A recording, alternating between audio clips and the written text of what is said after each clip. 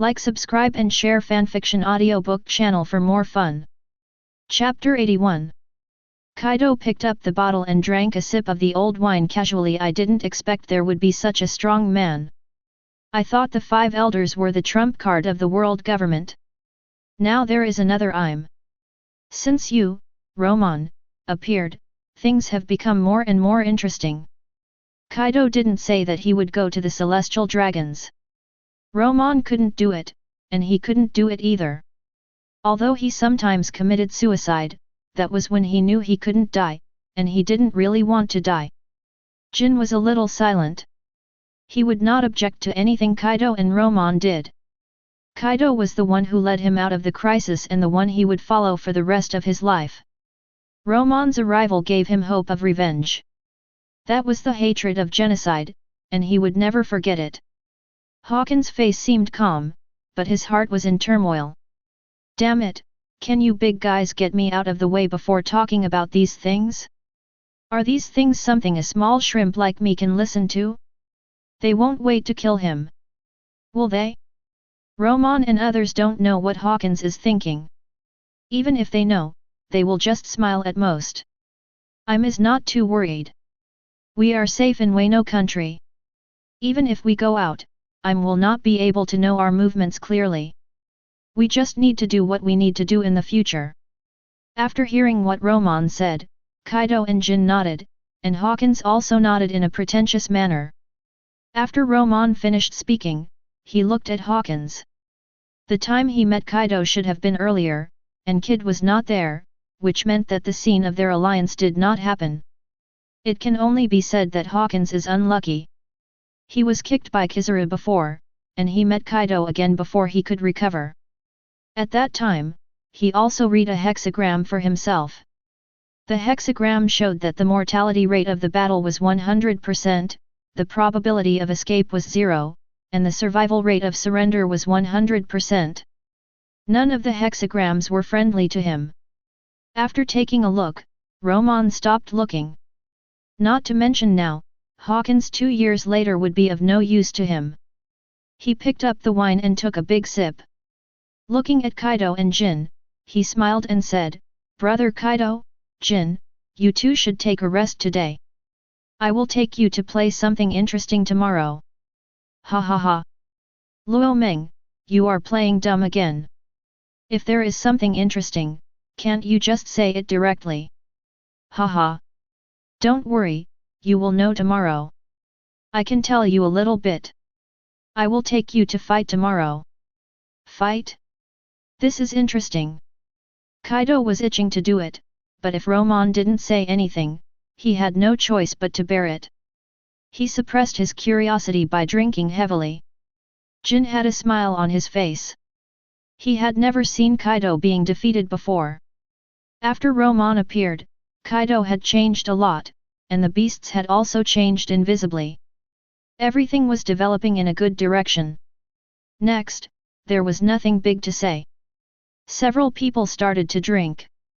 Romon, the young man in the bar, killed people again. Hawkins was the first to be drunk unconscious, followed by Jin. After a while, Yamato, Shiryu, Quinn, and others joined the battle one after another. Romon killed them all. A drinking match lasted from noon to night, and everyone was carried back to their rooms by the beasts' members. Of course, Romon was an exception. Although he was drunk, he was still sober. He went back to the room and fought a big battle before falling asleep. The next day, the happiest thing in life is to sleep until you wake up naturally. Luo Meng held Yamato and slept until the afternoon before waking up. He gently let go of Yamato in his arms, stood up and stretched. Although the movement was light, it also startled the person on the bed, and Yamato also opened his eyes. Yamato stood up and hugged Luo Meng from behind. "Damn Luo Meng, you wake up so early, what are you going to do? Take me with you." Turning his head and smiling slightly, Luo Meng chuckled and said, "No problem, I'll take you to beat yourself today." Ha ha ha ha. After saying that, he even laughed at himself. Thinking of the scene of two Dewa, two Kaido, and two Jin, standing together and looking at each other, he inexplicably wanted to laugh. What are you talking about? Why am I hitting myself? Are you still asleep? It's all nonsense. Luo Meng always says things I don't understand. It's like this every time, and he doesn't explain it clearly. You will know in a moment. Let's go find Kaido and the others, and then we will act together. Romon pulled her out of the room and walked towards the base camp. As soon as they entered, they saw Kaido and Jin and others. What surprised Romon was that even Shiryu was there. Since he brought him back to Wano country, he has been drinking in the flower capital. Romon has rarely seen him and thought that Shiryu only knew how to drink. Ha ha ha ha. Brother Romon, I heard that you are going to take Kaido to fight today. You can't leave me behind this time. I have nothing to do in Wano country. My body is almost moldy. That's right, this life is too boring. We failed to get to the top. You have to give us a chance to fight this time. Romon looked at Jack and Quinn who spoke, and thought for a while. Okay, let's go together later. I will take you to fight the Straw Hat Pirates together. Straw Hat Pirates? Everyone was a little confused. Quinn said loudly, Romon, I remember that the Straw Hat Pirates are a supernova. It's that kind of stuff. We don't need to send all of us out. I can kill them alone. Quinn's words made everyone nod. Those who were sitting here, all of them had a bounty of over 1 billion, and only Shiryu was a little short of that. The bounties of all the Straw Hat Pirates added together are not as high as theirs. What virtue do the Straw Hat Pirates have to let the strongest fighters of the beasts send out? Don't worry, you will understand when I take you there. It's too troublesome to explain, so it's better to let you experience it yourself, so that I don't have to waste my breath. All of you come together, hold hands, and I'll take you there. Ha ha ha ha. I want to see what you, Romon, are up to.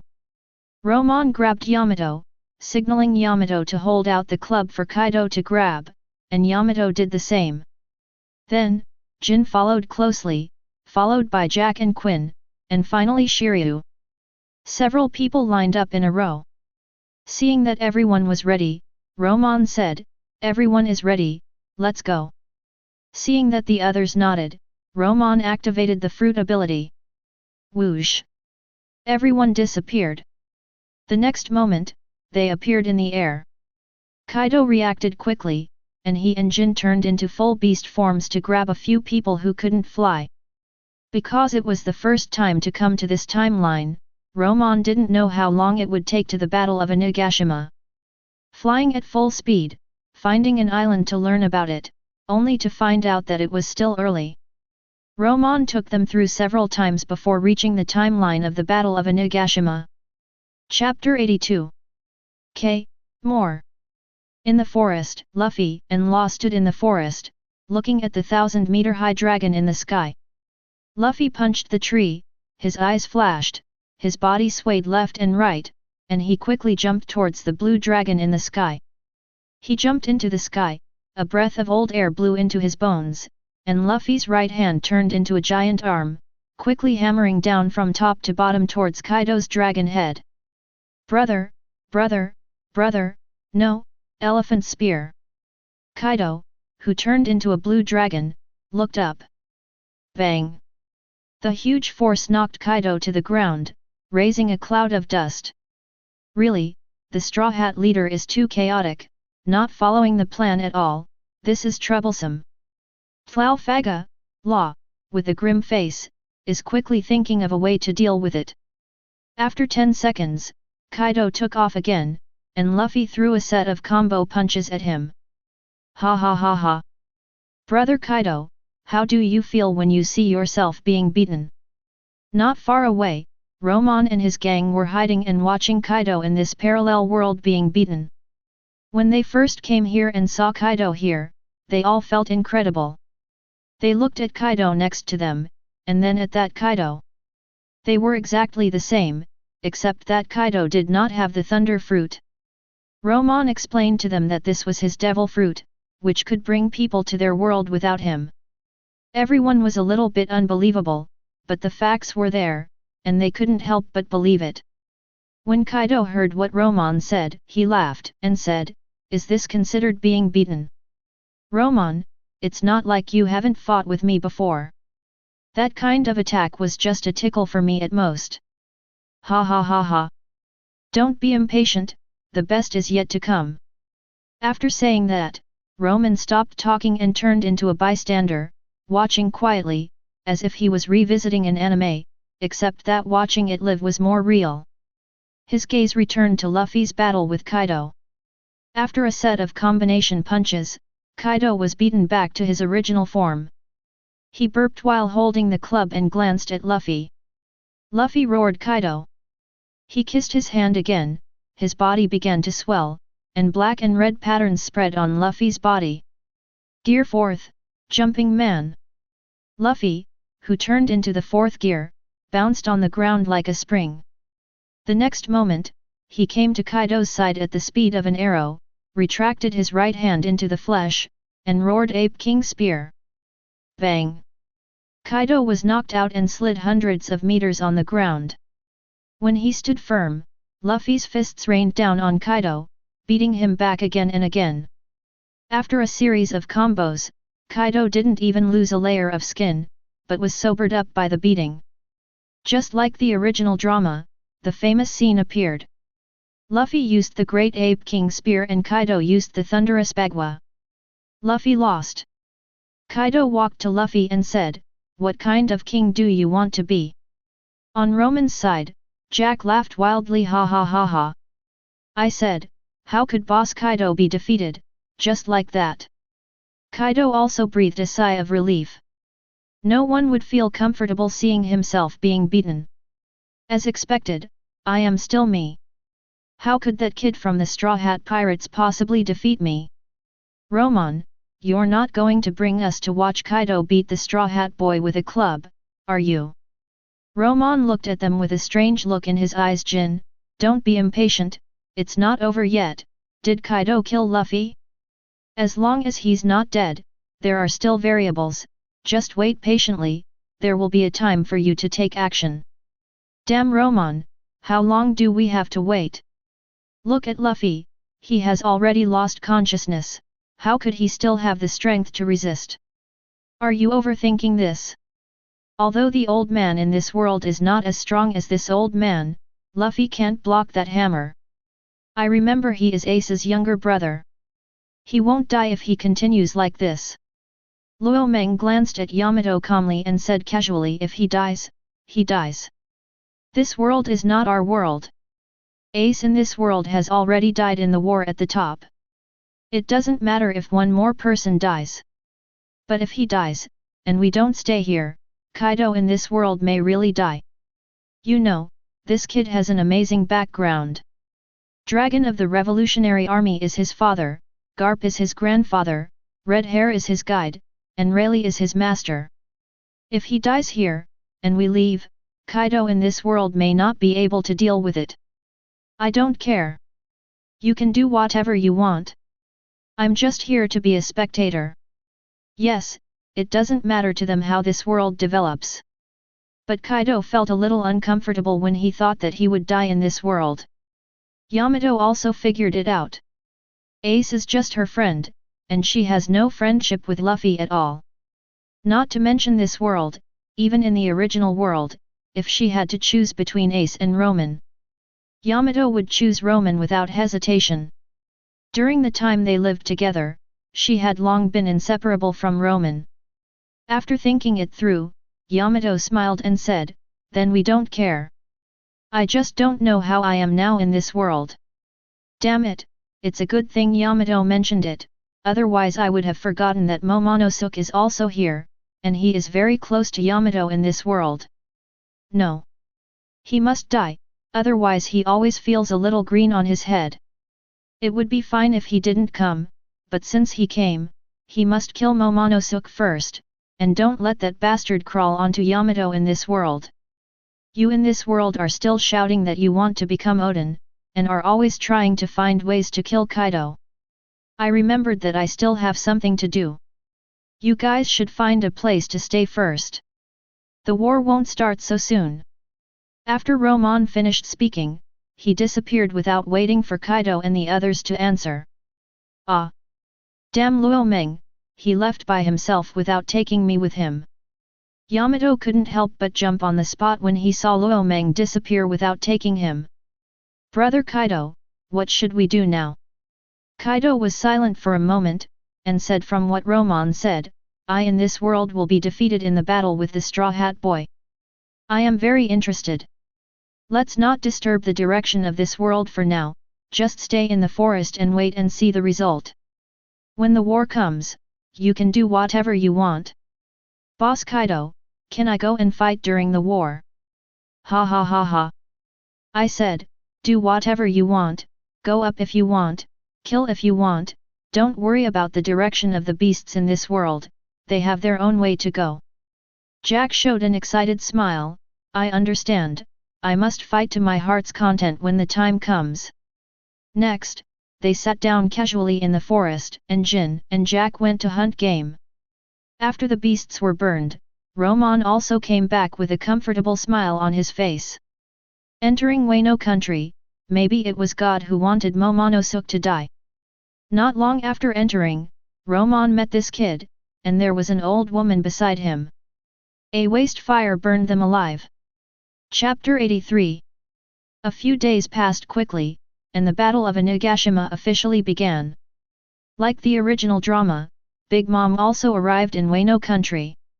At this time, she was standing on Onigashima with Kaido, facing Luffy, Zoro, Law, Kid, and others. The war was about to break out. Luffy and others launched a fierce attack on Kaido, and Big Mom threw a bomb from time to time to interfere. Luffy and others faced the four emperors and could not gain the upper hand at all, so they finally decided to divide the battlefield. A set of combos knocked Big Mom into the sea, but fortunately Prometheus rescued her. In order to prevent the two from merging again, Kid and Killer met Big Mom. Only Luffy, Zoro, and Law were left to fight Kaido. In the end, the three were still defeated. Zoro used the 9 force flow to injure Kaido. Tisk tisk tisk. Brother Kaido, you have really thick flesh. You are fine even with this amount of bleeding. That's awesome. Romon and others had been watching the fight. When they saw Kaido being slashed by Zoro, Romon couldn't help but give a thumbs up to Kaido beside him. Ha ha ha. As for that wound, I will be able to recover in a while, and the amount of bleeding is not worth mentioning. Although he said so, he was still a little shocked. He didn't expect that a swordsman could leave such a big wound on him in this world. The others didn't speak, and were watching Kaido being beaten with interest. The battle soon came to Luffy fighting Kaido alone, and he was knocked off Onigashima after a while. Without Momonosuke this time, no one knew how Luffy would get up. The relay race is here. Yamato appeared on the battlefield. Romon looked at Yamato beside him. Yamato, it's your turn to perform, hitting yourself, I don't know if you can do it. Ha ha ha ha. Jin and the others laughed, thinking that Romon was too mean for coming up with such an idea. However, the strength of Yamato in this world is not bad either. If the two fight, Phoenix Yamato may not be defeated easily. Yamato looked indifferent. Why can't I do it? Anyway, it won't hurt me if I hit the Yamato in this world. Watch me, I'm going to teach her a lesson now. Whoosh! As soon as he finished speaking, Yamato flew towards the battlefield. Romon turned his head and looked at Jin and the others. If you want to play, go and play. You don't have to stay here and watch. Ha ha ha ha. Okay, great, I can't wait. I'll go find myself and play with it. I wonder what expression this world will have when they see me. I'm really looking forward to it. Jack said and left first, and Yin and the others followed with a smile. Brother Kaido, don't you want to go down and play? No hurry, with the Straw Hat Boy's current strength, it's not worth my effort, let me wait and see, I want to know what means he has to defeat me in this world. Romon nodded, stopped talking, and looked at the battlefield again. Kaido and his daughter, who were fighting, also discovered Yamato in human beast form and stopped temporarily. After coming to the sky, Yamato withdrew his human beast form and fell to the ground. Yamato in this world and Kaido both had question marks on their faces. Why are there two Yamatos? Kaido glanced back and forth between the two. The great god Yamato also looked at the man who suddenly appeared and looked exactly like him. Who are you? Why are you exactly the same as me? Me? I am you, and you are me. What the hell? He could understand all the words, but what did they mean when put together? Oguchi Shinshin Yamato was a little confused. Whoever you are you here to stop me from defeating Kaido? Get away or I'll beat you away. Arrogant, let me see how strong I am in this world. Thunderous Bagua. Yamato switched to the phoenix beast form and mercilessly struck the great mouth true god Yamato with a club. No matter who you are, don't try to stop me, get out of my way, Thunder Bagua. The two moves of Thunder Bagua collided with each other, and the cold air of the great mouth god and the flames of the phoenix instantly radiated from all directions. The power was combined, and the ground under the feet of the two women was deeply sunken. After all, the great mouth god Yamato lived 2 years longer than the phoenix Yamato, and was a bit stronger than the phoenix Yamato in terms of domineering. However, the phoenix Yamato was a dual fruit ability user, and the phoenix fruit was a divine beast fruit, so he was also a bit stronger than the great mouth god Yamato in terms of strength. In addition, the phoenix flame was not comparable to the ice of the great mouth god. The phoenix Yamato repelled the great mouth god Yamato with one effort. Kaido next to him was not in a hurry, and watched with relish. Come again. Wu Shiping Ye. The great mouth true god stabilized his body and spit out a mouthful of ice with his backhand. The white ice flew directly towards the phoenix's face. He. Well done. Phoenix Yamato roared, Phoenix Ray. A mouthful of energy spurted out from her mouth. Unlike the ice of the great mouth god, Phoenix Yamato's was a high-temperature flame, and the temperature of the flame seemed to be able to burn everything. When it came into contact with the ice, it quickly melted the ice, and the flame flew towards the great mouth god with undiminished power. She hurried to dodge, but was still a little slow, and the phoenix flame still scraped her skin, burning it black. The great mouth god Yamato didn't care, and rushed to Phoenix Yamato again, roaring, Ice Slash. A stick technique that fell from the sky, with great power, but was Phoenix Yamato afraid? The answer is no. The same roar flame slash. As the same person, she knew all the moves that the great mouth god Yamato knew, but she knew the moves that the great mouth god Yamato didn't know. After one move, the two retreated at the same time. How could Phoenix Yamato be beaten without counterattacking? He. You've made 2 moves, now it's my turn. Phoenix Flames, 10 bursts. Boom. Phoenix Yamato opened her mouth slightly, and 10 flames like lava suddenly gushed out of her mouth, rushing towards Shinshin Yamato from different directions. The speed was too fast, and Shinshin Yamato could no longer dodge. She could only open the ice to the maximum, and the club was also tightly danced by her. However, she was still overwhelmed by the 10 flames, and 1 flame was left, which fell on her body. Boom! Shinshin Yamato flew backwards, and the scorching heat made her very uncomfortable. She supported herself on the ground with the club and stood up with difficulty. Nah! Spitting out a mouthful of blood, she once again resolutely faced Phoenix Yamato. What happened here was too incredible. CP and others who had been watching the battle from a distance could not believe what they saw. What did they see?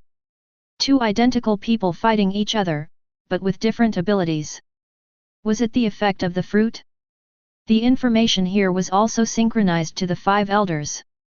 The 5 old guys also had gloomy faces. They couldn't figure out who Phoenix Yamato was. They could only order to keep an eye on the dynamics at any time. Romon found it very interesting, crossing his legs, and only lacked a bag of melon seeds. Kaido also found it very interesting, and was thinking in his heart whether he should go find the me of this world and fight first. After thinking for a while, he gave up. He wanted to know what the Straw Hat Boy had the ability to defeat himself in this world. Chapter 84. Jack also found Jack in this world. Jack in this world was being beaten by Inuarashi and Cat Viper and was about to lose. Jack number 1 turned into a mammoth and rushed forward. His huge body would cause an earthquake every time he took a step. The 3 people who were fighting were startled by the movement and temporarily separated. They looked at Jack number 1, and then their eyes froze. Inuarashi and Cat Viper looked at Jack beside them, and then at Jack who rushed over. They were confused and even forgot to dodge, allowing Jack number 1 to crash into them. Boom! After knocking the 2 people away, Jack number 1 returned to his human body. He glanced at Jack number 2 beside him and said, "How could these 2 things beat you like this? Are you still asleep or what?" Jack number 2 had a face full of question marks. No matter how hard he thought, he couldn't imagine how there would be a person like him, with the same ability. Could it be that I really didn't wake up, and all this was a dream? Jack number 2 couldn't help but slap himself, turned around twice on the spot, and looked at the side again. Still there. Another slap. Jack number 1 looked at this guy and thought, is this really me? He seems a little stupid. I am so wise and powerful, why am I a fool in this world? After Jack number 2 slapped himself twice, he finally realized that this was not a dream, and the person in front of him who was the same as himself was real. Seeing Jack no 1's stupid look, Jack number 2 was angry. Who are you? Why are you the same as me? Even the ability of the fruit is the same, tell me quickly, otherwise don't blame me for being rude to you. Jack number 1 didn't want to pay attention to him, so he turned around and attacked Inuarashi and Cat Snake. The 2 animals were also very curious. Inuarashi fought back and said, "You are definitely not Jack. Who are you? You are pretending here. Show your true colors." Ha ha ha ha. I am Jack, stop talking nonsense and fight with me first. Jack number 1 was getting braver and braver as the battle went on. He was still in his peak condition, so he could tie against 2 of them. Jack number 2 also understood at this time that this person who looked exactly like him was here to help him.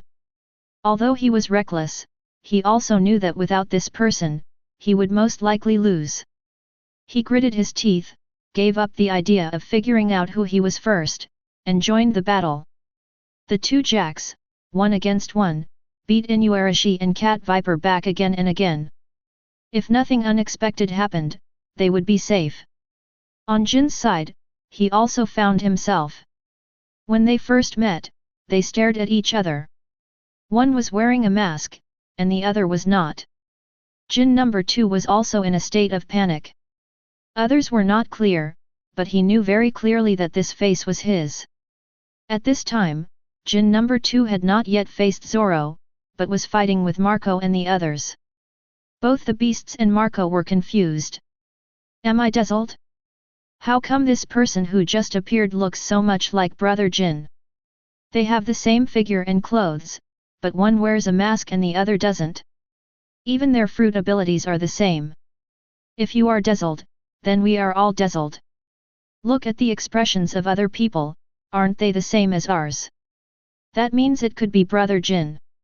How could this be possible? I don't have enough brains. Before they could finish their shock, 2 more people appeared and overturned their worldview again. Quinn number 1 and Zilia broke through the wall and walked into the venue. How come there is another Brother Quinn? Who is the real one? No, I feel dizzy. Shit, what happened today? One accident after another happened. What should we do? Xiao Zimi was discussing frantically. Yin number 2 and Quinn number 2 were looking at the people who suddenly appeared. Yin number 2 pointed the tip of the knife at Yin no 1. Who are you and why are you pretending to be me? Haha. I am you, just from a different world. It seems that my strength in this world is about the same. After Yin number 1 replied to Yin number 2, he looked at Marco and said, Marco, I didn't expect that we have just fought side by side with you for a short time, but now we have become enemies again. It's really interesting. Marco didn't understand what he was saying, and didn't look at him. He stared at Hope with murderous intent in his eyes, and shouted angrily, Shaluo, I'm going to kill you. Abandoning Yin number 2, Marco attacked Zillo directly. What the hell? When did he provoke Marco? Zillo dodged and recalled in his mind, and suddenly he realized. Yes. This is not my original world. It must be the me in this world who did something to Marco, which made him hate me so much. After figuring it out, a strange light flashed in Zillo's eyes. Mr. Romon said that you can do whatever you want. It just so happens that he hasn't killed anyone for a long time, and Marco is a suitable opponent. Zillo didn't explain, and the sword energy unique to the great swordsman burst out, and he fought with Marco. Quinn number 1 walked directly in front of Quinn number 2 and looked at him face to face. This was the first time he saw himself from this perspective. The feeling was really wonderful. He couldn't help but sighed, so handsome. Quinn number 2 was not afraid either. He was also looking at Quinn number 1 and asked a soul-searching question, who are you? Ha ha ha. You can think of me as you from another world. I don't understand. Queen number 2 doesn't understand at all. Seeing that Queen number 2 didn't attack him, he ignored it for the time being. The most uncomfortable ones are the members of the Straw Hat Pirates. It is already difficult to fight, and now 2 identical disasters have appeared. How can they fight? However, they have to fight even if they can't. Sanji walked out slowly. Nami, you guys go quickly, I will stop them. Ha ha ha. You horny chef, how can I let you be the only one to take the limelight? I'll do it too. Zoro's injuries recovered a little, and he struggled to take off the bandages, and came to Sanji with firm steps. Well, even if we die today, we must give Nami and the others a chance to escape. Go. Boom. As soon as the words fell, the 2 men went out at the same time. Sanji faced 2 Quins, and Zoro went forward to meet the 2 Jins. The war was about to break out. The Straw Hat Pirates members of this world could win by fighting alone, but they didn't have much chance of winning against 2. Sanji and Zoro were completely suppressed and could only barely resist. Nami and the others had despair on their faces, as if the sky was falling, and they didn't run away. Where could they escape to? Nami and Chopper looked at each other, made a decision in their hearts, and joined the battlefield at the same time. Sanji was secretly anxious, and his strength increased a little, but it was useless. After repelling 1 Quinn, there was still 1 left, and he was completely overwhelmed. A chaotic battle began. Chapter 85. Outside Onigashima, the 2 great warriors were still fighting, and Luffy returned to the battlefield again. Without Momonosuke, he flew directly to Onigashima in the 4th gear. He. You can't hold on for much longer, just admit defeat. Phoenix Yamato said to the panting big mouth True God Yamato. Stop talking nonsense, I haven't lost yet, how can I lose to you, a fake? Let me tear your face off and see who you really are. The great mouth Shinto Yamato rushed towards Phoenix Yamato again, his fighting spirit undiminished. If you are stubborn, I will beat you until you can't move. Watch the fight. Thunderous Bagua. Lightning and thunder, ice and fire, the big mouth True God was no match for his opponent and was knocked away again. However, it was not afraid and rushed forward again. The 2 of them collided fiercely again, and both were injured. The big mouth True God Yamato's wound was obviously much more serious than Phoenix Yamato's. The blood was all over his body, and his nose and face were swollen. Luo Meng couldn't bear to see it. Tisk tisk tisk. Brother Kaido, Yamato was really cruel to himself. Look at the Yamato in this world, pitiful. Ha ha ha ha. It's okay, fighting is healthier, as long as you don't kill him. By the way, Luo Meng, why don't you go play for a while? I'm about to go. There are a few little rats from the world government. I'll go and take care of them. Kaido, you stay here alone. The Straw Hat guy should be awakening soon. Luo Meng, you kid, don't say it, the Straw Hat boy is really a bit weird. I hit them with 2 sticks in this world, and I actually knocked them out. After hearing Kaido's words, Luo Meng was a little surprised. He didn't expect Kaido to say what those handsome guys on the internet said. Could it be that Kaido is also a time traveler? No, absolutely impossible. Romon, why are you looking at me like that? Is there something on my face? Shaking his head, Romon put aside the messy thoughts in his mind and was about to kill the people of the world government when Kaido spoke again. Yamato is going to win. Romon looked towards Yamato. He saw that the great god Yamato was accumulating strength, and Phoenix Yamato did the same.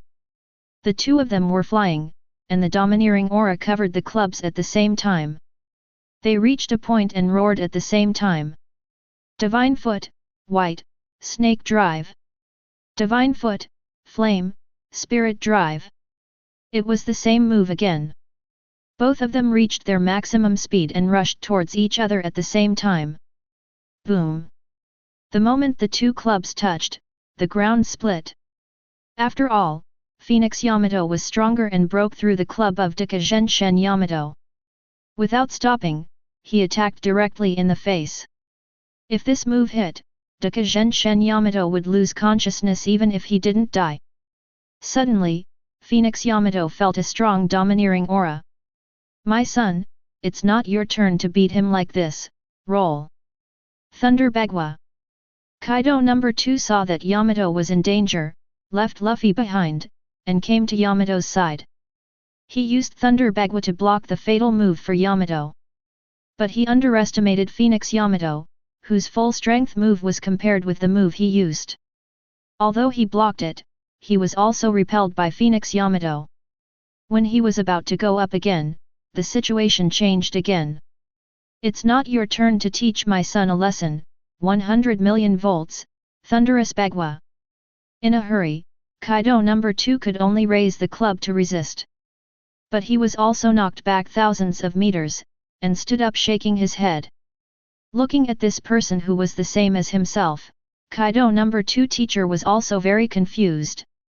He rubbed his eyes hard, and opened them again, but still, he couldn't help but come directly to Kaido No. 1 and said arrogantly, "Dare to impersonate me, do you want to die? Ha ha ha ha. You are such a person. Now I can beat 2 of you. Why are you so arrogant? Looking for death?" Kaido No. 2 directly fought with Kaido No. 1. Phoenix Yamato faced the great god Yamato again. After a while, Phoenix Yamato won and carried her back to Romon. Romon covered his eyes and couldn't bear to watch. He brought Kaido here because he wanted them to have a mixed doubles match with Nika, but he didn't expect it to develop like this. It was also his own fault. He forgot that these two guys were both ambitious. And because of Yamato's problem, it would be strange if they didn't fight. Kaido, your opponent is me. Luffy rushed towards the two Kaidos without knowing whether to live or die. Little brat, I haven't even looked for you yet, but you've come to my door. Let me see how powerful you are as described by Luo Meng. 20 million volts, Thunderous Gossip. Bang! Luffy's speed when he came is the same as his speed when he returns, and even faster. Romon looked at and shook his head. He didn't know whether the two Kaidos could beat Nika. Although Kaido had the Thunder Fruit. However, Luffy was immune to lightning, and in the Nika state, he could even catch the lightning to play with. In the state of the Sun God Nika, Luffy could play with the world at will. He could catch the lightning and soften any material, and he could even play with the ground. Damn Luo Meng, look at how I should deal with this world. Phoenix Yamato flew to Luo Meng with the big mouth of the real god Yamato, and threw it directly in front of Luo Meng without any gentleness. Luo Meng took a look and covered his eyes with his hands. He couldn't bear to watch it. It was too brutal. Not only was his nose and face swollen, but many bones were broken. Yamato, you are really cruel to yourself. You beat yourself up like this, I almost can't recognize you. Phoenix Yamato sat down next to Romon casually, and didn't forget to kick himself. Tisk, even though it was me, I didn't feel any pain when I hit her. Besides, she didn't hold back when she hit me, so there's no need for me to hold back either. Don't kick her again, or she might die. That, all right. Phoenix Yamato stopped. If Romon hadn't called her, she would have wanted to kick a few more times. For some reason, kicking herself seemed a little exciting. Yamato thought, should I wait until this world's me is better, and then fight again? It feels really good to be comfortable with it. I'm going to deal with some world government spies. Yamato, you can take a break. If you want to pick a fight with someone else, that's up to you. It's boring here, I'm going to play with Uncle Jin, and by the way, I'll leave this world's me to the members of the beasts for treatment, so I won't die later. Romon nodded, and teleported to the ghost island with the two Yamato. They came directly to the place where Jin and the others were fighting. As soon as the two appeared, Jin No. 1 and others found them. Jin No. 1 said while fighting Lu Meng, Master Yamato, you are not outside, how did you come into the ghost island? Phoenix Yamato threw Yamato in his hand and said, hey, I came in to find medical personnel. If this guy doesn't heal his wounds, he will die. Chapter 86. Isn't this Master Yamato? It's young Master Yamato. Why was she beaten into this state? Who is this woman in red armor? Why does she look a bit similar to young Master Yamato? You know what, they are quite similar. The main difference is that he is a little thinner. They may be exactly the same. Looking for death. Unlike other members of the beasts, Jin No. 2 was angry when he saw Yamato was seriously injured. The anger in his heart was completely ignited at this moment. He left the battle alone, turned into a shadow, and quickly cut through the sky, attacking Phoenix Yamato. Phoenix Yamato quickly dodged, feeling a little happy in his heart. This was the joy of being cared about.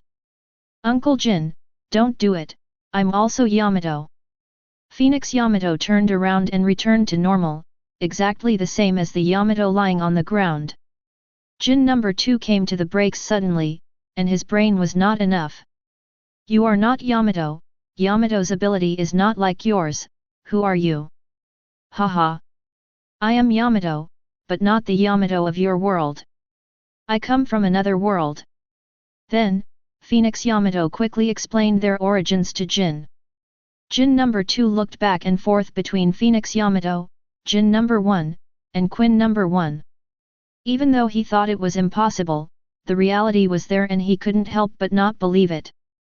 Phoenix Yamato could also be explained as being caused by a devil fruit, after all, the two Yamatos have different abilities. However, Jin No. 1 and Quinn No. 1 even have the same fruit, which made him have to believe it. Then you two are the same person, why did you hit her so hard? Phoenix Yamato scratched his head embarrassedly. I didn't stop for a moment, didn't I bring her here to heal her injuries? Uncle Jin, you better find a medical member to treat her, otherwise she will really die. Okay. There is no other explanation. Jin did not feel the killing intent towards Phoenix Yamato and the others. He had to send Yamato on the ground to the medical members for treatment. Then he joined the battle again. Zoro, who had been fighting back and forth with Jin No. 1, was suppressed after Jin No. 2 joined the battle again. Phoenix Yamato looked around and found that there was nothing fun. Romon also left, so she just found a place to sit down and watched the show. Who are you? You have the same fruit as me, and even have the thunder fruit. There is no way someone like you can exist in this world. Kaido No. 2 was getting more and more frightened as he fought. This person who was the same as him was much stronger than him. With the Dragon Man form and the thunder fruit, he was suppressing him all the time. Even their moves were similar. Ha ha ha ha. I am you, why, is that not okay? Try to find, die. When has the arrogant Kaido number 2 ever been mocked like this? He rushed forward with a club in hand. Kaido number 1 smiled faintly. Apart from the similar domineering, I am stronger in strength, speed, and everything else. What can I use to fight against him? Great power, Thunderous Bagua. 100 million volts, great power, Thunderous Bagua. Almost the same moves, but Kaido number 1 is blessed by the Thunder Fruit, which is not comparable to Kaido's ordinary moves. The two clubs fought for less than 2 seconds, and Kaido number 2 was knocked away. Kaido number 2 stood up and yelled at Kaido no 1, come on, I don't believe I can't beat you, a fake. If you want to fight, I'll accompany you to the end. The two Kaidos clashed rapidly again. In the fierce battle, the ground was churning, the air was surging, and the wind and clouds changed color. The fight between the two even affected Onigashima, causing considerable damage. After Luffy was knocked away by Kaido no 1's club, he lay on the ground with his eyes white. However, it seemed that a mysterious power was reviving, but it had not yet fully awakened. As for Romon, he quickly found members of the world government on Onigashima. These people were not strong, at most at the level of lieutenant generals, and Romon solved them in a few moves. He accidentally came across the fight between Robin and Black Maria. After watching for a while, he found it boring, so he left, without any intention of going up to help. Back to Yamato. Yamato, why don't you go find an opponent to play with? It would be pointless not to go. If nothing unexpected happens, Uncle Jin and the others will be able to decide the winner soon. Did you find the members of the world government, Romon? Romon came to her and lay directly on her legs, saying in a flat tone, it's all solved. After they finish fighting, this journey will be over.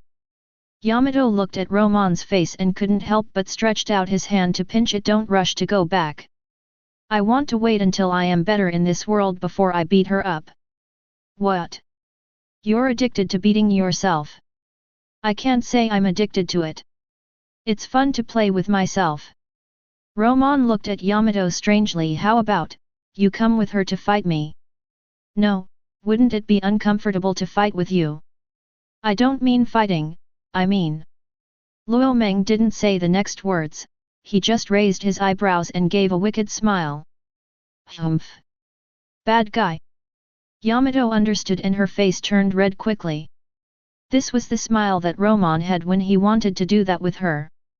At the same time, Yamato was a little bit expectant in her heart. It was all hers after all, and she felt uncomfortable when she thought that she would be able to fall into the arms of someone else in this world in the future. It would be better to give Romon a chance than to give others a chance. Seeing that she didn't know what she was thinking, Romon stopped teasing her and said, the outcome of the fight between Quinn and Sanji is about to be decided. Hearing Romon's words, Yamato put down her messy thoughts and looked in the direction he was looking. The fight between the two Quinns and Sanji was coming to an end. Although Nami's Zeus assisted Sanji, Sanji was still defeated by the two Quinns and was beaten badly. Ha ha ha. Can't hold on any longer. Sir, I'll give you one last trick. Black flames. Lasers shot out from the mouths of the two Quinns and shot towards Sanji, who was having difficulty walking. Sanji! Sanji! Get out of the way! He couldn't get out of the way, he couldn't move at all. Sanji glanced at Nami and the others' worried expressions. Facing the powerful rays, he didn't feel any fear in his heart, but only reluctance. Boom! The laser hit Sanji squarely, and the resulting scene raised dust, making it impossible to see the situation clearly. Stinky cook! Damn it, get out of my way! Zoro saw that Sanji was now ignorant of life and death, and he was extremely anxious. He used his sword energy to force the two Jins back for a while. He came to Sanji's side, and he and Chopper knocked Quinn away with one move each, and then quickly found the dying Sanji in the smoke. Not dead yet. Zoro breathed a sigh of relief. Chapter 87. Chopper, the stinky cook is fine, you come and take them away, I will stop them by myself. Chopper stepped forward, checked Sanji's injuries, and breathed a sigh of relief. Zoro, how can you deal with them by yourself? Let's go together, and come back when your injuries are better. Zoro shook his head and swung the knife in his hand vigorously. If there is no one to stop them, we can't leave, and I am the best person to stop them. Let's go. I may not be able to sail with you guys anymore, please say sorry to Luffy for me. Soran. Go, I can only buy you some time, don't let my life go to waste. Nami, Chopper and the others endured the sadness in their hearts and quickly ran away with Sanji. Seeing this, Quinn and the others planned to chase after them without thinking. Did I tell you to chase me? Stop right there, your opponent is me, Ghost Spirit, 9 Swords Style, Ashura. Boom! An Ashura-like aura erupted from Zoro, carrying an evil intent, and the man became a man with 3 heads and 6 arms, with 9 swords all attached with domineering aura. Both King 1 and Queen 1 have seen this powerful move, and Kaido has suffered from it, and they don't think they can take it on. This is interesting. Zoro started to fight desperately, but he didn't expect to be able to use it a second time. Romon's eyes flashed. Yamato, King, and the others can't block this move, I'm going to play with it. After that, Romon switched to the sword fairy form in seconds and teleported to King's side. Yin, you go and have a rest, I'll take care of him. When Yin number 1 saw that it was Romon who came, he put down his weapon and said, okay, be careful. Don't worry, Zoro can't hurt me yet. Yin number 1 nodded, and left the battlefield with Quinn number 1. Although Yin number 2 and Quinn number 2 were a little confused, they also walked away. Seeing that they didn't chase Nami and the others, Zoro didn't care. He felt a sword intent from Romon that was stronger than Hawkeye. This was an unparalleled swordsman.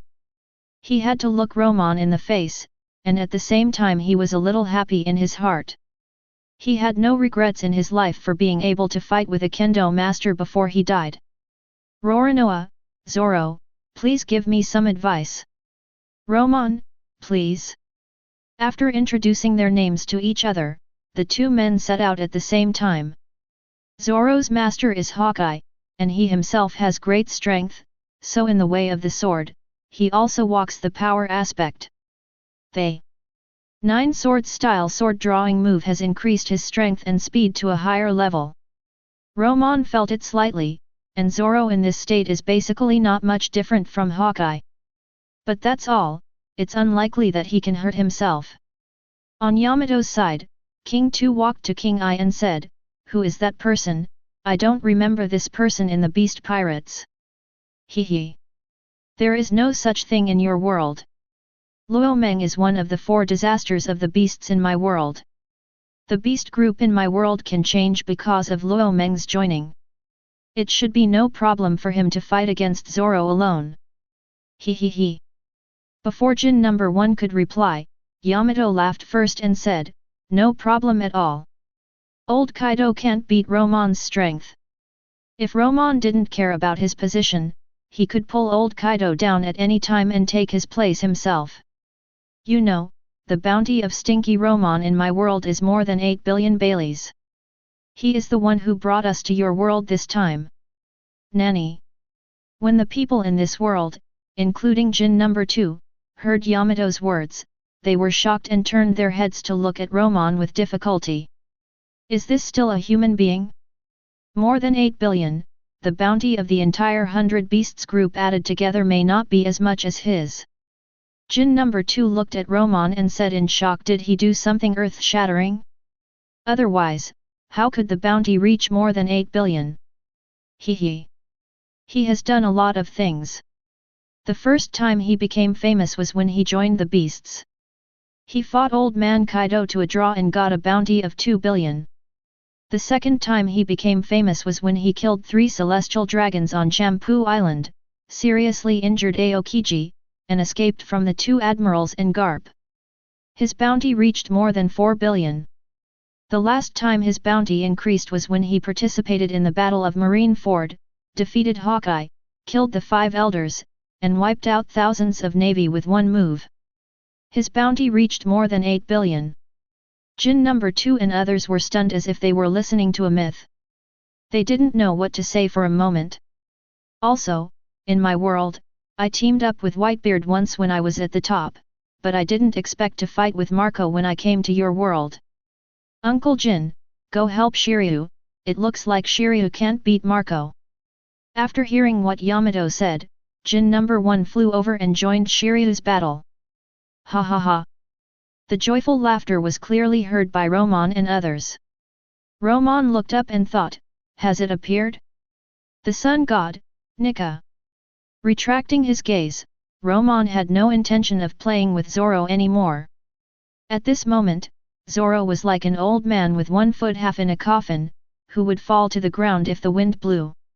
He could only force himself to stand firm. Romon put away his 3-foot-long sword and teleported back to Yamato. Yamato, let's go watch a play. The play above is quite interesting. Let's go and take a look. Good. Good. What a fun thing. We'll know when we get there, let's go. Romon led Yamato and flashed, and in an instant they were outside Onigashima. Seeing that the crisis here was resolved, Jin No. 2 asked someone to tie up Zoro, and he also turned into a full beast form and followed him outside. Let's go back to the moment. When the 2 Kaidos were fighting excitedly, a drum sound appeared, causing them to stop at the same time. Looking in the direction of the sound, as the drum sound became faster and faster, a pure white figure appeared in Kaido's eyes. He kept laughing, and on the ground Luffy jumped up and down, and as Luffy jumped, the ground seemed to ripple like the waves. Is this the ability that defeated me in this world? I want to see what he can do. Ha ha ha. I don't want to play with you anymore. I'm going to hit the Straw Hat Boy with 2 sticks first. Kaido No. 1 turned into lightning and instantly came to Luffy's head, holding the stick high, flashing with endless thunder and roaring 300 million volts, Thunder Bagua. Ha ha ha ha. The cheerful laughter continued. Facing Kaido No. 1's devastating attack, Luffy actually pulled his head back with his hands, thus avoiding Kaido's club. Facing the attached thunder, Luffy grabbed it and formed a long thunder whip, which hit Kaido No. 1. Kaido No. 1 was originally a thunder user. Luffy was immune, and so was he. It was just that Luffy could catch the thunder, which surprised him a little. Ha ha ha. Very interesting, come again. Chapter 88. Kaido kept flashing around Luffy, leaving no room for him to hit. Luffy lived up to his name as Nika. Every time he faced danger, he could dodge and fight as he pleased. However, Kaido was not a pushover. With his lightning speed, it was difficult for Luffy to hit him. Suddenly, you 2 bastards, one by one, you all look down on me, I will beat you all away. Kaido No. 2 joined the battle angrily. Today was really a shame for him. Anyone dared to step on his territory. With the participation of Kaido No. 2, the single fight turned into a melee. No one was willing to give in, and the fight could not be stopped. Jin No. 2 came to Romon's side, his eyes were bigger than bull's eyes. Damn Romon, what kind of ability is that? Why does Luffy keep laughing during the battle? Is he stupid? Romon hugged Yamato and chuckled, Luffy's fruit has awakened. Before, it was a rubber ability, and after awakening, it was called the sun god Nika. The laughter is incidental. Luffy in this state already has the combat power of the 4 emperors. I just don't know if the 2 Kaidos can defeat him. He he he. Romon, don't count on the 2 Kaidos to join forces. It's a good thing they didn't fight to the death first. Yeah. I think so too. Before I brought them here, I forgot Kaido's personality. It's basically impossible for them to join forces. But it doesn't matter. Let them fight. We just watch the show. If there is any accident, we will take action. Jin, don't stand there either, sit down and watch the show. Okay. It was really exciting. Jin also sat down. Not long after, the two quins also came to Luo Meng's side. They all sat down to watch the show. Luo Meng always felt that something was missing, there were no melon seeds or peanuts. Being very familiar with a Nagashima, Romon easily found the place where the food was stored and carried a large pile back to the original place. He held Yamato and watched with great interest, while the others also picked up the wine and started drinking. There was no awareness that a war was going on. Jin, the Kaido in your world is not that good. Look, he got beaten again. If Kai had just fainted first, he could have hit Luffy, but he just rushed in. This move doesn't work either. Luffy actually pulled up the ground to block the Congo dagger. It's not powerful enough. Jin number 2 and Quinn number 2 were speechless. They just watched the show, and they were still pointing fingers. If you can do it, then do it. Just talking about our big brother Kaido, why don't you talk about your Kaido? Romon didn't know what they were thinking. He turned into an old lady at the entrance of the village, looking like he was pointing fingers at the world. Hee hee. You stinky Romon, why didn't I notice that you have this nagging look before, you're killing me with laughter. Romon's way of pointing out Zhongshan made Yamato in his arms laugh non-stop. Romon didn't care at all, curled his lips and said Tisk, it's a show, of course there must be audience guidance, otherwise it would be boring like Jin and the others are so serious, right? Did we provoke you or offend you? This can be blamed on us. Shouldn't we take the battle seriously? How can we be as casual as you? If Big Brother Kaido loses, we will be gone. You guys, you can just pat your butt and leave at that time, without any worries. Jin number 2 and others cursed Romon in their hearts, stopped listening to his nagging, took a sip of wine, suppressed the idea of cursing, and looked at the battlefield with a focused look. On the battlefield, Kaido turned into a blue dragon, 2 dragons over 1,000 meters long, one of which was flashing with world-destroying thunder. This was the first time they worked together, and they opened their mouths at the same time, one with fire in its mouth, and the other with fire and lightning in its mouth. Hot breath. Thunderous hot breath. Boom. 2 identical yet different energies spurted out of Kaido's mouth. Luffy laughed and wanted to repeat the same trick. He softened the place, pulled himself up, and hid behind the wall. Unexpectedly, he underestimated the 2 destructive energies. When the hot breath touched the wall, a shocking explosion occurred, and the pure white Luffy was also blown hundreds of meters away by the explosion before stopping. The white figure turned back to its original appearance, and the person did not stand up. However, Romon knew that the war drums would sound again, the pure white warriors would be resurrected with full blood, and laughter would appear again. But the 2 Kaidos didn't care. After knocking Luffy, the annoying fly, away, the 2 eyes met and sparks flew. Come, let's fight again. Today I must kill you, the fake one. Ha ha ha ha. Come on, do you think I'm afraid of you? The dragon heads of thousands of meters collided at the same time. Bang! The clouds were dispersed by their collision waves. After one move, the 2 dragons turned around and their tails moved at the same time. As if they had telepathy, every move was the same. In this battle, Kaido number 1 did not use the thunder ability, and the pure body collided fiercely with Kaido number 2. Ha ha ha! It feels great. Although I don't know why you are exactly like me, I recognize you. Come on, we must decide the winner today. Tisk, don't flatter yourself. I haven't even used my full strength. If I had used all my strength, you would probably have lost. How can you tell the winner? Don't you have any idea at all? I know whether you have the number or not. If you have the ability, kill me. Bad wind. Kaido number 1 shook his head and said, I also know the moves you know. What can you use to compete with me? Realm of Thunder, bad wind. It was the same move again, but Kaido no 1's bad wind was accompanied by thunder, which directly destroyed Kaido no 2's wind blade, and continued to attack Kaido no. 2 with undiminished power. Upon seeing this, Kaido no 2's 1,000-meter-long body coiled into a circle, and he shouted tornado bad wind. It took another move to break Kaido no 1's wind and thunder blade. When he was about to go up to fight again, the heartbeat war drum sounded through the sky again, and pure white Luffy returned to the battlefield again. The two hands directly turned into dozens of meters in size, and one by one, they grabbed the two dragons and threw them to the ground. Boom!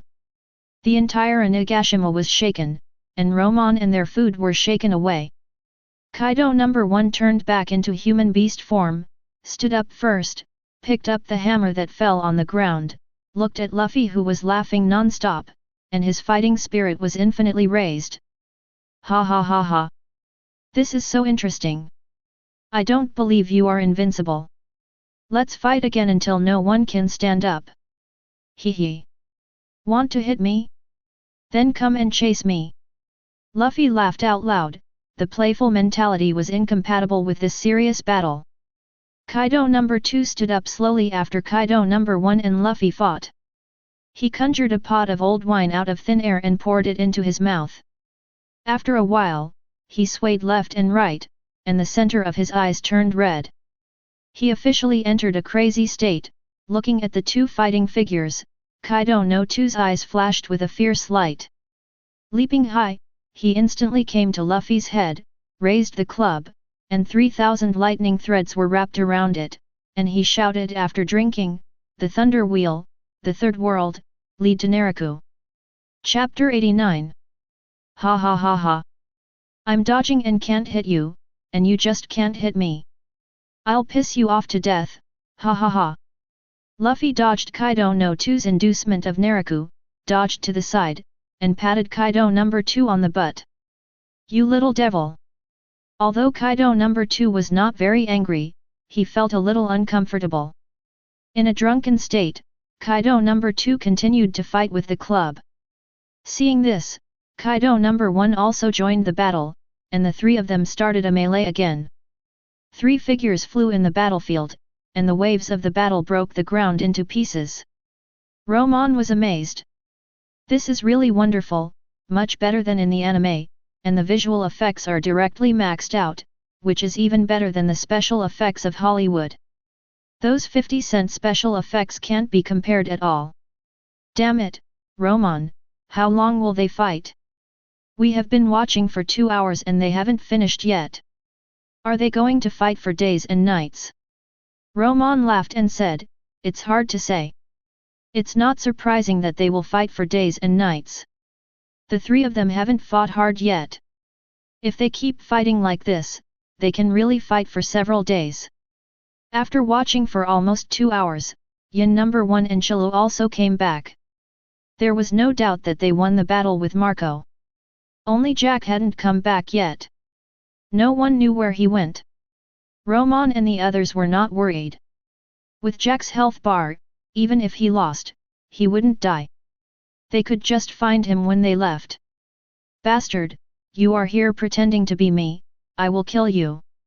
After recovering from his injuries, the great god Yamato came to the battlefield again. He happened to see the Phoenix Yamato in Romon's arms. His anger soared. He picked up the club and wanted to fight with Phoenix Yamato again. But before he arrived. Binding Technique 61, 6-foot light prison. Bang! The great mouth true god Yamato was bound by Romon's instantaneous binding technique and fell to the ground, with a mouth full of mud. Who did that? Let me go, I'm going to kill her. Damn Romon, why don't you let her go and I'll fight her again?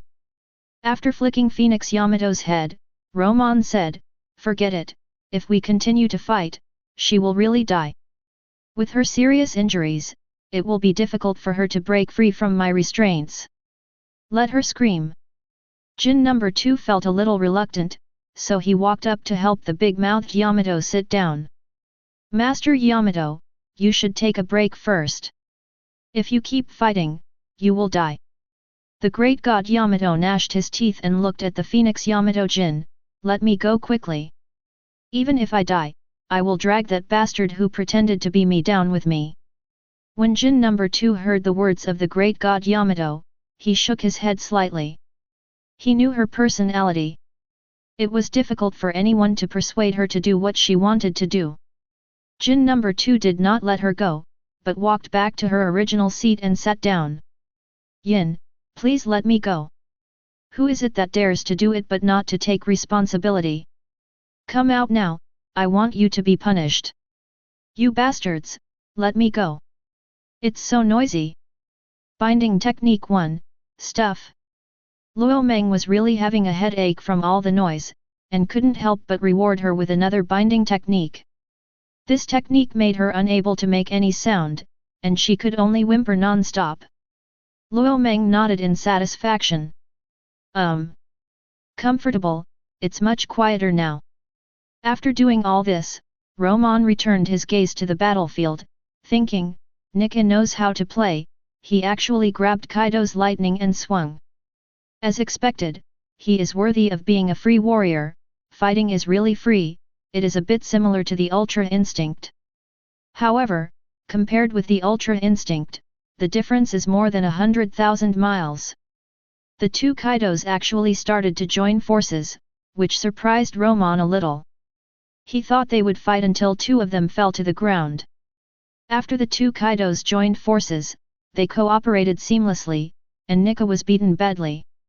If this goes on, it won't take long to decide the winner, but I don't know if Nika's war drums can sound again. Romon can see that Jin and the others can also see that if the situation does not change, Luffy will withdraw, and then the two Kaidos will fight alone. Sure enough, Luffy was beaten unconscious again by a combination of sticks from the two Kaidos. Okay, now that this kid is down, no one will disturb our fight anymore, so let's fight to our heart's content. Come fight! Jun Chelai, Long Shenjun. Jun Chelai, Long Shenjun. The clubs of the two Kaidos turned into phantoms, fighting each other. Kaido number 1 did not use the thunder fruit either, and both of them fought with the conqueror's haki. The ground under their feet was stomped deeper and deeper by the two, and the stones were crushed into powder. Ha ha ha! Come again! Roaring Gossip! Roaring Thunder Bagua! Whatever moves Kaido number 2 used, Kaido number 1 would use the same moves, and for a while the fight was hard to tell. They enjoyed fighting, and Romon enjoyed watching. When he saw the spirit, he did not forget to cheer twice. If he could give a reward, Romon would like to give them 2 coins. It was really comfortable to watch. Kaido really doesn't play tricks when he fights. The two queens stood up and sang a little song, looking crazy. King number 2 glanced at the two queens who were excited to hold a banquet, stood up and said, I won't watch it anymore. The Straw Hat Pirates haven't completely surrendered yet. I'll go deal with it first. After that, without waiting for everyone to answer, King number 2 flew into a Nagashima. Seeing this, Queen number 2 also let go of his excitement and followed him back to a Nagashima. Romon and the others didn't say anything and continued to watch the fight between the two Kaidos. Damn Luo Meng, how long will the two old men keep fighting? It seems like they won't be able to stop for a day or two.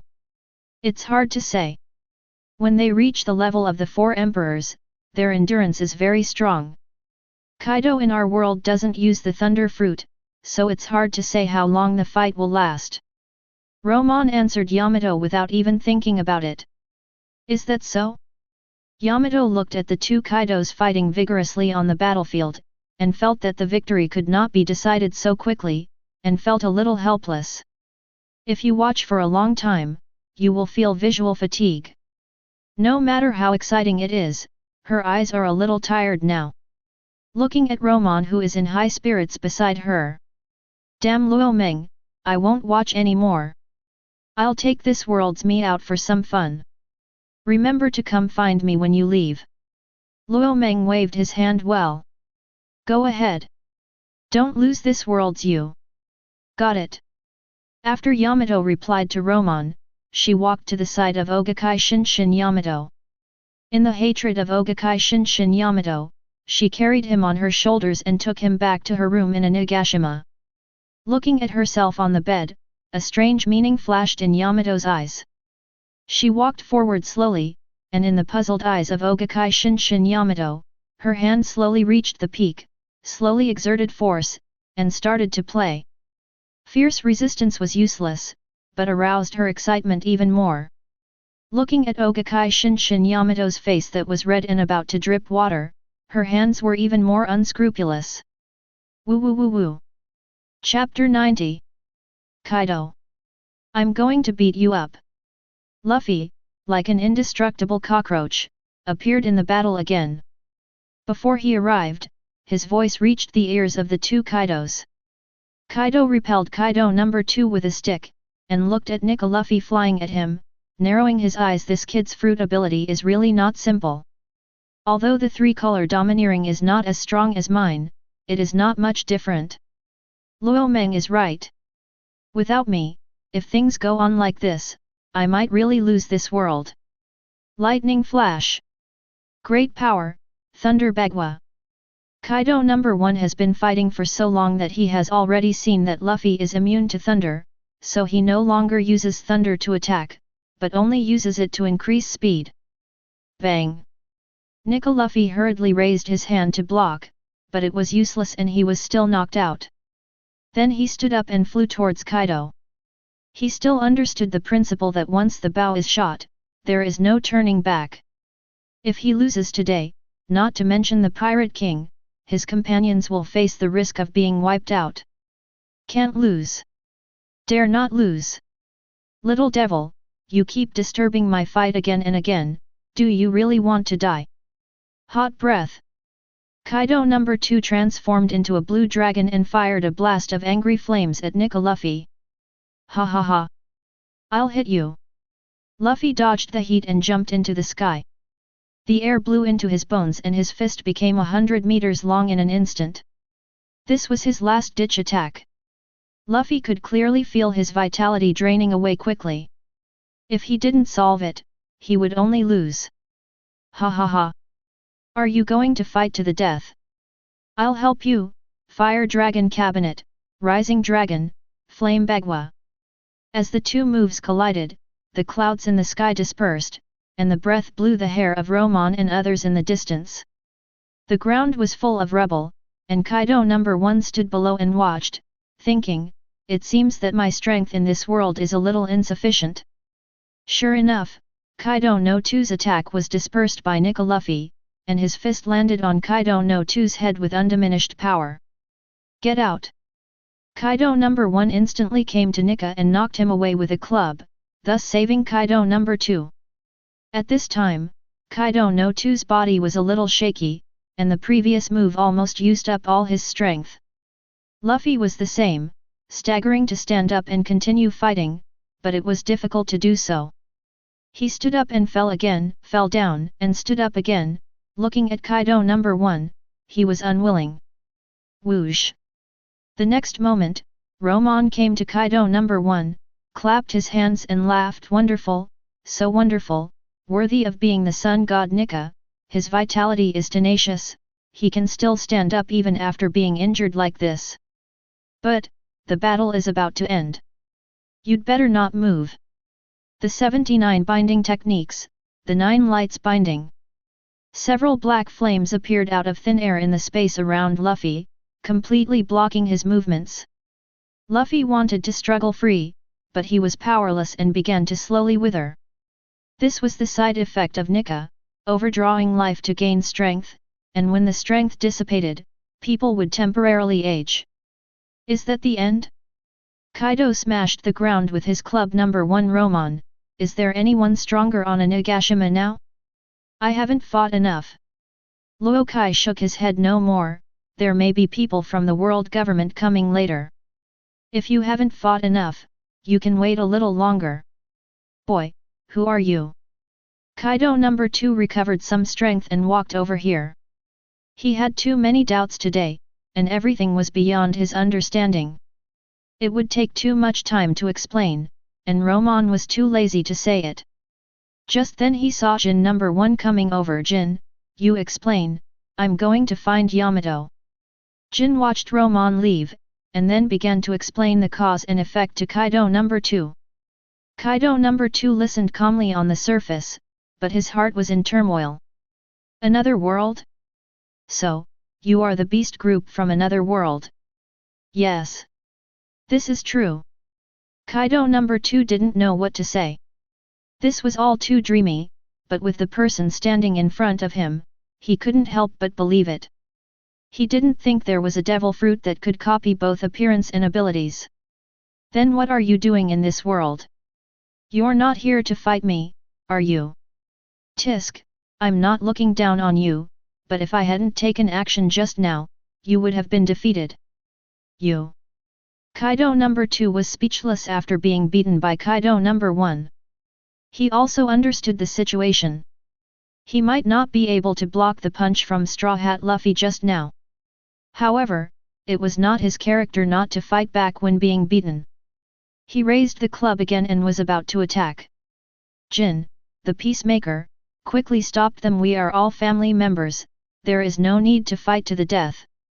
Let's discuss how to deal with the Straw Hat Pirates. The unrest in Onigashima has not yet subsided. Kaido number 2 answered without thinking. Just kill them directly. What do we need to discuss? I gave him a chance before. Now that he has lost, his life belongs to me. Okay. Kaido number 1 and Jin number 1 did not object. Jin and Kaido number 2 talked about the consequences of killing the Straw Hats. But is Kaido afraid?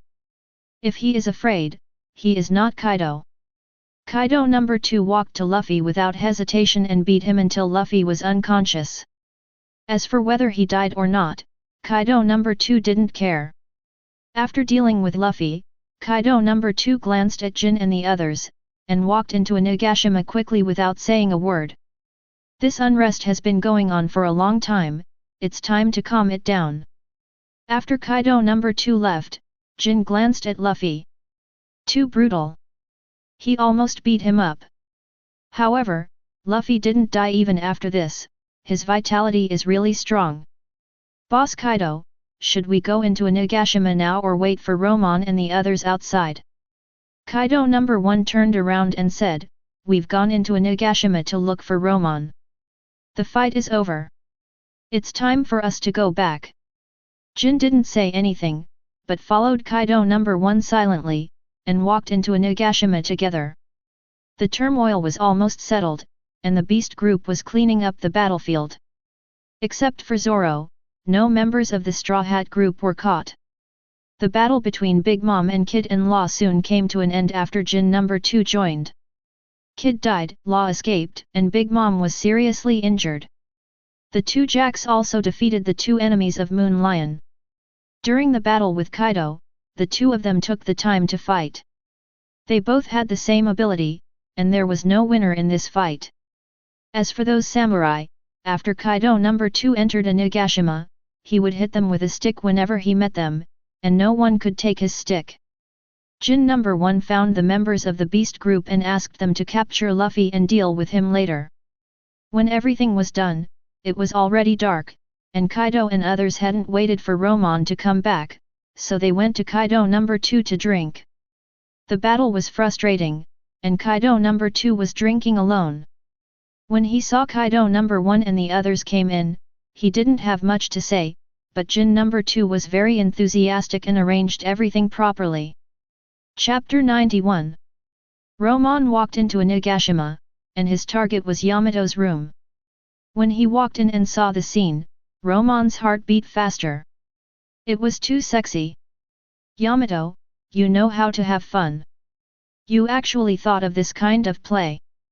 He had never thought of joining in.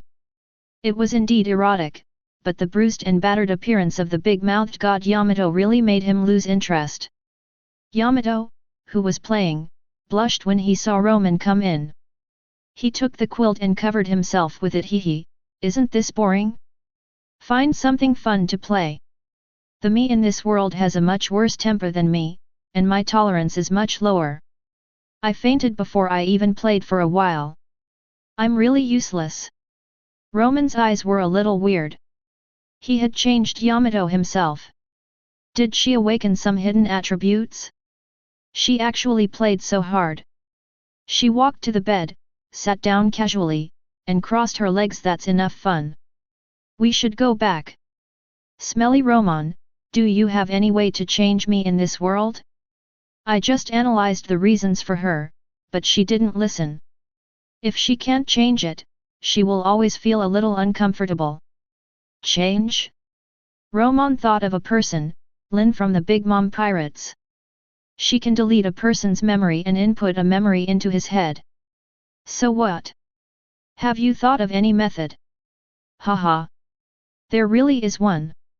There is a devil fruit user in the Big Mom Pirates who can delete her memory and then re-inject new memory. But if you do this, you will no longer be yourself, it will be like a different person. Is this the only way? Are there any other methods? Romon shook his head slightly. This is the only one I know for now, maybe there will be a way in the future.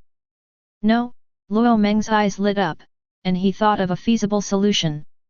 System Dad, can I go back to when Yamato was a child in this world and change her life?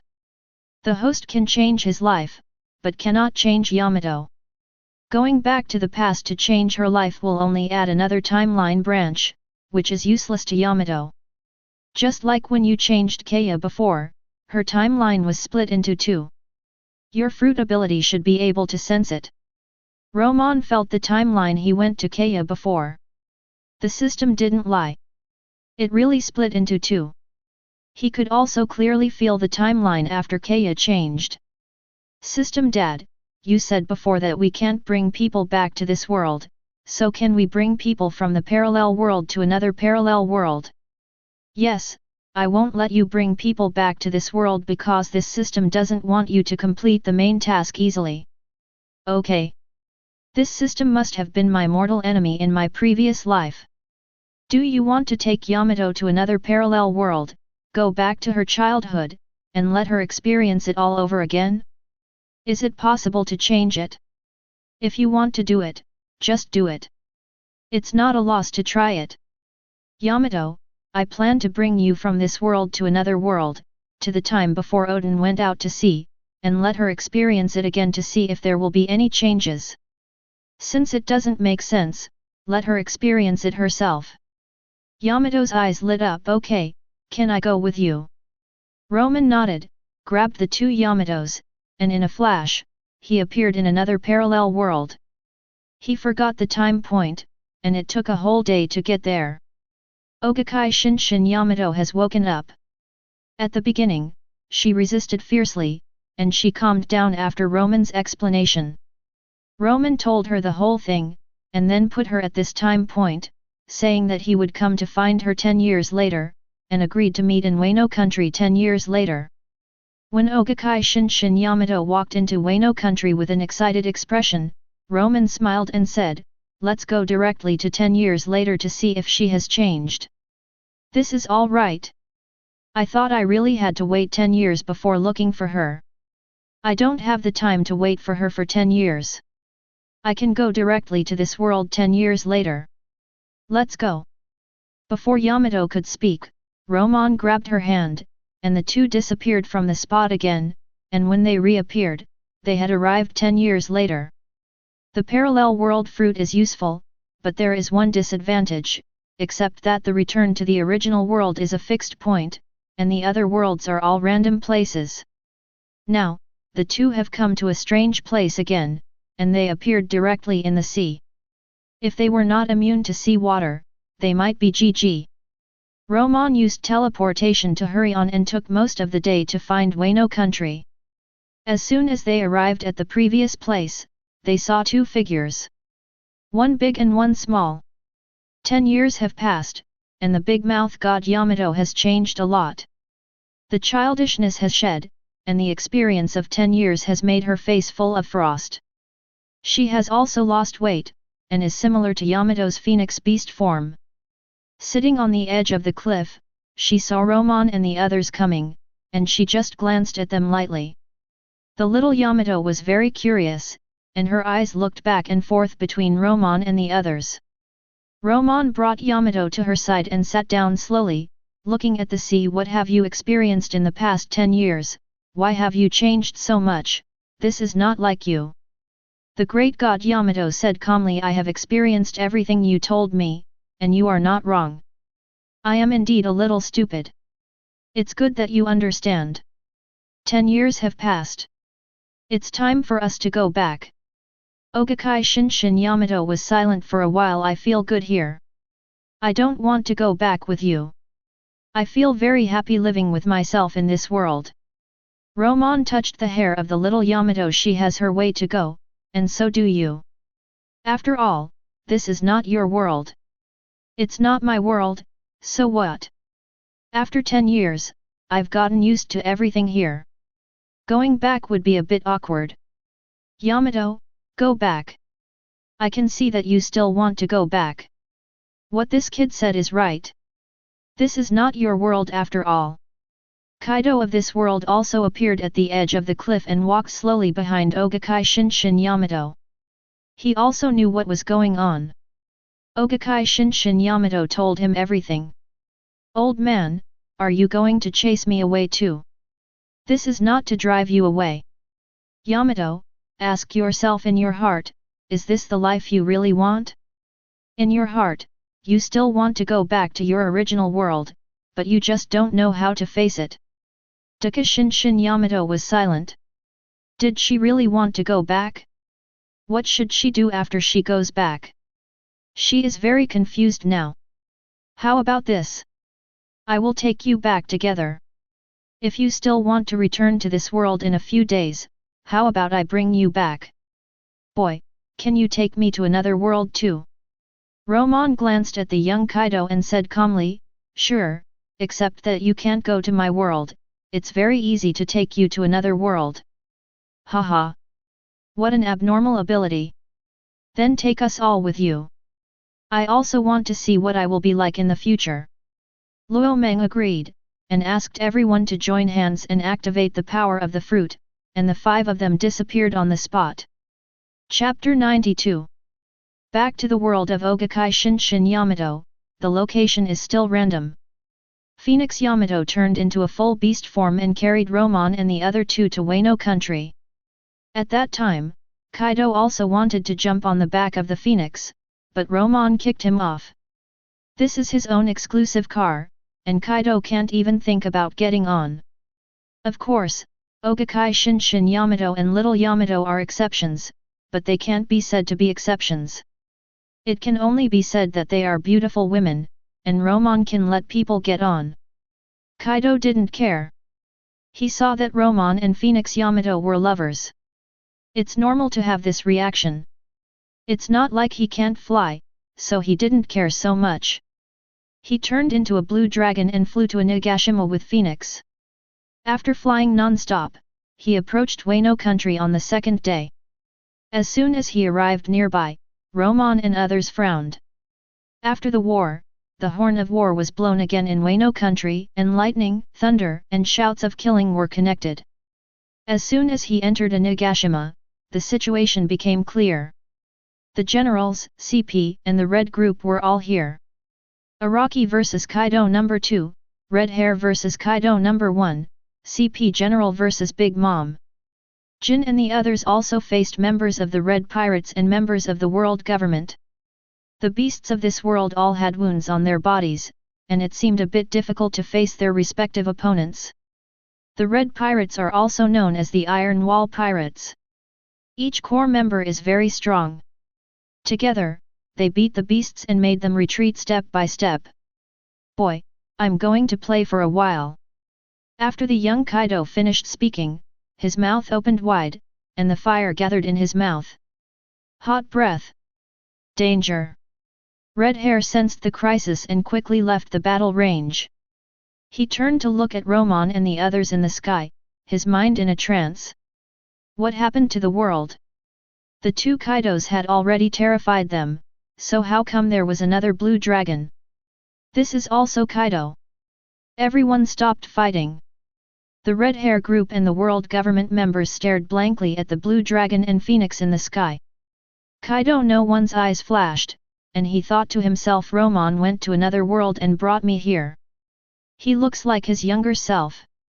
Shit, brother Romon went to find another Kaido boss. Now it's interesting. 3 Kaidos plus brother Romon and young master Yamato. This instantly reverses our disadvantageous situation. After Jack finished speaking, he looked at Jin and others. They were relieved to see Romon coming back. If Romon doesn't show up again, they might lose. Red-haired Shanks looked at the people in the sky with an uncertain expression. Finally, he said loudly, Kaido, I still say the same thing. Give me a favor and hand over the Straw Hat Pirates, and the Red Hat Pirates will withdraw from Onigashima. Face, do you have a big face? Boom. As soon as the red-haired man finished speaking, he felt a pain in his stomach and flew backwards for hundreds of meters like a sharp arrow. Romon couldn't stand him anymore, and without waiting for Kaido to reply, he teleported to the red-haired man's side, covered with advanced weapons, and punched the red-haired man away. Captain! Court death! Go, dare to attack the captain, we will kill him. This punch seemed to have stirred up a hornet's nest. The members of the red group were furious and forced their opponents to retreat. They all rushed towards Luo Meng. Want to kill Romon? Can you do it? Phoenix Fire Wave. The Phoenix Yamato flapped his wings, and a large sea of fire swooped out from his wings. The sky was full of phoenix flames covering the members of the red group. They were burned and screamed. At the critical moment, Red Hair Shanks walked out from the rocks, and his extremely powerful conqueror's haki penetrated his body. Griffin waved several times, which weakened the phoenix flames. Although I don't know who you are, I will confirm again, you beasts, do you really want to go to war with my red group? Boy, when I was famous in the sea, you were still playing in the mud with Roger's crew. If you want to fight, then fight. My beast crew is fearless, and the Straw Hat crew will never turn red to you. Kaido No. 2 pointed his club at red-haired Shanks, his tone was fearless, only infinite fighting spirit. Why are you saying so much? He attacks us again and again. I have long wanted to kill this brat. Does he really think everyone is afraid of him? Lightning Flash. Great Power, Thunderous Bagua. God, Dodge. 2 extremely powerful moves, before the weapons even touched each other, sparks flew. Captain, we're here to help you. Haha. I can't help you, your opponent is me. After Phoenix Yamato put Oguchi Shinshin Yamato, one big and one small, far away, he blocked the members of the red group. Oguchi Shinshin Yamato did not participate in the battle, she had to keep an eye on little Yamato. Beckman and other corps members were being held back by Jin and the others, and Phoenix Yamato facing the others was like a wolf king entering a flock of sheep, beating them up and down. The young Kaido set his sights on the opponent. General Manager of CP, get out of the way, old woman, I want this opponent. Kaido, you little brat, dare to order me around, are you looking for death? The young Kaido glanced at her and said, who are you, old woman? I just said so, what can you do about it? Bastard, I am Lingling, Charlotte, Lingling.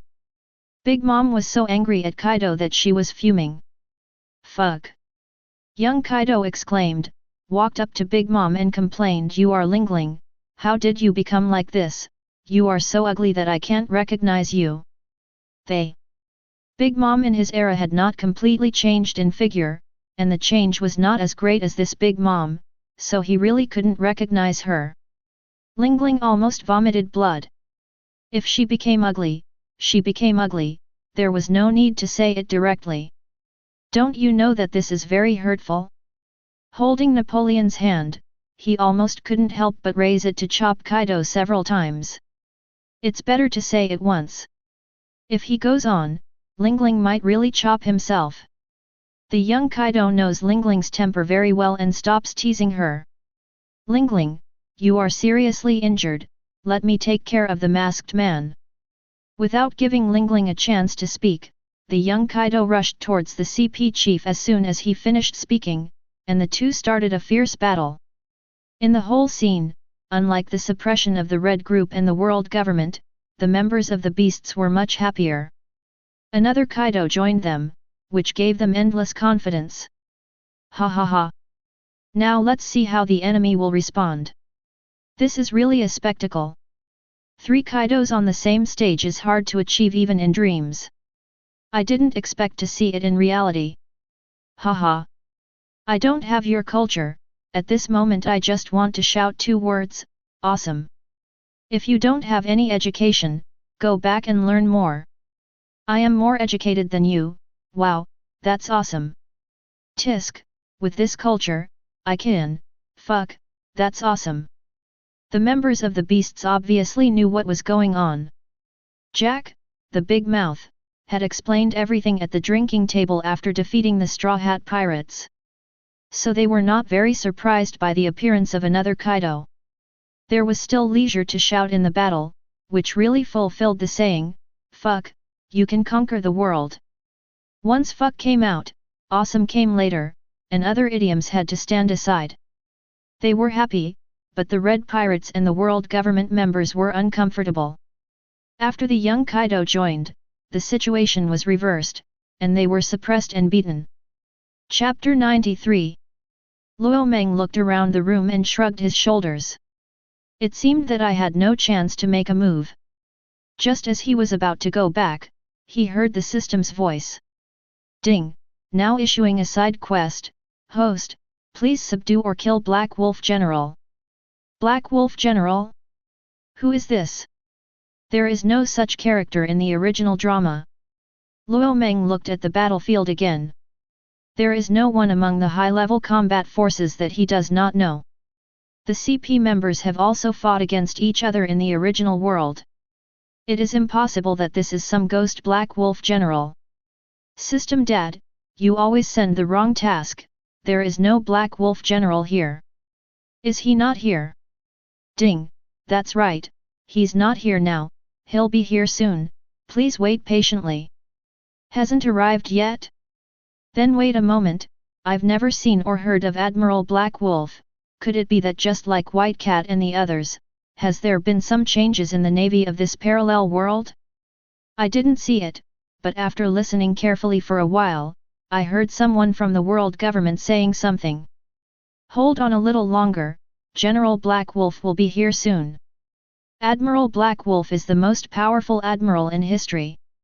With his arrival, our situation will change again. Such words were heard from the members of the world government from time to time. The most powerful admiral? Romon's mouth curled up slightly, and he was not in a hurry to leave the battlefield. He just sat cross-legged on the spot, waiting for Admiral Black Wolf to appear. He waited for less than 10 minutes. A super strong breath appeared, which was no less than that of Thunder Dragon Kaido. Haha, 3 Kaidos, 3 disasters, this is really scary. Although I don't know why the same people appear. However, today I am here, all you pirates will die. 6th Soul Skill, Black Wolf 100 slashes. Oh my god! As soon as the Black Wolf General appeared, Luo Meng held his head and shouted. The defense is broken.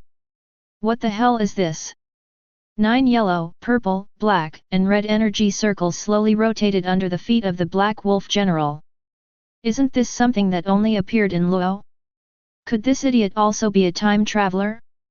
System Daddy, is this guy also a time traveler like me? No, he is a native, but this Black Wolf General has a system just like the host. Here it is. System Daddy, who's awesome, you or General Black Wolf's system? Tisk, I'm the best. The intelligence of my system is almost the same as that of your previous life. It can only follow the settings and has no independent thoughts. Look at this system. The host dares to confront it. He can't even if he wants to. I can beat 100 systems like that. After you defeat or kill General Black Wolf, this system can directly assimilate him. You are awesome. You confront the host in such a refreshing and refined way without considering my feelings at all. Is it too late to change the system? Luo Meng was stunned by what the system said. It was awesome, but it had to step on itself in its words. I will endure it, one day. System Dad, if you assimilate the system, will you be able to upgrade? I can't upgrade. This system is the best. Assimilating that system is useless to me.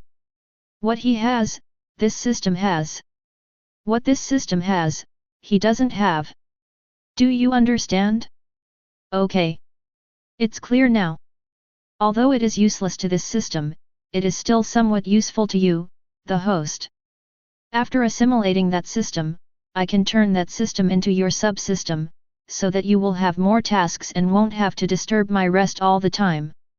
It's a win-win situation. Come on, young man. Defeat him, and your road to becoming stronger will be smoother. This is a temptation.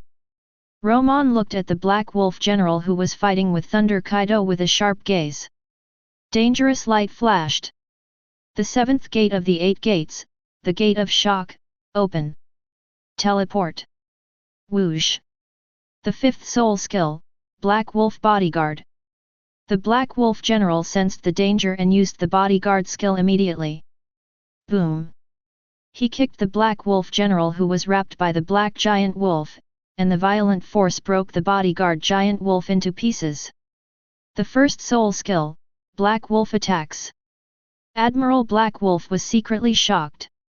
Seeing that the shield was about to be broken, he used a move to go straight to Romon's stomach. Seeing this, Romon dodged. Brother Kaido, you go deal with red hair, leave this guy to me. Kaido number 1 faced red hair Shanks again without saying a word. Admiral Black Wolf did not have the arrogance just now. In the confrontation, he suffered a little loss. Although the defense was not broken, the aftermath of the shock still made his body churn. System, can you detect what strength this guy has? Do I have a chance of winning against him? Testing, ding, the test result is invincible. It is recommended that the host escape, otherwise there will be danger to life. Wipe it. The system's words made Admiral Black Wolf look extremely ugly, and he did not doubt the authenticity of the system's words. It was because of this thing called the system that he was able to rise from a nobody to the most powerful admiral in the Navy. It was because of the system that he was able to escape from many dead ends again and again. It was because of his unconditional trust in the system that he had the mentality of escaping at this time. The third soul skill, Black Wolf Hug. This is a control skill. Before Luo Meng could react, 3 Black Wolf phantoms appeared under his feet and hugged Luo Meng tightly. Facing a systematic enemy for the first time, Luo Meng did not dare to be careless. When he was about to break free, he looked at General Black Wolf and was stunned again. No. I thought you tied me up to use a trick, but I didn't expect it to be like this. After tying up Luo Meng, General Black Wolf turned around and ran away without hesitation. The escape was neat and tidy, as if the action had been practiced thousands of times. Some members of the world government should pay attention to this side. Why does General Black Wolf look like he wants to escape? Don't be ridiculous. General Black Wolf is the most powerful general. How could he possibly run away? He must be trying to keep a distance from us to avoid accidentally hurting us. Is that so? Why doesn't it look like that to me? He's almost out of Wano country, but he hasn't stopped yet, and the enemy isn't chasing him. Is this to prevent accidental injuries? The world government member looked a little dazed. This, I'm not sure either. Looking at the Black Wolf general running further and further away, Luo Meng finally came to his senses, his mouth twitched, he was also confused. Fleeing without a fight, this general is a man who can take it or leave it. With a little effort, the Black Wolf shadow that bound him was shattered. The target of the mission was him, how could Luo Meng let him escape? Teleport. Hee. It's General Black Wolf, right? Now that you are here, don't leave, or others will know and say that I didn't treat you well enough." Romon came to the side of the Black Wolf general in an instant and blocked his way. Romon's casual words made him feel infinite murderous intent. This speed. Can't escape? Sweating profusely, he had never been in such danger before. Even when facing a dead end in the past, he could get out of danger with the help of the system. I hope it will be the same this time. System, is there any way for me to leave? Endless silence. This time he did not hear the system's reply. His face became uglier. It seemed that he was really going to die today. Chapter 94. Boy, do you really think I'm afraid of you? Watch out. 7th skill, Black Wolf True Body. Since he can't escape, he'll go all out and try his best. Even if he dies, he'll bite off a piece of his opponent's flesh. Black Wolf True Body is enhanced by Black Wolf General. At this moment, his aura is even better than that of Thunder Kaido. The most terrifying thing is, Romon knows that in the true body state, he can use skills below the 7th in succession. This forces him to take it seriously. Pay homage to the peacock, all birds pay homage to the phoenix. Jumping into the air, Luo Meng waved his hands, and countless fire birds flew out from his hands and bombarded the Black Wolf general. Boy, in my true form, I have doubled my abilities in every aspect, so there's no need to use this attack to embarrass yourself. Yet. Then try this trick again, Daytime Tiger. The white energy giant tiger rushed towards the Black Wolf general. Feeling that this move was a threat to him, he did not dare to take it head-on. 8th skill, Wolf God Cross Slash. He crossed his hands and swung 2 sharp slashing rays from his hands, forming a cross shape to confront Romon's energy tiger. Boom! The 2 energies cancelled each other out. With this move, the 2 were evenly matched. Romon didn't care. It would be strange if he could easily deal with someone with a system. He had many means and strong mobility, and he could wear him out. As long as half an hour passed, his true body state would retreat and he would become weak. At that time, General Black Wolf would become a lamb to be slain. But, Luo Meng looked at his red 9th ring. This was what he cared about the most. It must be very powerful, so he couldn't be too careless. 3rd skill, Black Wolf Hug. 6th skill, Black Wolf 100 Slashes. Tisk, you want to use the same trick again, do you think I will fall for it again? Luo Meng was dismissive of this. He was caught because he was not paying attention just now. Now he wants to use this trick against me, it's too naive. Teleport.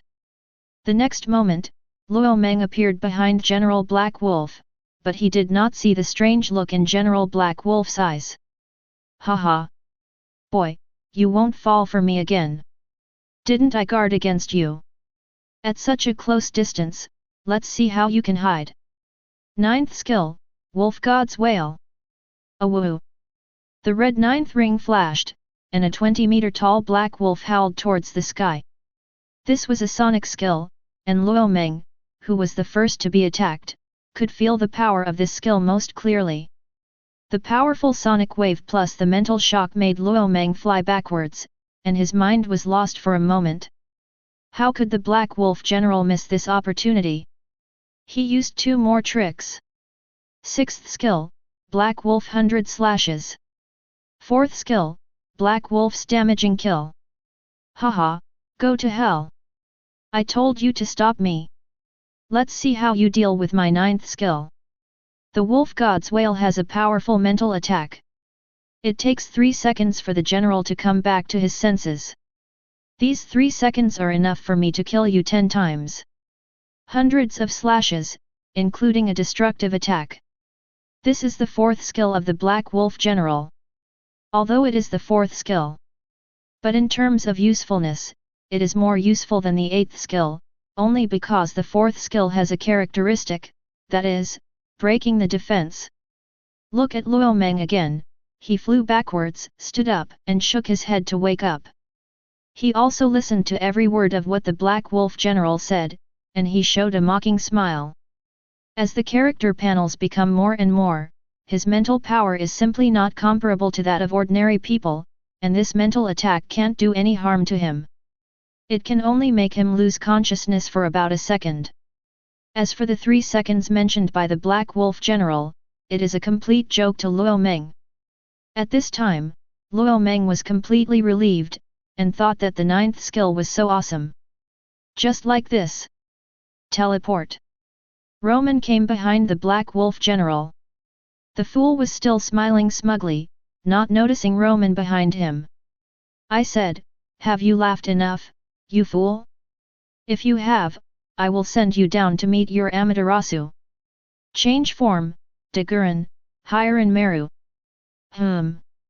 General Black Wolf stopped smiling and turned his head slowly in disbelief. 1000-year ice prison.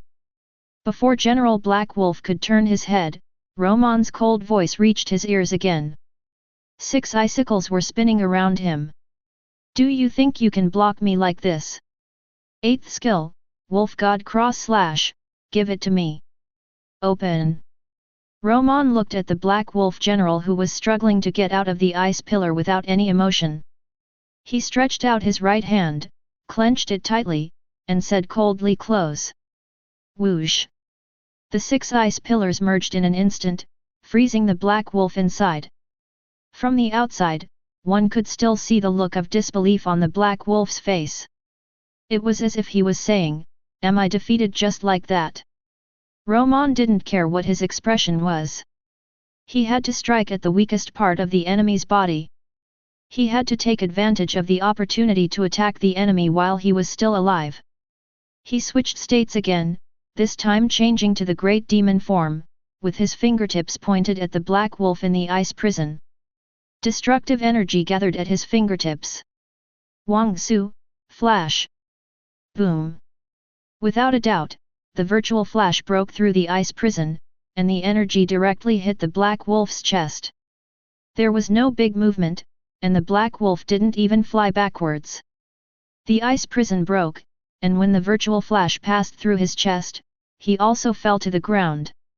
His eyes were distracted and he looked at the big hole in his chest.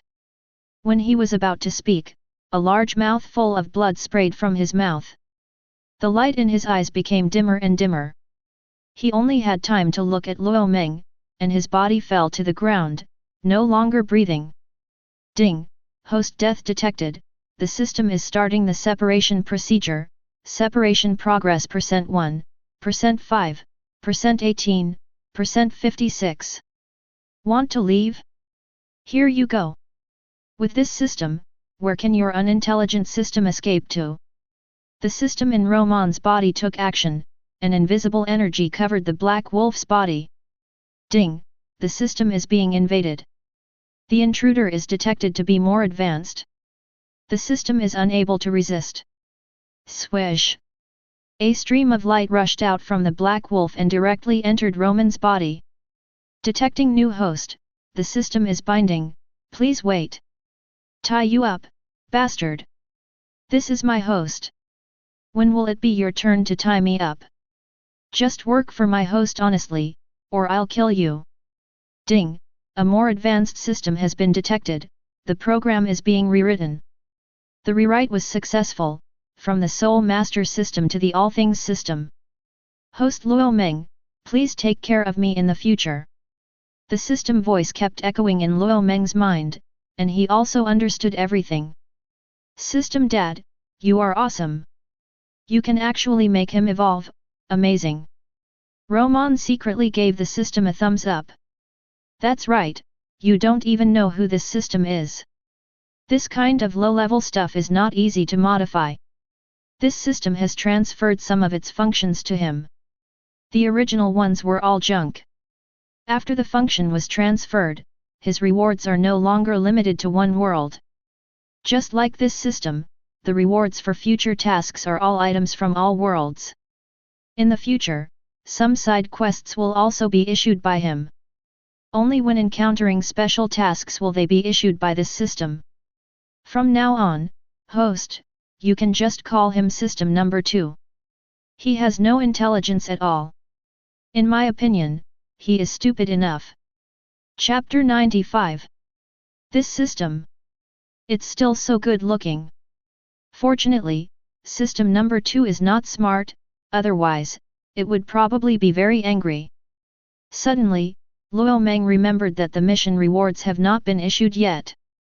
System Dad, don't sleep yet, I have completed my task, but the reward has not been given to me yet. Don't worry, will this system reduce your reward? I'll give it to you right away. Don't call this system after this time. I need to have a good sleep. Congratulations to the host for completing the task of killing the Black Wolf. The rewards are as follows. 1. 10 senzu beans. 2. In the world of killing sister, as death, the character loyalty is 100. She will obey the host's orders unconditionally. Her combat power is the primary level of the generals in this world. She does not know the 3-color domineering. If she learns domineering, her combat power can reach the emperor level. Oh shit! System Dad, you can also summon characters. Apart from awesome, I don't know what words to use to praise you. Hehe. Keep a low profile, this system is omnipotent. Don't even mention a tiniest death. If I have the chance, I'll give you a celestial emperor. No, now that the Emperor of Heaven has appeared, what am I going to play? Let's not talk about this anymore. System Daddy, please help me summon Asdeath. Small problem, Asdeath was summoned successfully. Host, you just need to contact the number 2 system from now on, don't bother me if you have nothing to do. A blurry figure gradually became clearer in front of Romon. Until it was completely presented in front of him, just like the original drama, wearing a sailor suit, a cold expression, a rounded top, straight, slender, and full long legs. Romon's heart was pounding when he saw it. The queen is the queen, this temperament is simply amazing, making people want to be deeply involved in it. However, Romon knew that even such a beauty could kill people quickly, cruelly, and accurately. Asdeath opened her beautiful eyes and saw the handsome Romon in front of her. A faint smile appeared at the corner of her mouth. She slowly walked up to him, raised her right hand, and lifted Romon's chin. Master, I will be your exclusive property from now on, so you must treat me well. Asdeath's slightly provocative expression made Romon exclaim inwardly. Damn it, am I being teased? However, this, smells so good. As soon as Asdeath appeared, she knew what happened, and a strange memory flooded into her mind. Until she came to another world, the man in front of her was her master, but it didn't stop her from teasing him. It just so happened that she wanted to have a passionate love affair, so she didn't need to look for a man. Romon was ready. Ahem. Romon gently pulled her little hand away. If he didn't change the subject, he couldn't help it anymore. The temptation of the sadistic queen was really not to be underestimated. Asdeath, let's talk about it later. Let's go and quell this war first. Hehe. Master, you are so cute when you blush. Once you are summoned, everything I have is yours. Master, don't you want something interesting to happen first? Asdeath stroked her soft hair and smiled softly, her eyes still full of confusion. We'll talk about it when we have a chance. Now is not the right time. Romon waved his hands quickly. If he continued like this, he would not be able to bear it any longer.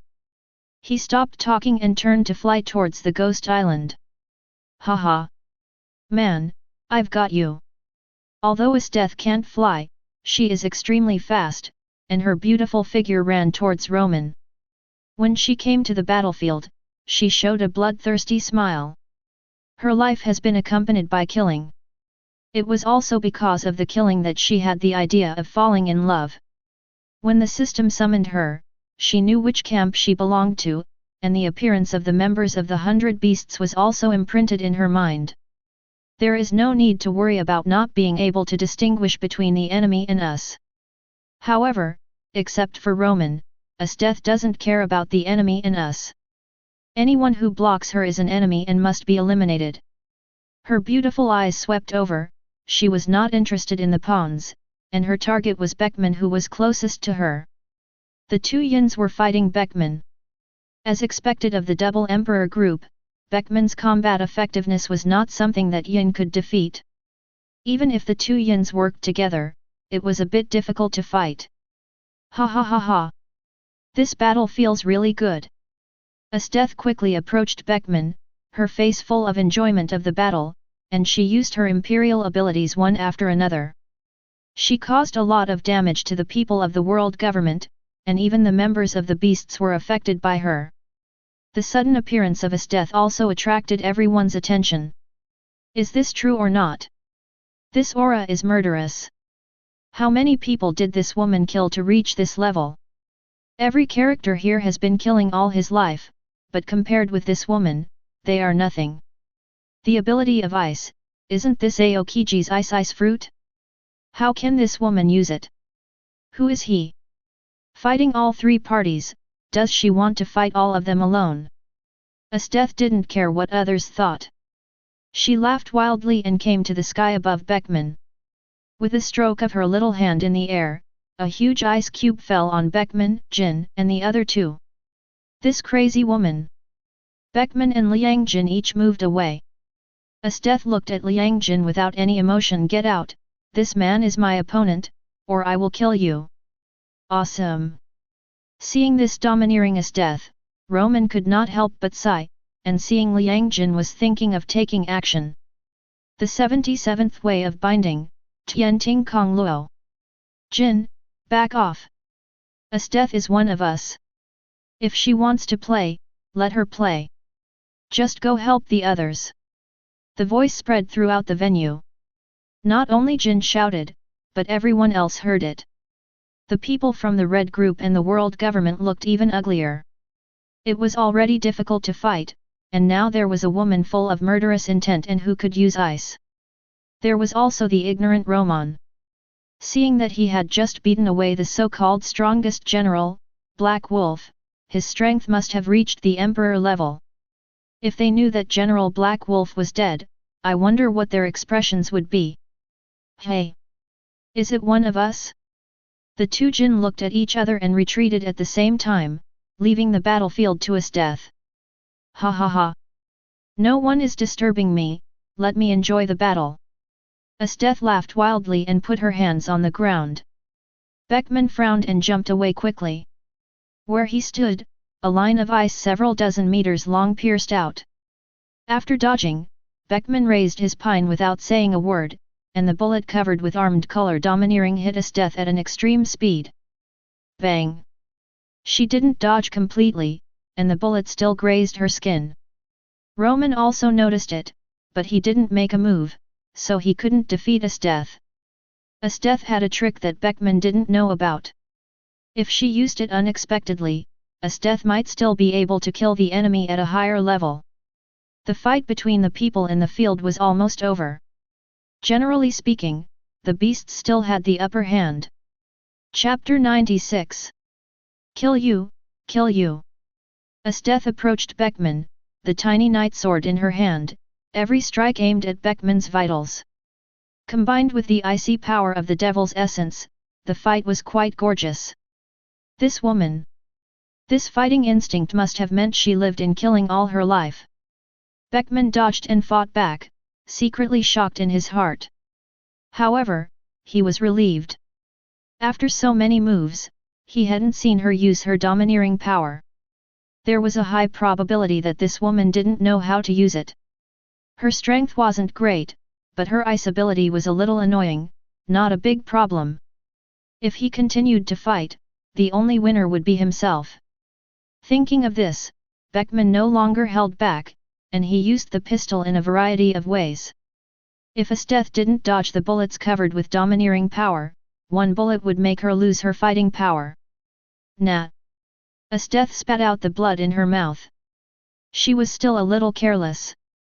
She thought the ice wall could block the bullet. Unexpectedly, the bullet easily broke through the ice wall and hit her stomach. Fortunately, the ice wall blocked it, and the power of the bullet was infinitely reduced, and it did not penetrate her stomach. The blood made her even crazier. General Binglin. Dozens of ice knights appeared around her, and the knights raised their swords and pointed them at Beckman, and the knights rushed towards Beckman. Seeing this, Beckman slowly raised his hand arm, kill. He swung the gun into a phantom, and each bullet could smash several ice knights. However, this also made Esteth approach him, laughing wildly and stabbing Beckman in the face with the knight's sword. I admit that you are very strong, much stronger than the elite vice admirals of the navy, and in fact you are probably at the level of a junior admiral, but this is due to your ice ability. If you don't have domineering power, you will not be my opponent. Since you are also from the beast group, if we capture you, we will have bargaining chips. Beckman dodged the incoming knight's sword with a twist of his head, jumped to the side and spoke softly. Really? Esteth swung the knight's sword, with the tip of the sword pointing to the ground, and smiled faintly on her murderous face. If you can do it, come and try it. Essence of the devil, 100 thorns of ice. With her thigh, which was longer than Romon's life, she stepped on the ground, and the ice began to spread from under her feet, extending all the way to Beckman's feet. Beckman jumped into the air casually. It's useless. My observation Haki can clearly feel the trajectory of your attack. This kind of attack has no effect on me. Then, he raised the gun and fired a bullet at her. You have to fight to know if it's useful or not. You think you've won, aren't you too arrogant? Esteth dodged to the side, slapped her hands on the ground, and a platform made of ice rose up under her feet, carrying her to Beckman. Mad. I'm just stating the facts. Although your ability is troublesome, this is not the first time I've fought an ice user. I have 90% of the chance of winning, and you, there is only a 10% chance of defeating me. Esteth's night sword waved wildly at Beckman. Haha. Ridiculous, the odds should be reversed. How can you say that there is a 90% chance of defeating me? Without answering her immediately, Beckman looked around the field. The red team was struggling. If they continued like this, they would lose. My qualifications come from my strength. The situation is not favorable for my red group. I don't want to play with you anymore. As long as we catch you, we can retreat safely. Swish. Beckman, who was serious, increased his strength again. He quickly moved around Esteth, using bullets and physical skills. In less than 20 moves, Esteth had more than a dozen scars on her body. Who? Esteth's breath was already confused. If she continued like this, she would soon be defeated. Just as she was about to attack again, she felt dizzy. This also gave Beckman an opportunity. He came to her side in an instant and pointed a gun at her head. Don't move, you're defeated. Looking at the members of the Beast Pirates fighting, Beckman yelled, Stop, let the Straw Hat Pirates go, or I will kill her. Beckman, good job, use her as a replacement. As expected of the deputy leader, he took down that woman so quickly. Phew, luckily, if we keep fighting, I will be in trouble. What happened to the beasts? 3 Kaidos, 2 Jins, 2 Quins, and 2 Jacks. Are they all clones? The members of the red group breathed a sigh of relief. This was the most difficult battle they had ever fought. It was so damn tiring. Shanks was also relieved. He had a hard time fighting against Thunder Kaido, and he might lose if he continued to fight. It would be good to capture a main member of the beasts for negotiation. At least they don't have to fight desperately anymore. The members of the beasts also stopped and looked at Kaido to see how he would deal with it. Haha. Beckman was careless. Only Romon laughed. When Esteth was controlled, Romon wanted to attack, but when he noticed Esteth's smile, he knew that he was going to use his ultimate move. Beckman was much more relaxed because he controlled Esteth. He thought he had won and didn't see Esteth's mocking smile. However, he didn't see it, but Shanks saw it. He felt an ominous sign in his heart and was about to warn him. Mokabotomo. Swoosh. In an instant, the space and time around Beckman were frozen, and a death pierced Beckman's heart with the knight's sword without hesitation. All this happened in less than a second. By the time Beckman reacted, his heart had been pierced. You see, I said that if we don't fight until the last second, it's hard to tell who will win or lose. I'll return what I said just now to you. My winning rate is 90%, and you, only 10%. Swish. Esteth drew out the knight's sword, swung it in a sword flower, and shook off the blood on the sword. Beckman wanted to say something, but no sound came out of his mouth. Blood spurted out, his consciousness gradually blurred, and finally he fell to the ground powerlessly. Esteth glanced at him calmly. Only the living can write the result, there is no chance. The whole audience was stunned. This change in less than a second made everyone unaware of what happened. Those who were not within the range of Esteth's ultimate move clearly saw the sword pierce Beckman's heart. But Beckman did not dodge and let the sword pierce his body. Beckman. Impossible, Beckman, you are kidding, right? Stand up. Haha. I must be dreaming. How could Vice Captain Beckman die? I must have been asleep. This man slapped himself twice. He opened and closed his eyes, but the situation did not change. He could not help but be stunned. Haha. Great kill, brothers, let's kill all the invaders in Wano country in one fell swoop. The members of the beast group were much more excited, and their morale reached its peak for a while. Chapter 97. Shanks was the only one in the red group who seemed calm, but underneath this calmness was a raging rage and murderous intent. The ultimate domineering aura emanated from him, sweeping across the entire field. People with weaker strength lost consciousness in an instant. You deserve to die, I will kill you and avenge Beckman. Shanks' face was full of madness at this time, looking at his death with murderous intent. With a divine dodge, he repelled Thunder Kaido and aimed directly at his death. At this time, he had only one idea, to kill her, and he didn't care about Luffy. Boom! When Shanks rushed towards Esteth, another super strong domineering color appeared. Want to kill Esteth? With me here, who can your red group kill? Get lost! Romon teleported in front of Shanks and kicked him in the face. All his attention was on Esteth, and Shanks didn't notice Romon's sudden move and was knocked away again. Call! Master, are you worried about me? Esteth came behind Romon, hugged him from behind, and blew into his ear. The tender voice made Romon tremble all over, and a certain part of his body almost got hard. Damn, this fairy is so good. When it comes to mobilizing emotions, Romon is willing to call her the best. Stop it, we are still fighting. This will happen after the war. I will take care of you no matter what you want. You are seriously injured. Eat this senzu bean and go help the others. Leave Shanks to me.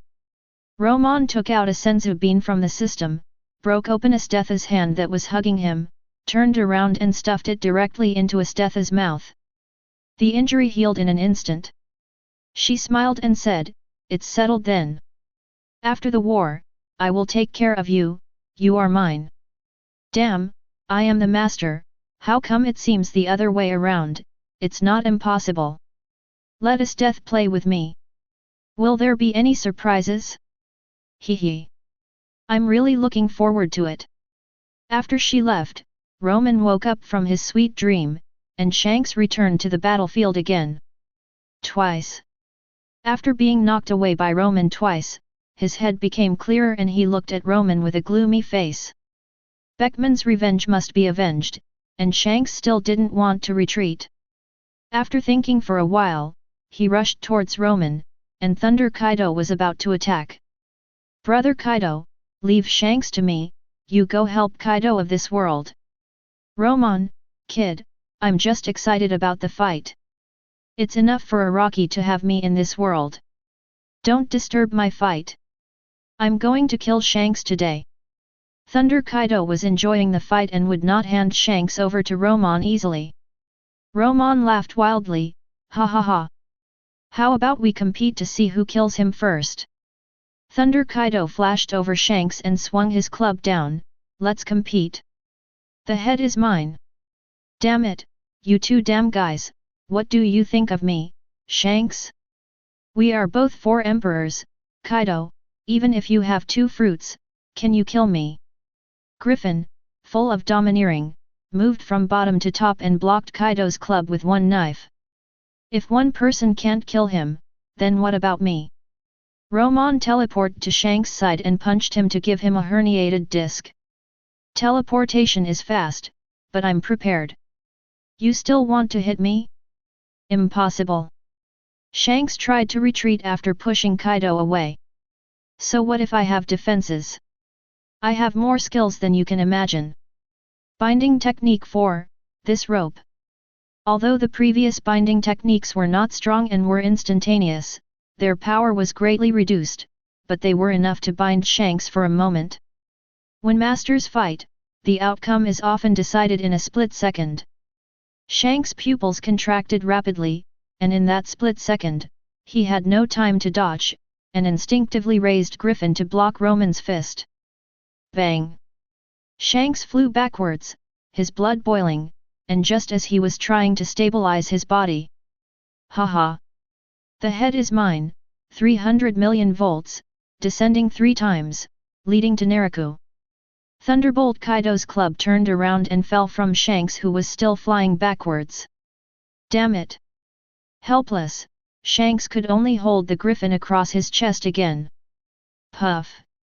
Shanks was knocked to the ground, and a large pit of several dozen meters opened up under him. He spat out a large mouthful of blood, and his body was numbed by the electric shock. Captain! Damn it, I'm going to kill you all! Bang! Jesus Bulletin shot at Romon with his spear. It is not your turn to interrupt the battle between Kaido and Romon. Victory or defeat is often decided inadvertently, my heart is in turmoil. The figure of Yin number 1 passed through the Jesus cloth, and blood dripped from the long knife. The main point is that this is the biggest mistake you made in your battle with me. Bang! After Jesus Bulletin finished speaking, he followed Beckman's footsteps and fell to the ground and could not get up again. Jesus Bulletin's defeat made the Red Group members lose their minds again for a moment. It was at this moment that they would be completely defeated. Ha ha ha! Shanks laughed, his laughter was full of sadness. The members of the group died one after another, causing him to shed 2 lines of blood and tears. He didn't think he could leave alive at this time. He wanted to take a few people with him when he died. It's all your fault, it's all your fault, damn it, damn it. Looking at the few remaining members, Shanks' face was full of madness, and he jumped into the sky. God of War, endless, slashing domain. Swoosh! Endless dark slashing light swung out from Griffin, covering the entire battlefield. This move does not distinguish between friend and foe, even the surviving members of the Red Group are within his attack range. The space that the slashing light passed through seemed to be slashed open. Damn it, Shanks is going to have to fight to the death, the range of this move is too large, and he can't take care of all the members. Romon roared, and his voice spread throughout the venue. 3 Kaidos, attack together and block this move, otherwise the beasts will suffer heavy losses. Roar! 3 dragon roars responded to him. When the 3 Kaido heard Romon's words, they instantly transformed into blue dragon forms. Thunder Realm, Tornado. Tornado Bad Wind. Tornado Bad Wind. 5th level, cut off the space. Devil's Essence, Ice Curtain. Phoenix Fire Line. Fire Dragon King. All the skills that the whole team could bring out should be used at this time as if they were risking their lives. However, the range of Shanks' move was too large.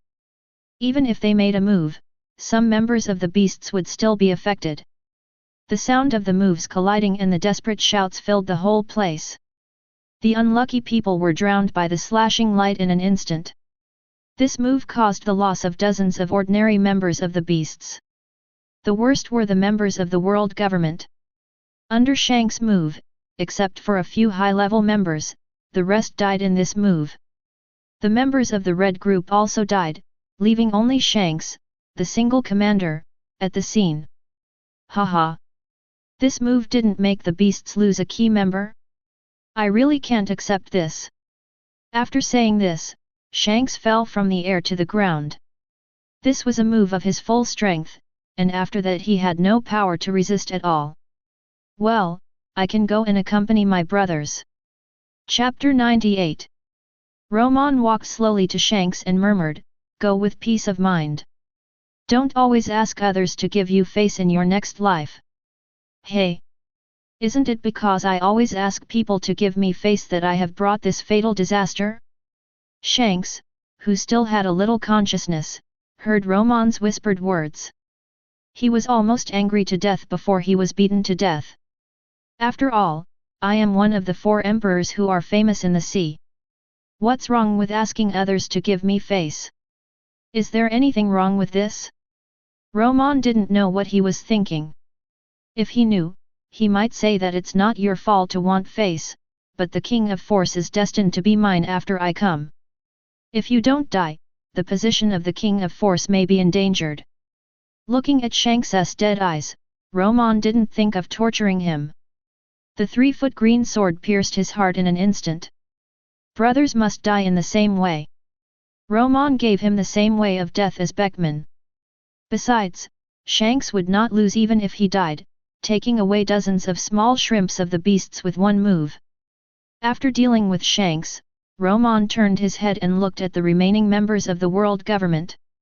No match, run away. After saying this briefly, the CP chief turned around and wanted to leave. Escape? You can't escape, stay here, I still need you to do something. Romon teleported in front of the world government members, squinted his eyes and said something that made them puzzled. Is there anything you need us to do? Get out of the way, you are stopping us. Do you, the beast pirates, want to go to war with the entire world government? Haha! What kind of war is this? When you go back from now on, you will only report that you had a dispute with the Red Group and killed Shanks. As for the 3 Kaidos and the like, you will only report that it was a clone. Are you dreaming?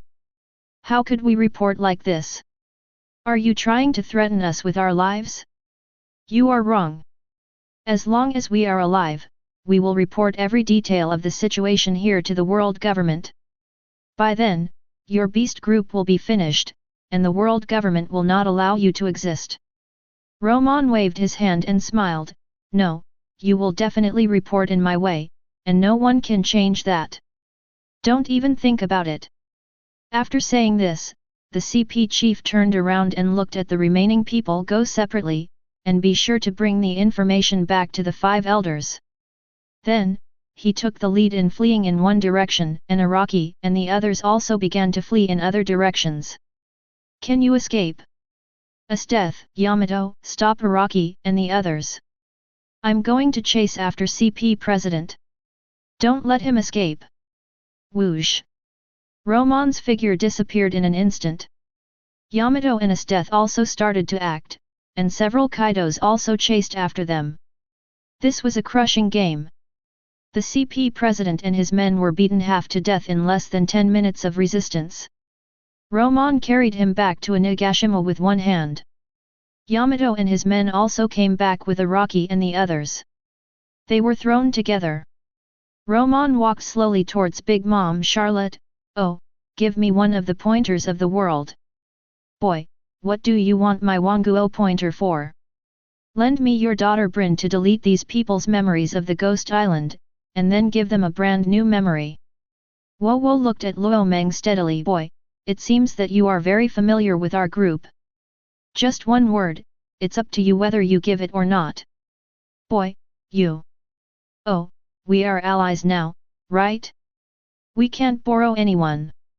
Although Kaido number 2 didn't know what Romon wanted from Bryn, he was too lazy to think about it. He just knew that Romon was on his side. Looking at the three Kaidos who were ready to make a move, Big Mom's face was uncertain. Call. I can give you the people, but the 10,000 kingdoms are not close to here. The round trip is too long, and the world government has sent people to find out everything. The distance is a small problem for Romon. Wherever he looks, he can reach the place by teleportation. Without stopping, Romon is confident that he can make a round trip in an hour. It's okay as long as you can borrow the person. You don't have to worry about anything else. Look at your son. The candy minister is not seriously injured. He will go with me. Brother Kaido, please lock these people up first. I'll be back soon. Kaido and the others nodded. The pointer is with my son, you can take him with you. Big Mom said casually. Romon teleported to the side of Perospero and put his hand on his shoulder, indicating him to take out the pointer. After determining a direction, Romon and the other man disappeared in an instant, and when they reappeared, they were already unknown how many kilometers away. After Romon left, Big Mom looked back and forth at the three Kaidos. The world is so big that there are really all kinds of wonders. After defeating the Straw Hat Pirates, Big Mom also understood what was going on, and knew that two of the Kaidos were not from her world. Her face flickered. If there were three Kaidos in the same world, what would happen to me as the Pirate King? However, she was not stupid enough to rush in directly, and everything had to be considered carefully. Kaido didn't know what she was thinking, and looked at Jin, get someone to arrest these people, take them to the rabbit well, and wait for Romon to come back. The members of the beasts were also badly injured, and almost all of them were injured. Jin number 2 picked a few who were not seriously injured, and led by the three calamities, Diaraki and others to the rabbit well, and locked them up with the Straw Hat Pirates. The remaining Kaido, the three people and Big Mom stared at each other, and Yamato couldn't bear to watch, and slowly walked towards his side of this world. Esteth leaned against the wall casually, and all the beasts knew that she was one of them. Thinking back to the moment before, Esteth's killing aura, no one dared to approach her. How about we fight again? After the three Kaidos looked at each other for a few seconds, sparks flew in their eyes. The young Kaido was eager to fight and made a proposal. Thunder flashed on Kaido no one's body, and he pointed at the young Kaido with a stick. I know very well what my strength is when I was young. If you want to fight with us, you are just looking for death. Arrogant. How can you be sure that I will lose if we haven't fought before? The young Kaido also swung the club, his tone full of confidence. They are all Kaido, and their personalities are the same. No one will give in to the other. Then let's fight. Kaido's second man said nothing, and attacked the young Kaido with a club. Haha! This is me. Thunder Bagua. Young Kaido used Thunder Bagua to repel Kaido number 2. Wild, he rushed towards Thunder Kaido again. How brave! He wanted to fight two at once, but Thunder Kaido didn't tolerate him. Thunder flashed, and he knocked him thousands of meters away with one stick. Cool. Come again. Young Kaido walked out of the rubble and rushed towards Thunder Kaido again. The battle was about to break out, and Big Mom felt the urge to go up and fight, but she was afraid that if she went up, she would be beaten by three Kaidos in a mixed doubles. Chapter 99. After a long journey, in less than an hour, Romon took pudding back to Onigashima. When they were about to return to Onigashima, there were lightning and thunder in the sky, and Romon thought something had happened again. After teleporting into Onigashima, he found out that the three Kaidos had gone crazy again, and he did not stop them. He called Big Mom, and under the guidance of Jin, they went to the rabbit well where Araki and others were imprisoned. When they arrived at the rabbit well, Pudding saw Shanks, the person she liked, who was now scarred and felt very uncomfortable. However, with Big Mom here, she did not dare to show any other emotions. Romon took Pudding to delete the memories of Araki and others coming to Onigashima. With his brain open, Romon also made up an undercover memory for Araki and others. The seriously injured people could not resist. If nothing unexpected happened, these people were the talents of the World Beast Group in the world government. After doing all this, Araki and the Beast Group became a loving family. After the few people recovered a little, Romon let them go. As for whether he would remember everything in the future, Luo, I don't know. Let's leave it to fate. Damn Luo Meng, can't we stay a few more days? Yamato had stayed here for a few days and actually felt reluctant to leave. Luo Meng looked at Yamato strangely, he knew why Yamato didn't want to leave. In the past 2 days, she had been fighting with Yamato in this world every day, and she won every time. After winning, she even pulled Yamato in this world back to the room to do something inappropriate for children. Luo Meng touched her hair and said with a smile, we have done what we should do, and things here are finished. There is no point in staying any longer. If you want to come here in the future, I will send you here again. Don't bring her here. The mature Ogakai Shinshin Yamato blushed. Everything that happened in the past 2 days was the most memorable 2 days in her life. Although she had spent 10 years in another world, her strength had not improved much. She always lost when fighting with Phoenix Yamato. Losing was not a big deal, the key point was that Phoenix Yamato always made her feel very ashamed. You say, what? Dare I say it again? It seems that the lesson I learned in the past 2 days is not enough, I'll stay a few more days. It just so happens that these 2 days, Romon has been occupied by the bad woman's death. There is nothing to do when he goes back, so it is a good idea for him to stay and play with me. Romon is occupied by his death, what does this have to do with me? If you have the ability, go find her. What's the point of bullying me? The big mouth god Yamato roared in his heart, venting his dissatisfaction. Hee. Okay, Yamato, stop scaring her and go back first. Come back when you have time. Tisk, you coward. Yamato snorted, no longer looking at the real Yamato, and put his hand on Romon. Kaido hadn't said a word, and he found it very interesting to see the two Yamatos bickering. At the same time, why did it feel a little warm? After everyone linked their hands, Romon said hello to Kaido and the others in this world, and his figure disappeared. Call. This filthy bitch finally left, I hope she won't come again. The great god Yamato breathed a sigh of relief and felt a lot more relaxed. Kaido. Number 2 looked at Yamato like this, his mind was a little dazed. What a big change. If he didn't know that his daughter had lived in another world for 10 years, he would never believe that this person was Yamato. Yamato, have you thought about what I told you before? After careful consideration, Romon also taught me some knowledge. I will take the position of the general of Wano country. In the future, the beasts in Wano country will have the final say. Kaido smiled with relief. Yamato finally figured it out, and he has a successor. Fine, tomorrow I will declare you the general of Wano country and the captain of the beast corps. Old man, you. Kaido turned and walked towards Onigashima, laughing as he walked, ha ha ha. Yamato, you will have a heavy burden in the future. Manage it well and don't let our reputation of beasts down.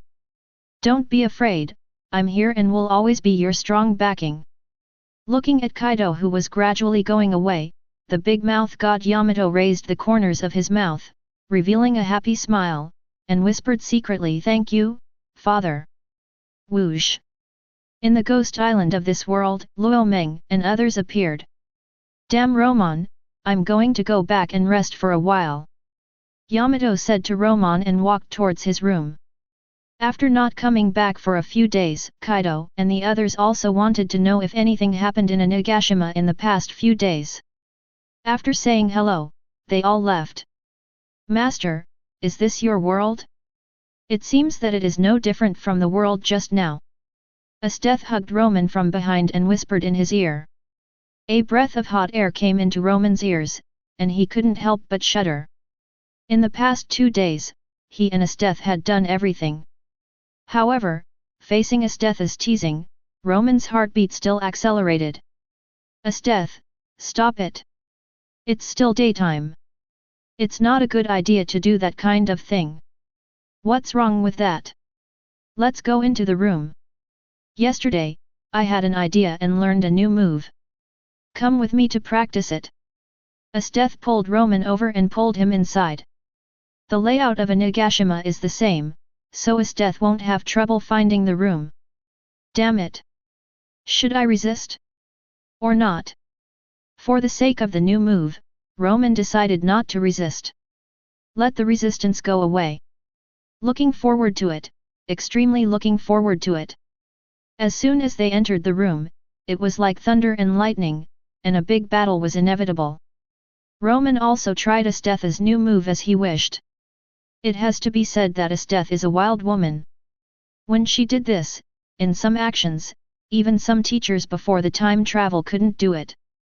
It gave Romon the ultimate enjoyment. Master, my move is okay, isn't it comfortable? Esteth, who was lying on Romon's chest, said slowly. Cough cough. Very good, develop this skill more in the future, and one day, you will be able to defeat me. Luo Meng said seriously. No way. The master is too strong in this aspect. I can't do it alone. I heard that I have a younger sister. When can you take me to meet her? They are all queens. Even if Esteth came later, she would not acknowledge herself as her sister. As for who is dissatisfied, just have a fight and the result will come out. A genius, in addition to being with Romon in the past 2 days, she has also gained a certain understanding of domineering.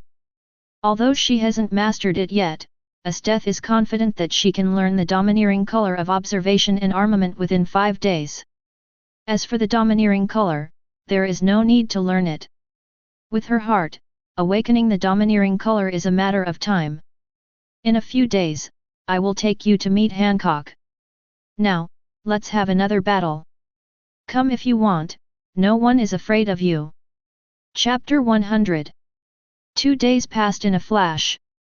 Romon spent 2 days of peaceful life in Wano country, sleeping together every day. It was comfortable, but a little less passionate. I haven't seen Hancock for a while, and I miss her a little bit. It just so happens that Esteth also wants to go there. Today is the day for them to go out. Yamato, are you sure you don't want to go to the Kingdom of Women with us? Romon's words were full of expectation. Who could resist the temptation of a 4-person battle? Romon asked himself. I can't resist it. Humph. Yamato stuck out his tongue and said with a proud smile, Smelly Romon, I know what you are thinking. Let me tell you, don't even think about it. I won't go with you and your plan will fail. Alas. Luo Meng sighed and thought to himself, it seems that there is no chance this time, and it can only be left for the future. Why is Yamato doing this? It's all a matter of time.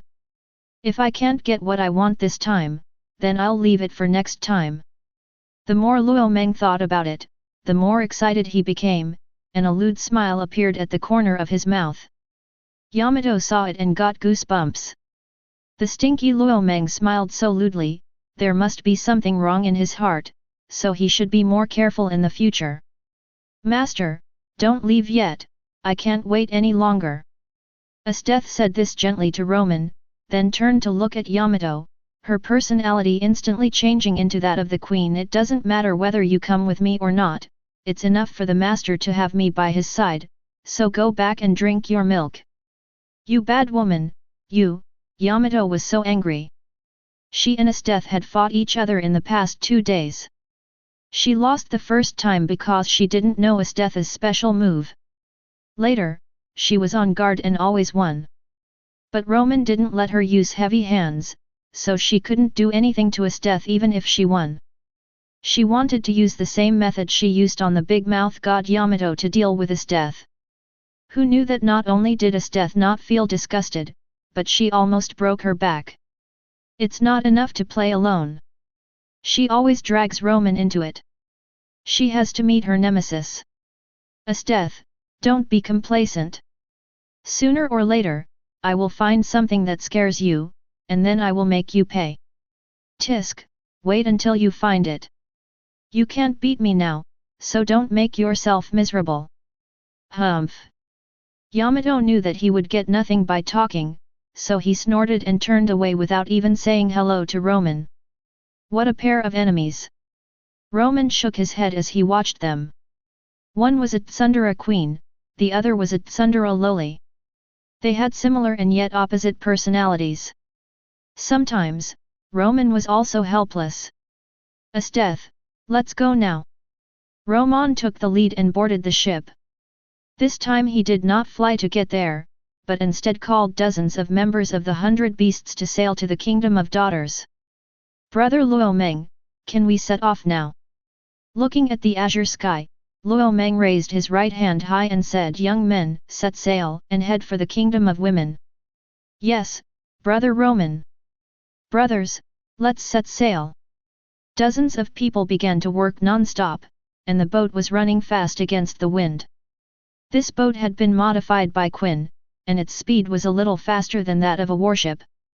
Romon sat on the boat holding Asteth, holding a wine glass in his hand. After taking a sip of wine and flirting with Asteth, there was nothing to say about this day, just 2 words, comfortable. What did you say? Romon came out of a Nagashima. Did you see it clearly? Marshal Akainu almost jumped up when he heard the news. I saw clearly that it was Romon, and a boat full of beasts members. Okay, I got it. Don't act rashly. Follow him from a distance if you can, and don't confront him. After giving the order, Akainu hung up the phone. Did he recover from his injuries so quickly? The report that Kizaru gave him was that Romon escaped with serious injuries. Did he use the items that healed Whitebeard's injuries or something else? Akainu had a headache. He had lost a lot of hair in just a few days after becoming the marshal. After thinking for a while, he called the signalman go and call Vice Admiral Tsuru and Sengoku over. I have something to discuss with them. Got it. Now the admirals are not at the headquarters, they all have their own sea areas to guard, even if Romon comes out, he can't deal with them. Besides, Romon's methods seem endless. In the 5 major sieges, he was able to seriously injure an admiral and then escape safely. It seems that it is impossible to catch Romon unless the high-level combat forces of the Navy are dispatched together. Are we going to let him go at large and do nothing? The more Akainu thought about it, the more uncomfortable he felt. Magma flowed out of his arm on its own. For a moment, the whole office was filled with the smell of burning. Yo! Admiral Akainu, why are you so angry? I'm going to melt the floor. Sengoku walked into the office leading a sheep. Akainu also knew that he had lost his composure, so he controlled the magma, took it back into his body, and looked up at Sengoku. He was so angry that he said, Old Sengoku, I told you not to bring your sheep into the office, why didn't you listen? Hee. Marshal, don't mind it. After Sengoku retired from the position of marshal, his personality has become more and more like that of Old Man Garp. Lieutenant General Tsuru walked in from the door and spoke slowly. Since Sengoku stepped down from the position of marshal, he has completely let himself go. The wise marshal who was able to plan, and was resourceful, is gone. Now Sengoku is like an old child, doing all kinds of messy things, and he doesn't do any serious work at all. Xiaohe, I don't agree with what you said. How can you tell that I look like that bastard Garp? In what way can that old bastard Garp be better than me? Well, I didn't call you here to discuss these things. After we've discussed everything, you can go out and argue. Akainu had to interrupt them, he knew Sengoku's current temper. The two of them had been discussing this insignificant matter for a whole day, and he couldn't spend a whole day listening to 2 old guys discussing, there were still a lot of things to do. Vice Admiral Tsuru walked to the desk and sat down, crossing his hands. Marshal Akainu, if you have something to discuss with us, say it now. It's about Beast Romon. The intelligence personnel sent back that he just left Wano country, and they called you here to listen to your opinions. Romon? Zhang Guo no longer had a casual expression. He came to Vice Admiral Tsuru and sat down casually. I have no opinion. 5 admirals can't deal with him, not to mention that the admirals are now guarding other sea areas. Lieutenant admirals must not fight with Romon. If they do, they will only die in vain. Vice Admiral Tsuru slowly put down his arms and said in a concentrated voice, I agree with Zhang Guo. After the Battle of Marineford, the deterrence of the Navy has dropped to an extreme, and there are riots in all sea areas. There is no time to deal with Romon now. We can only wait until the riots are quelled, and then find a way to catch Romon. Chapter 101. Is there really no way out? Vice Admiral Tsuru and Sengoku shook their heads at Akainu at the same time.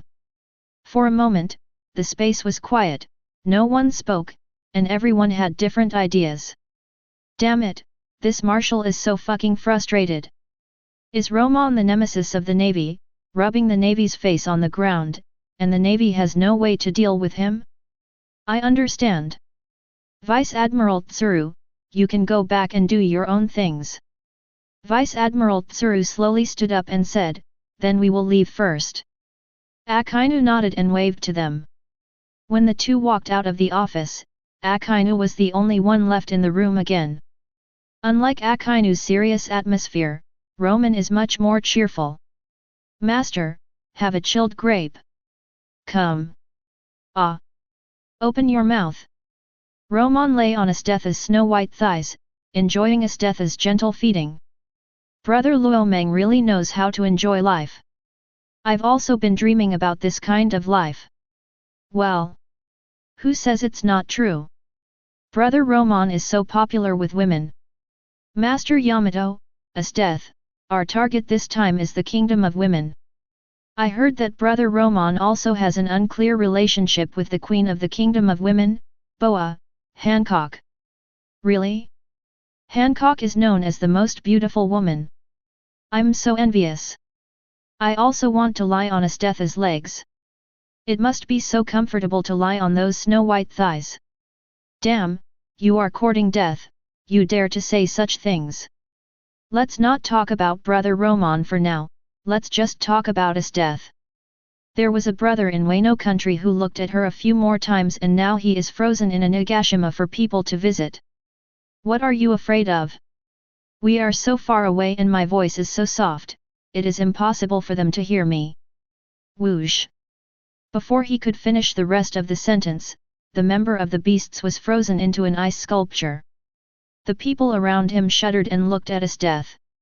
If I hear you say things you shouldn't say or see things you shouldn't see again, you will all become ice sculptures with this man. Astetha's cold words fell, and the space became extremely oppressive under her murderous intent. The members of the 100 beasts were overwhelmed by the murderous intent and were sweating profusely. In order not to become a piece of ice art, they spoke quickly. Big sister, we won't talk nonsense anymore. It's all that bastard's fault. He actually dared to talk about Big Sister. Fortunately, Big Sister put that bastard on ice, otherwise I would have taught him a profound lesson. That's right, Big Sister, don't be angry. It's not good for your health if you get angry. I will never dare to do it again. Big Sister, please forgive us this time. Don't worry, Big Sister. I will supervise them from now on. If anyone starts gossiping again, I will be the first to kill him. You don't even need to do anything. Yes, we supervise each other. If anyone dares to talk about the Big Sister again, it is not too much to cut him into pieces. Is it our place to discuss the Big Sister? This bastard still wants to lie on the Big Sister's lap. Doesn't he know that only Brother Luomeng is worthy of the Big Sister? How dare he speak nonsense?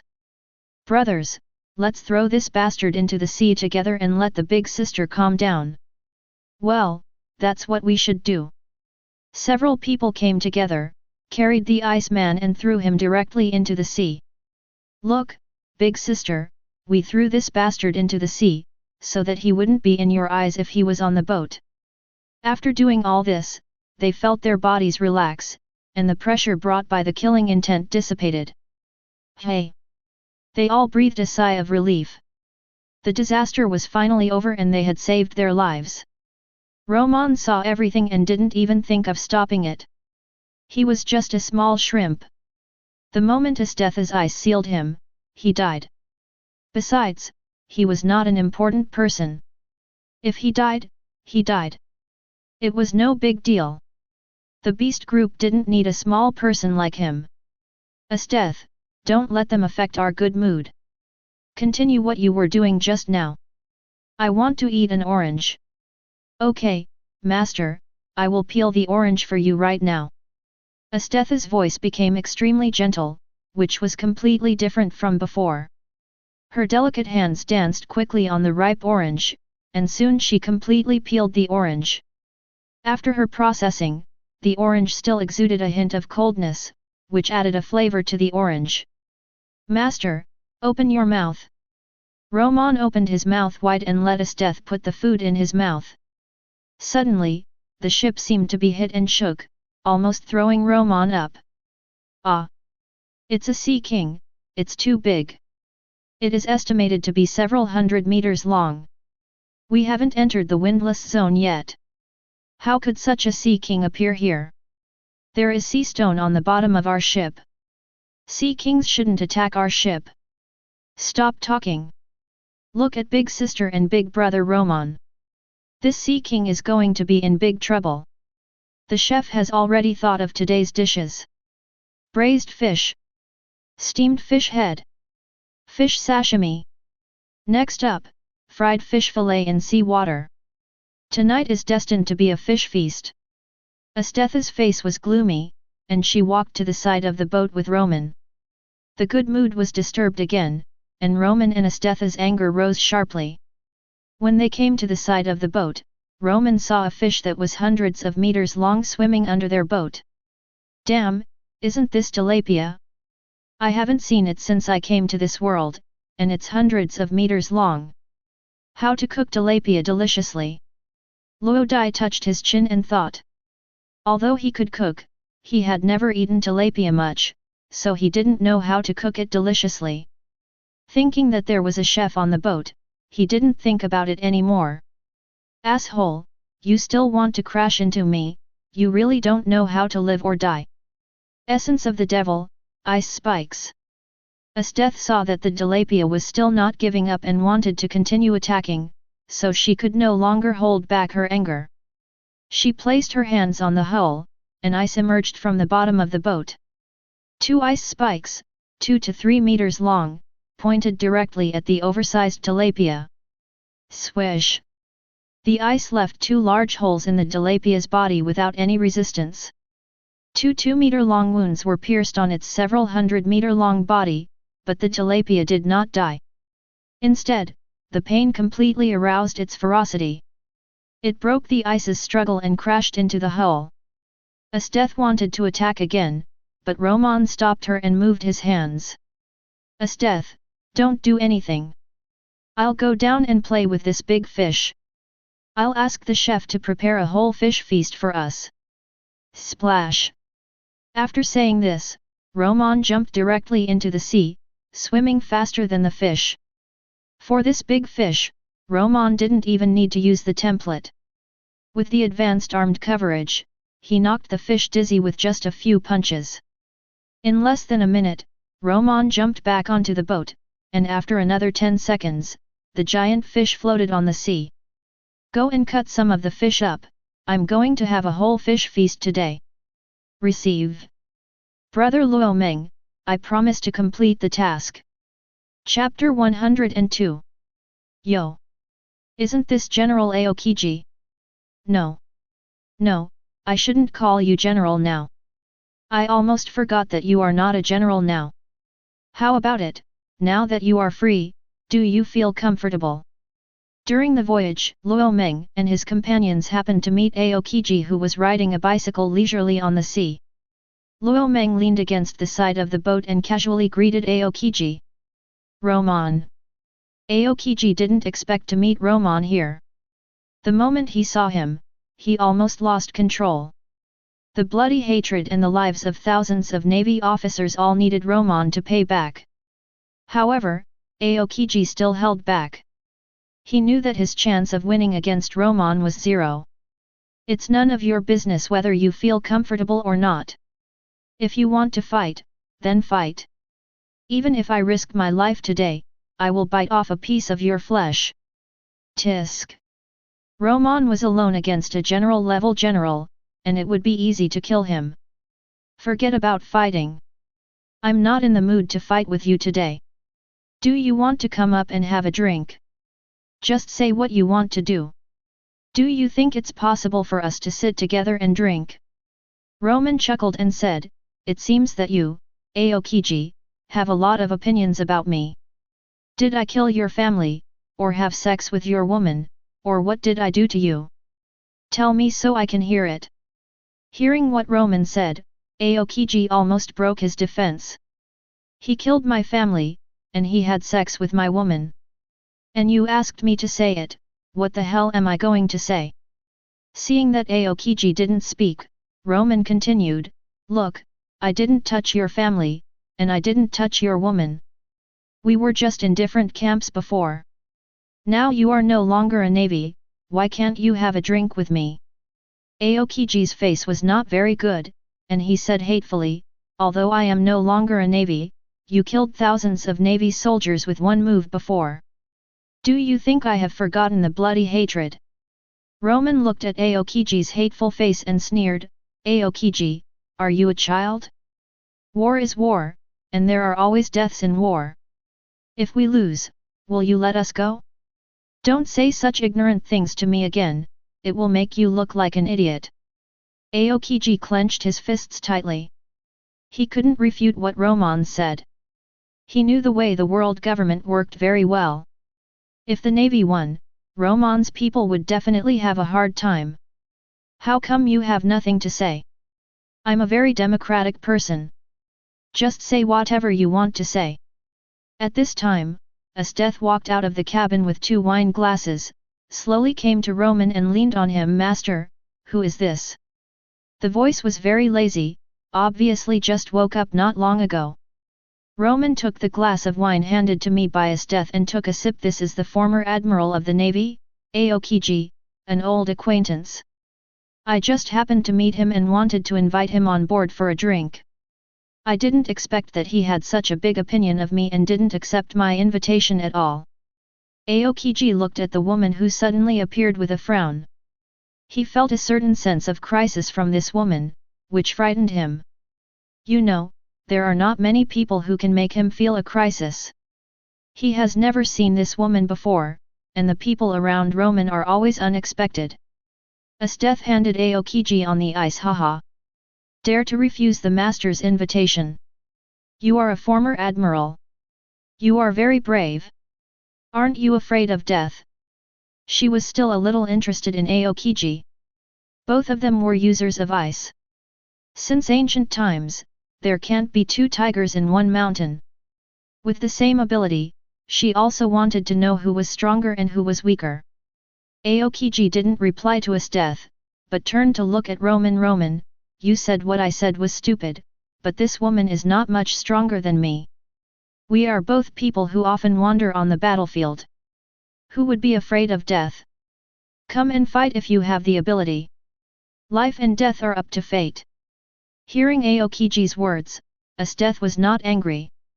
She slowly put down the wine glass, drew the knight's sword at her waist, pointed at Aokiji and smiled. Since you want to play, then I will play with you.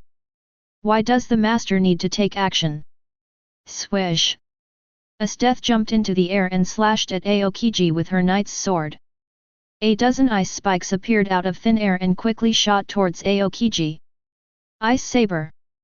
Aokiji swiped his left hand across his right hand, and a knife made of ice appeared in his hand.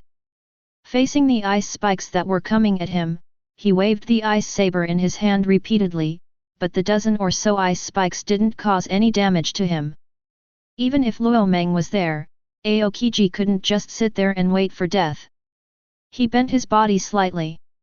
Shave. Aokiji came in front of Esteth and stabbed Esteth's chest with his ice saber. Block it. The knight's sword was across her chest, blocking Aokiji's sword. She forced Aokiji back and threw a huge piece of ice at him. Pheasant mouth. Boom. The aftermath of the collision sent the crew flying everywhere. They all held onto the hull tightly to avoid falling into the sea. After this move, Aokiji was silent. What happened to this world? When did ice power become so common? Before, there was Romon, who was even better at using ice than himself. Now there was another strange and unknown woman who was not much different from him in using ice. Battle is not the time to lose focus. Esteth took advantage of Aokiji's moment of distraction, came to him, and kicked him in the waist. Big sister, well done, you defeated Aokiji in one go. She is worthy of being the big sister, this kick is so cool. If big sister can defeat Aokiji, and the news gets out, our beast group will be able to add another billionaire. Big sister, come on, big sister, come on. The chance to defeat Aokiji and become famous is right in front of you. Esteth glanced coldly at the people of the beast group and said arrogantly, shut up, I will throw you all into the sea if you keep making noise, you are so annoying. Others can't see it, but Romon is very clear that Esteth has not learned to be domineering yet. She has no chance of winning against the natural system. Even the trick of freezing time and space is useless to Aokiji. It can't hit the entity at all, so how can it kill people? Hey! Aokiji stood up from the ice unscathed. He also saw that Esteth didn't know how to use haki, otherwise she wouldn't have used haki in that kick. If she doesn't know how to use haki, his chance of winning is over 90%. He slowly placed his hands on the ice, exhaled a breath of cold air, and said in a condensed voice, Ice Age. The ice spread from his vicinity, extending to a radius of several kilometers, including Romon's ship, which was frozen on the ice. Esteth landed on the war platform created by Aokiji and laughed, haha. We are both users of ice, and your ice fruit seems to be more useful than my imperial weapon, the essence of devil. Imperial devil essence? What is this thing? It sounds like it's not the ability of a devil fruit. If it's not a devil fruit, then what is it? Is it the result of technology? Aokiji grasped the key point in Esteth's words and thought about it quickly in his mind. The only thing he could think of was technology. Thinking of this, Aokiji glanced at Romon. If it was technology, there would be some explanation as to why Romon could use so many abilities. But, can technology really achieve this level? Even Vegapunk can't do it. You have time to daydream while fighting, how much do you despise me? Chapter 103. Marineford. Akainu, who was processing documents, heard the spy who was monitoring Romon calling again, and held the documents tightly in his hand. There won't be another accident. He quickly picked up the phone and answered it in one go. Tell me, what's the matter, aren't you following Romon from a distance? Is Romon causing trouble again? On the other end of the phone, the Navy spy said Yuan, the marshal is the former Admiral Aokiji. He met Romon and is now fighting with a woman on Romon's ship. The important thing is that the woman's ability is the same as Aokiji's, which is ice. Akainu's face was uncertain. How could Aokiji meet Romon? Others don't know, but the top people in the Navy know very well that Aokiji didn't really quit the Navy, but became a spy member wandering around the sea. They also discussed with Aokiji to see if there is a chance to directly join the Beast Group. Aokiji has also been to Wano country, but couldn't even get in, let alone join the Beast Group. You guys keep watching, and report the battle dynamics to me at any time. Don't worry about anything that happens, understand? The spy had been watching the battlefield with a powerful telescope. The more he watched, the more frightened he became. Hearing Akainu's words, he quickly replied, got it. After hanging up the phone, Akainu called the messenger, go and call Vice Admiral Garp. Yes, I'll go right away. After a while, Garp walked into the marshal's office, picking his nose. Sasuke, what do you want from me? Tell me, I'm competing with that old man Sengoku to see who can eat senbei faster. Akainu was getting angry. Garp, you bastard, what time is it, and you two bastards are still competing in eating senbei? Garp came in front of Akainu and sat down casually. What time? Isn't it noon now? The weather is pretty good, with a clear sky. It's a good time to eat senbei. Akainu tried his best to suppress his anger. He was afraid that if it continued like this, he would not be able to help but punch the old man in front of him. I won't waste my time talking to you. I called you here because of Aokiji. Hearing that it was about Aokiji, Garp became serious for once, put down his hand that was picking his nose and yelling, and said calmly, did Aokiji happen? Time waits for no one. Akainu quickly sorted out what he wanted to say, and said in a concentrated voice, Aokiji encountered Romon in the sea, and is now fighting. I need you to rush over and bring Aokiji out safely without exposing his identity. Sasuke, do you think too highly of me? Not to mention that I cannot beat Luomeng, it is impossible to bring him out without exposing Aokiji's identity. Luomeng is not a fool. As long as the navy rescues him, Luomeng will be able to see it. He is not blind. So. Akainu thought for a moment and continued, you pretend to be passing by. Aokiji is also your student, so you have a reason to save him.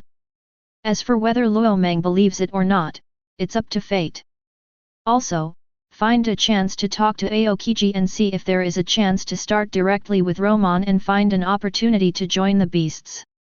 Garp stood up, looked at Akainu and said, I can go, but Romon is not someone Aokiji and I can deal with. If he wants to kill us, Aokiji and I will be in danger. Akainu also stood up. If he really wants to kill you, just run away. I will call Kizaru later and he will rush to rescue you. Then, Akainu took out a piece of life paper from the drawer of the table and handed it to Garp. This life paper is for the agent who monitors Romon. Take the life paper and set off quickly. Garp took it. Then there is no time to waste, I will set off now. It's useless to rush over by boat. I can go alone. Ordinary navy will only die in vain. After speaking, Garp walked out of the office directly, unfolded the moon step, and rushed on the road directly with the moon step. Akainu looked at the direction where Garp left, and his heart was extremely nervous. I hope everything is okay. The gaze returned to the battleground between Esdeath and Aokiji. Esdeath had been fighting until now. Although she had many minor wounds on her body, she was getting braver and braver. She was in an excited state. She waved the knight's sword in her hand and laughed wildly, ha ha ha. That's it, that's it. The feeling of fighting is so good, so fascinating. Crazy. This woman is a lunatic. Aokiji looked solemn. This woman is not domineering, but her fighting instinct is too strong. Her killing intent is no less than that of the domineering color. Fight back. Didn't you have a great time fighting just now? Why are you hiding now? Come on, or I'll kill you. Aokiji didn't want to fight her anymore, his face became extremely calm. There's no need to fight, you're not domineering, it's impossible for you to hurt as much as me. Essence of the devil, ice blade falling. Aokiji responded with a move from Esdeath. Hundreds of ice swords condensed in the sky and fell towards Aokiji at the same time. We are all ice users, you can't hurt me with ice. Ice curtain. Aokiji placed his hands on the ground, and the ice around him rose into the sky, wrapping him inside. Esdeath's ice sword fell on the ice curtain, making a crisp sound, but it couldn't break the defense. When there was no movement, Aokiji seemed to merge with the ice and walked directly out of the ice wall. Looking at Esdeath, who was still determined to fight, he jumped into the air and danced with both feet at the same time. Lan Jiao, dancing wildly. Dozens of sword energies swung out from his feet, forming a dense attack.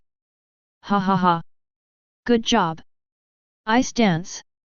Esteth laughed wildly, and the knight's sword in her hand was like Aokiji. As she danced, ice flew.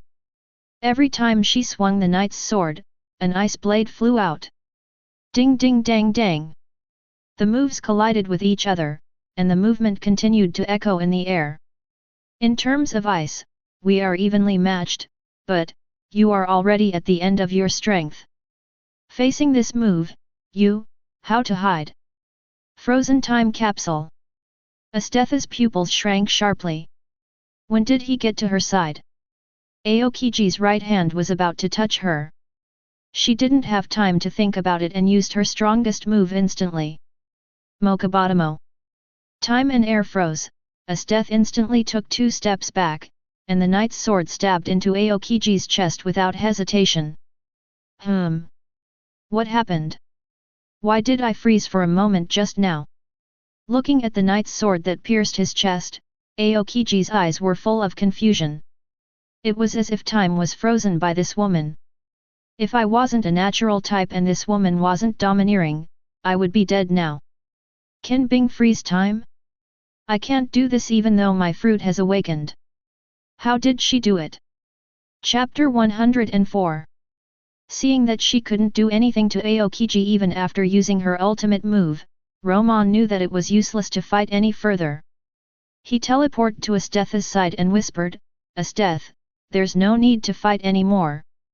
You are not domineering, so it's really hard to kill a natural type. Esteth, who was still full of fighting spirit, saw Romon coming and her face instantly became extremely gentle. Okay, master, the master said not to fight, then I won't fight. Romon looked at Esteth. She was a little injured, not very seriously, but he was always generous to himself. He took out a senzu bean from the system and put it into Esteth's mouth. Aokiji's eyes widened. This time he saw the senzu bean clearly. When he saw Esteth restored to her original state, he understood that this bean was the item to restore Whitebeard. It's incredible that this small bean can have such an effect. When he was stunned, a black shadow hit him, and Aokiji subconsciously reached out to catch it. Looking at the wine in his hand, Aokiji asked in a serious tone, what do you mean, Luo Meng, you are not going to kill me? Luo Meng took a sip of wine, slowly walked to Aokiji, and said with a smile, I never said I would kill you from the beginning to the end, you are just imagining it. This is not the first time we have dealt with each other, why, does it make you feel embarrassed to have a drink with me?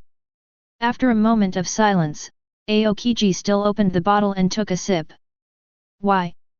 That's right, you're not a navy officer now, and we don't have any deadly hatred, so why bother fighting to the death? You take a sip, I take a sip, and when we're done, we'll go our separate ways. Ha ha ha. How can we have wine without food? Come on board and drink. After saying that, Romon took Esteth back to the ship first.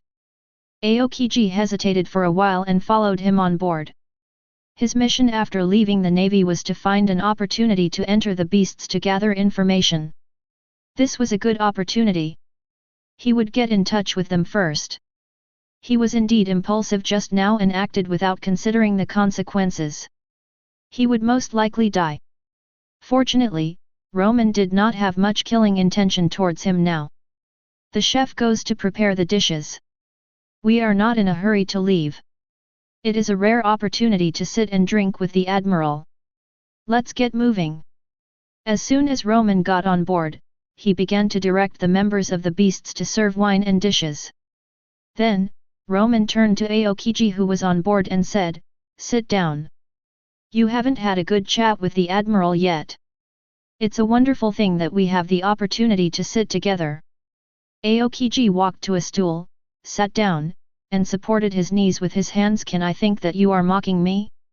You are no longer an admiral, but you keep calling me admiral. This is really ironic. Romon also sat down casually and waved his hand casually. I don't mean to mock. This is my temper. I say whatever I want to say and do whatever I want to do. I am casual, and go with the flow. This is me. Master, I'll go change my clothes first, and come back to accompany you later. Before Aokiji could speak again, Esteth spoke first. Romon nodded go. Esteth kissed Romon on the face, then walked into the cabin. After Esteth left, Romon continued, don't talk about me, talk about you. Where are you going to go after leaving the navy? With your strength, you will be very popular no matter which side you join. Aokiji found a comfortable way to lie down, drinking while saying I have nothing to say, Akainu and I have different ideas. If I can't stay in the navy, then I'll come out and take a good look at the world. I haven't thought about joining other forces, and joining the pirate group is even more impossible. Romon looked at Aokiji with a weird light in his eyes. Although he didn't watch the later plot, many handsome guys on the internet said that Aokiji joined the Blackbeard pirates as an undercover agent. I don't know if it's true. Now Blackbeard seems to have disappeared since the Battle of Marineford, and there is no legend about him on the sea anymore. Aokiji has no chance to join the Black Group. He won't target the beasts. It would be fun if that's the case. It's infernal affairs, and everyone can do it. Aokiji saw that there was something wrong with the way Romon looked at him, and he was a little stunned. Wouldn't he see anything? Thinking of testing it out, Aokiji pretended to be casual and said, why are you looking at me like that? Is there something on my face? Coming back to his senses, Romon waved his hand casually. No, I just thought of some happy things and was absent-minded for a while. Don't mind it. Is that so? Aokiji breathed a sigh of relief. As long as he didn't find out, he still had a chance. Master, what are you talking about? Esteth changed her clothes and came to Romon lazily, leaning against him. We didn't talk about anything, just Aokiji's plans after leaving the navy. After saying that, Romon handed the wine glass to Esteth. Give me some ice cubes, the wine won't taste good without ice. Esteth stretched out her finger and casually tapped on Romon's wine glass, and the wine in the glass instantly felt a little chilly. Romon, can I ask you a few questions? Aokiji, if you have any questions, just ask. But first, I may not answer them. Sitting up straight, Aokiji asked, where are you from? The Navy has checked for information about you, but they can't find anything. It's as if you appeared out of thin air, and there is no trace of you at all. I'm not from this world, and I was directly penetrated by flesh. It would be strange if the Navy could find me. Romon found a real excuse casually. The world is so big, there are a lot of places that the Navy can't find. You can think of me as coming from the Far East. My hometown is a mysterious and powerful country. With strength like mine, I can't even rank in my hometown. In my hometown, there are countless legendary figures. There is a guy called the Emperor of Heaven, who can shock the world with one punch. There is also a guy called the Emperor of Flame, who can command the endless fire domain to fight against him. There is even one who can move mountains and fill the sea, and it is not a problem for him to pick the sun, moon, and stars with his hands. With my strength, I will be gone with just a breath from these people. It is my country and my belief. Aokiji heard this and broke out in a cold sweat. His reason told him that Romon was bragging, but when Romon said this, his expression did not seem to be lying, and he exuded a convincing aura. However, is it true that such a force exists, and the world government doesn't know about it? If it is true, it would be terrible. Romon, with his super strength, could be blown to death in one breath. If the Admiral of the Navy confronts him, wouldn't he be finished with just a look from him? The East, does it refer to the East China Sea? Roger's hometown, the mysterious East, are there any connections between the two? With Aokiji's mentality, he could no longer remain calm. He took a deep breath and continued. Romon, the place you mentioned is really desirable. Can you tell me what your country is called? I left the Navy and happened to have nowhere to go, so I thought about visiting your hometown. Romon leaned back, looked up at the sky, with a face full of longing. The name of my hometown. It is a country full of poetry and peace. Aokiji, if you can go to my country, you will definitely like it. It's okay to tell you the name. My hometown is called Hwa. Unfortunately, if I tell you, you are destined to not find it. You can think of my hometown as being in a secret place. Chapter 105. A country called Hwa? This is an important clue, and the news must be sent back to the headquarters. As for the secret place where Luomeng said his country is, Aokiji believes that the intelligence personnel of the world government can find it. A country called Hwa. This is really something to look forward to. Luomeng said that you can't find it, that's a pity. Luomeng looked at Aokiji's yearning expression and thought, damn, if Aokiji is really an undercover agent from the Navy, then his acting skills are amazing. Ha ha ha. It's a pity that I won't tell you about my hometown. If you have any other questions, just ask. Since we are old acquaintances, I will answer everything I can. Aokiji originally wanted to ask what the beans that heal injuries are, but after thinking about it, he didn't ask. Asking too many questions will arouse suspicion. There is nothing to ask. I have figured it out. Since I am not a navy, there is no point in asking. He seemed to be hesitant to speak. Was he afraid that asking too much would make me suspicious? Romon saw through it. If Aokiji didn't ask, he wouldn't have the time to say it himself. The chef had just finished cooking. Romon stood up holding his death and said with a casual smile, if you don't want to ask, then let's eat first. After a battle, you must be hungry. Let's talk while we eat. Romon took his death to the table and sat down. He picked up a large piece of meat and stuffed it into his mouth. The chef, Bei Xiao, didn't have much fighting power, but he was good at cooking. The dishes he made were just the right amount of saltiness and not greasy. Eat, why not? The food cooked by this chef is pretty good. When Luomeng saw King Zi sitting down and not eating, he greeted him warmly. Gurgle, gurgle. The aroma made his stomach growl, and Aokiji didn't hesitate to pick up a large piece of meat and started chewing it. Haha, that's right, there's food to eat, do you have to wait until you're buried to eat? King Ji ignored Luomeng's words, turned into a starving ghost and worked hard, but in his heart he was thinking about how to get into the beasts. Master, have a bite of this, it's soft and sticky, and very delicious. Esteth picked up a piece of meat and put it to Romon's mouth. Romon did not refuse and bit off a large piece. It's really delicious, soft and sticky, with a sweet taste, fat but not greasy, and melts in the mouth. Don't always take care of me, you eat it too.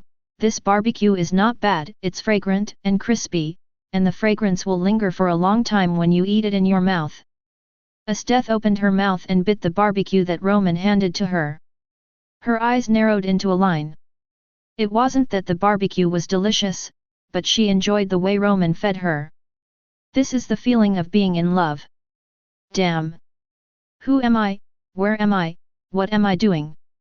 I haven't eaten enough food, but I have eaten enough dog food.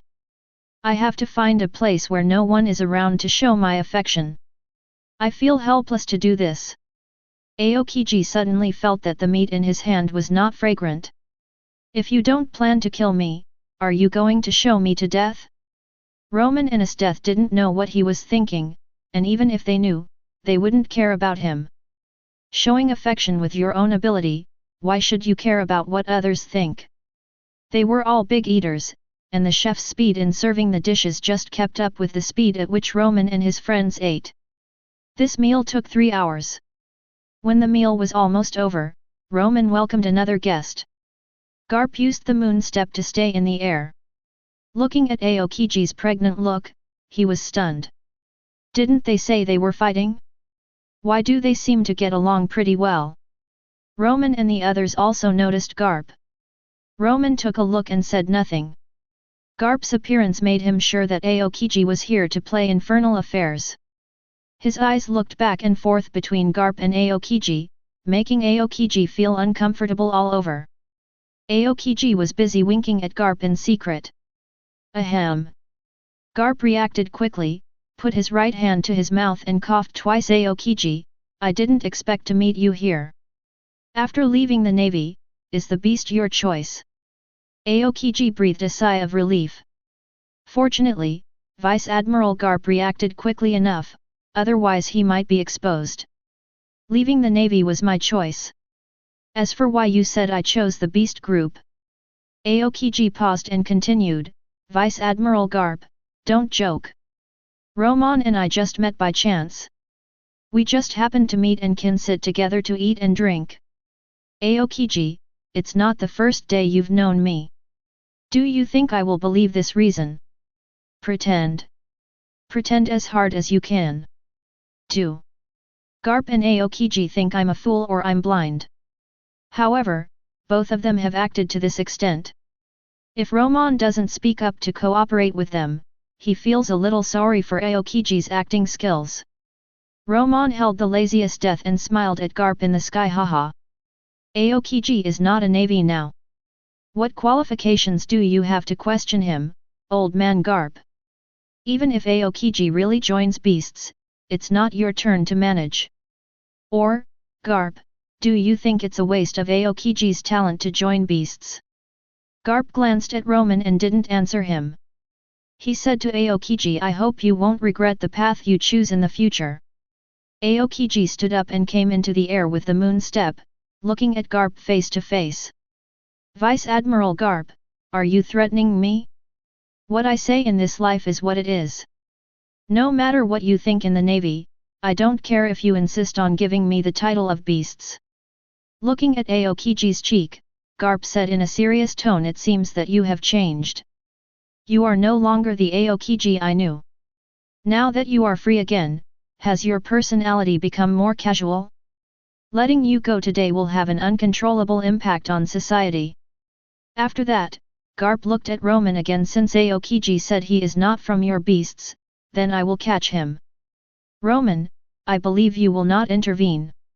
Romon spread his hands. You guys are free. He wanted to see how long Aokiji and the other person would act.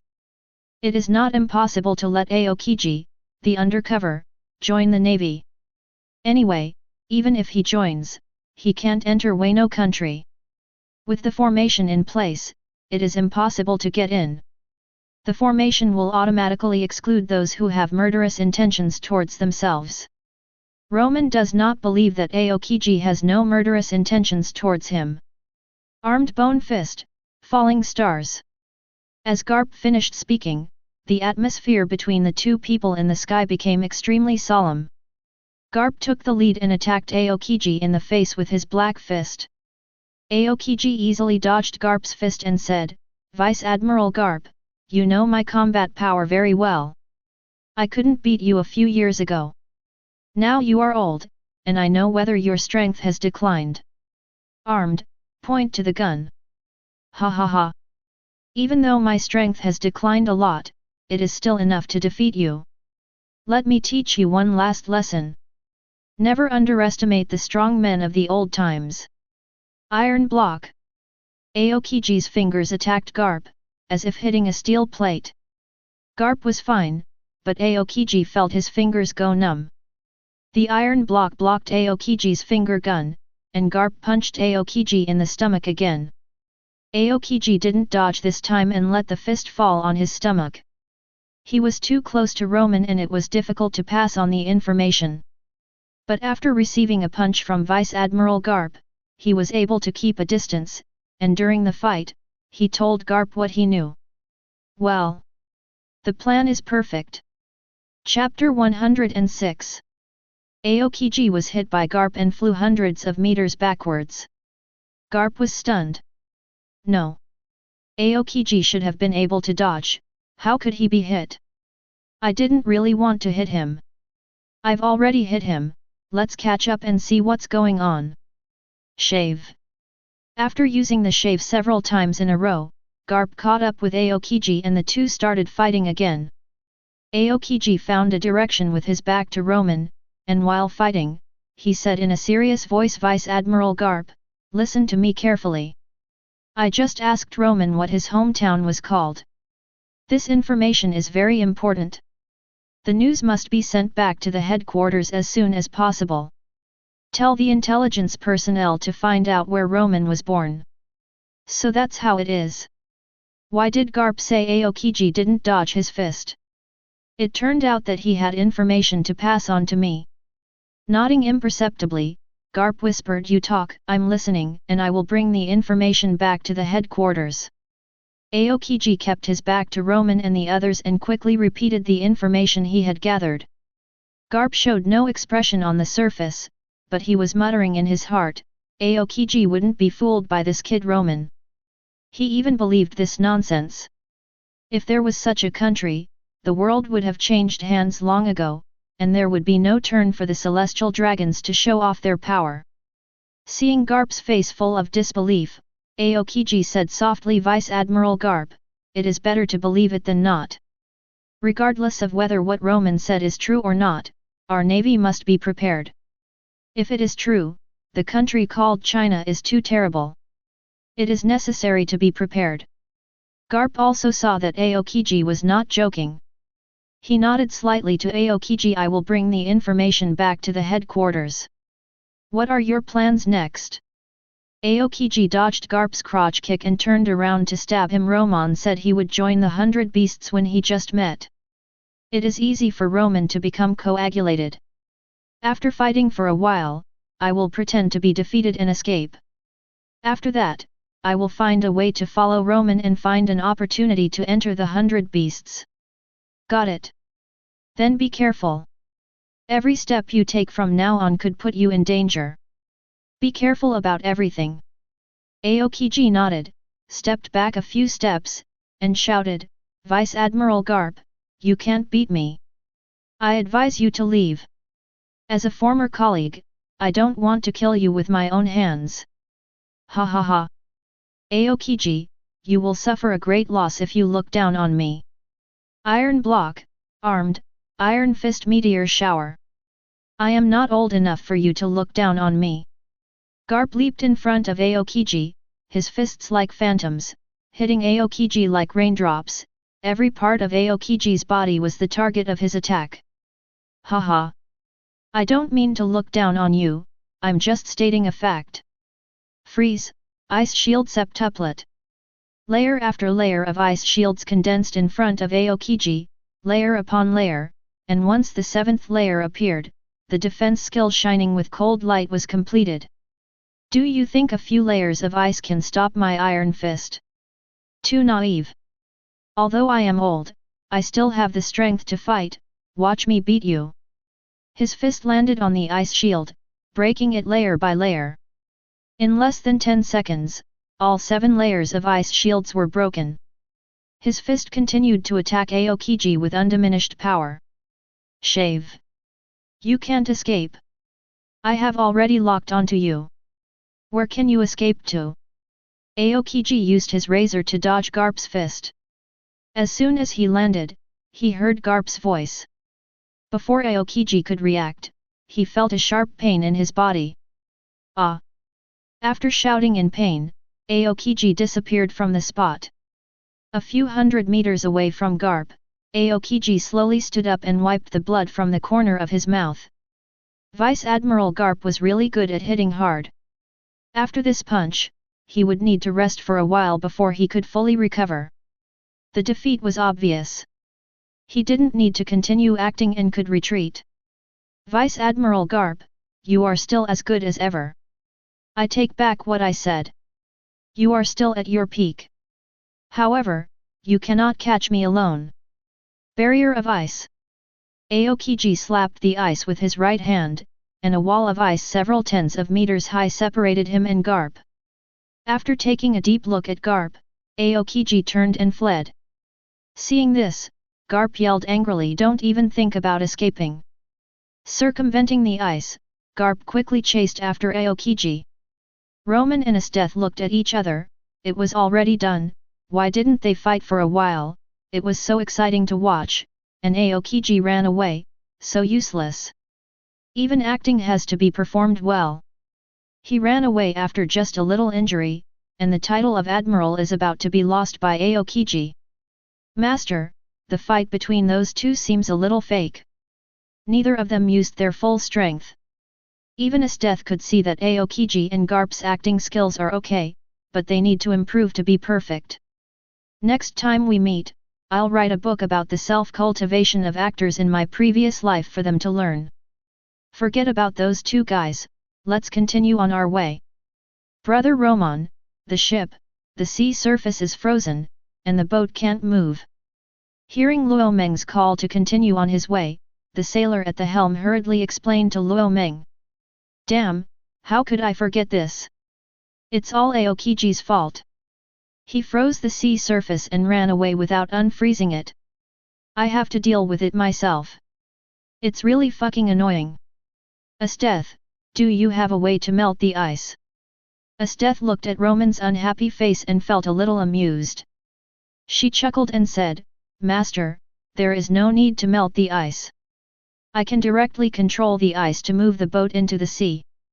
As long as there is a way. Romon slumped on the stool again. Then Esteth, you start to act. Esteth used the essence of the devil to control the ice on the bottom of the ship and lifted the entire ship. After reaching a certain height, she condensed an ice road extending to the sea. The hull slides from high to low like ice skating, and does not stop until it reaches the sea surface.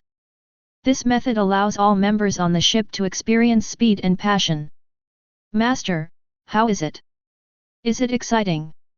Esteth came to Romon's side and lay on his thigh. Romon stroked her pretty face and laughed, it's okay. In fact, you can be more exciting. I can accept it. Do you like more excitement?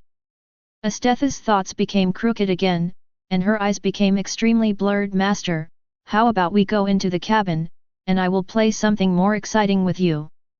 With this blurred little eyes, this devilish figure, and these straightforward words, Romon felt that the little universe in his heart was about to explode. He stood up, picked up Esteth and walked towards the cabin. Seeing this, the other members of the 100 Beasts quickly turned their heads in other directions, pretending not to see it, and dared not make a sound. If they disturbed Romon, they still had a chance to survive. If they disturbed Esteth, the god of death. Tisk tisk. They might be buried in the sea in the next second. They desperately moved away from the cabin, covering their ears tightly, not daring to see or hear. Chapter 107. Marineford, the Marshal's office. Akainu was concentrating on listening to Garp's report. The more he listened, the more fascinated he became. It felt like he was listening to a myth. In the mysterious East, a strong man who can kill Romon with a breath. What are we, generals? What are we? If there is such a force, the world government should just disband it. If there is a force that can kill Romon with a breath, the navy will be gone. The gap is really huge. Looking at Garp, who was still chattering, Akainu's mentality collapsed. After Garp finished speaking, Akainu was silent for a while. Whether it was true or not, the Navy had to investigate. I know, Vice Admiral Garp, you go to the conference room first. I will ask the signalman to ask Vice Admiral Tsuru to discuss and make plans. Hearing this, Garp walked out of the conference room slowly. Akainu called the signalman and told him to walk out slowly.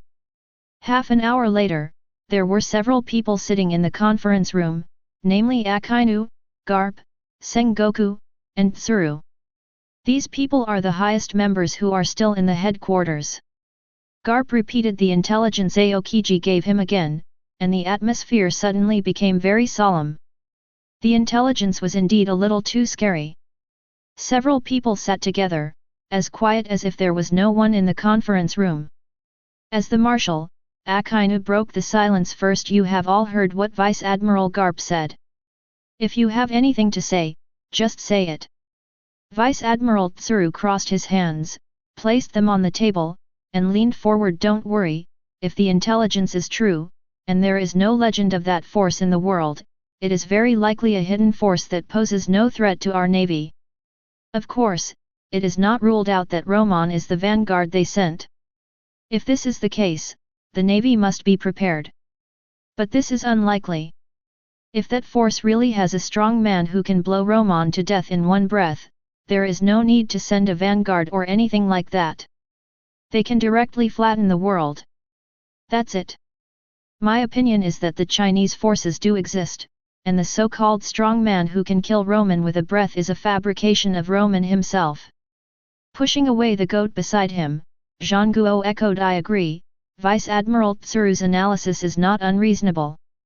My suggestion is to investigate secretly. The secret realm that Romon mentioned may be an island that has not been discovered. As long as it exists, it is possible to find it. Send intelligence personnel out to look for clues, and they will be found one day. Tsuru, yes, you can first notify intelligence personnel and Navy around the world. As long as we can find it, we will have a way to deal with it. Garp said nothing, but he also expressed his agreement. Akainu had no better way, and he also agreed with what Vice Admiral Tsuru and Zhang Guo said. Okay, then implement it according to your method. First notify intelligence personnel around the world to explore for news, and then make plans after finding it. Is there anything else to add? If not, go and do your own thing. Tsuru Aokiji, you are still free. Will he follow Romon? Akainu replied, this is his own choice. None of us has the right to interfere. Aokiji is not stupid and strong. Nothing will happen to him. Romon doesn't seem to want to kill him. This is a good opportunity. As long as Aokiji grasps it, it will not be difficult for him to join the beasts. Zhang Guo sighed, each of you has a different personality. Aokiji looks a bit lazy, but few people can pull back what he decides. Let him go. There are two more things. The information brought back by Garp includes information about the restoration of Whitebeard. Aokiji said that he saw with his own eyes that it was caused by a bean. What kind of bean can have such an effect? Is it made of a devil fruit or a scientific and technological achievement? These must be confirmed. In addition, there is the woman who fought against Aokiji. Aokiji's information also mentioned that she can use ice because of an item called the essence of the devil. It is also an item that has never appeared before, but she will not be domineering, so there is no need to pay too much attention to it. Whether to issue a bounty or not, it is up to you, Akainu, to decide. It was only when Sengoku mentioned it that they remembered these two things. The main reason was that the previous things were too shocking, which caused them to forget about the beans that can heal injuries in a death. Vice Admiral Tsuru thought for a while and said, as for the beans that can heal injuries, we really have no way to deal with them. They have never appeared in the world, and only Romon has them. However, I guess that kind of beans are the product of Romon's hometown, and the reason why Kaido can possess two fruits should be inextricably linked to Romon's hometown. As long as we find out Romon's hometown, all the mysteries will be dissipated, and the truth will be revealed before our eyes. As for that woman, it is best to ignore her for now. The Navy issued a bounty order right after the battle with Aokiji. Romon will definitely think that someone in our Navy is following us, or he will directly guess that Aokiji is still a Navy member. Lieutenant General Tsuru's words made the eyes of the warring states sparkle. It makes sense. It would be much simpler to associate all the things into one thing. Finding Romon's hometown might solve all the mysteries. If they don't issue a bounty order for a woman of the ethnic group fighting against Aokiji, then they won't. If they do, the prestige of the beasts will go up again, which is not what they want to see. As expected of Lieutenant General Tsuru, her mind is as flexible as ever. Akainu and others couldn't help but give her a thumbs up in their hearts. Vice Admiral Tsuru is right. The key lies in Romon's hometown. If we find it, we can prepare a response plan. Akainu slapped the table, and he seemed very excited. The mystery was about to be solved, and he was almost overjoyed. If Romon knew that the high-ranking officers of the Navy were discussing his hometown, he would definitely laugh to death. His hometown does exist, but it is not in this world, and he cannot go back. If the Navy can find it, they can cut off his head and use it as a stool for them to sit on. Then it is decided. We will each take action and notify the people below to turn the world upside down and find the hometown that Romon mentioned.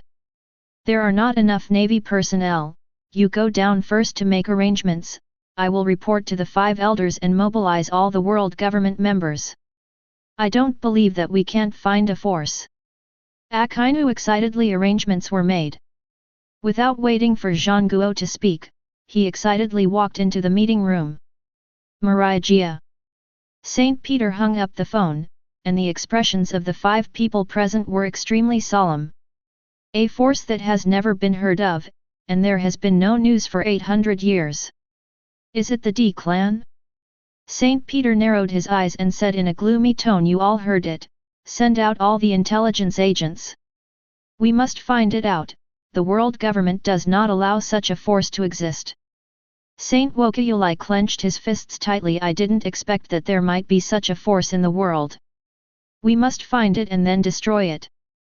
Saint Ste, one of the new 5 elders, adjusted his glasses. It's not easy to find a force that I have never heard of, and there are few clues. There is only one word, Hwa. How can we find it?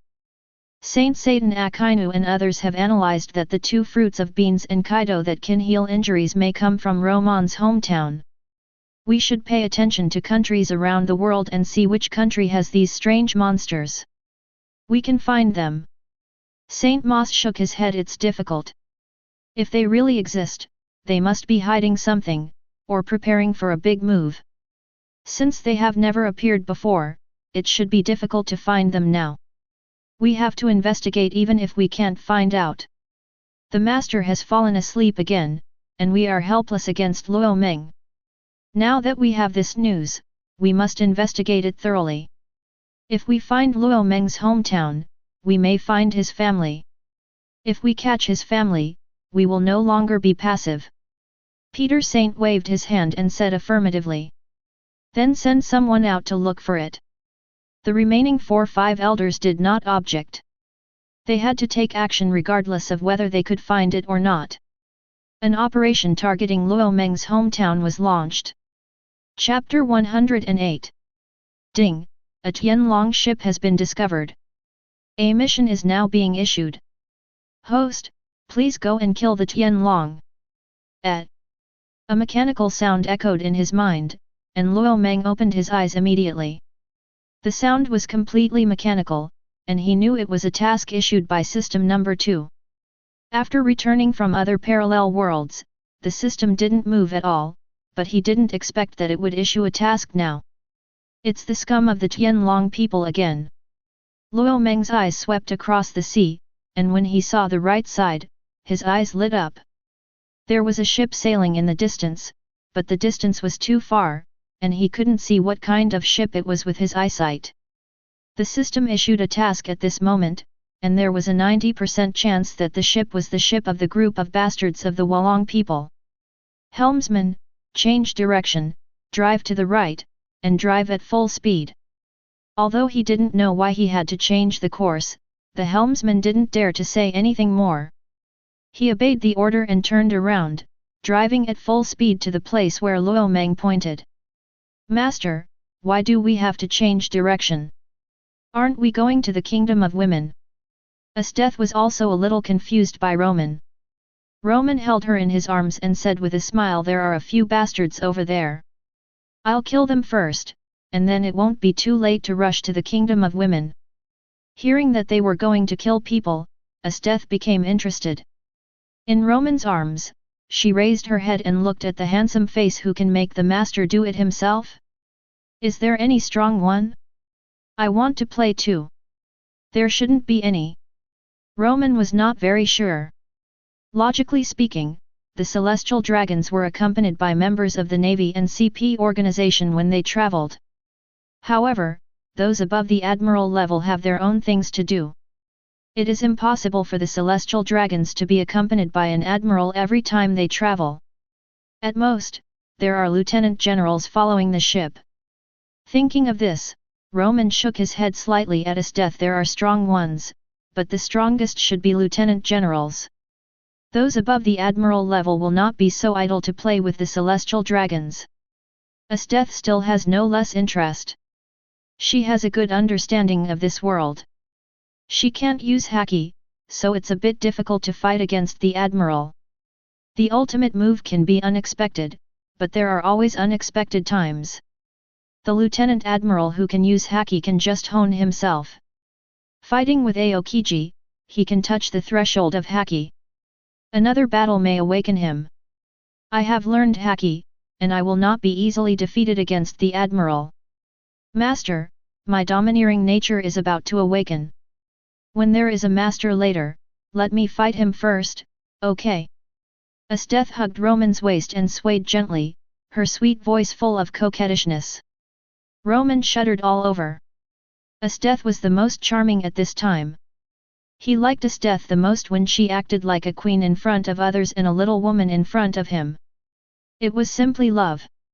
No problem, feel free to attack if there are strong ones, no one can hurt you with your master here. Romon pressed her breasts against his body, enjoying the softness and smiling as he replied. Esteth saw Romon's actions, she cooperated with the movements, her eyes almost dripping with tears. Then I would like to thank my master in advance. Hi. Why are you being so polite to me? If you want something or do something in the future, just tell me directly. We don't have to distinguish between us, right? Romon lifted her chin and couldn't help but thrust in. A wet feeling made both of them immersed in it, unable to extricate themselves. Why did Romon change his route? The intelligence officers in the distance were stunned. After analysis, Romon's destination was very clear, and the direction he was heading was the kingdom of women. Why did he suddenly change his route? Move the telescope in the direction of Romon's travel, and you will see a ship. Was the route changed because of that ship? With doubts, the intelligence officer observed carefully, and when he saw it clearly, his forehead was covered with sweat. Damn it! Isn't this the ship of the world government? It's a ship exclusively for the celestial dragons. It's over. Romon's target must be them, and he will not be soft-hearted in killing the celestial dragons. No. Notify Marshal Akainu immediately, otherwise I will be held accountable later.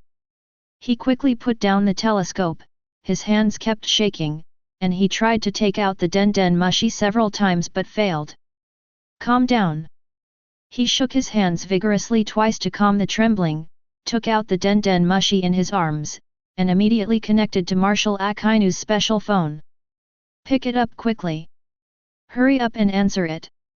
The call didn't get through, and the intelligence officer was as anxious as an ant on a hot pot. It was over, he was really doomed this time. After failing to get through the first time, the intelligence officer called again. Fortunately, fate didn't play a joke on him again. After a few rings, the call was connected.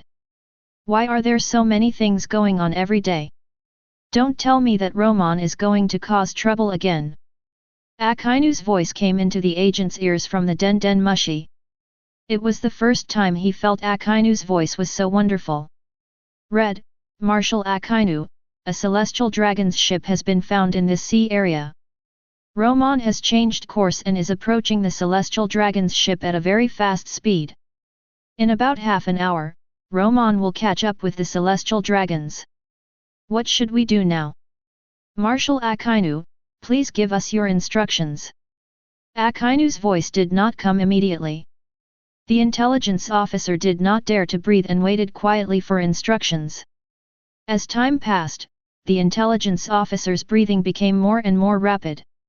You don't have to worry about it, just keep an eye on Luo Meng's every move, I will send someone to rush over for support. Akainu's voice was full of helplessness. Luo Meng was too good at making trouble, which made him very anxious, and he couldn't do anything to Luo Meng. When the intelligence officer heard this order, he was relieved.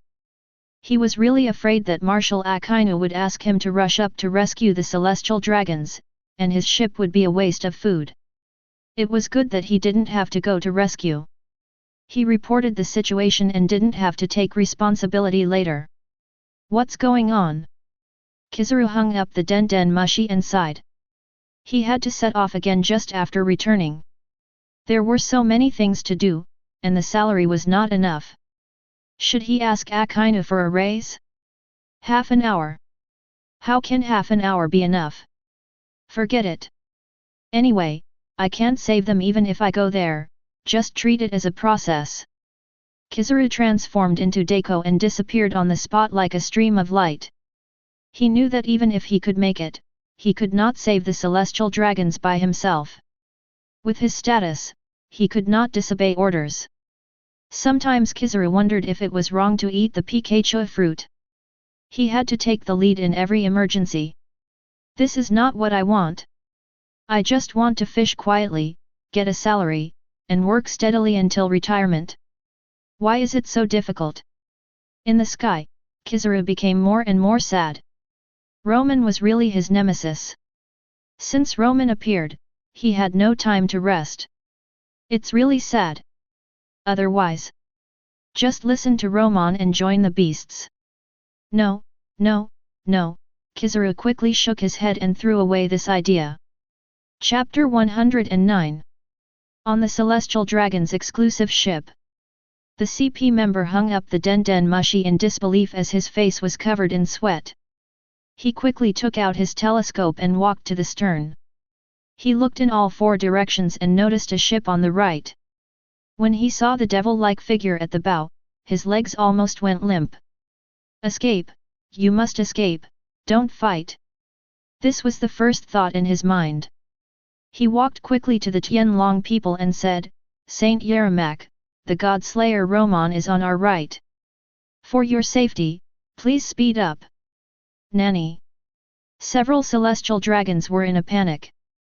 Although the incident of Romon invading Mariagia and killing a bunch of celestial dragons had not been spread outside, they knew it very well. The family also ordered that they must flee if they met Romon. They were ignorant, but also afraid of death. How could they want to die if they hadn't enjoyed the world of pleasure enough? One of the celestial dragons grabbed CP by the collar and said, You are still begging me to speed up. After saying that, the celestial dragon pushed the dead CP to the ground. Quickly notify the Admiral to rescue us. Several celestial dragons fled in panic, frightened by Romon. Aren't they just out to play with a few civilians? How did they run into this killer god? The CP members stood up hurriedly. Dear distinguished celestial dragons, Admiral Kizaru is on the way. As long as we can hold on until Admiral Kizaru arrives, we may be able to escape.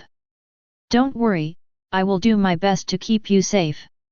After expressing his loyalty, he quickly walked to the helmsman and yelled, Hurry up, turn around, if you keep going in this direction, you will be caught up soon. The helmsman obeyed the order, turned the ship around, and increased the speed to the fastest. In fact, the CP members knew that Romon wanted to catch up as soon as possible, and they had no time to escape. After all, Romon's speed was too weird, and they were all far behind. He understood, and Akainu also understood that Akainu's mentality was synchronized with the intelligence officer who reported the matter. He reported the matter and arranged for Kizaru to support it. How the incident developed was none of his business. Time was too tight. The Navy and the five elders all understood that these celestial dragons were dead. It was their bad luck to meet Romon, and the five elders had no way to deal with it. When they arrived to support the celestial dragons were dead without a trace left. Hurry up! Go faster, or I will throw you into the Colosseum after you escape this time. The Tianlong people urged the helmsman anxiously. The crew members were all very anxious, and the helmsman was sweating profusely. He said nervously, Your Excellency, the speed of the ship is the fastest. The maximum speed of this ship is this fast and it cannot be increased. I don't care. If you don't think of a way, I'll throw you all into the sea. The words of the Tianlong made Jialuma Sheng's eyes light up, and he looked at the CP members cruelly. You guys go and hold back Romon, buy us time to escape, go quickly. Yes. If these losers can hold back Romon, we will have time to evacuate. Why didn't I think of this idea? Instead, that bastard Yermak thought of it first. I'm so upset. Obey your command. CP wore a mask, so their expressions could not be seen clearly, and their tone was very calm. They were originally the death squads trained by the world government. In their philosophy, the celestial dragons are the gods, and for the safety of the celestial dragons, they would sacrifice their lives without hesitation. You guys stay here to protect the noble Tianlong people, and you guys follow me to fight the enemy and buy time for the Tianlong people to escape. The leading CP member quickly arranged. Yes. The few people who were assigned to stop Luomeng used the moon step to shoot straight at the pursuing ship. The remaining members did not dare to stop at all, and the boat sped up. Haha! Did you find it? Romon stood at the bow, enjoying the sea breeze, holding the beauty in his arms. Can you escape? Esteth, I leave the CP members to you. Their strength is between Major General and Lieutenant General. It will not be difficult for you to deal with them. Okay, Master, leave it to me. I promise not to let them disturb your interest. Esteth left Romon's arms and jumped onto the sea. With every step she took, the sea water beneath her feet solidified into ice, creating a platform for her to leverage. Romon, I will not let you catch up with me no matter how hard I try. Stop here, or the world government will not let you go. The leading CP still wanted to persuade Romon to retreat. He knew that they could not stop Romon with just a few people. So much nonsense, watch out. Ice Knights.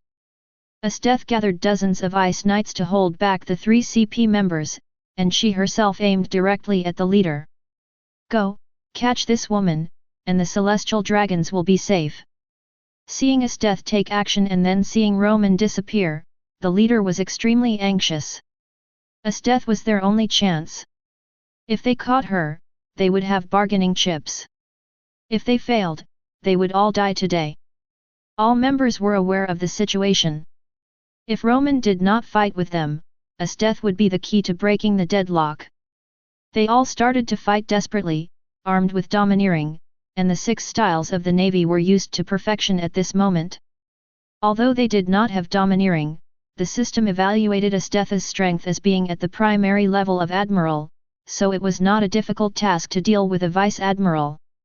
Moreover, these CP members were not natural types, and Esteth wanted to hone her own domineering, so she did not think about resolving the battle quickly.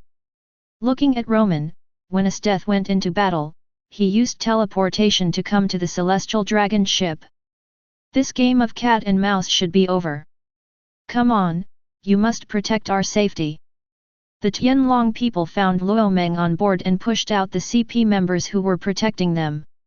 Haha! Luomeng sneered, and his figure disappeared again. If he appeared again, he would take away a life. After 10 seconds, only a few Tianlong people were left standing. Don't kill me, don't be a killer, I can give you anything you want, please don't kill me. Money, fame, everything you want, we have it, just let us go, and everything will be at your fingertips. Or if you want a woman, just tell us and we can satisfy you. Luomeng looked at the celestial dragons begging for mercy with a mocking look on his face. It seems that after killing the celestial dragons twice, I have planted a devil image in their hearts. The ending was already decided, and Luomeng was not in a hurry to kill them. He sat on the boat railing and said in a playful tone, do you want to live? Think about it. As long as you don't kill us, we can give you all the things in the world. Even if we don't have them, we have ways to make them for you. Luomeng supported his head with one hand and pretended to think, I heard that you Tianlong people like to fight beasts. I also want to see if you can fulfill my wish. Ha ha ha. No problem, please come with us to Marijoa. I have several very powerful slaves. Their beast fighting is the most exciting to watch. The face of the Tianlong man who spoke was full of flattery, but he was thinking darkly in his heart.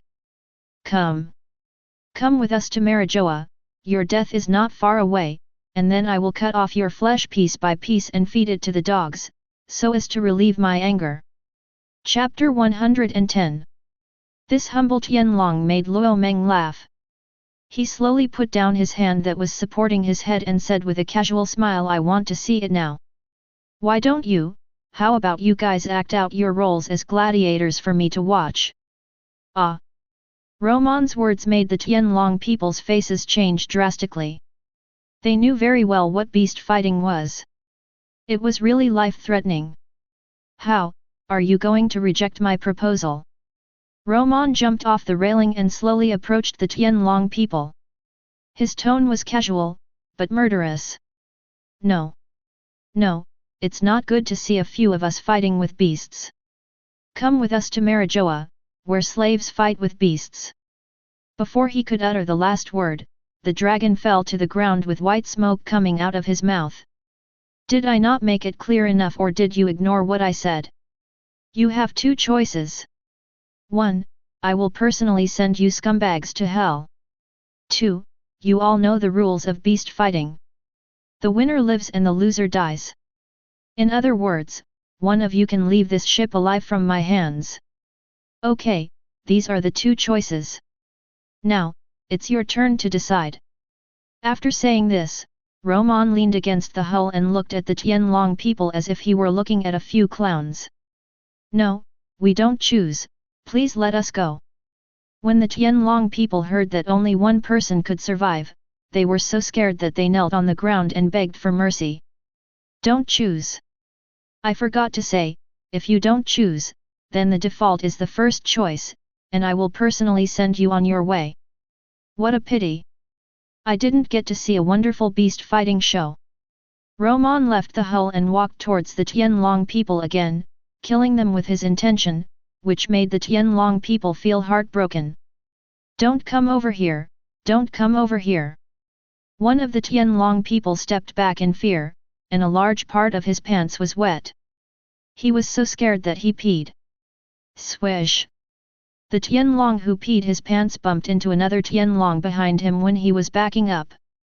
Just as he was about to turn around and yell at him to stop blocking his way, he felt a pain in his chest. He looked at the knife that had pierced his chest. He slowly turned his head and saw the crazy look of his companion. Between the great terror of life and death, a Tianlong finally raised the butcher knife in his hand and swung it at his colleague. Everything is for survival. Yaramakyu, the Tianlong man looked at the face behind him in disbelief. He usually called him a brother and played with women together. He never thought that he would die in his hands. Yaramak, what are you doing? Even if you can return to Marijoa alive, the family will not let you go. Ha ha ha. I don't care, I don't want to die, only one person can live, so I have to ask you to die first. Zhaoyama raised his strength and chopped the other Tianlong people fiercely. Ah! Stop it! Yaramak, you are crazy! The Tianlong people quickly dodged Yaramak's attack. After dozens of seconds, their anger was all out. A battle between the Tianlong people began. During the chase, no one held back. Tisk tisk tisk tisk. Luo Meng was amazed at what he saw. Damn! These Tianlongs fought like street thugs. Scratching faces, digging anuses, grabbing birds, kicking butts, pulling hair, poking eyes, they used all kinds of tricks. They looked like real scoundrels. It was great. It was really great. Luo Meng came back and sat on the railing of the boat again, leaning sideways on the railing to watch the wonderful performance of those Tianlongs. Hey you! Stop butting in all the time. Let's go and dig the anus. Why? Right, that's it, harder, are you tickling him? And whoever it is, just catch the bird, but you should squeeze it hard. Crush both eggs and you win. Oops. I told you to pinch hard, but how did you manage to break free, you idiot? You are such a hopeless case. Hey, you did a great job. Digging the anus, grabbing the bird, scratching the face and kicking the butt, and you actually gave your opponent a dragon, not bad, have a future, I'm optimistic about you. Master, what are you doing? After Esteth finished her battle, she quickly came to Romon. Oh!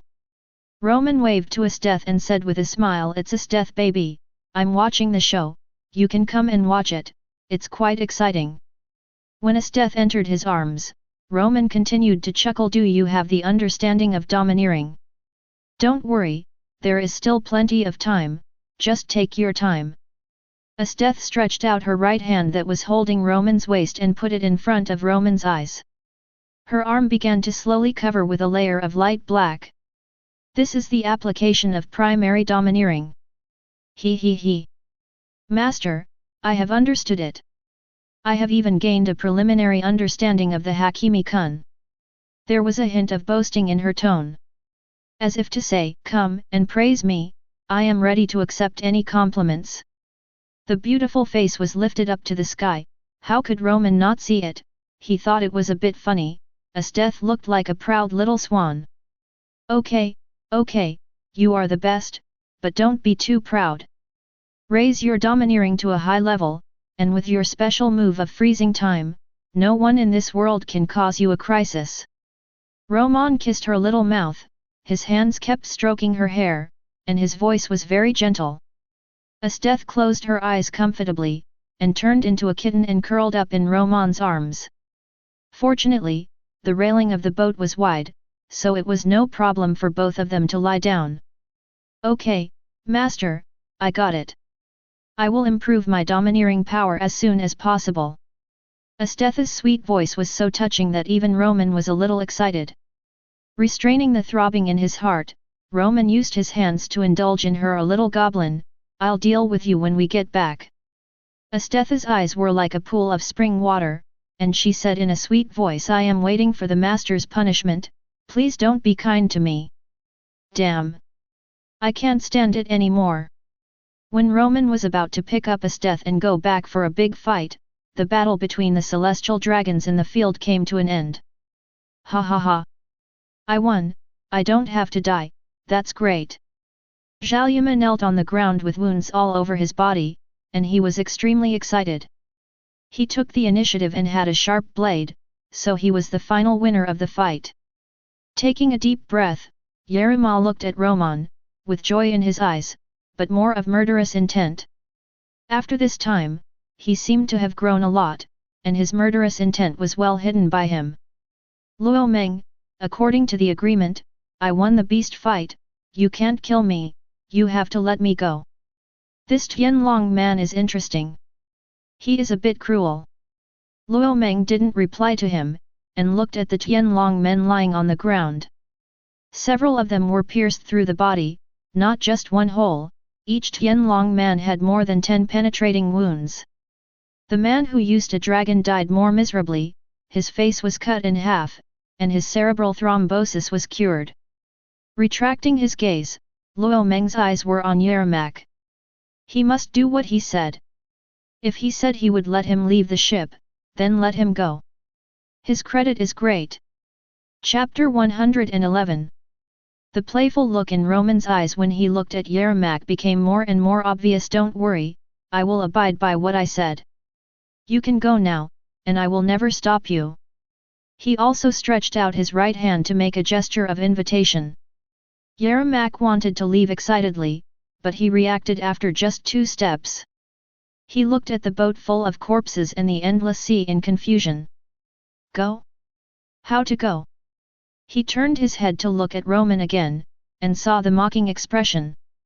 At this moment, he understood a little that Romon had never thought of letting him go. He couldn't drive the boat, and all the people were dead.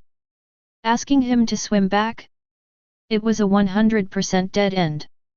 He might drown after swimming for a while, or be swallowed by a sea fish. It was a death anyway. Holding the last ray of hope, Yermak said humbly, Romon, this boat is mine, you won't steal it. There is hope as long as there is a boat. This is his only thing to survive. It doesn't matter if he can't drive it. He will wait on the boat and someone will come to rescue him. Is the boat yours? How come I didn't know? Isn't this my boat? Even if this boat was not mine before, from this moment on, this boat is mine exclusively, any comments? Luomeng said casually. Then he said there are still 2 choices. 1. I will throw you down myself. Warm reminder, the action may not be too gentle. 2. You jump down by yourself. Choosing this method can make you more decent. Okay, let's start choosing. Yeramak's expression was extremely ugly. It was clear from what Romon said that he would not survive today. With his weak strength in the sea, it was basically hopeless to survive. Is it hard to choose? Let me give you a hand. Go. Luomeng teleported behind him and kicked him in the butt with quite a bit of force. Ah! With a cry of pain, Yeramak turned several circles in the sky before falling into the sea.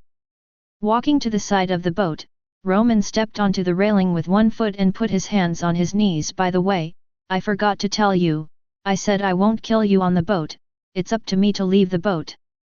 Collapse.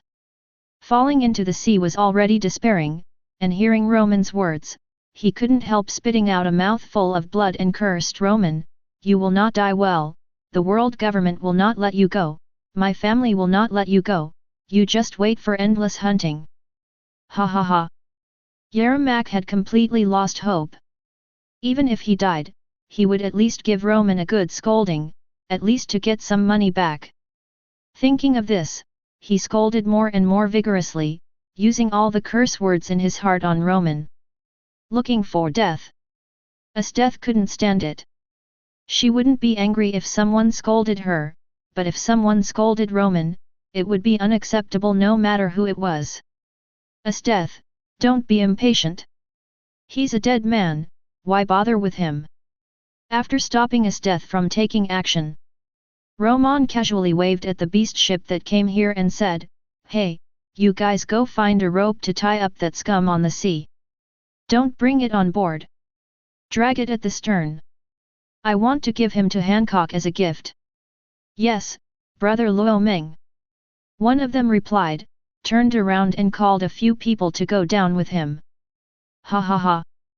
These are the descendants of the Creator, the high and mighty celestial dragons.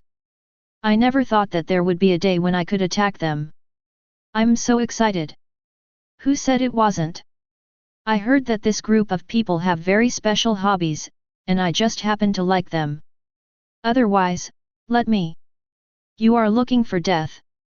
Brother Luomeng and Big Sister are still here. It's okay for you to disgust us, just don't offend Big Brother and Big Sister. Look how scared you are. I was just joking. What do I like?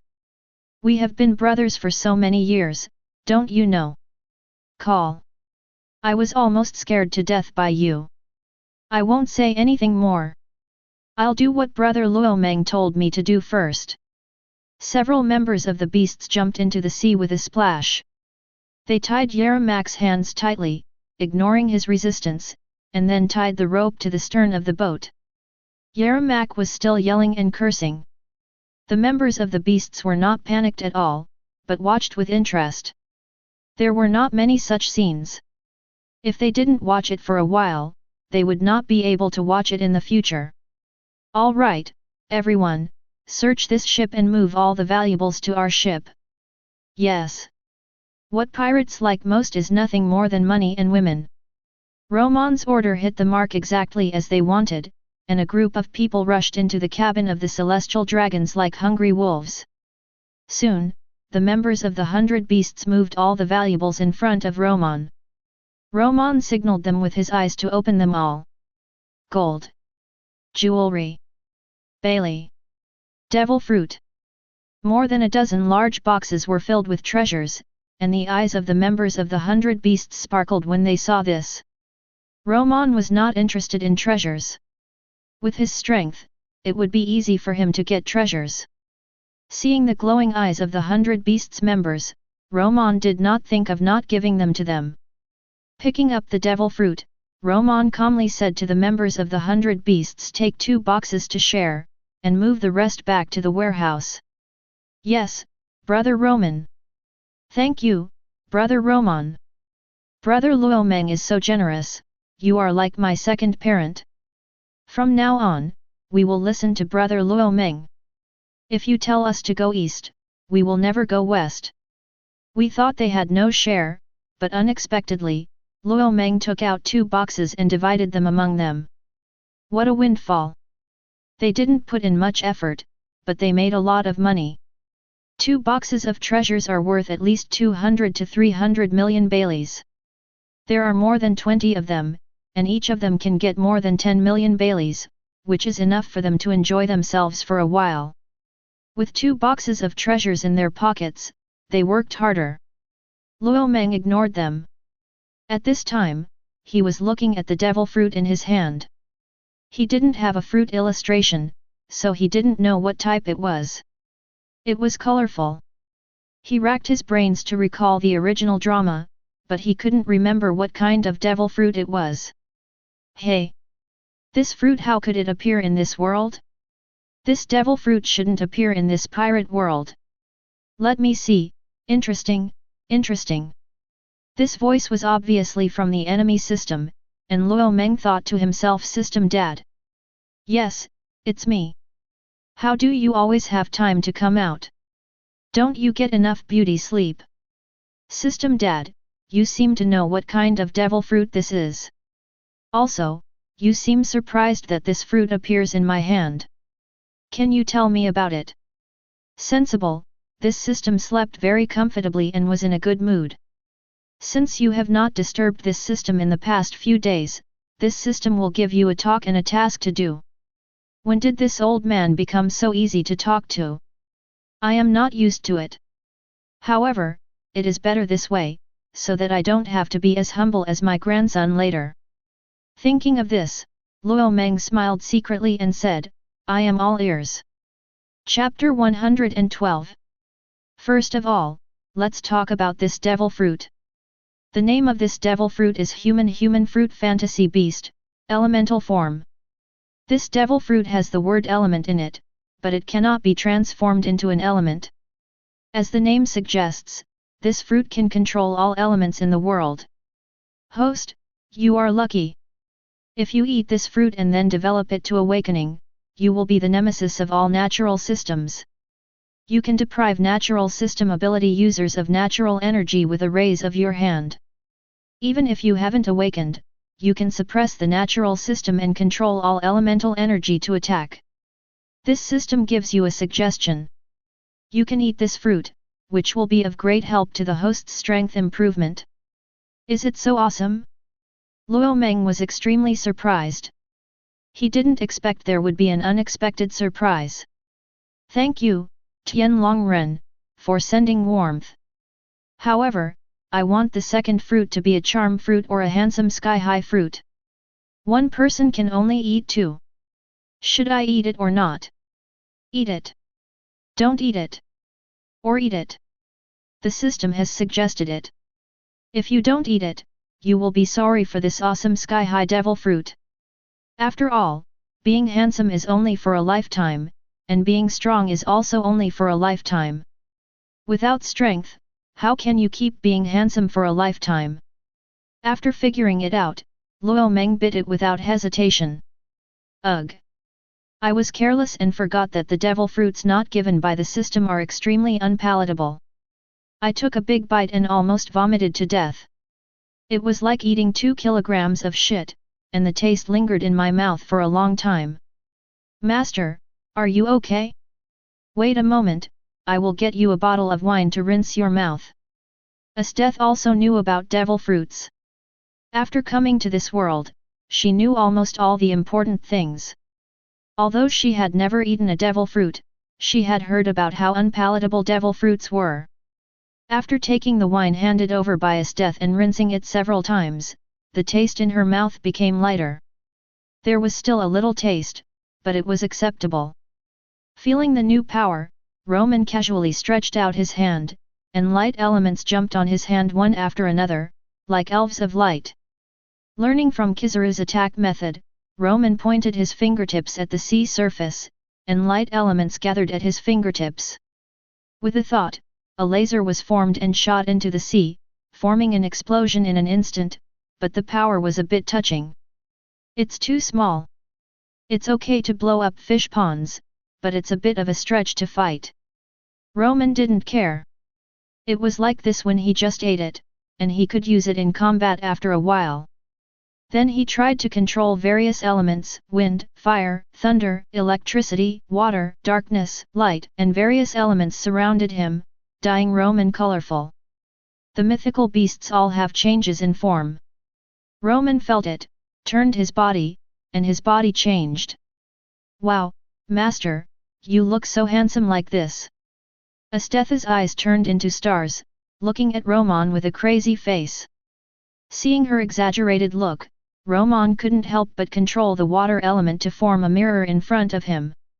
Is this me? The most handsome man in the universe is not as handsome as me. The templates rewarded by the system will also change their appearance, but generally speaking, they are not handsome enough to shake the world. But this look! Damn, he is so handsome. He is handsome in his own way, and he adds a bit of flavor in the elemental state, directly crushing the appearance of other templates. A knife-like face, sword eyes and starry eyebrows, sharp edges and corners, white hair, long falling on the shoulders, plus a set of pure energy coat, fluttering in the wind. Astetha's heart itched more and more, and she wanted to take a bite. In this state, Romon's perception of the elements became clearer and clearer. He didn't even need to do anything, and all the elements around him rushed to revolve around him. Not to mention Astetha, even the members of the 100 Beasts couldn't help but be surprised when they saw Romon in the elemental appearance. Wow! Brother Luomeng looks so handsome. It's no exaggeration to call him the most handsome man in the world. If Brother Luomeng continues to show himself like this, women will be completely fascinated by him. This makes me feel very inferior. After today, any woman who sees Brother Luomeng like this will probably think about him day and night and won't be able to sleep. He is simply invincible, strong, handsome, and popular with women. This is a winner in life. A role model for our generation. As long as Brother Luomeng is in this world, everyone will be suppressed by him. Tisk tisk. I, a grown man, have been turned gay. When the Beast's member heard what this person said, he looked at him with strange eyes and took 2 steps back on his own, away from this person with a special hobby. Seeing this, the Beast's member was so ashamed that he said angrily, "What are you looking at, you bastards? I was just joking, but you took it seriously." Not only did his words have no effect, but they made the others take a few steps back again. They always felt that the more this person explained, the more he seemed to be covering up. Romon's attention was on himself at this time, otherwise he would have tied him to the celestial dragons after hearing what that person said. The strength has reached the top of the 4 emperors, and the higher the strength, the easier it is to develop the devil fruit. In a short time, Romon was familiar with the preliminary use of the elemental form. It's so beautiful. Astetha looked at the various elements surrounding Romon and couldn't help but sigh. Master, can you try to control the elements around me? Women like beautiful things, and Astetha has been killing women all her life, and she can't escape this law. Ha ha ha. As you wish. Romon waved his right hand gently towards Astetha, and the elements around him immediately flew towards Astetha, surrounding her in a circle. She reached out to touch it, and a warm feeling passed from her palm into her body. It was just pure energy, and with Romon's deliberate control, the elements around Astetha had no destructive power, only gentle elements. This feeling is so comfortable. Astetha closed her eyes, feeling the warm temperature in her body. Her heart was extremely calm. Ever since she drank the devil's blood, except when she was hugging Romon, she hadn't felt this warm feeling for a long time. She was fascinated by this soft temperature. Romon didn't disturb Astetha, letting her play with various elements. His mind sank into his mind. He didn't forget that the system said there was a task for him. Without too much nonsense, Romon asked directly in his heart, "System Dad, where is the task you mentioned?" Ding, now issuing a side quest. Host, please find out the origin of the elemental fruit. Romon frowned, thinking isn't the devil fruit a product of this world? What is the origin of this? It is said that there is a devil fruit tree. Does the system want me to find the devil fruit tree by myself? I couldn't figure it out, so I asked System Dad, do you want me to find the devil fruit tree? No, this system can give you a hint. The answer is in the windless zone. As for what it is, when the host finds it, this system will explain it to you. The windless zone, the territory of the Kingdom of Women? The area is not small, it seems a bit troublesome to find it. The system issues a task. The origin of the elemental fruit is not simple, and the place where it appears must be very special. If one person can't find it, then mobilize all the beasts to come out and find it. I don't believe that it can't be found. Thinking of this, Romon returned to the ship and took out the Den Mushi and contacted Kaido directly. Chapter 113. Kaido slowly hung up the Den Mushi and said to Jin next to him, Jin, notify all members of the beasts to gather and head to the calm zone. Find out anything unusual in the calm zone and report to Romon immediately if you have any news. Jin immediately stood up and said, Brother Kaido, what is there in the calm zone that is worthy of Romon making such a fuss? Kaido shook his head and said Romon didn't say anything. He must have his reasons for doing so. Just give the order. I'll go ahead. Old man, send out all the personnel, is something wrong with Romon? Yamato walked out from the corner. She heard Kaido's words about sending out all the beasts, and it was about Romon. She was very anxious. Kaido whispered to comfort him, Don't worry, Yamato, Romon is fine. He asked everyone to go to the windless zone to find an unusual place, not to fight. Hey! Yamato breathed a sigh of relief, feeling relieved. He just hoped that nothing happened to Romon. Since everyone is going to go out, this must be very important to Romon. I will go to the windless zone with you, old man. Kaido did not refuse and nodded, Okay, the two of us will go first, and Jin will go after you gather the people. Brother Kaido, do you want to leave some of them in Wano country? Kaido waved his hand and said, No, according to what you said, Wano country has the formation left by Romon, nothing will go wrong, just send everyone out, the windless zone is not small, it will take a long time for all the beasts to search it all. Obey your command, I will go gather some people right away. Jin bent down slightly, turned around and walked out of the room quickly. Then let's go now. Kaido took Yamato outside. Roar! Shoo! The two figures of Azure Dragon and Fire Phoenix suddenly stood horizontally in the air, and the next moment they flapped their wings, and the two huge figures quickly flew away from Wano country. Jin walked outside and found the messenger. As the orders were issued layer by layer, the beasts were boiling. It was the first time that an order for all members to be dispatched was issued. In the past, even if they were dispatched, there would be personnel left in Wano country. This was the first time that a large number of troops were mobilized, and they didn't know what it was. They only heard the assembly order, and all of a sudden, all the beasts began to move and rushed to their own fleets. After the assembly, all the beasts' members received a confusing task. Go to the windless zone to find something unusual. Although they don't understand, they know how to obey orders. No need to ask too much, just go and find it. After the assembly, all the fleets left Wano country and headed for the windless zone. Esteth, stop playing. It's time for us to leave. Romon told Kaido everything and hung up the phone. Seeing that Esteth was still having fun, he interrupted her and waved his hand to disperse the elemental energy around her. Master, is there something urgent? Esteth approached Romon with some doubt. Romon took her back and said, Yes, there is something. I need to find something in the windless zone. The windless zone is not small and it will take a lot of time. Let's go to the Kingdom of Women now. Esteth said obediently, Master, I will listen to you. We will set off now. Back on the boat, Romon said to the members of the 100 Beasts, let's set sail and head to the kingdom of women. Yes. Yes, sir. Brothers, let's set sail. Following Luo Meng's words, the members of the beasts were busy again. They were operating the boat. Just as they were about to start, one of the members saw a small boat appear behind them.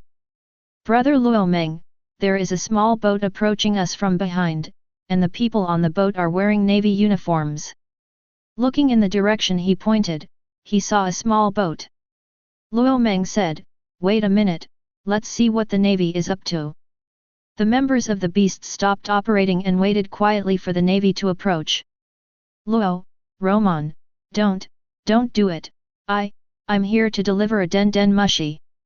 The top level of the world government wants to talk to you." The navy was so scared that he couldn't speak clearly. This man was the navy that monitored Romon, and they were asked to report everything that happened to the celestial dragons to Akainu. The information that Akainu knew was also synchronized with the 5 elders. Knowing what Romon had done, the 5 elders had to make a statement. They couldn't save the dead celestial dragons, but they still didn't give up on the living Yerima. The distance was too close, and negotiation was the only thing they could do, which led to the scene of the navy rushing over. The navy didn't dare to get too close, and when they reached a certain distance, they took out the den den mushi and threw it to Romon, then fled without looking back, rowing with all their might. Romon caught it with one hand, and said directly, "Just say whatever you want to say, don't waste my time." Who? There was no sound from the other end of the phone, but there was heavy panting, and it was obvious that he was very angry at Luo Meng's impolite words. "Speak, or I'll hang up. I don't have time to waste with you guys." After hearing this, the den den mushi spoke. "Romon, I won't waste my words with you. How much will the world government have to pay before you let go of the remaining celestial dragons?" "Oh. It's you 5 old guys. If you want me to let the celestial dragon go, what price can you offer?" "5 elders 2 billion, the world government will give you 2 billion baileys, as long as you let the celestial dragon go, the 2 billion will be sent to you immediately." Romon said casually, "I think you are really old and confused. Am I someone who lacks the 2 billion baileys?" "5 elders, don't talk nonsense, how can I let you let him go? Name a price."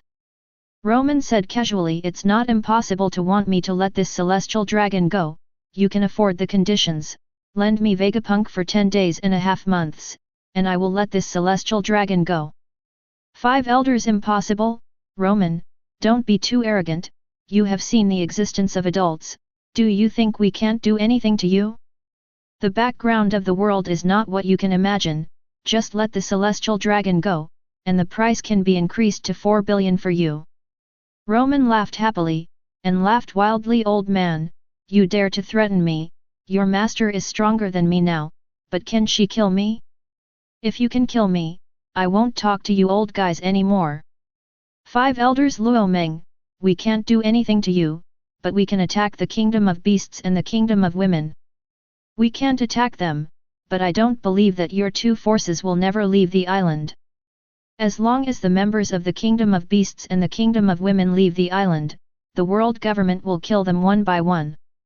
Then, the voices of the 5 elders softened and said, "As long as you release the celestial dragons, everything can be discussed. Our world government has never provoked you.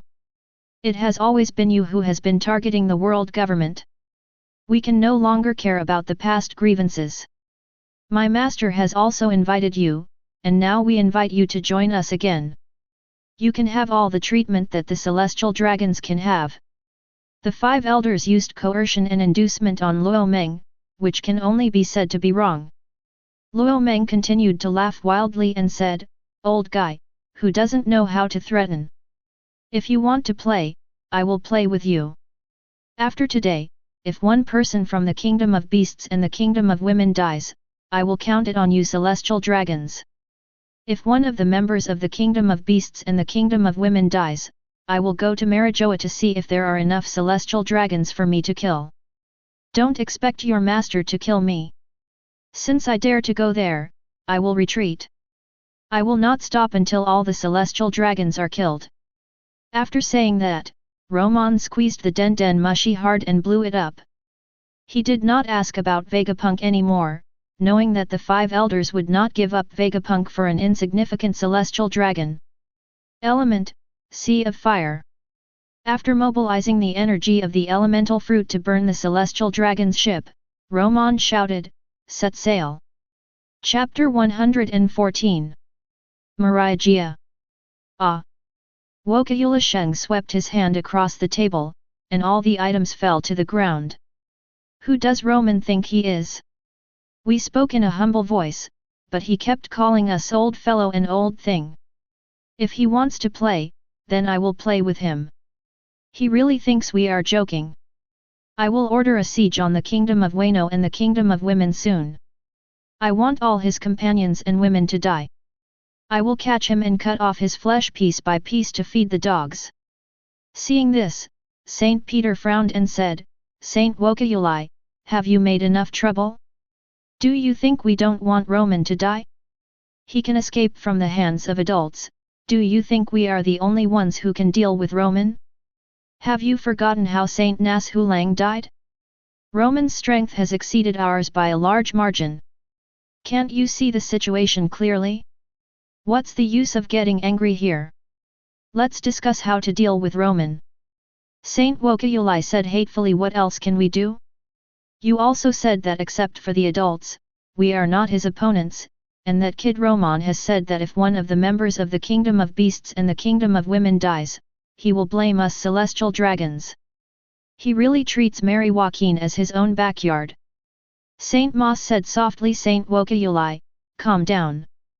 Even if we attack the Kingdom of Peace and the Kingdom of Women, we don't have to do anything to the little shrimp. Everyone has weaknesses, and so does Romon.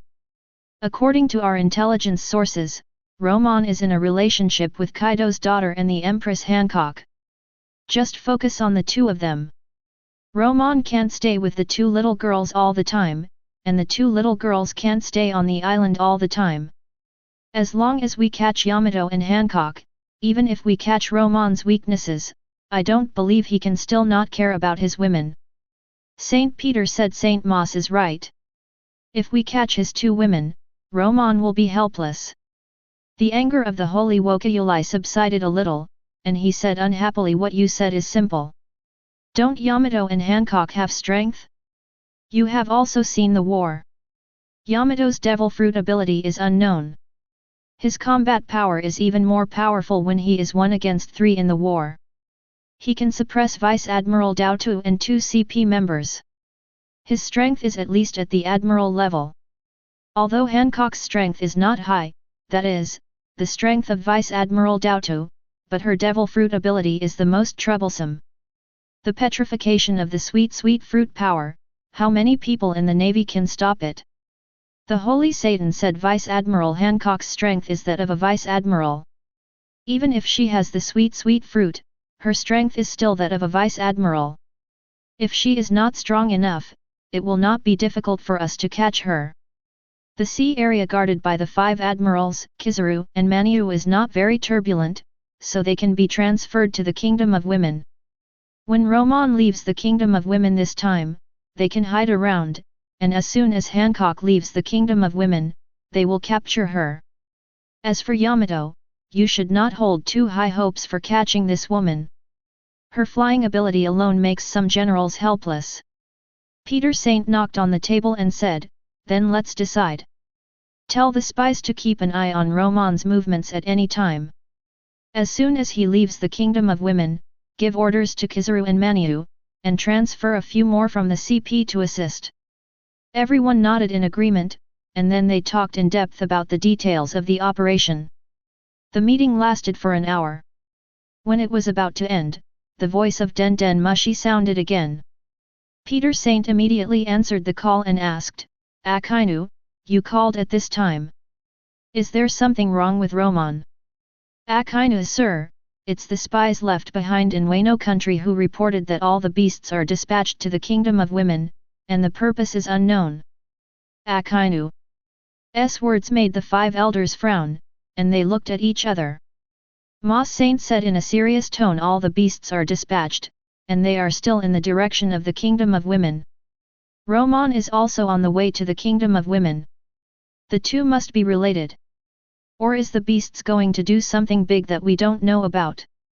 Satan Saint analyzed. It is also possible that the conversation we had with Romon just now made Romon feel protective. The beasts may move their base this time to the Kingdom of Women and form an alliance with the Empress. Peter Saint objected. Impossible. Kaido's beasts are basically crazy. They will not withdraw the entire group from Wano country just because of a few insignificant threats from us. There must be some unknown secrets in their action this time. Wokayulai Saint echoed. I agree. Let's let the spies follow and see what tricks the beasts play. At the same time, we will gather CP members and naval forces to find out the purpose of the beasts' action this time. Akainu was getting impatient. Things happened one after another today, making him overwhelmed, and his anger reached its peak. If he hadn't remembered his identity at all times and dared to make him wait so long, he would have cursed long ago. When he couldn't help but hang up the phone directly, the 5 elders finally finished discussing Sakasuke. Tell the spies to follow the beasts and find out the reason why the beasts are all out this time. Report to us immediately as soon as there is any news. Akainu replied unhappily and hung up the phone. Afterwards, he passed the order of the 5 elders to the spy, and he was done. Looking at the 2 old men eating snacks in the office, he felt even more unbalanced. He said angrily, you two get out and eat, don't be an eyesore here. Tisk, get out if you want. Let's go, Sengoku. Let's go to my office and compete again. You can't be my opponent when it comes to eating senbei. Garp didn't care about Akainu's anger at all. He pulled Sengoku and wanted to go out. Sengoku stood up, broke free from Garp's hand, frowned and said to Akainu, Sakasuke, I heard what you said just now. You don't have to feel too irritated. Since the 5 elders have given the order, you just need to follow it. As long as Romon is with the beasts, our navy cannot deal with it. You have to keep things calm, otherwise it will only increase the pressure. Akainu waved his hand and replied, I know, you can go out. Old buddy, let's go. Sakasuke is not a child. He knows what to do. You can't let it go, but you teach others. Garp pulled Sengoku out of the office again. Yes. He can't let it go, and there is always a knot in his heart. What qualifications do he have to enlighten Sakasuke? Sengoku thought of the previous war and felt extremely regretful. It would have been better if Ace had not been executed. If Ace had not been executed, the navy would not have suffered heavy casualties. Sengoku sighed. He was in no mood to compete with Garp in eating senbei. When he got out of the door, he shook off Cap's hand. He turned around and left without saying a word. His hair was white. From behind, Sengoku looked depressed. Garp didn't understand, scratched his head, and thought to himself, did I say something wrong again? Chapter 115. Roar. Shoo. The roars of Kaido's incarnation of the Azure Dragon and Yamato's incarnation of the Fire Phoenix resounded through the sky. After the roar, both of them landed on Romon's boat. Yamato strode to Romon, forcefully pushed his death away, hugged Romon himself, and said in a delicate voice, Damn Romon, what is the matter this time that is worth mobilizing the entire beast group? Death was amused by Yamato's actions, and said with a sly smile, Little Yamato, it seems that you don't learn your lesson. Do you want to play the 3-person game again? Humph. Yamato ignored her and didn't even look at her. He just held Romon and refused to let go. Patting her hand, Romon smiled and replied, It's no big deal.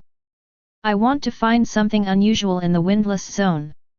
As for what it is, I don't know yet. I'll know the answer when I find it. Kaido glanced at the celestial dragons being towed behind the ship and asked Romon, Why did you catch this thing? If you don't kill it, doesn't it feel annoying to keep it? The celestial dragons are lucky. They haven't died yet, but they don't have the energy to curse. They are hanging half dead at the stern. Romon let go of Yamato, walked slowly to the stern, and put one foot on the fence. We met the celestial dragons on the road. There were several of them. We killed a few and kept this one as a gift for Hancock. He changed the subject and continued, Brother Kaido, all the members of the 100 beasts are out. Everyone is out. Jin is leading them to the calm zone to find the item. Romon, don't you have any clues? All the members of the beasts are out. It will take a long time to search the entire calm zone. It would be great if there were accurate clues. The clue given by the system is that the answer is in the calm zone, and we don't know what it is yet. Thinking of this, Romon sighed and said, there are no clues. Brother Kaido can order the brothers of the beasts to pay attention to whether there are any special trees on the islands in the calm zone. This is the only clue I can think of. Special trees? What kind of clue is this? Even Kaido is confused. There are so many kinds of trees in the world, and among the beasts, only Quinn knows more. Other members have less knowledge and may not recognize a common tree. It can be said that most trees are extremely special in their eyes. Luo Meng, your clue is really. Kaido didn't know what to say. Luo Meng said, there's no way, it may not be a tree, let's look around first. All right, the beasts haven't been out for a while, so it's a good time to move around. We can always find something unusual by turning over the windless zone.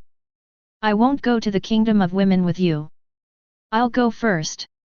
Without waiting for Romon to reply, Kaido turned into a blue dragon again and left the ship. What a swift and decisive move! Romon withdrew his gaze from Kaido, separated the two women who were staring at each other, and said, Stop it, your eyes are so wide open, don't you feel sore?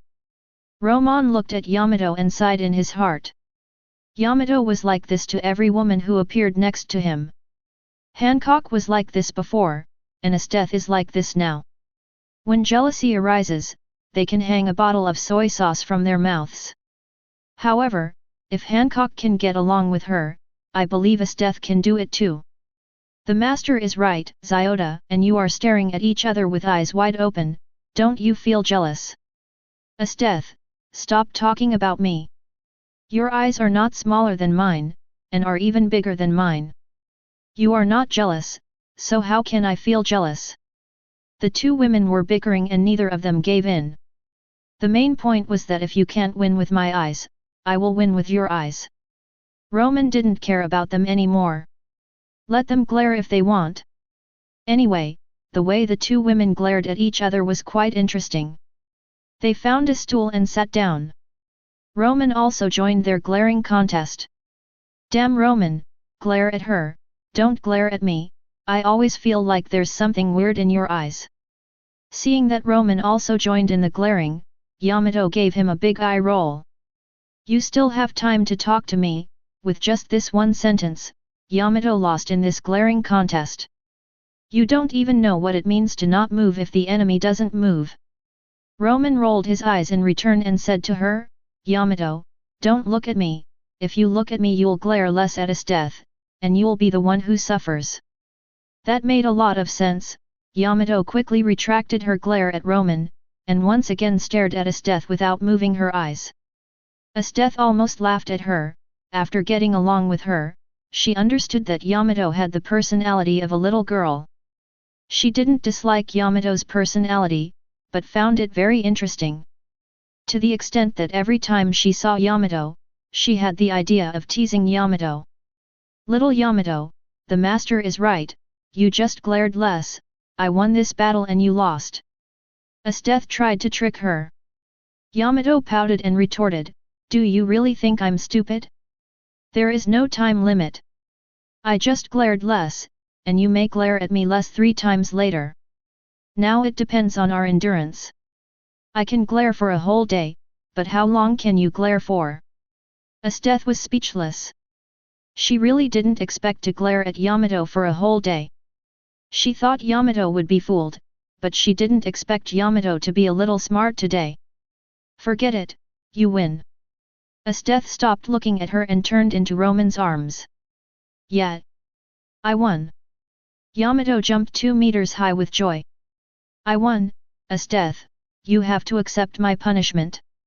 Esteth was a little surprised, and looked at the happy Yamato as if she was looking at a caring child. Little Yamato, don't be too happy too soon, think about it carefully, from the beginning to the end, have we talked about the bet? Forget about the bet, it seems that we haven't said a word of bet from the beginning to the end. What are you thinking about, and you still want to punish me, you think too much. The IQ is worrying. Romon didn't even look at it, and the members of the beasts also turned around quickly, trying to hold back the smile on their faces. The excited Yamato was stunned when he heard what Esteth said. It seems that what he said is right. The bet and the word bet were not mentioned, what am I happy about? Seeing through it but not saying it, this makes me embarrassed. Yamato's face turned red, and looking at Esteth's eyes that looked like he was a mentally retarded person, Yamato's face was about to drip water. Unable to stand this kind of look, Yamato said angrily, I'm really angry, I want to duel with you. Puff. Ha ha ha ha. Luo Meng laughed out loud. Ah! You stinky Romon, you are laughing at me too. Romon covered his stomach with one hand, waved at Yamato with the other hand, and explained, no, I'm not laughing at you. I just remembered something happy and I couldn't help laughing. Yamato, you have to believe me. I'm definitely not laughing at you. Ha ha ha ha. After saying that, Luo Meng laughed again. I don't know why, but I can always think of happy things at this moment. I'm really not laughing at you. Yamato believed it a little after he explained it once, and laughed out loud one after another. It was when he did something stupid. No matter how dumb Yamato was, he knew that Romon was laughing at him.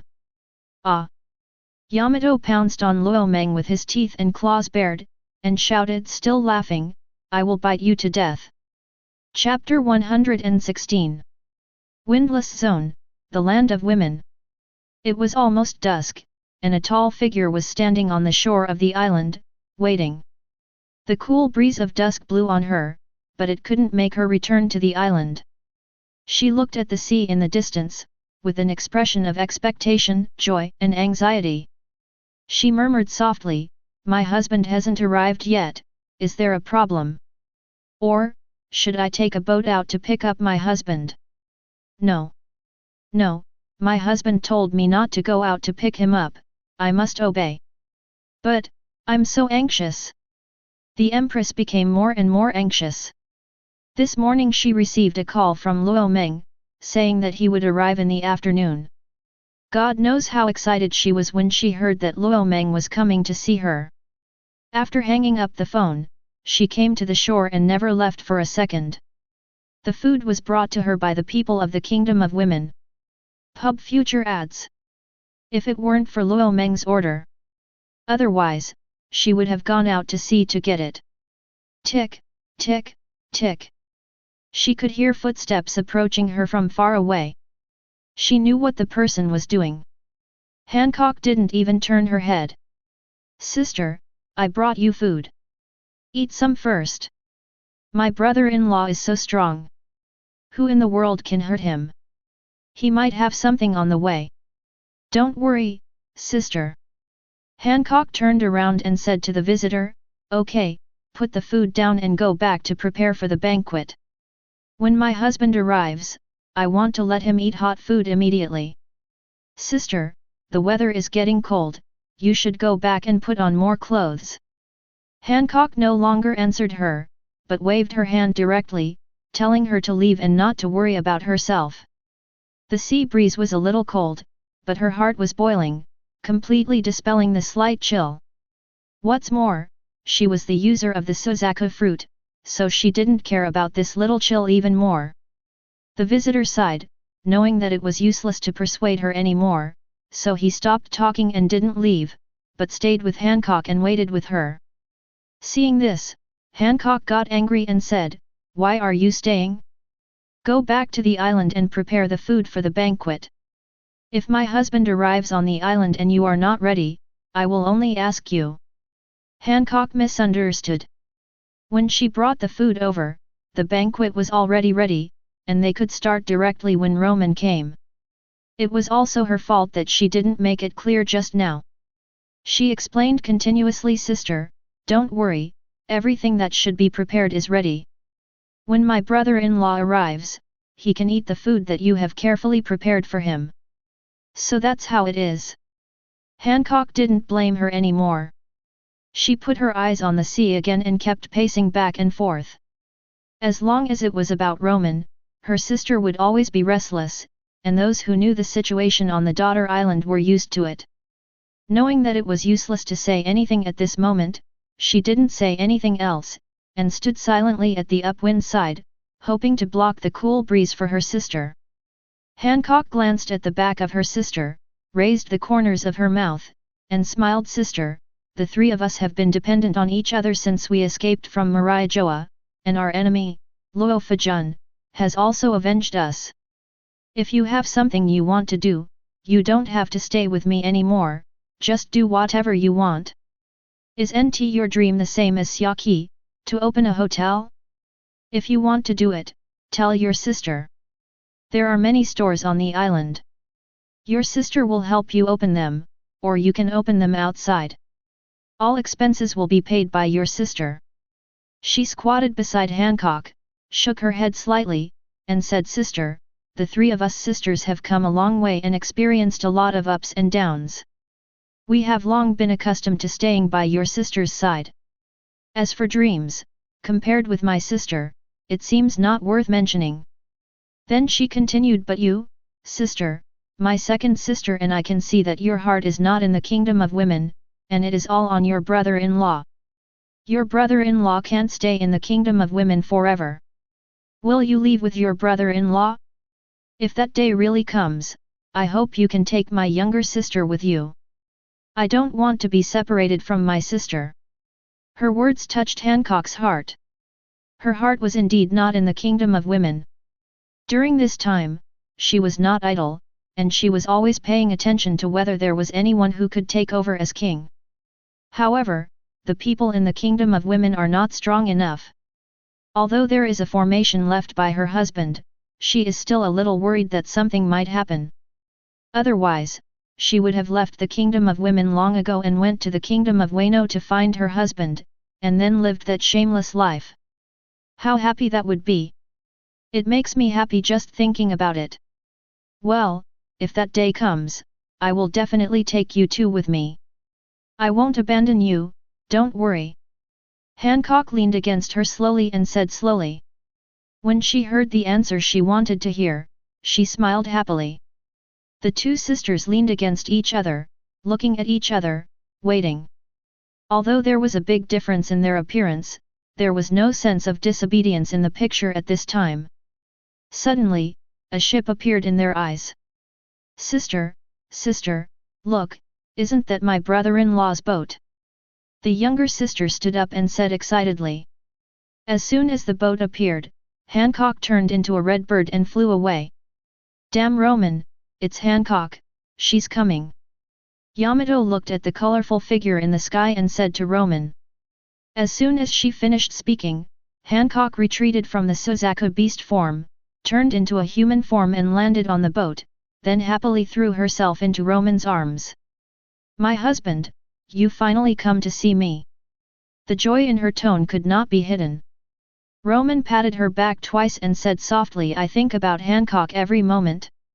I also think about my husband every moment. I wish I could stay by his side every day and don't want to be separated from him for a moment." Yamato got goosebumps. The conversation between Hancock and Romon was so weird, too corny. Esteth doesn't feel anything. She is actually quite similar to Hancock. They are both queens and love brains. She can say even cornier things. "Hancock, let me introduce you. This is Esteth, my woman." Romon let go of Hancock, pulled Esteth over, and introduced Hancock. Then he said to Esteth, "Esteth, this is Hancock, the queen of the kingdom of women. As for the relationship, I told you before we set out." The two beautiful eyes looked at each other. The two women, one was a king, and the other was a general of a country, both of them were domineering people. For a moment, the two of them actually felt a sense of mutual appreciation. Esteth, nice to meet you. Boa, Hancock, nice to meet you. They hugged each other briefly and then let go. Both women laughed. Yamato was stunned and said to Hancock in disbelief, Hancock, didn't you hear clearly? This daughter is also Romon's woman. He is too good at flirting with other women. Aren't you angry at all?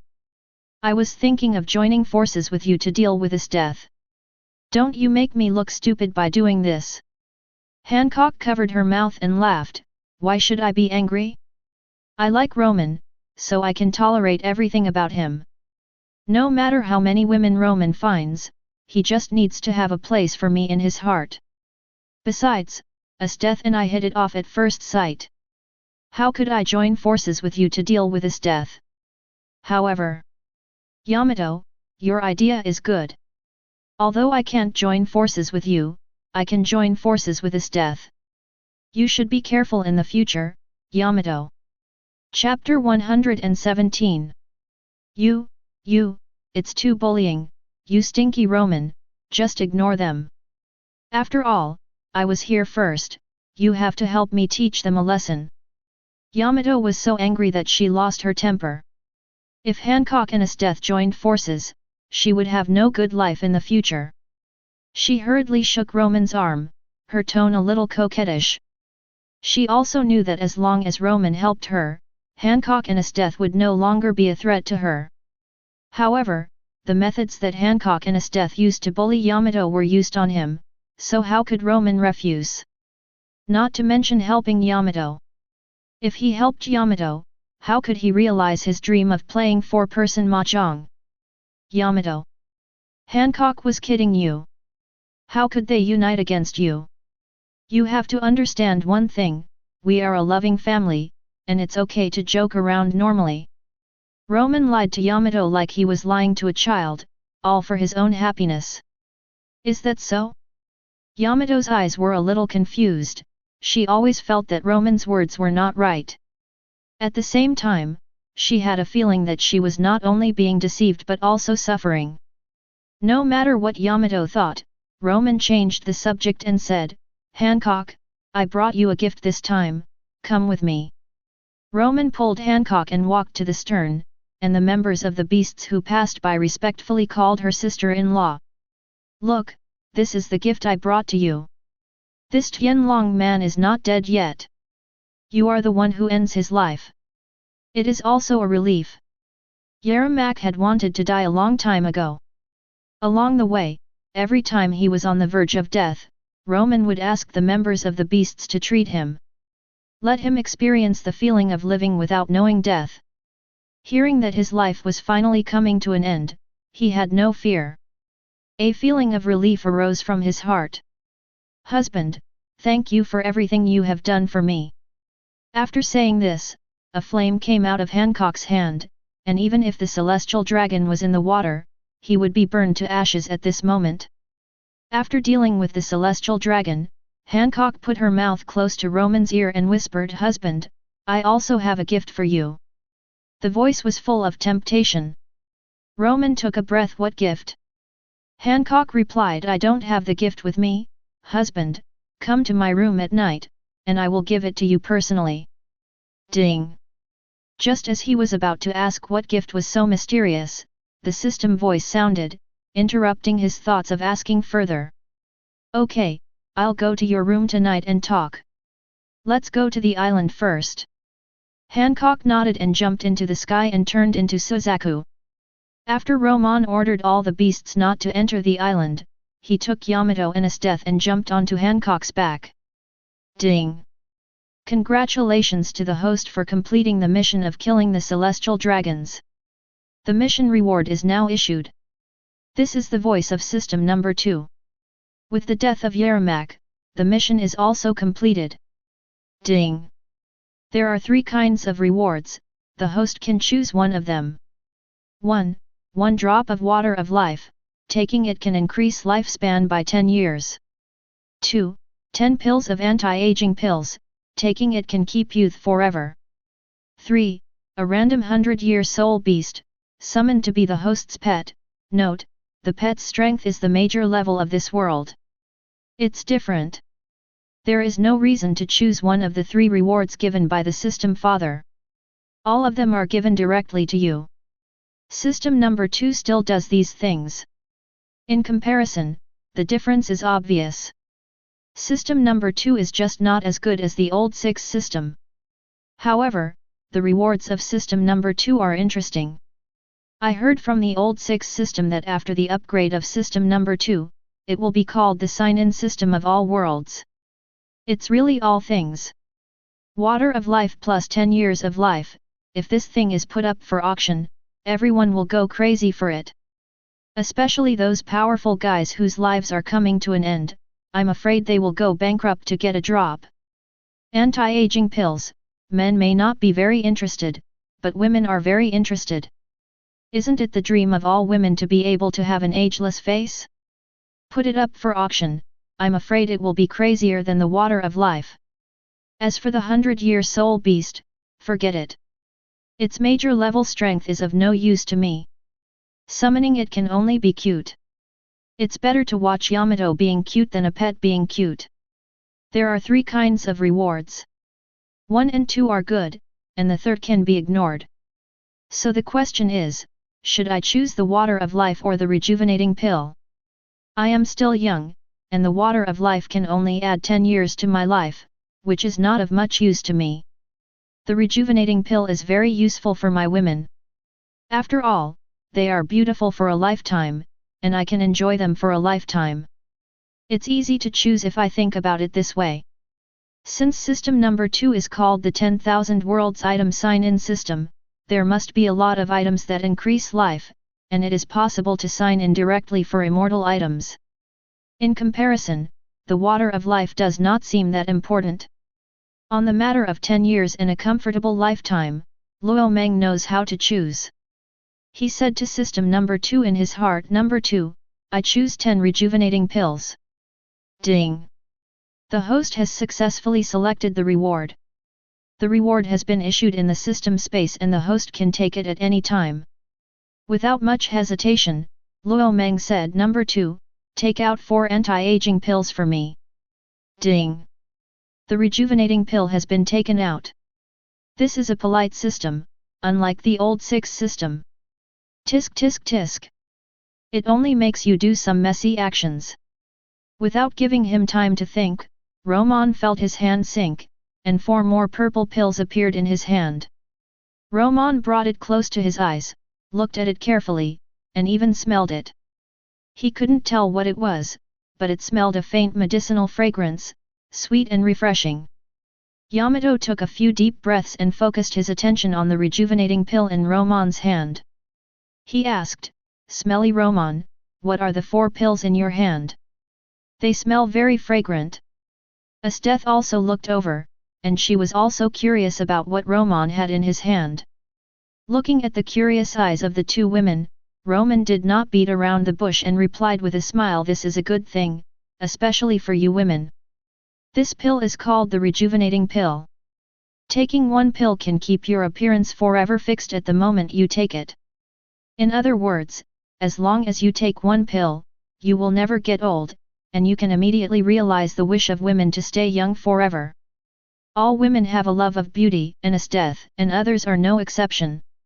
Yamato snatched 1 from Romon and threw it directly into his mouth. The speed was so fast that Romon could not react. Esteth also took a rejuvenating pill from Romon and threw it into her mouth. Hancock wanted it too, but she was still in full beast form, so she had to return to the kingdom of women first, and she sped up a bit. Ah! What is this? It's so dirty. After taking the rejuvenating pill, Yamato and Esteth had a layer of stains on their bodies. Romon looked at them and was a little surprised. Can the rejuvenating pill also have the effect of expelling stains from the body? I have never heard of it. Yamato and Esteth couldn't sit still and jumped into the sea from behind Hancock. Thump. Chapter 118. The next morning. Romon walked out of Hancock's room in high spirits. He knew what gift Hancock was going to give him. It can only be guessed, not described. Romon finally experienced what it means to be a man's happiness. Yo! Who is this? Isn't this stinky Romon? Why did you come out so early in the morning? Why don't you stay in for a while? Just walked out of the room and stretched comfortably, Yamato's voice came from the left, saying I'm very unhappy now. Romon's eyes lit up when he saw her. Yamato, who took the anti-aging pill, had stains removed, and her skin was smooth and tender, with a face full of collagen. The same goes for Esteth and Hancock. Their figures haven't changed, but their skin has become better. You can pinch your face so hard that water comes out. He couldn't help it, and stretched out his hand to Yamato's face and pinched it hard. Ah! You're going to die, it hurts so much. Yamato slapped Romon's hand away and rolled his eyes at him. We've had enough fun last night, it's time to do your work. Aren't you going to look for something you can't name? Why don't you take action? Are you stuck in the land of comfort? Two beautiful figures walked out of the room.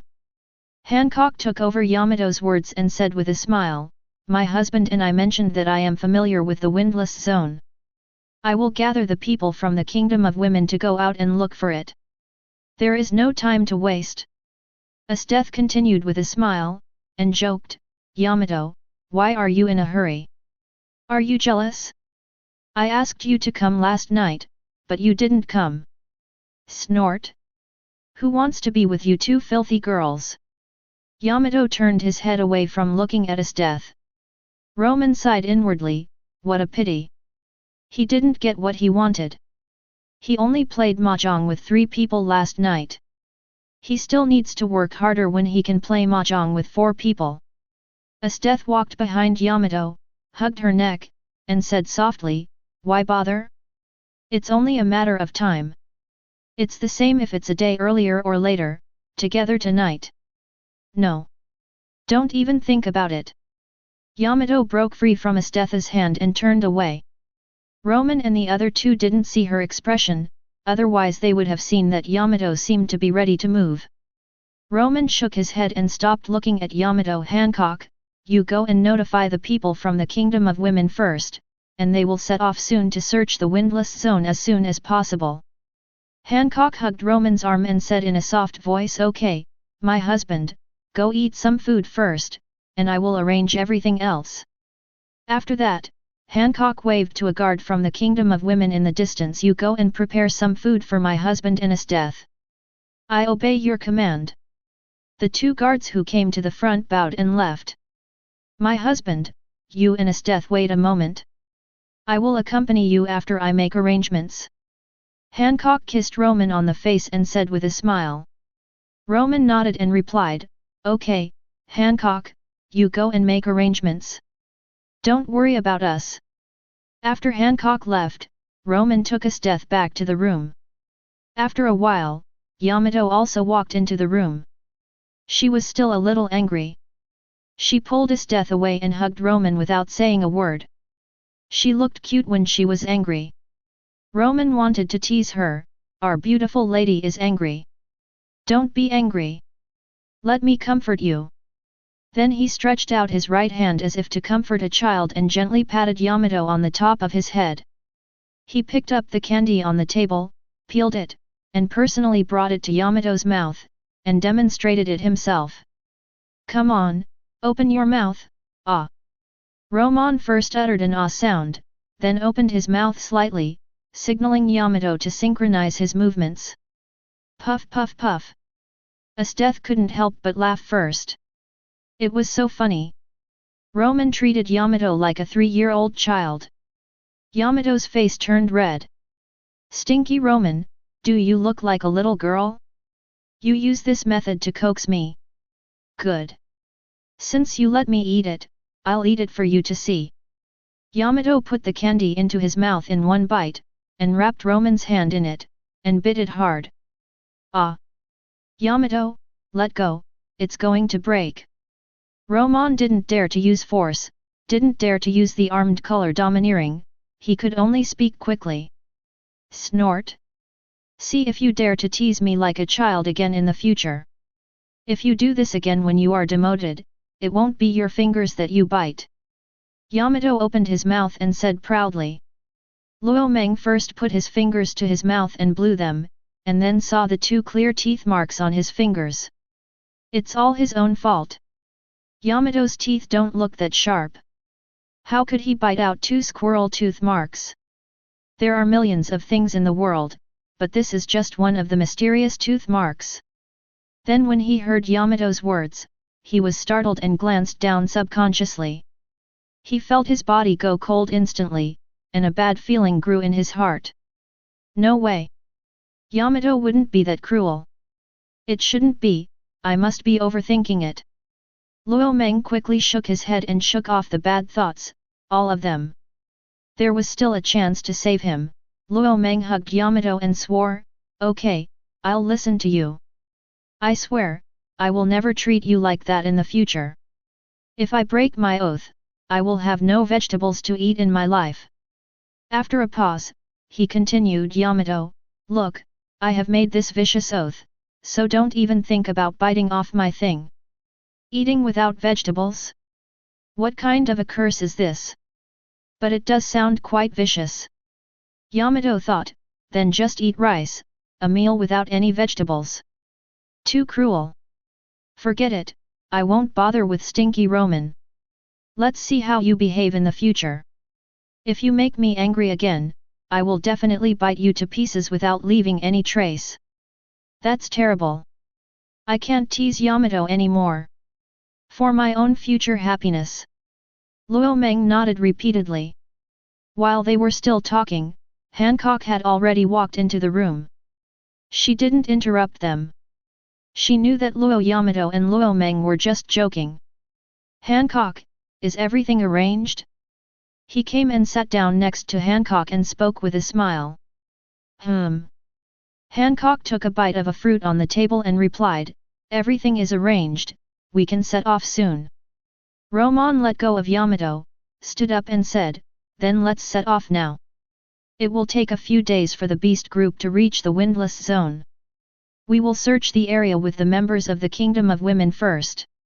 The 4 of us, in order to ensure the safety of the personnel, do not need to act together. We will be divided into 4 teams, each of us will lead a team. If there is any situation or danger, please contact me as soon as possible. I have all your life papers and will be able to rush to support you soon. Got it ×3. The 4 of them walked out of the room and came to the shore. There were 7 ships docked on the sea. After arrangement, Romon led 2 ships, Hancock and Esteth also led 2 ships, and Yamato led 1 alone. All the members gathered, and the 4 of them jumped onto their respective ships. Romon didn't pause, jumped onto the top of the ship, raised his hand and shouted, set sail. Chapter 119. What did you say? Have all the members of the Kingdom of Daughters been mobilized? The people from the Kingdom of Daughters, led by Luo Meng and others, were scattered in the windless area, seemingly looking for something. What on earth does Romon want to do? Peter Saint listened to Akina telling everything in detail, his expression was extremely solemn. The matter was too weird. They had to treat it with caution.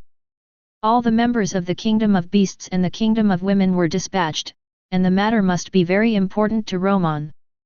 There must be something in the calm zone that attracts Romon.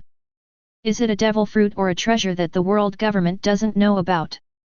Kaido's devil fruit, the beans that recover from injuries, the mysterious Romon, and the mysterious forces that have never appeared in the world.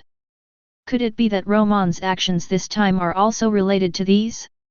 If there is a connection, the world government cannot sit and wait for death, and must take action. Thinking of this, Peter Saint said to Den Den Mushi Sakaski, you immediately notify Admiral Kizaru to go to the calm zone, and then transfer Admiral Soraniko out, and ask him to go to the calm zone as well. The 2 of them are the fastest and have great concealment skills, so it's just right for them to act.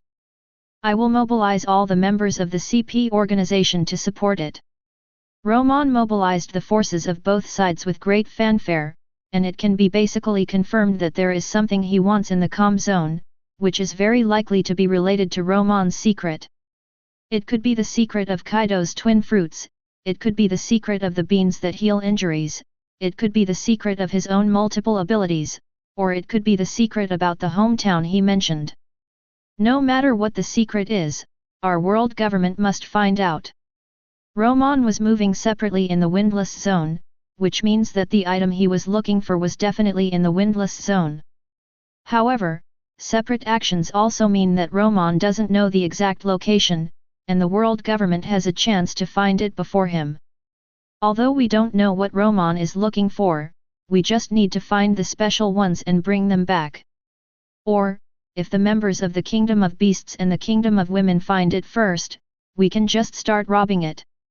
Without Romon, the two forces pose no threat to our world government.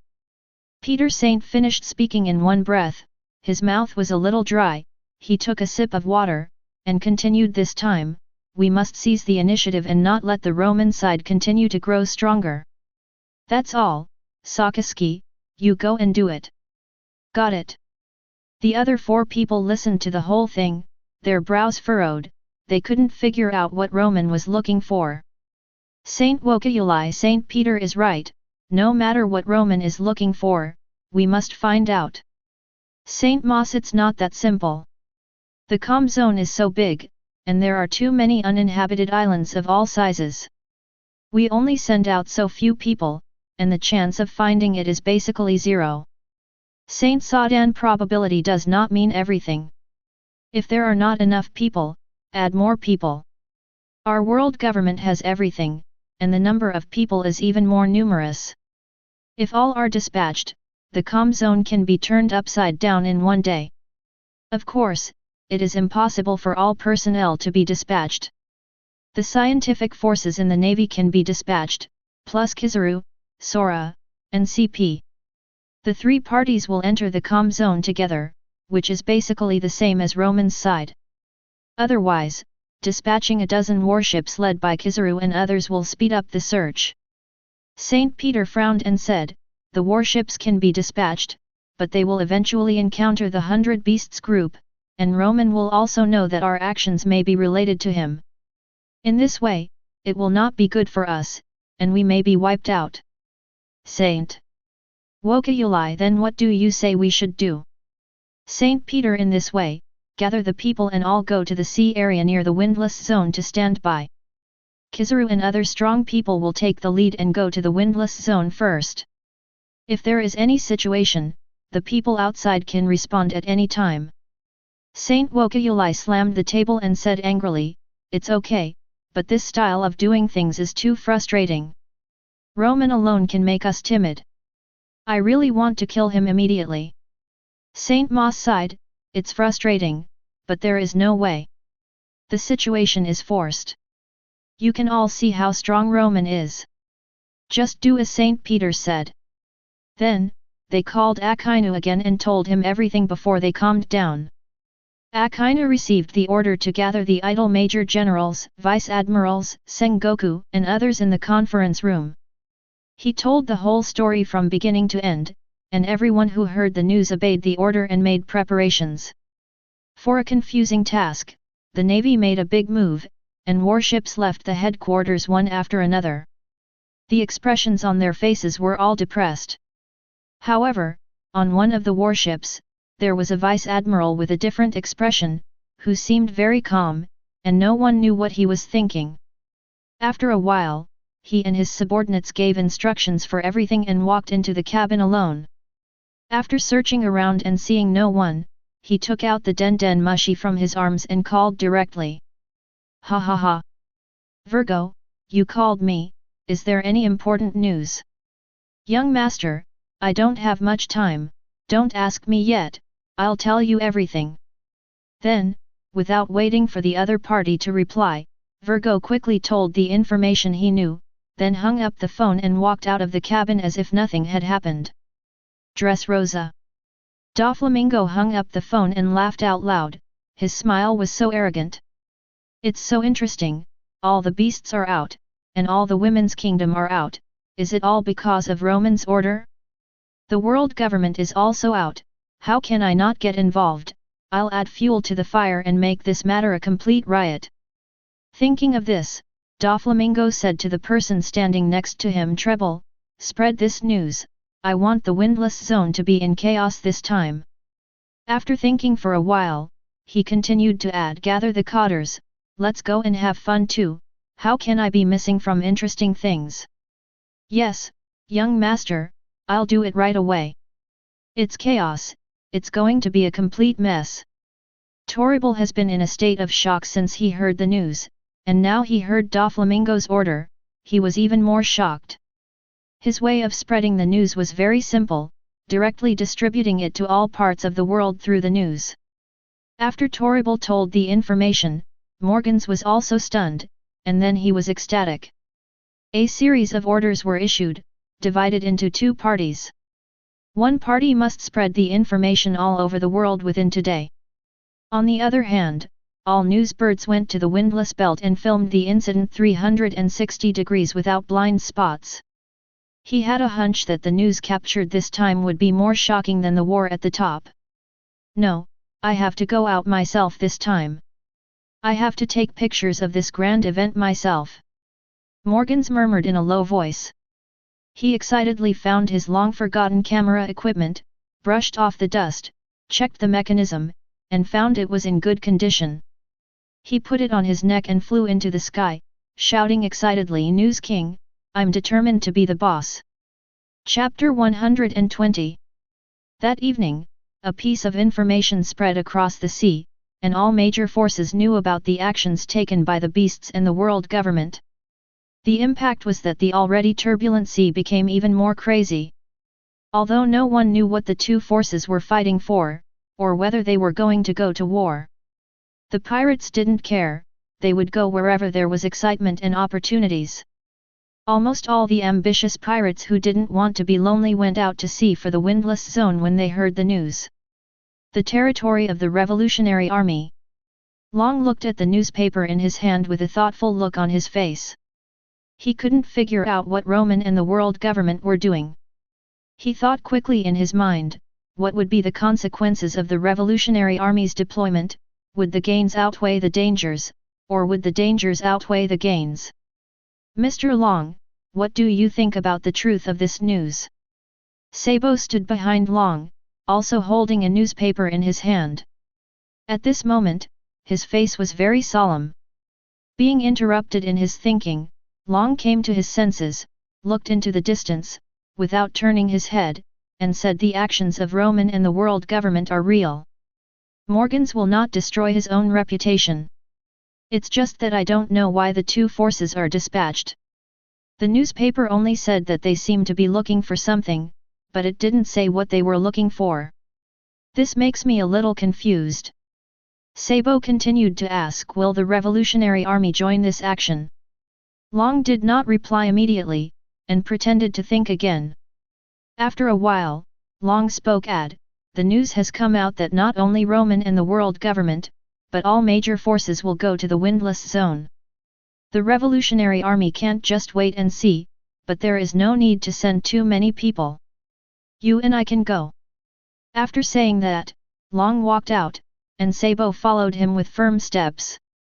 The Red Hair Pirates. Shanks also held a newspaper in his hand, and his face was extremely ugly. Just a few days after the calm, turmoil broke out on the sea again, and the leader was still Romon.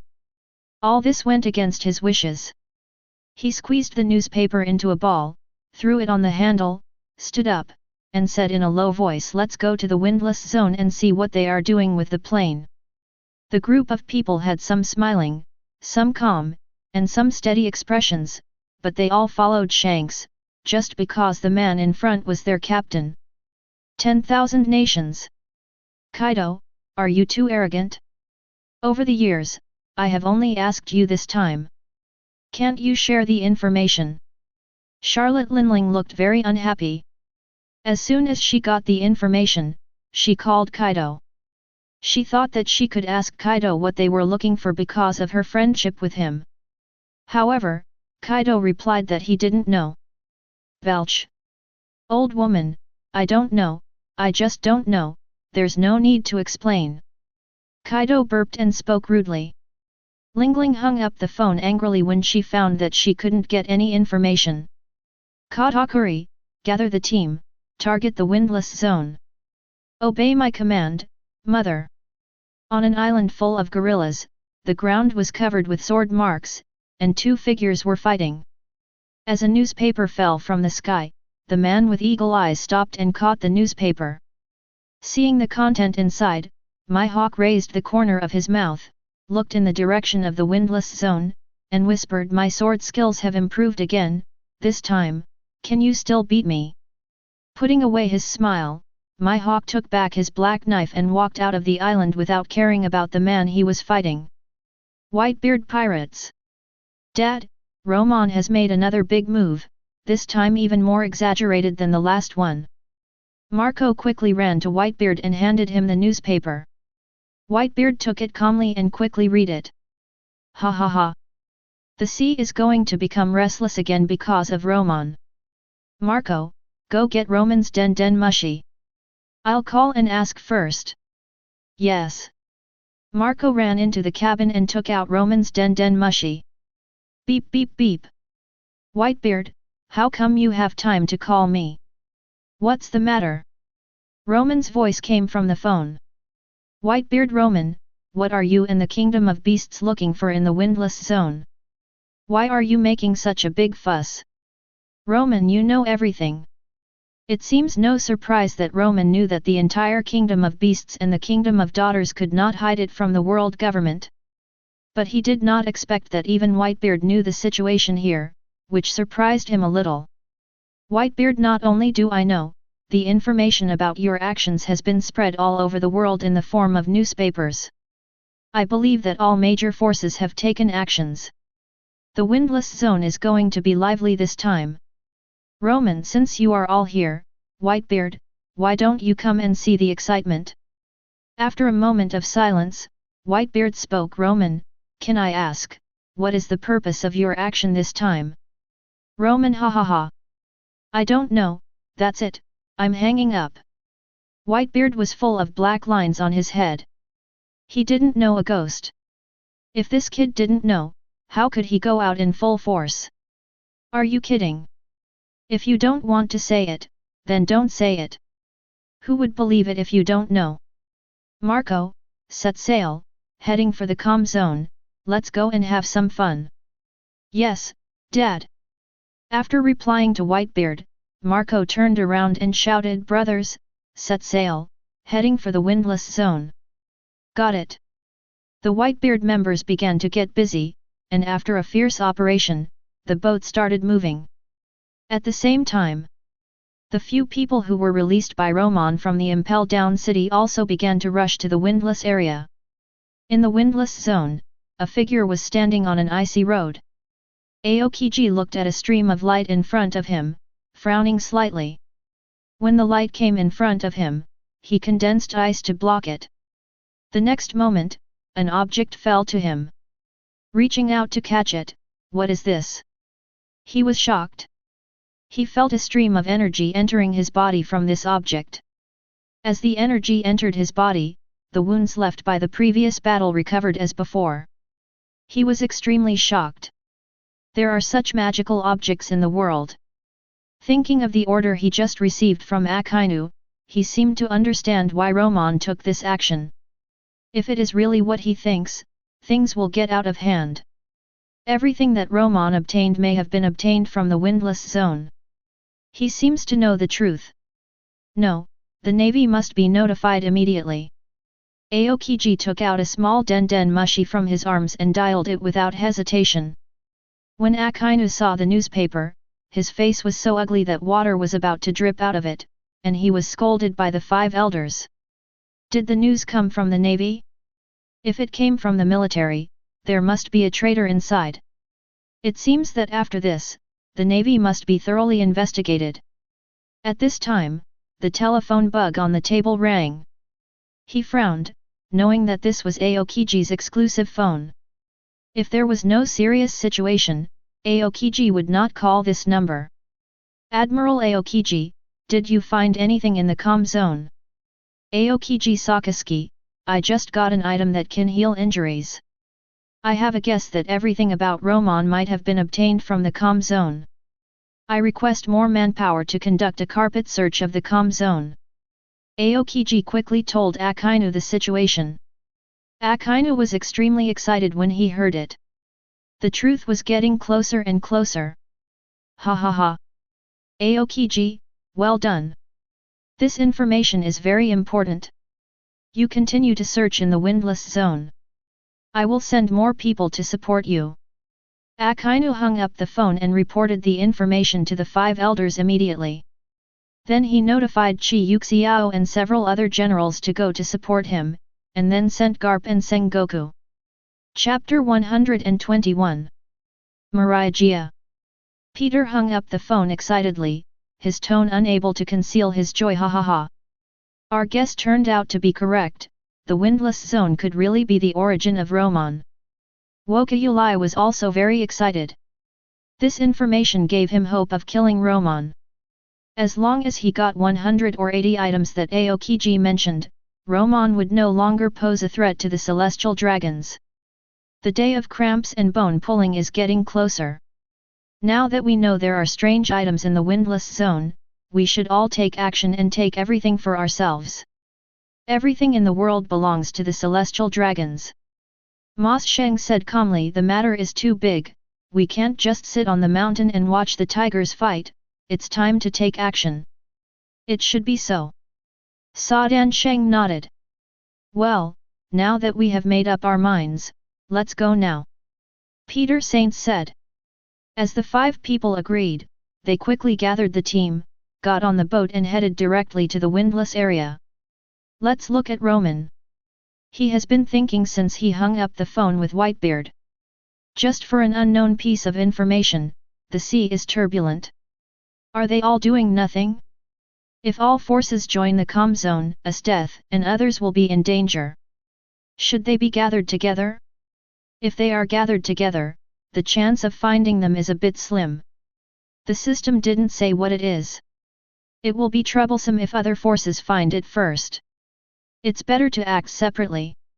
Even if they encounter a crisis, it won't take them much time to teleport there. Thinking of this, Romon turned to the members of the Kingdom of Daughters who were driving the boat and ordered, speed up and search the route we are taking as soon as possible. Yes. After searching for 5 consecutive days, Romon found nothing, but he did encounter a navy. The leader was a vice admiral whom Romon did not know. When they saw Romon, they did not dare to confront him, so they turned the ship around and wanted to leave. 5 days passed, and there was no clue at all. He was getting annoyed. How could Romon let the navy evacuate easily? He blew up the retreating warship with a flash.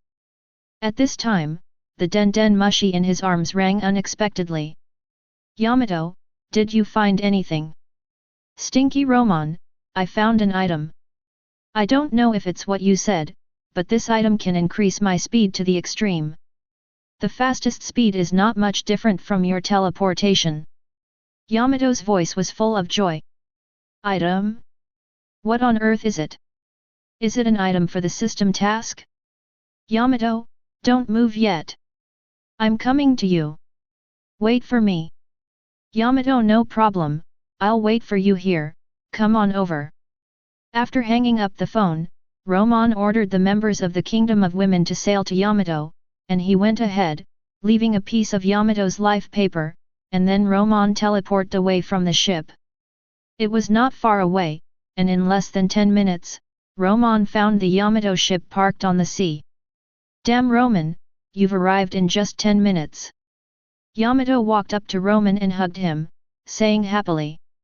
Then he took out an item from his arms. This is what I found, see if it's the item you're looking for. Romon's eyes suddenly shrank when he looked at the item that Yamato took out. He recognized this thing. Isn't this the rabbit talisman, one of the 12 talismans in the adventures of the adult insect? Yamato said to increase the speed, and when Romon saw the rabbit talisman, he knew what was going on. The ultimate speed is the ability of the rabbit talisman. But, it doesn't make sense. Damn, my brain is about to burn. System Dad, are you there? Come on. What's the matter? Is the rabbit talisman in my hand the same item as the quest item of the origin of the elemental fruit? Yes and no, the rabbit charm and the elemental fruit come from the same place. I can only say this much. When the host finds it, this system will tell you everything. No direct explanation. However, Romon heard some information from the system's words. From the same place. That can't be some devil fruit tree. Besides, how can a devil fruit tree produce a rabbit charm? Knowing this clue, the search is much easier. Romon informed Hancock, Esteth, Kaido, and the members of the beasts of the situation. Then he returned the rabbit charm to Yamato and said with a smile, Yamato, this item is called the rabbit charm. Wearing it can increase a person's speed to the extreme. Compared with my teleportation, it is not bad.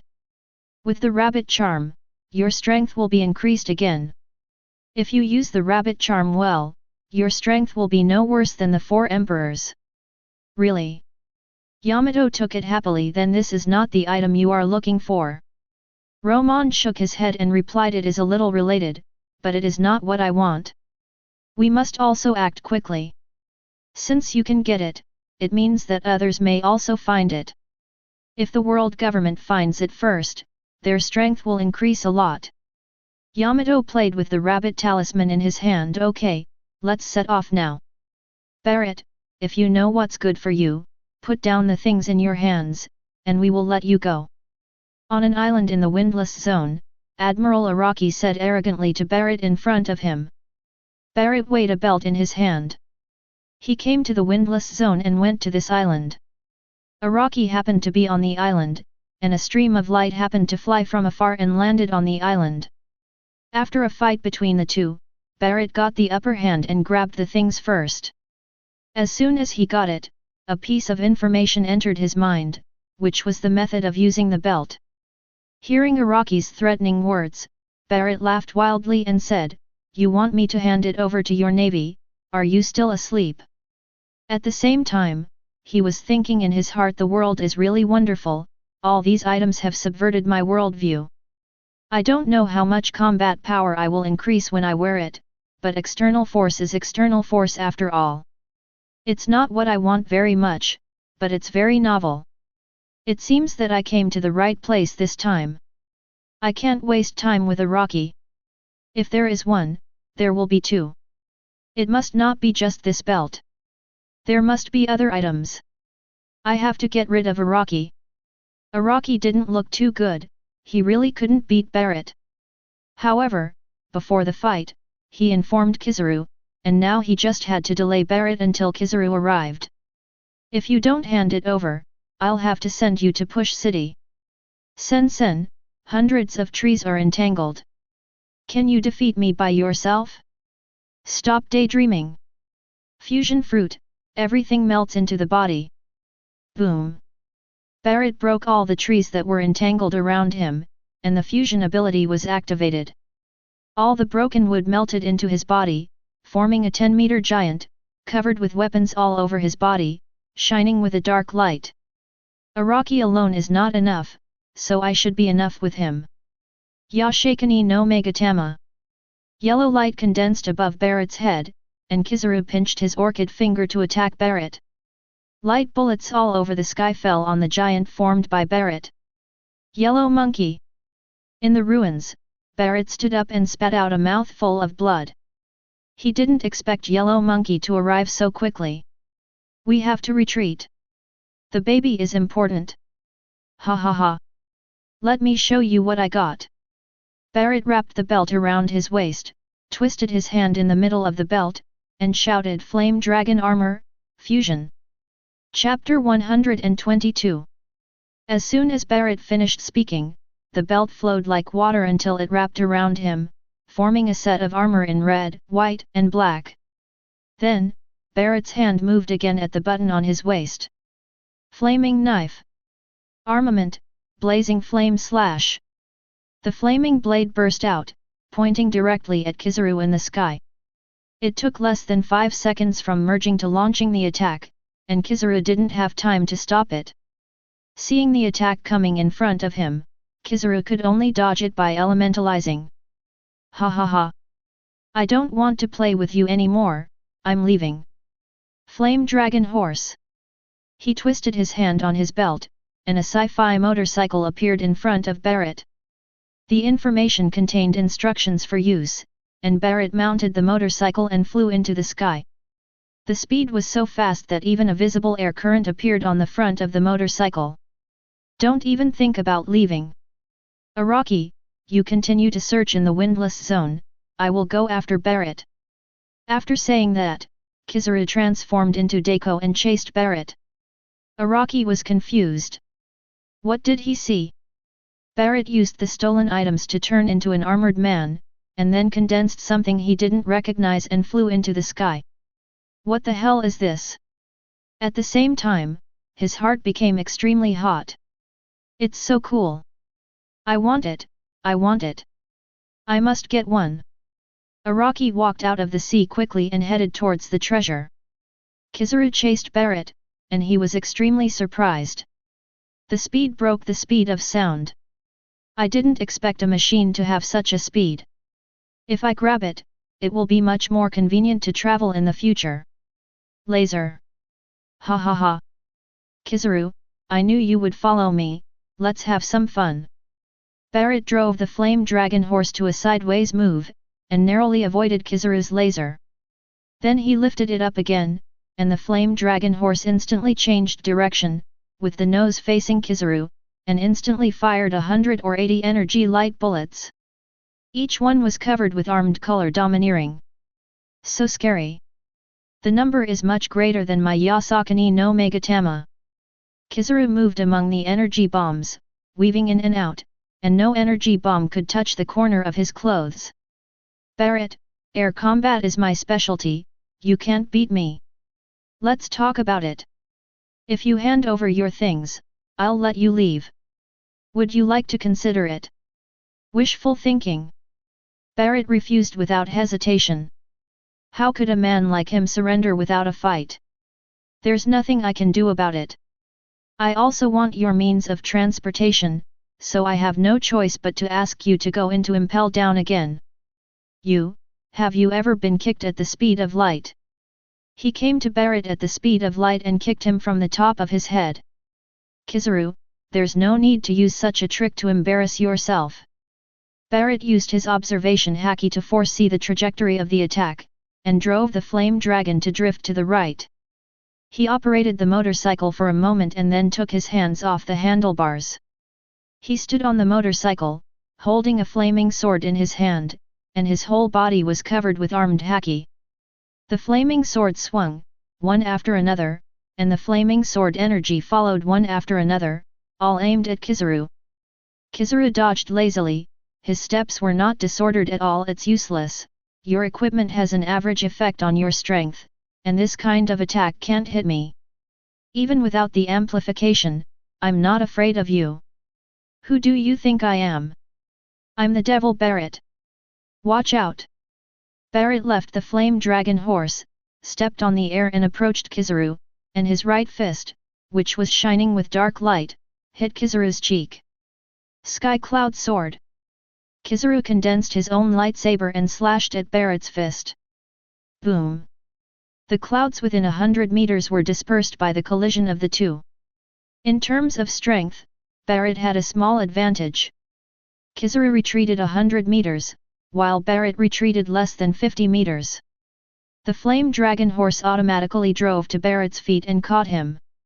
There was a landing platform, and Barrett used the force to rush towards Kizaru again, laughing heartily. Fighting with the strong is what excites me the most, come again. Armament, Flame Dragon Fist. Barrett, I admit that I am not as strong as you, but I also said that this is my special show. In this battle, there is no chance of winning. Kizaru stopped fighting with Barrett, turned into light to dodge Barrett's punch, and kicked Barrett in the waist. Flame Dragon Colt! Swoosh! Flame Dragon Colt instantly came under Barrett and caught him again. Kizaru, I haven't lost yet, but you have made a conclusion so early. Aren't you looking down on me too much? Flame Bow! The flaming sword instantly changed its form and became a bow. Barrett pulled the bow to the full moon state, and an explosive arrow composed of flames shot towards Kizaru. It's so interesting that weapons can change their forms. I want to get him more and more. Kizaru was not afraid at all, and blew up the arrow with a laser. He attacked Barrett again. For his beloved flame dragon armor, he attacked with all his strength this time. All the flash awakening skills were used just to quickly defeat Barrett.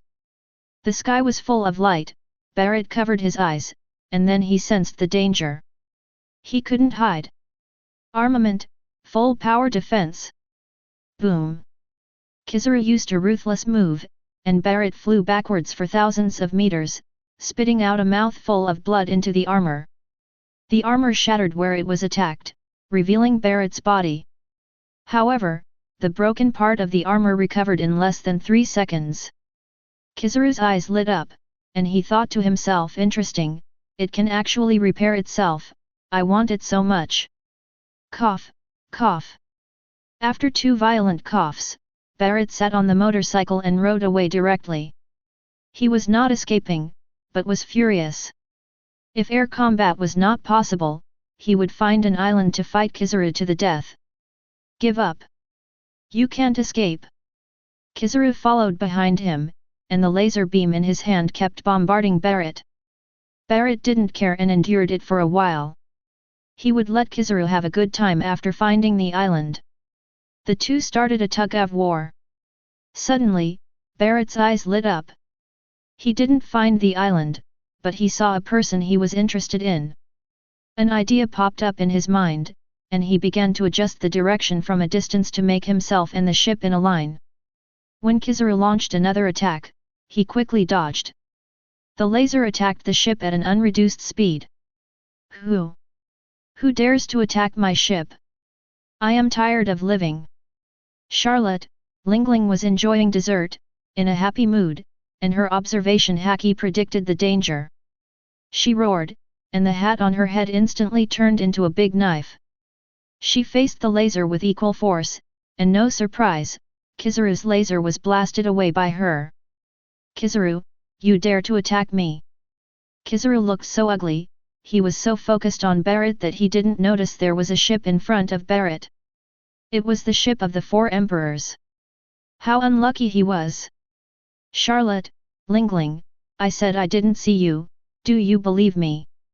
I was just chasing Barrett, and the attack was directed at you unintentionally. Lingling frowned, pointing the knife in her hand directly at Barrett. Did you say this guy is Barrett? There was nothing to hide. Barrett didn't wait for Kizaru to speak, and spoke first. It's me, Charlotte, Lingling, long time no see. Then she said again, don't say much, help me repel Kizaru, how about I share the secret of the calm zone with you? Looking at the armor Barrett was wearing, the ant vaguely realized that this trip to the calm zone would have unexpected gains. She knew too little information, and since Barrett would share information, it was not impossible to help him. Okay, I'll help you, but if you regret it, even if you run to the ends of the earth, I'll kill you. Barrett nodded. He wouldn't lie to Lingling. There were too many strong men in the windless zone. He was arrogant, but not stupid. Moreover, in order to get more treasures, he was still thinking about whether to find a power alliance. Unlike him, Kizaru looked ugly, but he still had some confidence against Barrett, plus an old lady. He still beat you up. Alas! I am destined not to get the treasure from Barrett. Kizaru sighed, turned around and left. Barrett breathed a sigh of relief, took off his flame dragon armor and landed on Big Mom's ship. Speak up.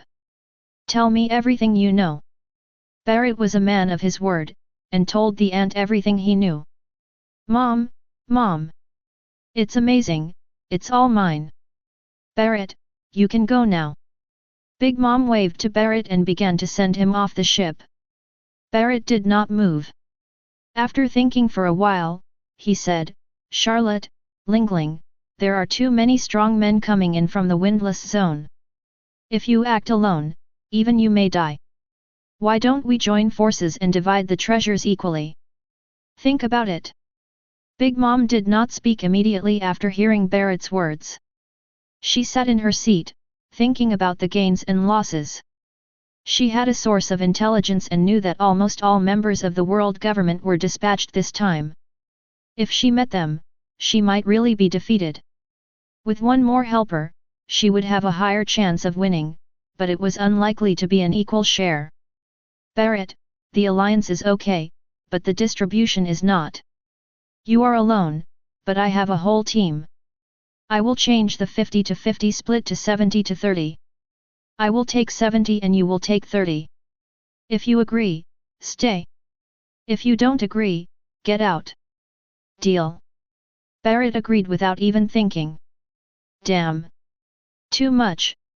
The old lady felt a little regretful. If she had known Barrett was so straightforward, she would have offered a 91 point.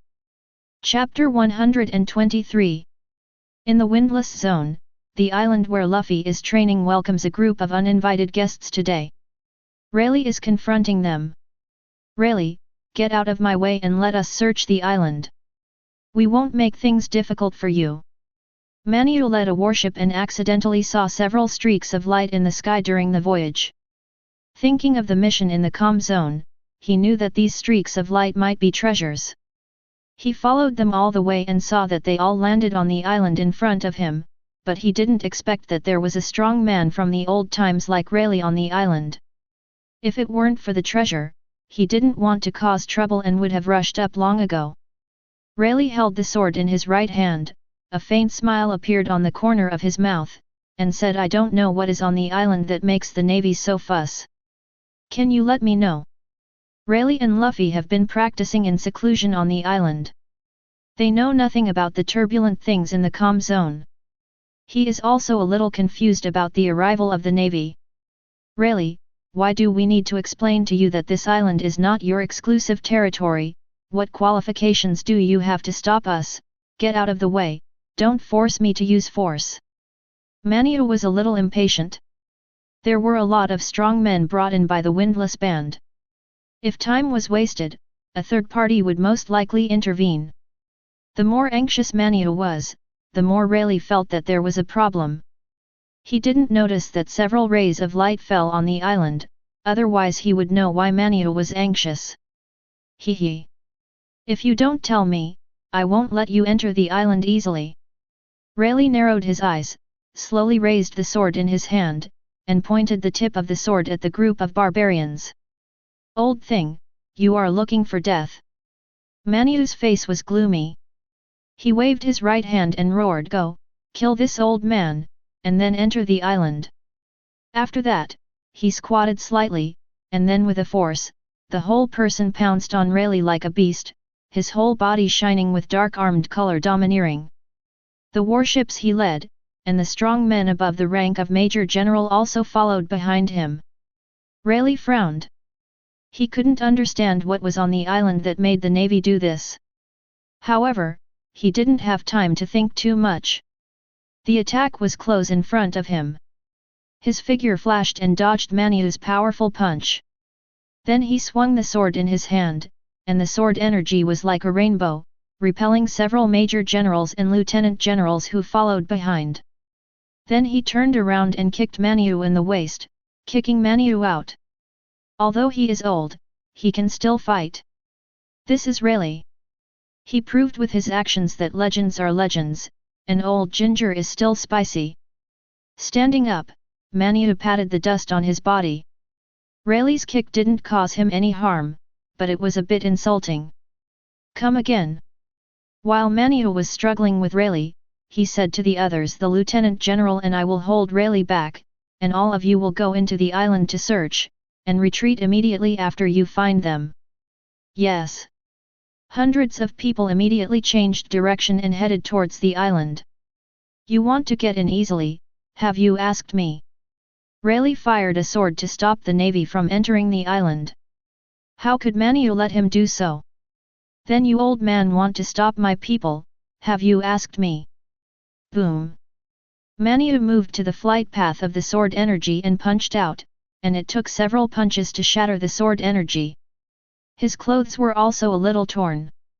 It must be said that Maniou is just a domineering and powerful man, and there is still a little gap in strength between him and the three former generals, otherwise he would not have suffered a loss in both moves against Rayleigh. But what he wants is not to defeat Rayleigh, but to delay him so that his men have time to look for him. Maniou tore off his torn clothes and said, "With us here, old man, don't think about stopping my men." Raleigh frowned slightly, then relaxed. He saw clearly the direction the navy entered, which happened to be the direction Luffy was practicing.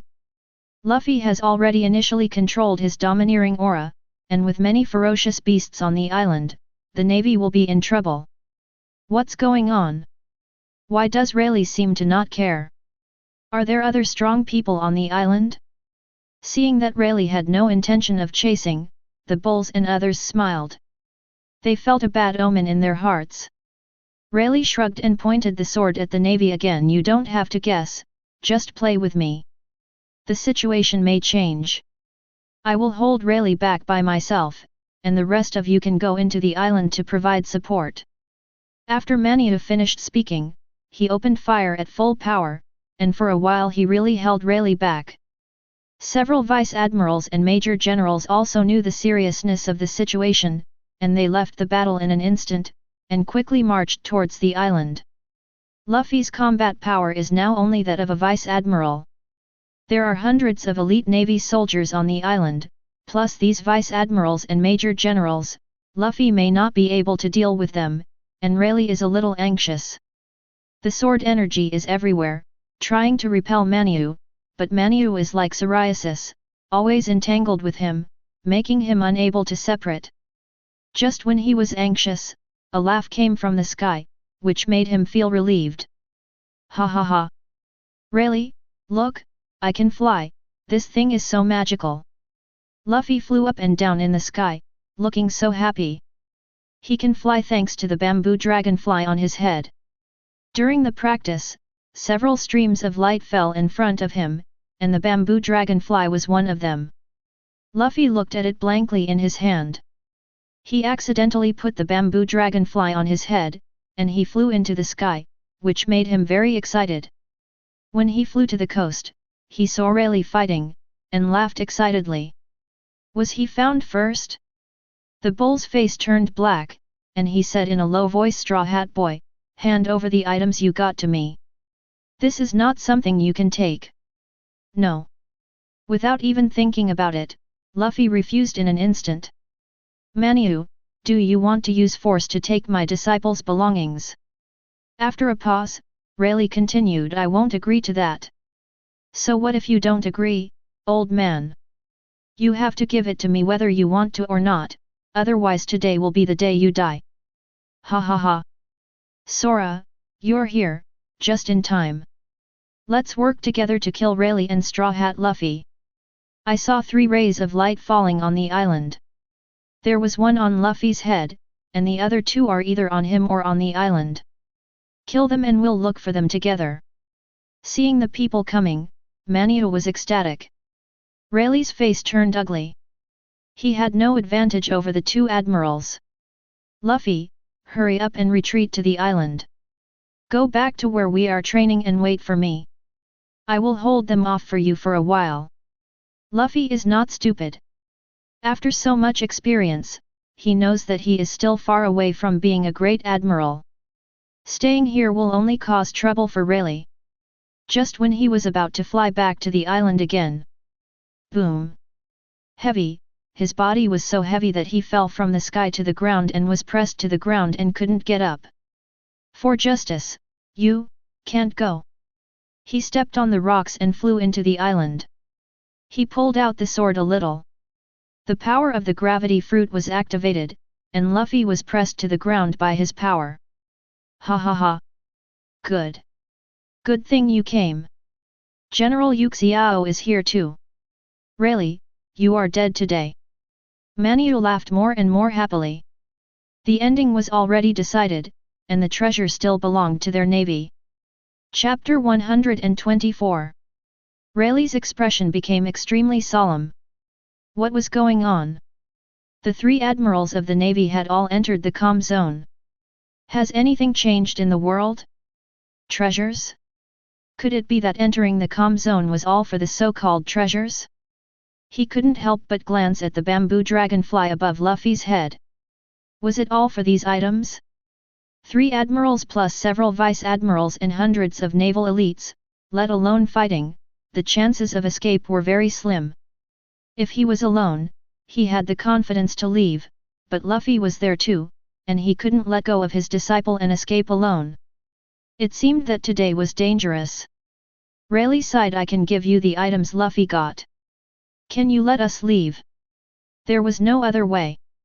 The situation was stronger than people. The only way was to hand over the treasures and see if there was any hope. Ha ha ha. It's too late. I gave you a chance just now, but you didn't know how to cherish it.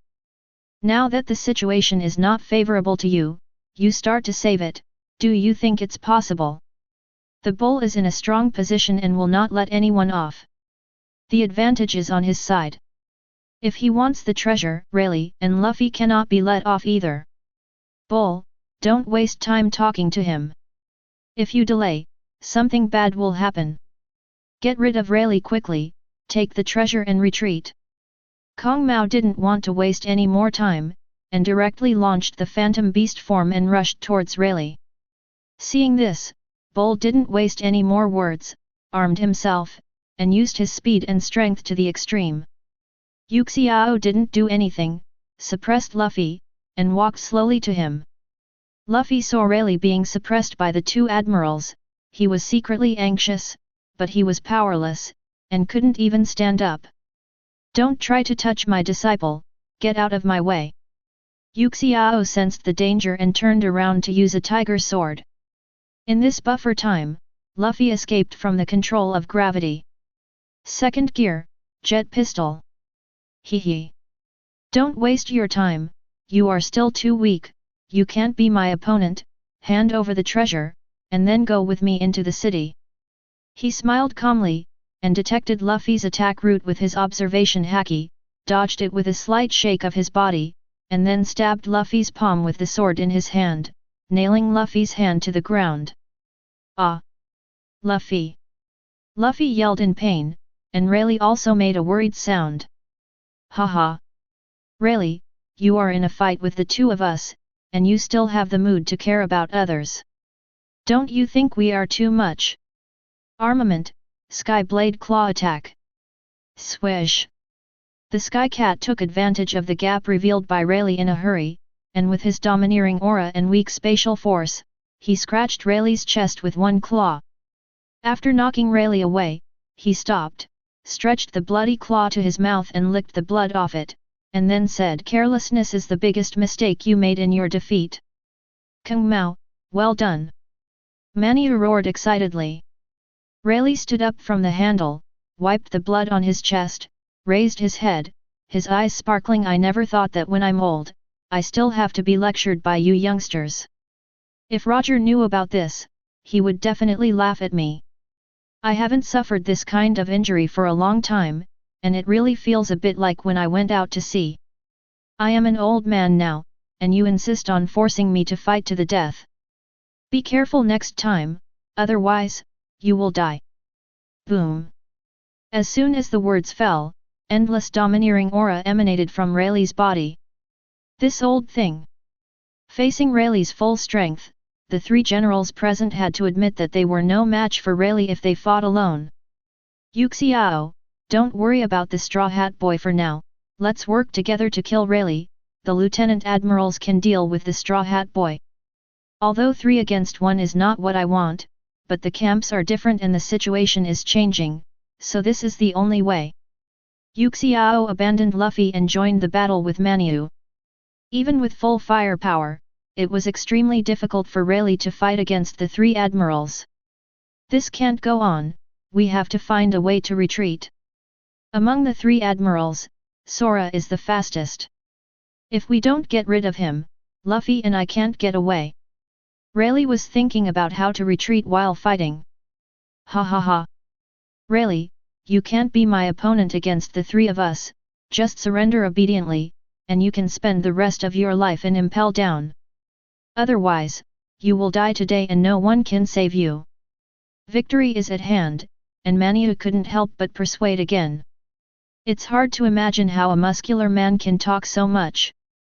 Luffy repelled a lieutenant general who was close to him, and yelled at Rayleigh, "Rayleigh, go away and don't worry about me. Walk. You all can't leave, so you'd better lie down first. Shave. Point the gun. Swish, swish, swish." One of the vice-admirals razored in front of Luffy, and the fingertips of his right hand turned into phantoms, all falling on Luffy. Poof! Blood spurted out, Luffy was severely injured, and his consciousness was a little blurred. No! I can't lose like this, my companions are still waiting for me, I must stay alive. Thinking of this, Luffy became extremely excited and stabilized his body in an instant. Armament, rubber machine gun. Fists rained down on the vice-admiral in front of him, and Luffy didn't stop swinging his fists until the vice-admiral lost consciousness. This scene made the other navy look sideways.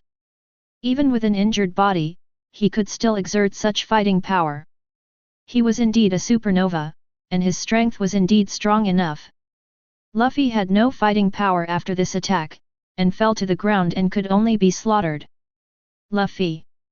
Rayleigh was shocked, and with one sword he forced back the three admirals, and quickly approached Luffy. "With me here, you can't support the Straw Hat Boy, so just give up on that idea."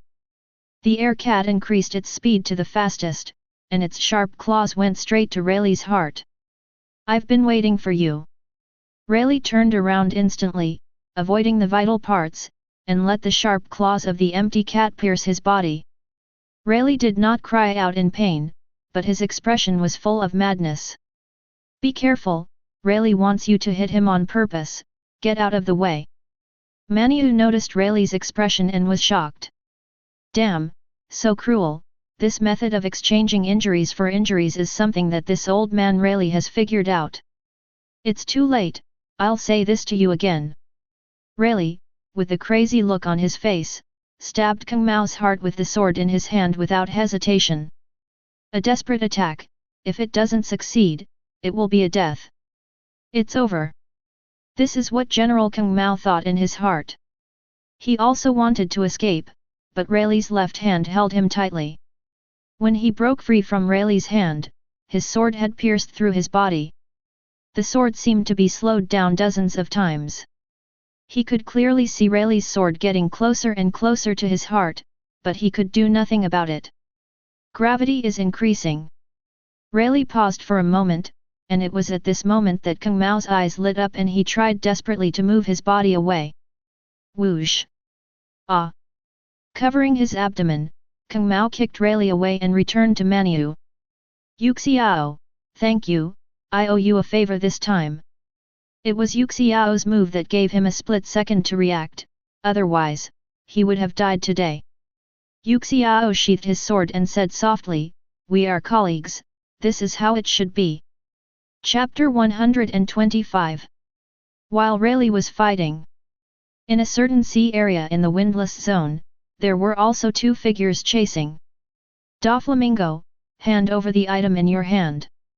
Doflamingo looked back at the flame disaster Jin who was approaching step by step, and recalled what happened just now, and couldn't help cursing in his heart.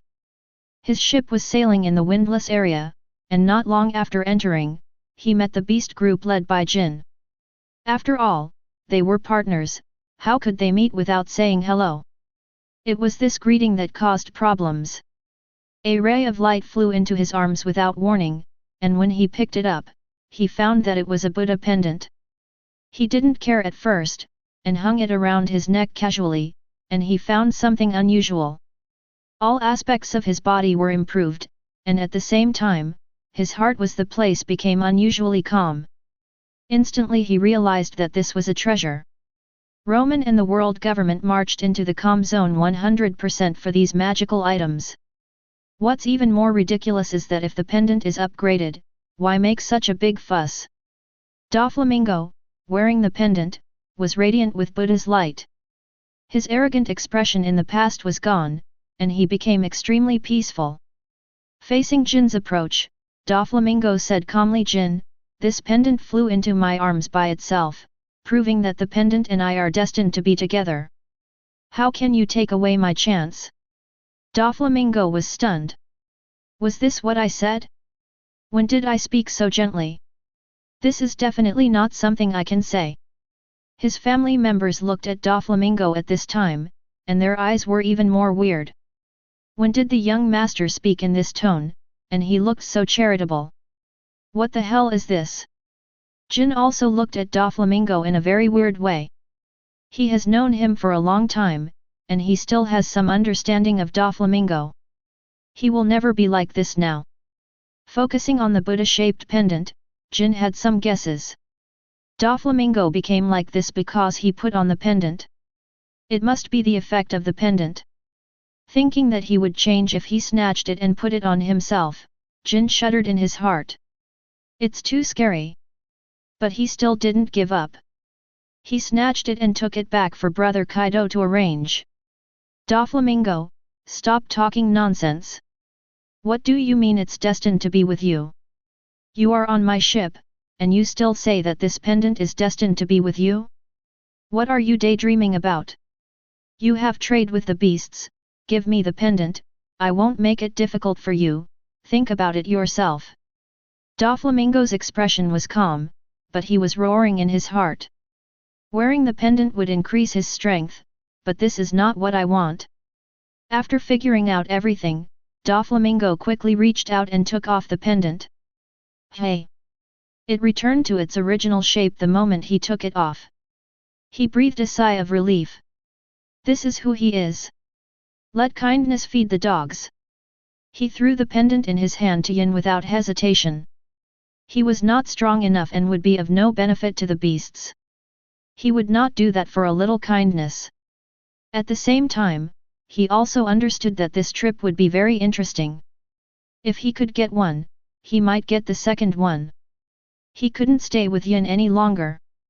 Doflamingo said goodbye to Yin. The pendant is also given to you. We'll leave first. After that, he turned to look at the family members and motioned them to follow. Yin waved his hand indifferently, then put the pendant into his trouser pocket with disgust. Order the crew to set sail again. Look at Lu Fei. Rayleigh. The sound of grief resounded throughout the island. Seeing Rayleigh's body pierced mercilessly with several holes, Luffy's grief and anger were aroused. There were two card-like items in his arms, which slowly merged into his body as Luffy lost control of his emotions. If someone looked carefully, they would see that there were a few words written on each of the two cards. The Whisper of the Devil. Fruit Awakening card. After the complete fusion, Luffy's heart began to beat irregularly, and the murderous intent and hatred in his heart were infinitely aroused. Deep in his heart, there seemed to be a demon whispering, "Kill them all, kill them all." This devilish voice in his heart became clearer and clearer, and Luffy's reason became less and less. Until he was completely dominated, Luffy became a person with only murderous intent. His body also began to change, his hair slowly grew longer, red and black, and he kept laughing like a ghost, and the ground softened under his feet. The devil Nika is here. The domineering Haki is constantly emanating from the demon Nika, with the devilish aura. Anyone below the rank of Vice Admiral will have their eyes widened the moment they come into contact with it, and will faint on the ground, unconscious. Shocked. The three admirals' eyes bulged out in shock, and they couldn't understand how the Straw Hat Boy, who was just a lamb to be slaughtered, could become so much stronger all of a sudden. None of the three admirals can have this kind of aura as strong as Luffy in this state. Rayleigh is not dead yet, and he looks at Luffy with a blurred consciousness, feeling so strange. He has completely changed into a different person. The previous Luffy was generally a child, but now Luffy seems to have turned into a devil, revealing endless murderous intent. Ha ha ha! Kill you all! As soon as Luffy finished speaking, he came to the bull, clenched his right hand into a fist, covered with armed color domineering, and fell on the bull's face with the force of thunder. Boom! Kong Mao and Yuxiao both retreated violently. Kong Mao said in a low voice, Yuxiao, the change of the Straw Hat Boy may be that he has a treasure on him. He is no weaker than us. Let's work together to kill him. The air blade flies and slashes. Gravity blade, tiger. 2 slashes broke through the air, and 2 sword marks were cut on the ground they passed by. Luffy stretched out his hands and touched the trees on both sides. The trees were rubberized by him and pulled in front of him to form a knot. The 2 slashes fell on the rubber tree, and after a while they were rebounded and returned to Soraniko along the same route. Yuxiao and the other 2 smiled. This is too much. Soraniko's heart was filled with shock and waves. How could this be possible? He must be cheating. Although Yuxiao couldn't see, his observation haki could clearly see the whole process. Gravity blade, tiger. Tiger against tiger, cancelling each other out. Kung Mao was stunned and didn't react. His own attack landed on himself, making him, who was already seriously injured, even worse. Ha ha ha! You all deserve to die. Kill you all. Don't think you can succeed, gravity is increasing.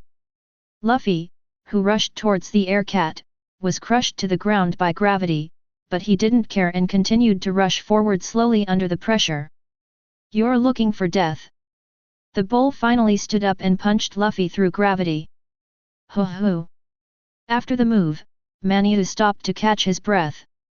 Luffy's punch caused him a lot of damage, and his head was dizzy. Luffy! Rayleigh stood up with difficulty and came to Luffy's side, but he didn't see that Luffy didn't seem to recognize him in his eyes. Ha ha ha! Kill them all! Bang! Rayleigh stood up from a distance, holding his chest in disbelief. Luffy. Chapter 126. This change was also seen by Sora and the others, who also realized that Luffy was completely unconscious at this time, and only the killing instinct dominated his body. They didn't care about Rayleigh, who was already at the end of his strength. If they could get rid of Luffy, the victory would still be theirs. Go! The mysterious beast form of the air cat used the terrain to approach Luffy, with its claws pointing directly at Luffy's heart. Gravity is increasing. The blackened Nika who was about to dodge was instantly suppressed, and the empty cat's claws instantly landed on Luffy's chest. Bang! It didn't penetrate. Luffy was just blown away with his armament color covering his chest. When he flew backwards, Luffy inserted his hands into the ground, stretching them longer and longer. The next moment, Luffy shot himself out like a bullet. What the hell is this? Sora dodged, his face was extremely ugly. Luffy's fighting style made him unable to understand at all. It seemed like he was hitting randomly, but every move seemed reasonable. Ha ha ha! Got you! Sora dodged the attack, but Luffy made a sharp turn, wrapped his hands around Sora's body, swung his head back, stretched it out for hundreds of meters, then retracted it and hit Sora's head hard. With his mind blurred, Sora was almost knocked unconscious by the headbutt. He shook his head and stood up from the ground, his anger surging, and his murderous intent also grew infinitely in his heart. Being knocked back and forth by a newcomer with only a few 100 million in bounty had severely hurt his self-esteem, which made him very annoyed. He drove at the maximum speed, and fired one air blade after another in his hand. For a moment, Luffy was surrounded by blades in all directions, blocking all his movements. Bang! Bang! Bang! The place where Luffy was standing was blasted with dust all over the sky by the air blades, and hundreds of sharp blades submerged Luffy. Luffy! Rayleigh was secretly anxious, but he was helpless. He was seriously injured and it was extremely difficult for him to move his body. Call. Is it solved? Kung Mao half knelt on the ground, supporting himself with his hands, his breathing disordered. Yuxiao looked solemn and shouted, "Don't be careless, Straw Hat Boy is fine." Then, Yuxiao drew a circle in the air with his gravity knife and whispered, "Gravity, starfall." Ha ha ha. The smoke and dust dispersed, revealing the scene inside. Luffy faced hundreds of air blades and softened the ground to form a rubber defense. Looking up at the falling meteorite, Luffy stepped on the air to get closer, grabbed the meteorite with both hands, and activated his awakening ability. The 100-meter-sized meteorite jumped twice in the air and was completely rubberized by Luffy. He pulled out a handle on the meteorite with both hands, grabbed it and blasted it towards Yuxiao and others. Damn, it's exaggerated. Swish, swish, swish. Yuxiao, Kung Mao and others saw this and quickly moved all the nearby navy away. No one cared about Rayleigh, and they could only watch the meteorite hammer getting closer and closer. If nothing unexpected happened, he would fall under this move. But accidents always happen all the time. Call out. Air shock. Give me, open. Boom. Danger is released, a tall figure comes in front of Rayleigh, his right hand is covered with light waves, and he punches out, breaking the space, forming an air wave to confront the meteorite. Get out! Whitebeard exerted force again, and the meteorite and Luffy flew thousands of meters away. Looking at the wounded Rayleigh, Whitebeard said, "Rayleigh, what's going on? Why is that kid so similar to Ace's brother?" "Dad! Daddy!" Before Rayleigh could answer, two more figures arrived, one with red flames all over his body, and the other with endless green flames. It was Ace and Marco. Their white group entered the windless zone and sailed for a whole day without finding anything. When they sailed near here, they sensed a battle. Driven by curiosity, they changed their course and headed towards the direction of the battle. This is what happened now. Hey! Saved! Rayleigh breathed a sigh of relief. When he heard Whitebeard's question, he replied, "That's Luffy. I don't know what made him become like this. He has completely lost his consciousness and it seems that only the intention to kill is left." "Impossible, how could Luffy become like this?" Ace retorted. Whitebeard stretched out his hand to stop Ace and said, "Deal with the navy first, we can talk about it later if there is anything else." "Yes, Ace, don't worry, drive the navy away first, it won't be too late to discuss Luffy's issue after the navy is dealt with." Marco agreed. Whitebeard, Sora and the others looked unhappy. With Whitebeard joining them, it would be impossible for them to deal with Rayleigh and Luffy. Besides, Sora was seriously injured, and Manio was also injured to a certain extent. Yuxiao was the most relaxed, with no injuries on his body, only a slightly rapid breathing. Rayleigh fought back again, and there was no benefit in fighting. Yuxiao retracted the gravity knife and said, "Retreat. We have no chance of winning against the Whitebeard group at its peak strength." "Damn it!" Kung Mao cursed, and then he cancelled his phantom beast form. Manio also took off his armor color, and together with the still conscious marines, he carried the unconscious marine onto the warship. Ha ha ha! Kill! Kill! Kill! Kill everything! Swish! Swish! Swish! Luffy, who was 1,000 meters away, was approaching quickly. In a flash, the ground and trees were turned into rubber by him. Luffy! Ace looked at Luffy who was getting closer and closer, and he found it hard to accept it. He was too strange. Except for the fact that he looked a bit like Luffy, other aspects were completely different from the original Luffy. When he was about to step forward to ask for clarification, he was stopped by Whitebeard. He looked at his father in confusion, not understanding why he stopped him again.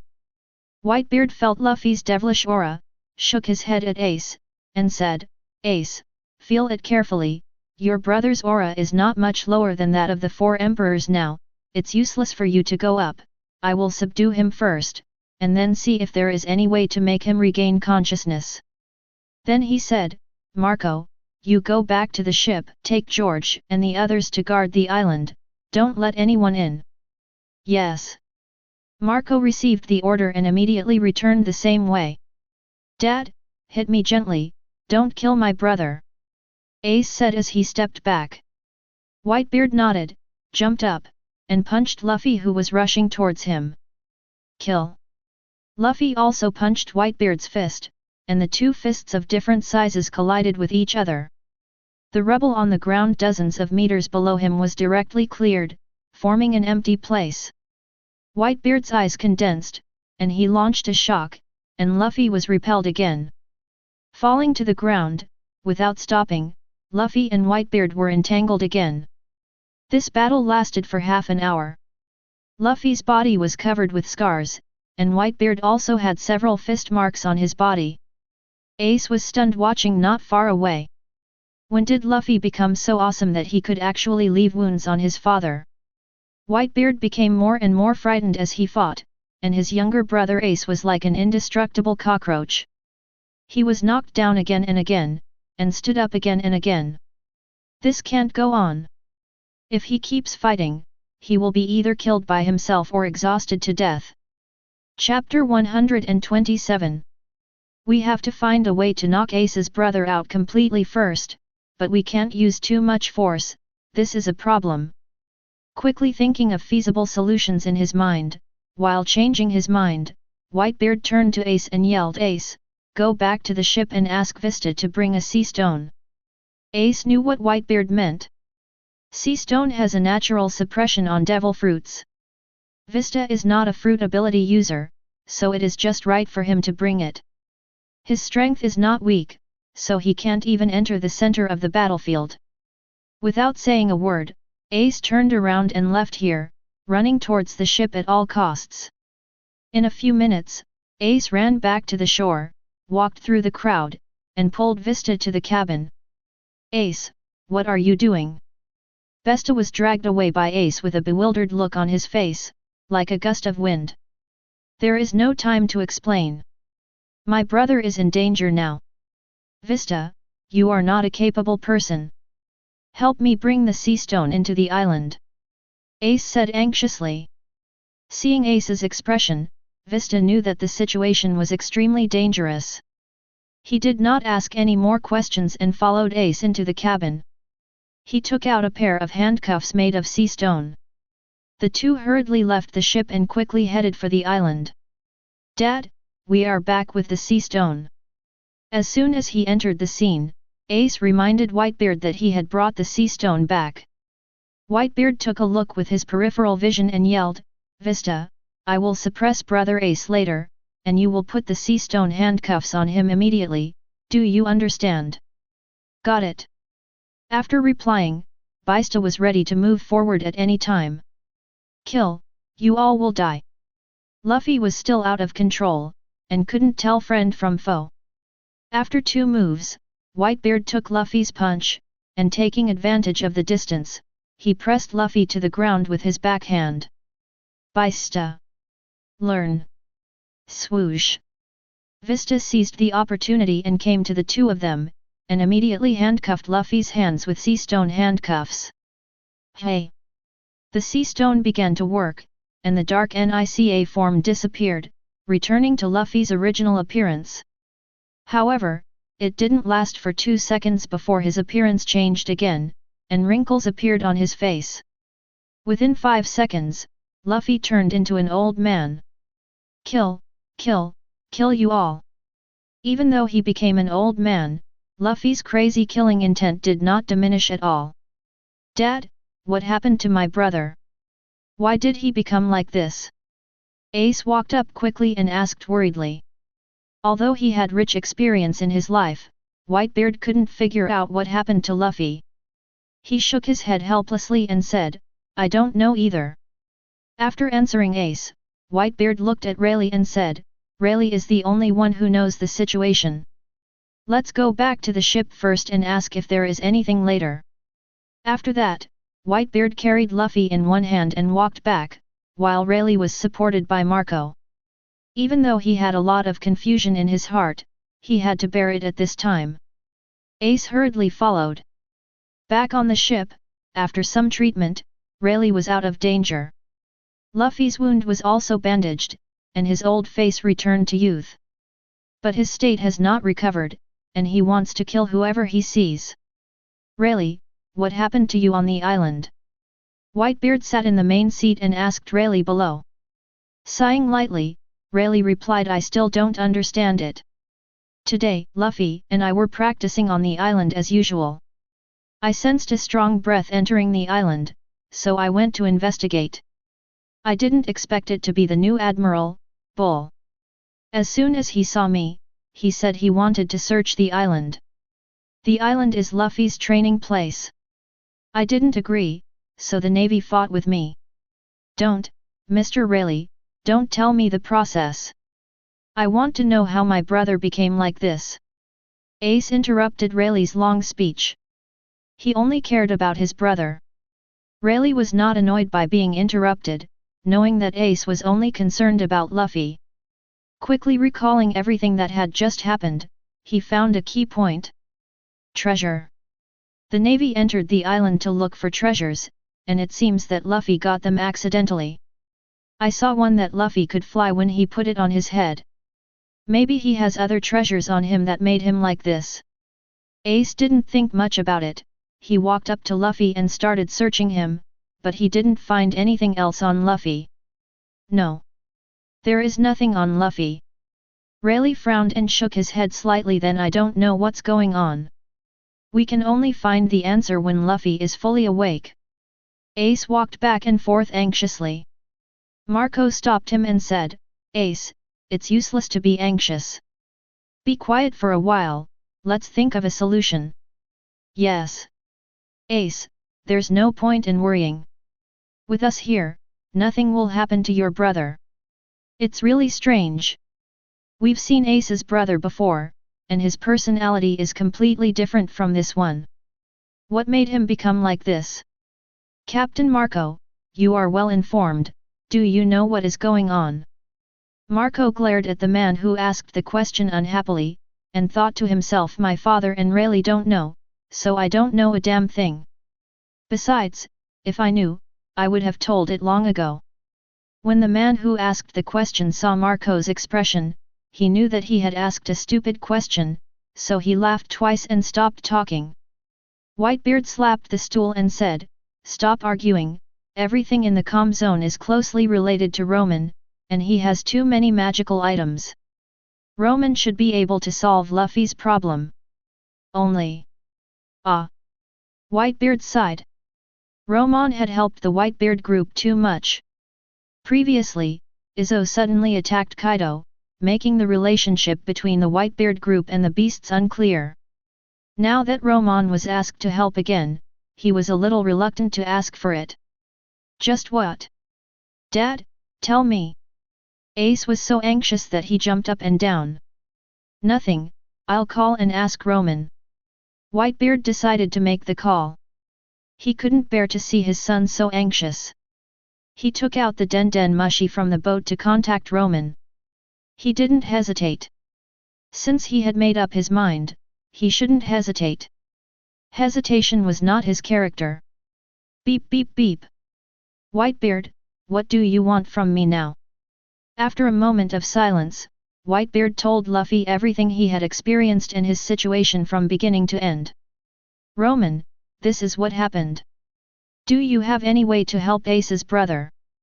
Romon's voice did not come out of the den mushi at the first time, and the air became extremely quiet. Ace's breathing became more and more rapid. Mr. Romon, as long as you can save my brother, I can do anything you want. Ignoring Ace's words, Ace had no effect on Romon.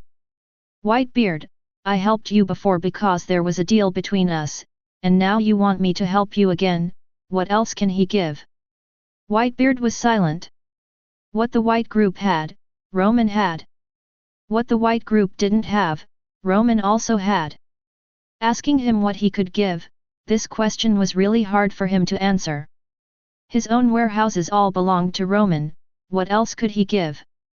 Luo Meng, you know, I promised you before that I would let you empty my warehouse at will. I can't answer your question now. If you have any conditions, tell me. I will do my best to help you do what I can. Romon 2 conditions. 1. I want 70% of the items obtained by the Whitebeard group during this trip to the calm zone. 2. I want you to help me keep an eye out for the more mysterious places in the calm zone, and notify me immediately if there is any news. Just these 2 things. If you agree, I will help you check on the situation of the Straw Hat Boy. However, I have to make it clear that I may not be able to solve his problem. Everything will be known only after we meet in person. Without much hesitation, Whitebeard said, "Deal." Chapter 128. Luo Meng slowly put down the Den Den Mushi, with a faint smile on his face. Interesting. I want to find out more and more about the source of the matter. According to Whitebeard's description, Luffy awakened a few years earlier, and he was even darker. It's really interesting. What on earth made Luffy awaken early? Damn Romon, what are you talking about? Is it interesting? Yamato said these 2 words after seeing Romon hang up the phone, which aroused Yamato's interest. Finding a comfortable position, Romon lay on Yamato's long legs and said with a smile, "Didn't you hear what I said to Whitebeard just now? When we went to the parallel world before, didn't Luffy in that world also enter the Nika state? I didn't expect that in our world, Luffy actually awakened Nika accidentally. Isn't this very interesting? The next development of the calm zone makes me a little confused, and things are getting more and more interesting. Treasures are emerging in an endless stream, and various major forces have intervened in the calm zone. This time, there will definitely be a river of blood in the calm zone. Then wouldn't we beasts be in danger too?" Yamato asked. "No defense. If Jin and the others get into trouble, they will call me and brother Kaido, and we can rush over to support them at any time." Yamato slapped away Romon's hand that was doing something weird on her foot, rolled her eyes at him, and said, "It's good that you have an idea. I won't search separately from you. If something happens, we will go to support together." Romon didn't care that Yamato slapped his hand away, and his spirit of persistence was fully demonstrated, and his hand climbed up again on its own. "Okay. We can act together, so it won't be boring. I'm much happier with you on the voyage." Yamato ignored his hand, breathing slightly faster. Did Death and Hancock find anything? There was no phone call, probably because they didn't find out. With their strength, they can escape if they encounter danger even if they are defeated. You don't need to worry. Yamato curled his lips. Who is worried about them? It's better if something happens, then they won't have the chance to bully me. They are not bullying you, they love you. Romon nudged Yamato's belly with his head and said with a smile. Yamato touched Romon's forehead and said, "Tisk, you always help them, who will believe you?" "I believe it." Luo Meng blurted out. "Pa." Yamato patted Romon's head and said unhappily, "You believe what you say, of course, but I don't." Yamato knew why Romon always helped Hancock. Wasn't it just for that thing in bed? Be tough, he won't refuse. Thinking of this, Yamato's face turned slightly red. "Hey! Yamato, why is your face red? Are you thinking about something inappropriate for children?" Romon was a little surprised. Why did Yamato blush while talking? He must be thinking about something bad. If he really was thinking about that, why bother? His own people are here, wouldn't it be nice to have a real fight? "No way, I'm hot." Yamato hurriedly fanned her face and made an expression that said "I'm hot." However, this explanation made Romon more convinced that Yamato was thinking about things that were not suitable for children. Although the sky was clear, the sea breeze was very strong. When it blew on his body, Romon felt a little cold. How could Yamato feel hot? Besides, Yamato is the user of the phoenix fruit, it would be strange if she was afraid of heat. Romon didn't think of exposing her, and cooperated by fanning her face with his hand. "Don't run, leave the things behind, or you can't escape from me." The voice came from behind, Luo Meng stopped fanning, stood up with Yamato, and looked in the direction of the voice. Two figures were running wildly on the sea. The figure running in front was covered in blood, dodging the attacks of the pursuers from time to time. Luo Meng recognized the identity of the pursuer, but had never seen the identity of the escaper. He frowned slightly. This person could persist in the hands of the CP leader, and his strength was not weak, but he had no impression of him at all. This was a character that did not appear in the original drama. Judging from the skills used, it seems to be the Navy 6 style, about 50 years old, with muscles stronger than bulls. Could it be that the Navy rebelled and entered the windless zone to get the treasure and was chased by the CP leader? Damn Luo Meng, should we intervene? Yamato asked softly when he saw this. Luo Meng raised the corner of his mouth and said with a smile, why not intervene? Why don't we take advantage of the items that are delivered to our door, and they also come with a CP director. We are going to make a fortune this time. Yamato, let's go over there and play with them. Romon reached out and hugged Yamato, teleporting. Swoosh! When he reappeared, his figure was already blocking the way of the escapee. Damn it, my luck is so bad that I can even meet you here, scourge of beasts, Romon. Gi's braked suddenly in the air, looking at Romon in front of him, his heart was dead. Romon said casually, haha. Old man, how about giving the things to me? I'll leave it to you, can you let me go? Gi's didn't insist. He could escape from the CP chief, but he didn't have the confidence to escape from Romon. A man's reputation is like a tree's shadow. Although he had never fought, he had seen the war at the top. Romon's strength was deeply imprinted in his mind, making him unable to get rid of it. Swoosh! Gi's was stunned. The movement was too strange. He didn't have time to react. Romon was already beside him. Cold sweat kept growing on his forehead. When he asked if he could let him go by handing over the treasure, Romon teleported again and came to his side in an instant, with his right hand on his shoulder. Old sir, you don't seem to have the bargaining power. If you don't hand it over voluntarily, I will just waste a few more minutes to get rid of you, and the treasure will still be mine. This method, you want to try it? Hee. Gi's laughed twice, took out an item from his arms and handed it to Romon. This is the item I got when I entered the windless zone, and I don't know what it is used for. If you don't hand it over, you will die. If you hand it over, there is still a glimmer of life.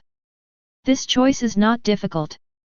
Romon reached out to take it, looked at it, didn't know what it was, and put it in his bag casually, and waited to explore it later.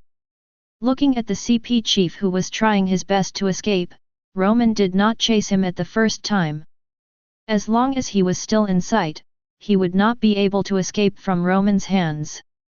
Dare to act alone, he will not die today, and Romon's name will be written upside down. Looking at the CP chief, Romon asked, speaking of which, the old gentleman uses the moon step and can escape in front of the CP chief. His strength is not weak, but I have never heard of you or seen you. Can you tell me, who are you? Gi's waved his hand. Mr. Romon thinks too highly of me. I was also a Navy before, with the rank of Lieutenant General. I made some mistakes 10 years ago and was expelled from the Navy.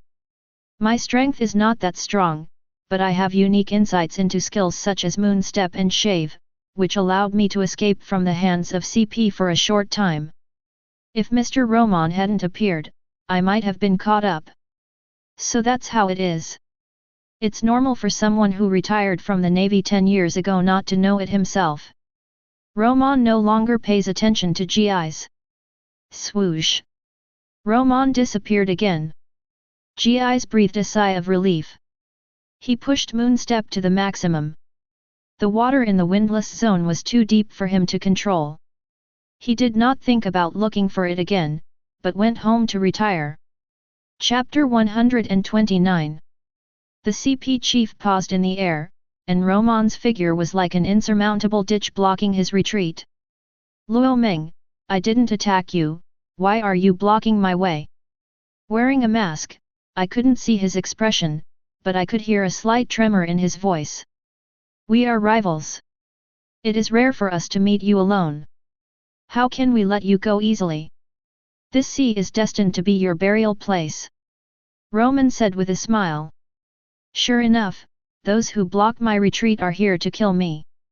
The CP chief felt a little panic in his heart. Luo Meng, I have just passed the news of your presence to the world government. They will come to support me soon. As long as I can hold on until they arrive, you can't kill me. Swoosh. The CP chief disappeared. The way forward was blocked. So he went to the sides and joined the world government. He could avoid death today. Stinky Luo Meng, hurry up and kill him, or wait for them to meet up. It will be hard to kill him then. All right. Call out. Bang. He caught up with him by teleporting, and attacked CP General's cheek with his right foot. He didn't hold back any strength in this kick. However, CP General has experienced countless battles, and his body is basically very sensitive to danger. When Luo Meng's kick was about to land on his face, he raised his hands to block it. He flew hundreds of meters across the sky, paused, and his hands were almost broken. The force was too great. He couldn't take a few moves head-on. The speed was fast, and the speed of teleportation was not something he could escape. He couldn't escape. Then he had to fight. The three-headed dog of hell unfolded, and this time it was different from the top. CP General on the top had only used the full beast form, but this time it was the human beast form. The dog's head and the human body, the three heads stood in three directions, allowing him to have a 360-degree field of vision without blind spots. Not at the Emperor level, his combat power was around the peak general. Luo Meng could sense CP General's current strength by his breath. Thunder and darkness are coming. The CP chief was covered with the energy of thunder and darkness, making him completely hidden in the storm of thunder and darkness energy. A lightning strike. The power of decay. Dark lightning flashed, with a layer of corrosive power attached to it. The speed of the lightning was so fast that it almost instantly hit Romon. Romon hugged Yamato and smiled slightly, dodged, let go of Yamato in his arms, and attacked the CP chief himself. Lan Jiao, chaos. His feet turned into phantoms and waved continuously, and sword energy came out from his feet one after another. Luo Meng shuttled through them, dodging left and right, and no sword energy could touch the corner of his clothes. Shave. Armed, finger gun. After the CP chief sent out a storm kick, he covered his body with sword energy and approached Luo Meng. His dark fingers wanted to leave 180 holes on Luo Meng's body. No? It was an afterimage. The CP chief's fingers fell on Luo Meng, but he was not happy at all. He did not feel his fingers hitting his flesh, as if they were passing through the air. He hurriedly looked around, trying to find Luo Meng's position. What are you looking at? Am I not above you? The voice came from above, but the CP chief had no time to react. Bang! There was a pain on my head, and my body was knocked into the sea. Enough! The commander quickly stabilized his body to avoid falling into the sea. With the power of the devil fruit, falling into the sea would definitely kill him. Looking at Romon above his head, the three energies of the phantom beast Cerberus exploded, forming a huge energy ball that flew towards Romon. Sucker punch! Flash! Boom! The seventh gate of the 8 gates of Dungia, open! Call out! In my hands, you can't escape! Luo Meng appeared beside the chief and kicked him in the waist. Ah! Even if I can't escape, I will bite off a piece of your flesh. The commander was not blown away, but seized the opportunity to grab Luo Meng's feet. 3 kinds of energy flashed on his body, as if condensing an unparalleled attack. Energy rays, trio. I don't believe this distance, you can still dodge it. A beam of energy with extremely strong penetration shot out from his mouth. Hide. Ha ha ha. You think too highly of yourself, with your power, why should I hide from you? Armed. Let me show you how powerful my moves are. Romon directly covered his right hand with high-level armed color domineering, and with a little force on his feet, he broke free from the restraints of the general. He pressed his ability on the general's head. The ray was indeed quite strong, and a layer of skin on Romon's right hand was burned. With superspeed regeneration, the lost skin can be restored at any time. Is it still possible? The general opened his eyes wide, and his mind was blank for a moment. He had never seen this method before.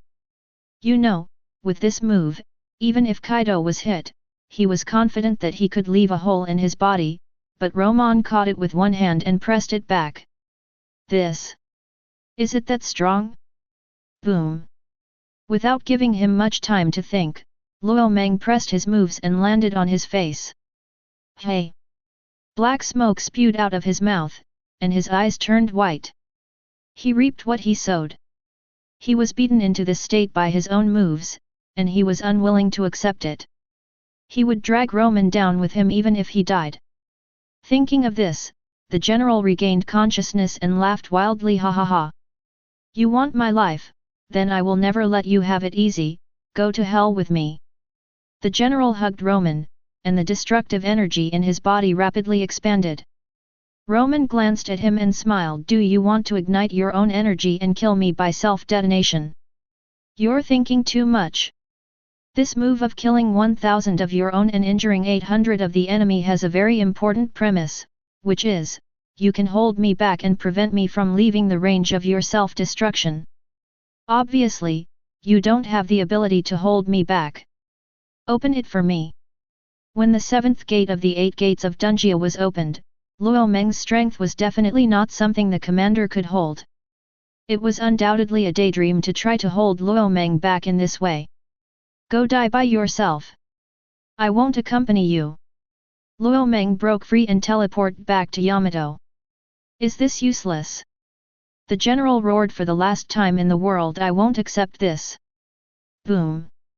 With 3 kinds of energy in his possession, the general's self-destruction is no joke. The range covers hundreds of meters, and with the general as the center, an energy field of several hundred meters is formed. The explosive power flew in the air, killing all living things. Countless fish in the sea below him died in his self-destruction, and the corpses of the fish covered the entire surrounding sea. There are at least tens of thousands of them, of different sizes. This time, the general did not lose, and tens of thousands of fish accompanied him on a journey to hell. Romon looked at the scene, his heart without any fluctuations. He hugged Yamato and smiled. Let's go back to the boat. Yeah. Yamato nodded. Swoosh. Looking at the ship that was almost invisible in the distance, Luo Meng used teleportation twice before returning to the ship. Chapter 130. Somewhere in the windless sea, a CP member quickly ran to the 5 elders. My lord, the chief's life paper has been burned out. Hearing this man's words, the 5 elders' eyes condensed. Saint Peter said Romon's strength has increased again. It has been less than 10 minutes since the chief sent us a message for help. In just less than 10 minutes, Romon was able to kill the chief who was at the peak of the admiral level. It's really scary. Give the order to change the route. We should not meet Romon. Yes. The CP members left in a hurry. Mars Saint tapped the table, thought for a while, and said, entering the windless zone, Romon is not the target. It has been confirmed that there are treasures in the windless zone, and our world government has also obtained several. Aokiji has a treasure that can restore injuries. Although Kizaru and Barrett did not get it in the battle, they also got one afterwards. Sengoku and Garp also got one. Although they don't know the use yet, they can also confirm that it is a treasure. Then there is this one in our hands. We have figured out the function, but it is useless to us. Wokayulai Saint said, indeed, since it is confirmed that there are these incredible items in the windless zone, Romon is not so important. As long as we get the items that can kill him, it won't be too late to kill him later. Satan Saint played with a piece of colorful tablecloth in his hand and laughed, haha. It's amazing. I didn't expect that there would be such a thing in the world. Even Vegapunk can't make it. It's really useless to us. This thing can only make food extremely delicious. It can be rewarded to those who have made contributions in our family. The other four nodded. Good things should be kept within the family. The items that are useless to them are just right to be awarded to the Tianlong people in the family. Peter Saint, that's it, let's hurry up and search the windless area, and also notify everyone, tell them not to run in the direction of Romon, so as not to run into him. The order was correct, but it was a bit aggrieved. In the past, others would take a detour when they saw them, but now it's the other way around, which makes them feel uncomfortable. But there is no way, they don't have the confidence to kill Romon. If they run into him, they will be in danger of death. A series of orders were issued, and the warships sailed in the opposite direction. 3 days later, there were no less than 10 wars of varying sizes in the Com Zone, each of which was over the fight for treasures. Every faction had gained something, and the Com Zone was almost exhausted. On this day, Romon and Yamato met up with his death, Hancock and others. They sat on the boat and discussed. Damn Romon, we've searched the Com Zone for so many days, but we still haven't found the place you're looking for. Where on earth is this place? Yamato was a little discouraged. It had been almost 10 days, and he had found several treasures, but there was no news at all about the place Romon was looking for. Esdeath smiled and patted Yamato on the shoulder. Don't worry, Yamato. If it exists, you will definitely find it. It's just a matter of time. Hancock echoed. That's right, it's been less than 10 days. Why are you in such a hurry, Yamato? You will find it sooner or later. We're just afraid that other forces will find it first, then we are doomed to return empty-handed. Hearing Hancock's last words, Romon's eyes were solemn. She was right. If someone else found it first, he would have no way to deal with it. The main thing was that he didn't know who had the treasure, and he couldn't visit every force and ask them to hand over all the treasures they had. System Dad, are you sure the mission target is in the windless zone? Be sure and be certain. System Dad, has the mission target been taken away by other forces? Don't worry, no one can take the host's mission target away this time, not even you. Is it immovable? Then where is it? System Dad, can you give me some more hints? How long will it take to find it if I keep searching like this? No, the mission is yours, and the reward is also yours. Why should I give you any hints? If you want to find it, just work hard on your own. Ah! The system is still the system, its temper has not changed at all, and there is no prompt. The only clue is that the mission target cannot be moved. The search in the windless sea is almost complete, but it still cannot be found. See. Romon's eyes sparkled, and he clapped his hands. Yes, that's 100% true. Husband, have you thought of something?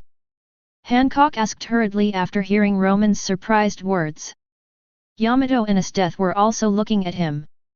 Romon quickly sorted out his thoughts and said, maybe we were looking in the wrong direction at the beginning. The place I am looking for may not be on the island or on the sea. If I can't find it on the island or on the sea, it must be in the sea or in the sky. Hancock frowned slightly. Husband, the sky is easy to find. Yamato, husband, Kaido, and Jin can all fly, and the speed is not slow, so it is convenient and fast to find. If it is in the sea, it will not be so easy to find.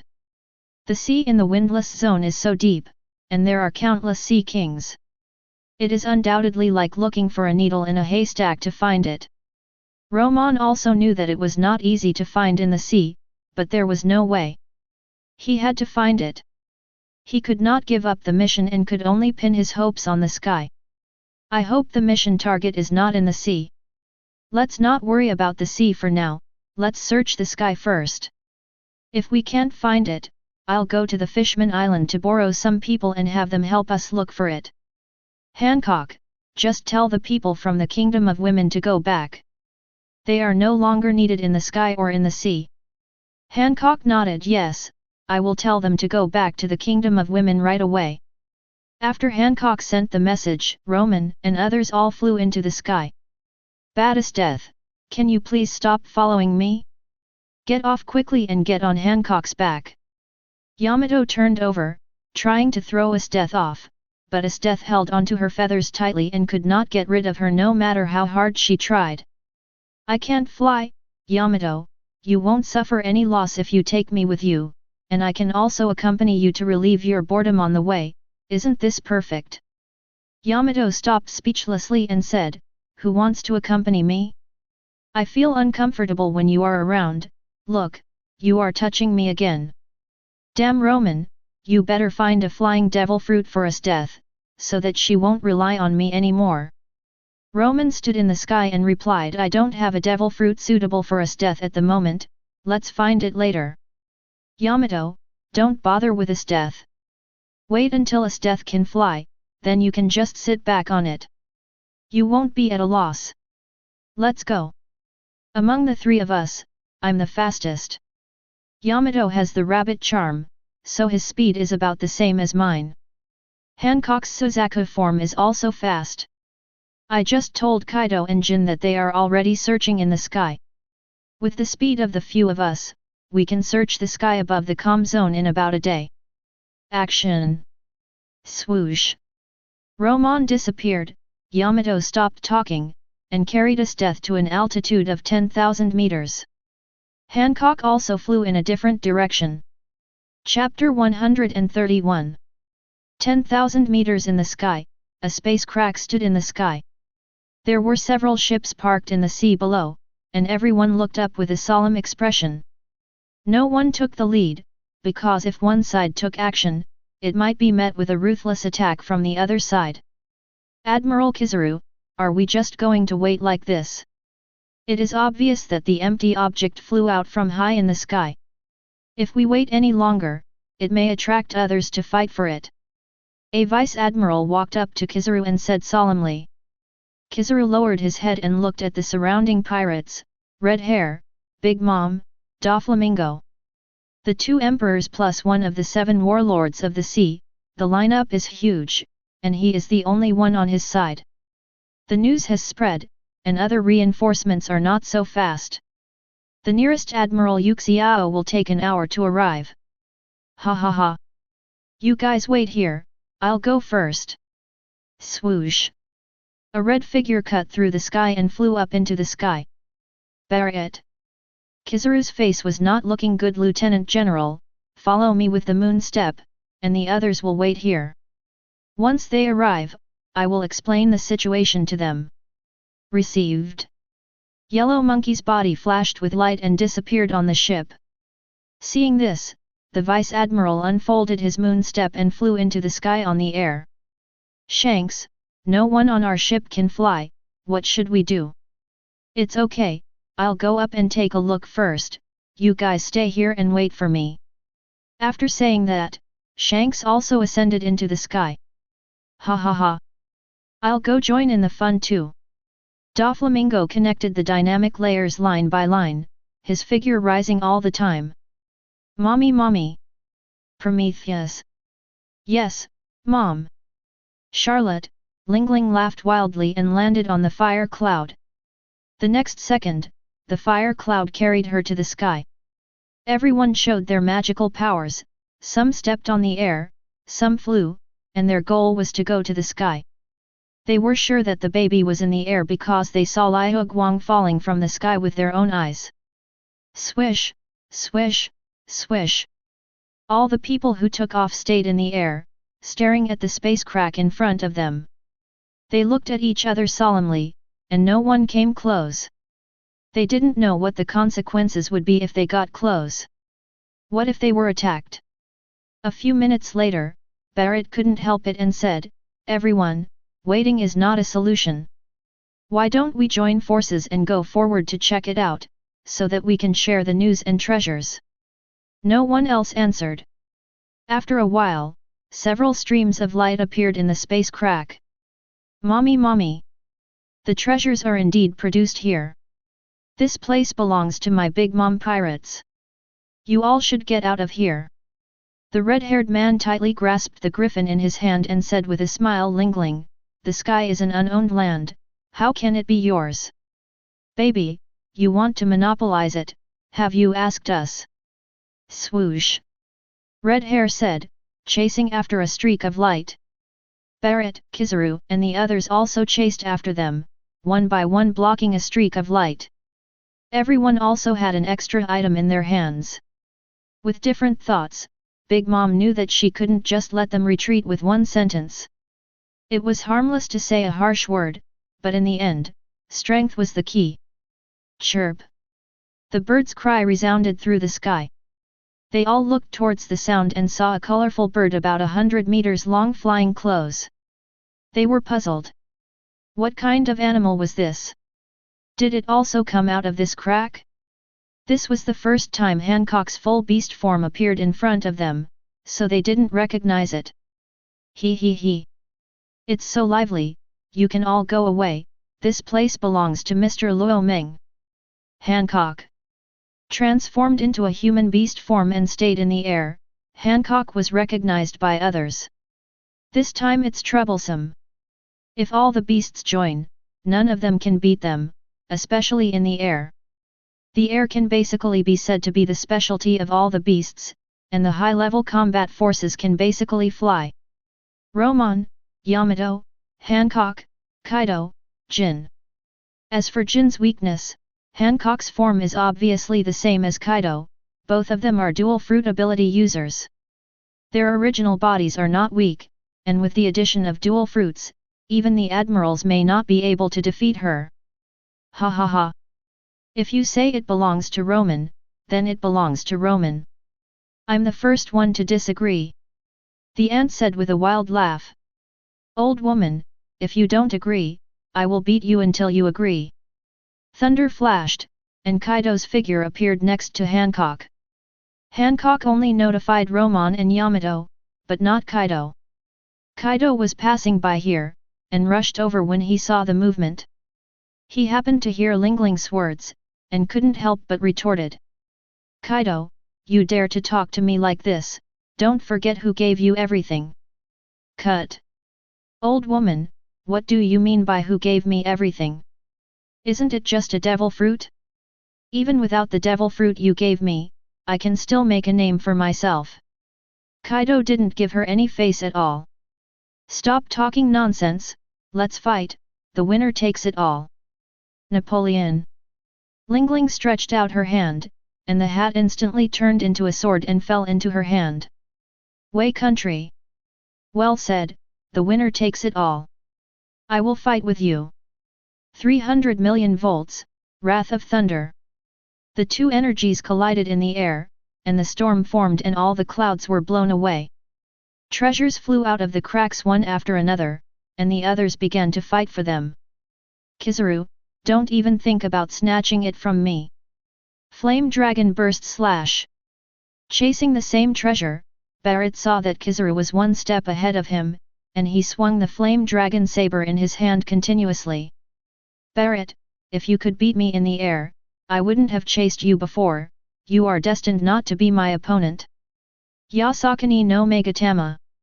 The fiery red energy slashed, and the yellow energy balls collided and cancelled each other out.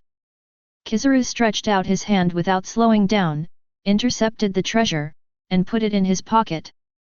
Barrett's face was very ugly. The treasure was taken by Kizaru, and it was basically impossible to snatch it back. Not only they were fighting for it. Others were also fighting for it. Red Hair, Shanks, Doflamingo was about to catch up with the treasure, but a red-haired man suddenly appeared and intercepted it, which made him very upset. What a bad luck! He was not arrogant enough to snatch it from the four emperors. Even though he was not convinced, he had no choice but to turn back to the crack to see if there were any other treasures that fell into his arms. Hancock was the easiest. She chased a treasure by herself, and no one competed with her. She easily got the treasure. Ha ha ha. Old woman, your strength has dropped a bit too much now. In the battle between Kaido and Linlin, Big Mom was suppressed the whole time. As long as she could barely hold on. Huff, huff, huff. Panting heavily, Kaido, don't be so complacent.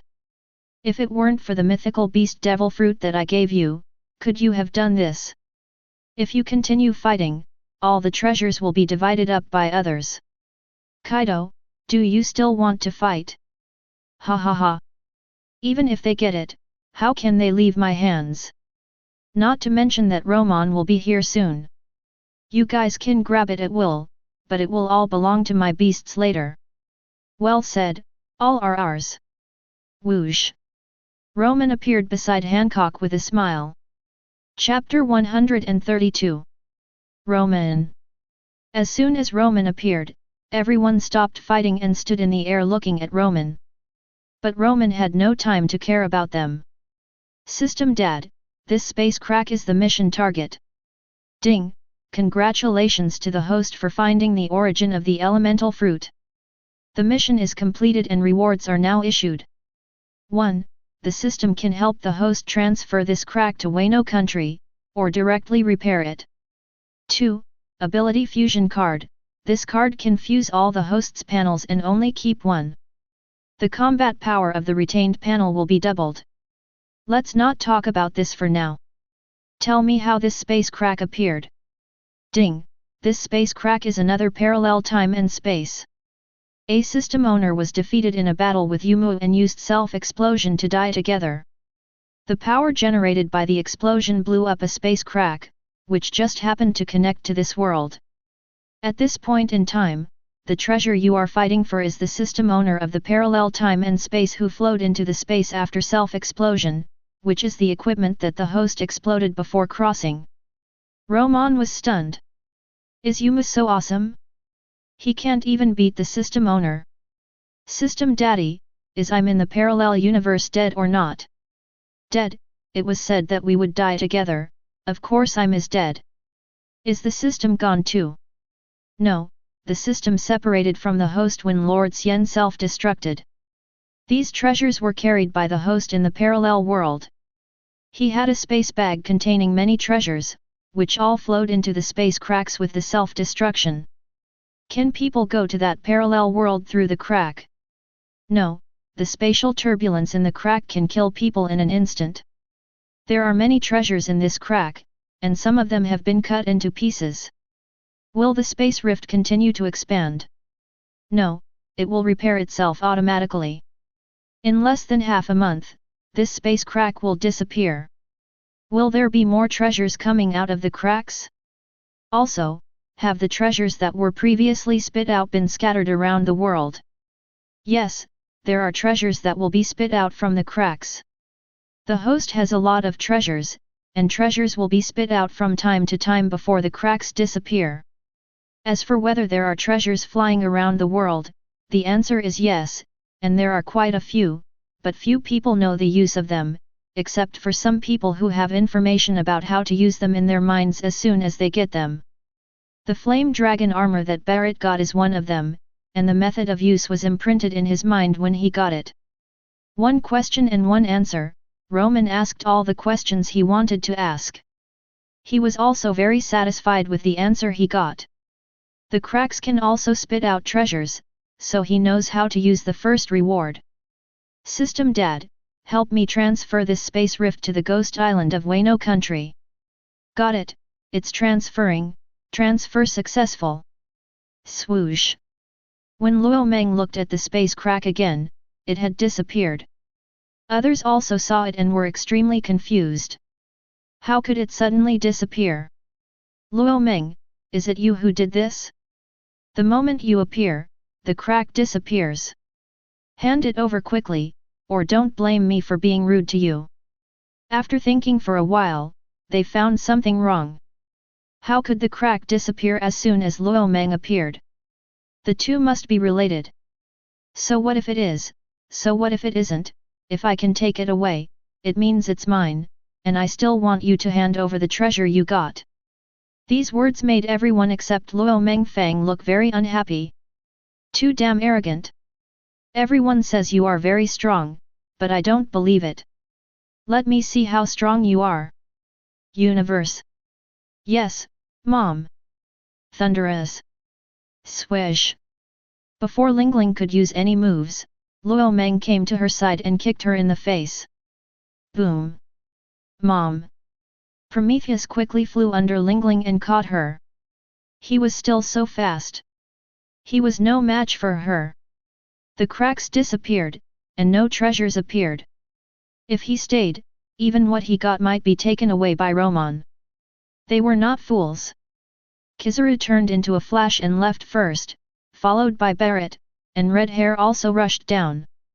Doflamingo left the sky when Romon appeared. This battle was not something he could participate in. Want to leave? Leave the things behind before you go. Kaido chased after Kizaru without hesitation, and Hancock also chased after Barrett.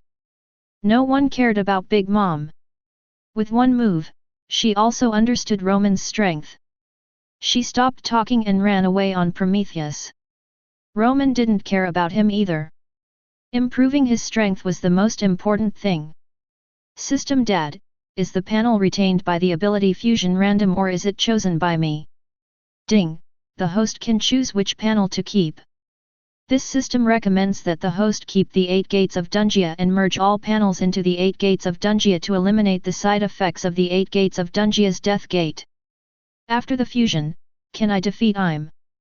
It's 50-50. After the fusion, the host's 8 gates are fully opened, and the combat power is equivalent to the God level. God level? Luo Meng frowned slightly. This is the second time he heard the system say this. System Dad, what is the God level? How did Yumo reach it? God level is the term used in this world. Yumo relies on absorbing some energy from the heart of this world to reach the God level. When he reaches the God level, he can use all the energy, which is similar to the elemental fruit of the host. System Dad, why did the heart of the world appear again? What the hell is the heart of the world? The heart of the world is the heart of this world. There is a passage in Mary Joyum's room that leads directly to the heart of the world. If the heart of the world is destroyed, the world will also be destroyed. Outrageous. The more I listen, the more outrageous it becomes. Romon was speechless. I didn't expect that there would be a heart of the world in the pirate world. Does that mean that all devil fruits are the product of the heart of the world? System Dad, use the ability fusion card and keep the 8 gates. Fusion in progress. Romon closed his eyes, feeling the infinitely increasing strength in his body. It took 10 minutes to fully fuse, and after shaking hands, his normal strength could beat a general. The power was so strong that Romon was immersed in it and couldn't extricate himself. This feeling. So charming. 8 gates of ninjutsu, Death Gate, open. Boom. A single breath blew away the clouds within a kilometer. He still looked the same as before when the 8 gates were fully opened, his skin was red and purple, but there was no side effect at all. What was left was endless power surging out, and his body did not feel any discomfort. This is the complete 8 gates. Luo Meng smiled slightly, his smile was like a ghost. Looking at the people fighting below. Without teleporting, running with both feet on the air can break the speed of sound, which is not much different from the speed of teleportation. Chapter 133. Mary Joa. Yim slowly opened his eyes and frowned slightly this energy fluctuation. Swoosh. The next second, her figure appeared in the sky, looking into the distance. I couldn't help but be secretly surprised. The pressure I felt was no worse than mine. What happened during this period of time? The man who invaded Mary Joa before made me feel surprised, and now there is another person with almost the same strength as me. This kind of person shouldn't exist in the world. I am enough as the strongest person. Call out. Ha ha ha. This feels great. Everyone under the sea raised their heads and looked in the direction of the sound, but there was only the sound, no figure in sight. Bang! Kizaru felt unbearable pain in his stomach, and he flew backwards like an arrow. His consciousness was almost shut down. This was not the result of Romon's lack of effort. After the fusion of the panels, he became more and more proficient in the 8 gates of ninjutsu, and his strength could be adjusted so that he would not kick people to death with just one kick. Kaido was stunned. The opponent disappeared during the fight. How can I explain this? Coming back to his senses, looking at Romon who was red and purple beside him, Kaido said, Romon, there is only Kizaru, you don't need to use this state. Romon's current state is many times stronger than the top, and I, the captain, am very embarrassed. Do you want to? It's okay to let Luomeng and Yamato form their own faction. After all, they are all family, so it doesn't matter if they create another faction. Luomeng raised his right hand and clenched it, saying, it doesn't matter. I'm already proficient in opening the 8 gates, and there won't be any side effects. Call out. Bang! Kizaru had just stabilized his body and hadn't even caught his breath when his body was knocked away again. He felt like crying but had no tears. Just hit me. Why are you hitting me alone?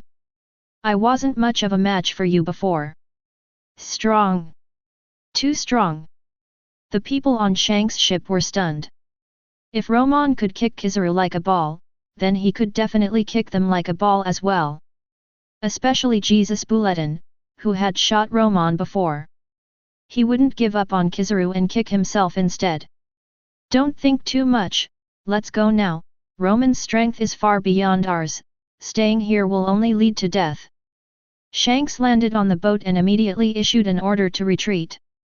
Their actions could not escape Romon's eyes, and when he saw that the red group wanted to leave, Romon grinned. His figure instantly blocked the red group's retreat route. Want to leave? Have you asked me? Shanks and the others looked extremely unhappy. They walked to the bow and Shanks said, Romon, why are you blocking our way? Do you want to kill us too? Romon laughed wildly and said, ha ha ha. That's right, none of you can escape today. Stay in the windless zone forever. Boom. Shanks' domineering aura immediately pressed towards Romon, but it could not cause any pressure on Romon. With all 8 gates open, Romon faced Shanks' domineering aura like a breeze blowing past. Luomeng, are you too arrogant? Your 100 Beasts group wants to face the world government and my entire red group alone. Do you have the strength to do so? It's enough to kill you. Bang! As soon as he finished speaking, Romon kicked Shanks into the sea, and a hole was punched in the boat. Shanks! Beckman exclaimed, then looked at Romon on the boat and shouted, the enemy is too strong, let's go together and kill him. Accurate shooting. Human bomb tank. A flash of cold light. The members of the red group used their special skills one after another and attacked Luomeng. Useless work. Swish, bang, swish, bang, swish. Figures flashed, and none of the red group members could withstand his attack. All of them either flew out and fell into the sea, or stayed on the boat with their hands on their stomachs. After one blow, most of the red group members lost their fighting power and became lambs to be slaughtered. Swish! The red and black slashing light broke through the sea water, aiming directly at Luomeng. Luomeng smiled contemptuously, stretched out one hand, and grasped the flying slash with his palm, and then exerted force again, and the slash dissipated into nothingness. Swoosh! Shanks stepped on the air and stayed in the air, his face more solemn than ever. This move made him realize that his strength was not at the same level as Romon's, and that if he continued to fight, he would be completely annihilated. Ladies and gentlemen, today may be our last voyage. Now I am issuing the last order as the captain. Escape. Scatter and flee, I will buy you time to escape. Shanks' roar reached the ears of every member of the red group. Beckman slowly stood up. Shanks, do you think I will abandon you to escape alone and then live in disgrace? Don't be ridiculous, there are only Beckmans who died in battle, but there are no Beckmans who escaped. Jesus Bulletin and others also stood up slowly, standing firmly in place, with their weapons pointed at Romon, and none of them thought of escaping. You! Shanks was stunned, then he laughed heartily. Okay, then we will have one last battle today, and in hell, we will have another adventure together. Call out! It looks like the Navy is going to join forces with the pirates today, Shanks, let's find a way out together. Kizaru appeared beside Shanks. It was no use running away. With Romon's strength, it would not be safe even if he fled back to the headquarters. He could kill him at the headquarters at any time. The only chance was to join forces to see if they could keep Romon in the calm zone forever. Ha ha ha.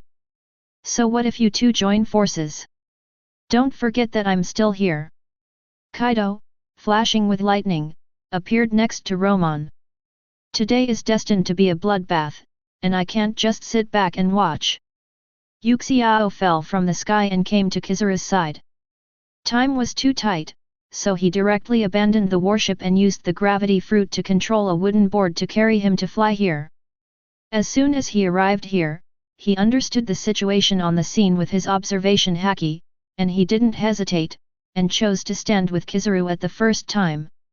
If you want to bully the minority with your majority, have you asked the beast group? Swoosh! Yamato also rushed to the battlefield carrying Esdeath. Master, can we kill all these people? Esdeath stood on Yamato's back, her bloodthirsty expression showing. Okay. Luomeng said these two words without even thinking, his expression unchanged. Ha ha ha. Then let's do something big. 10,000 thunders surge. Countless lightnings burst out from Kaido's body, but they did not attack Shanks and the others. Instead, they all fell on the sea. The members of the red group in the sea immediately floated on the water with white eyes. Only a few who reacted quickly left the sea in the first place. Kaido. More than half of the companions were killed or injured by Kaido's move. The surviving members of the red group were filled with anger. Shanks even glared at Kaido as if he wanted to stare him to death. He. Now that the trash has been cleared, I'll build a platform so we can have a good fight. Esdeath landed on the sea, and the sea water beneath her feet turned into ice, giving her a place to stand. Then she placed her hands on the sea water. This is something I learned from the guy who used ice, and it's just right for this moment. Ice Age. Chapter 134. Esdeath froze an area of more than 10 miles, creating an ice platform for everyone to fight. Go! The battle was about to start, and Esdeath still chose Beckman as her opponent. Yamato alone held back all the members of the red group. Kaido still went after Kizaru. Romon directly kicked Shanks and Uxiao like balls, kicking them again and again, so happy. Mommy!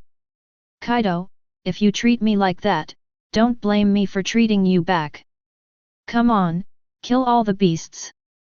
Big Mom's group returned to the battlefield again, bringing high-level fighters such as Katakuri to join the battlefield.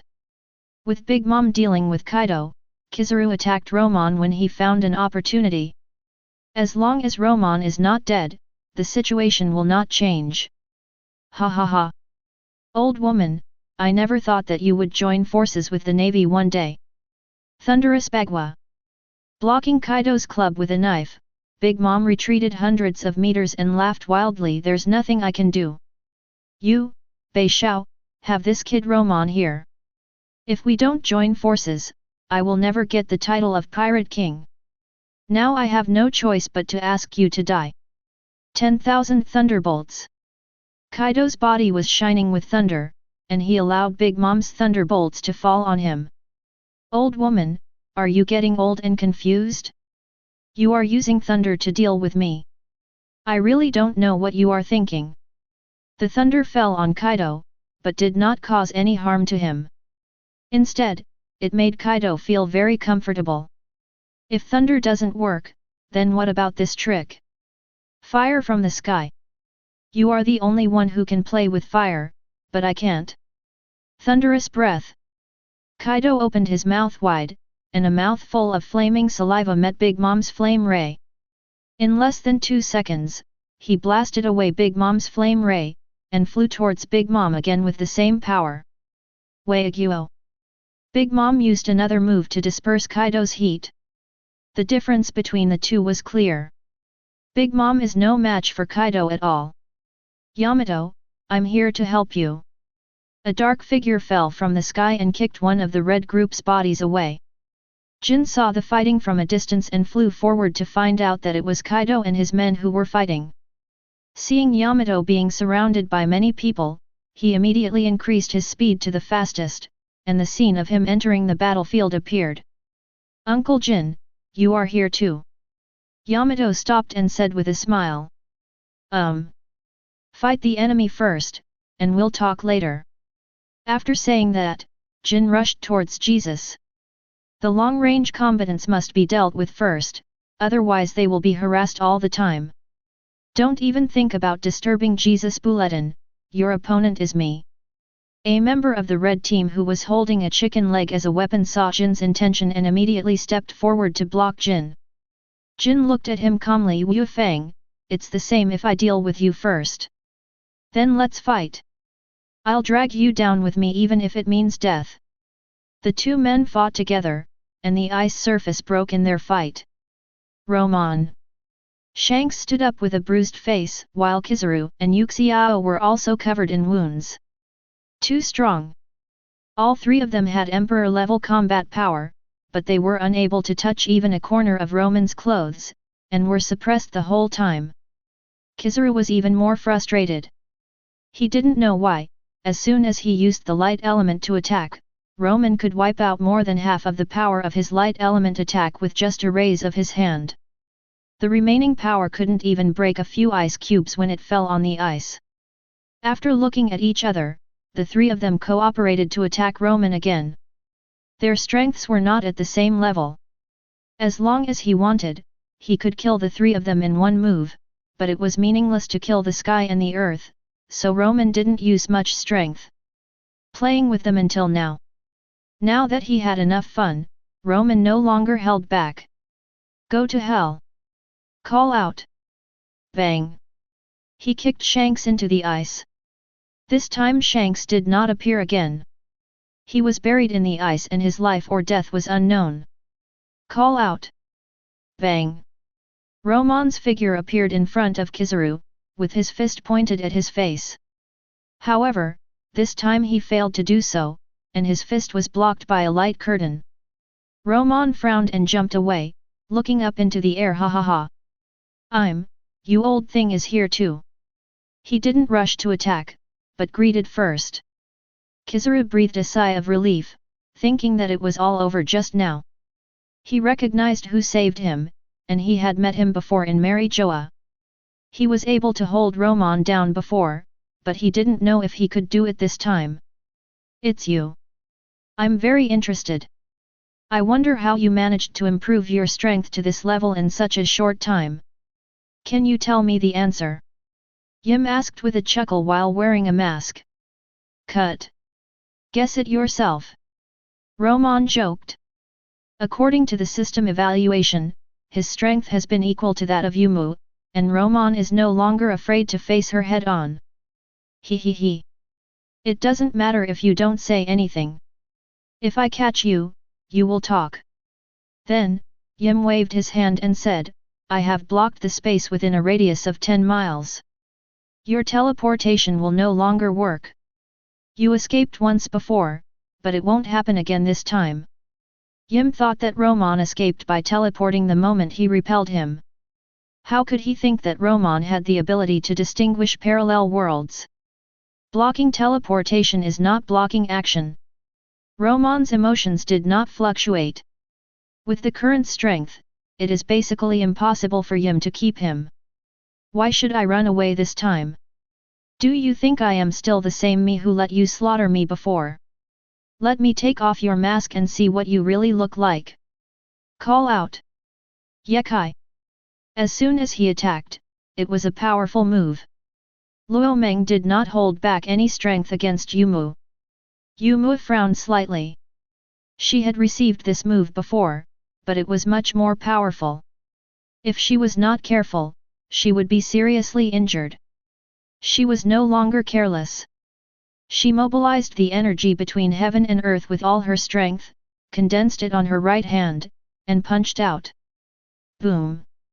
The clouds in the sky dispersed, the ice on the sea broke, and all people, including Kaido and others, were blown away by the aftermath. Standing up, they did not fight anymore, and looked at the two people in the sky with extremely solemn eyes. Kaido murmured in a low voice, "Is this the powerful celestial dragon that Romon mentioned? He is really strong. I can't even take a few moves from him. The foundation of the world government is really strong. If there is no Romon to restrain such a strong man, the world will always be under the control of the celestial dragons. Stinky Romon." Yamato looked at the battle with a worried look. Esteth stepped back to her side, patted her shoulder, and said, "Don't worry, nothing will happen to the master." They all stopped fighting, knowing that the key to this war lies in Romon and the masked man. If the masked man loses, they will die. If Romon loses, they have a chance to survive. Chapter 135. Ha ha ha. So cool. Romon tried his best and felt extremely refreshed with his whole body and mind. During the battle, every cell in his body was boiling, like a flea, extremely active. Fist to fist again, after one move, the two separated. Frowned and looked at Romon, who was full of fighting spirit. She was very confused, and she couldn't figure out how Romon had reached such strength in such a short time. His strength made her feel a sense of crisis. If she didn't kill Romon, she would never sleep well in the future. Looking across the whole scene, smiled slightly. She saw that in the distant sea, the 5 elders were approaching this side quickly. Ha ha ha! What are you waiting for, old man? Being distracted in battle is a big taboo. Romon punched the air, forming an air wave that attacked Im. My spirit is sensing you at all times, so why should you be careless? Im's figure flashed and he dodged Romon's move. Then he continued, "You are so strong that you can pose a threat to me. I will not let you escape again today. You and I are equally strong.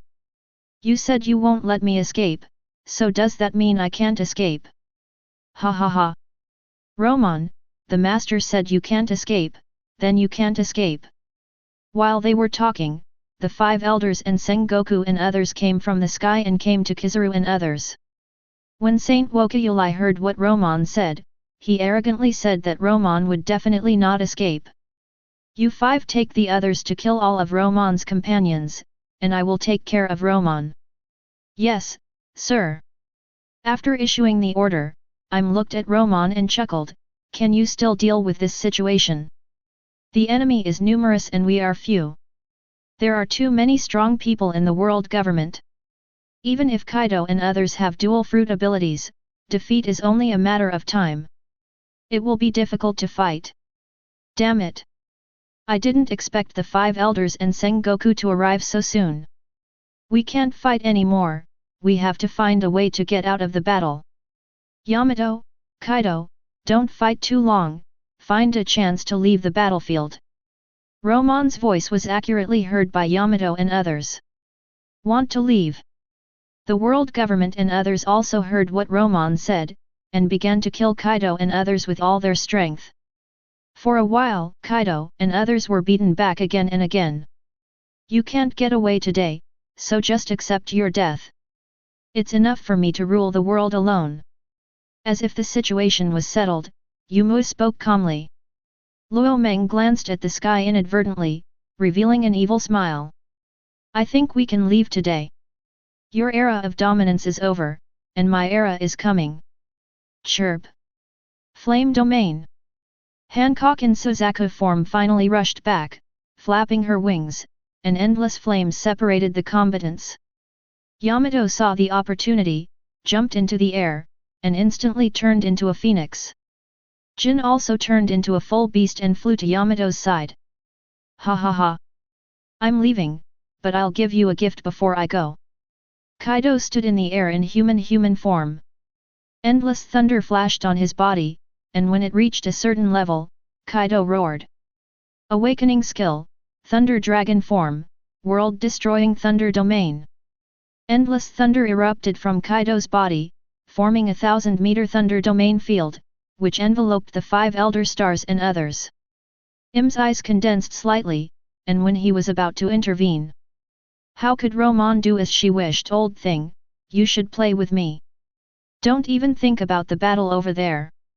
Using punches and kicks, Im was completely dragged by Romon and couldn't get away. Asteth stood behind Yamato and said in a soft voice, let's retreat. Before I leave, I also want to give them a gift, Hancock.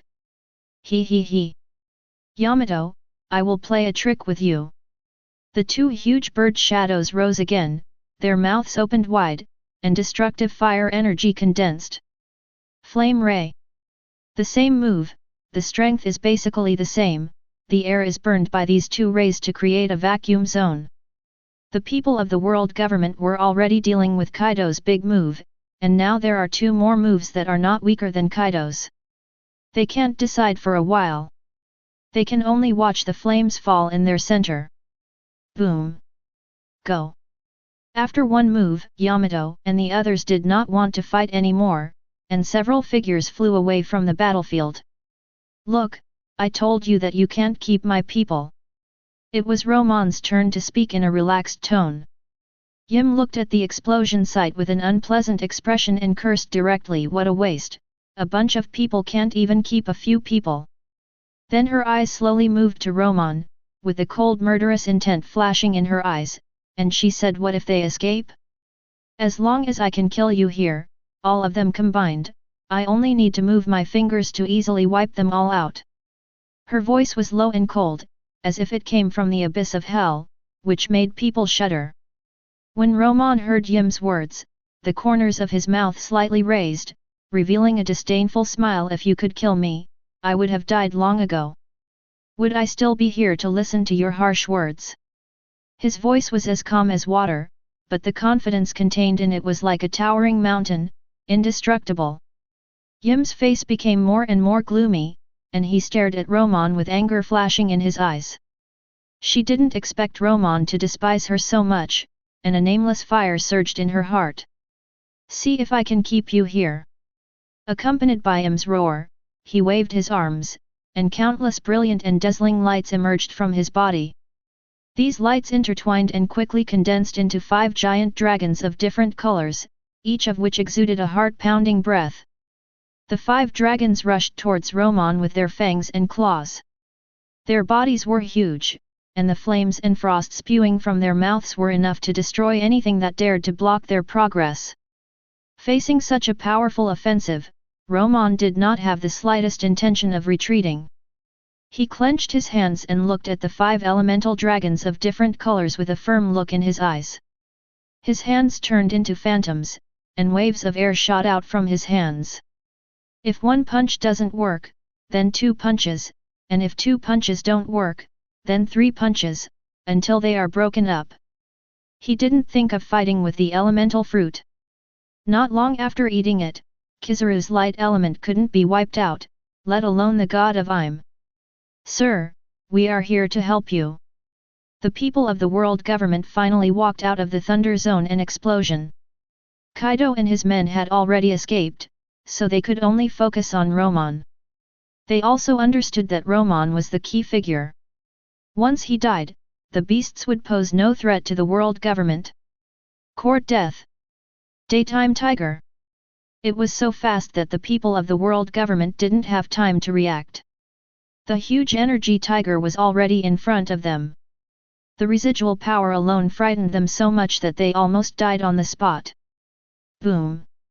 Chapter 136. At the critical moment, it was Im who moved in front of them and blocked Romon's move for them.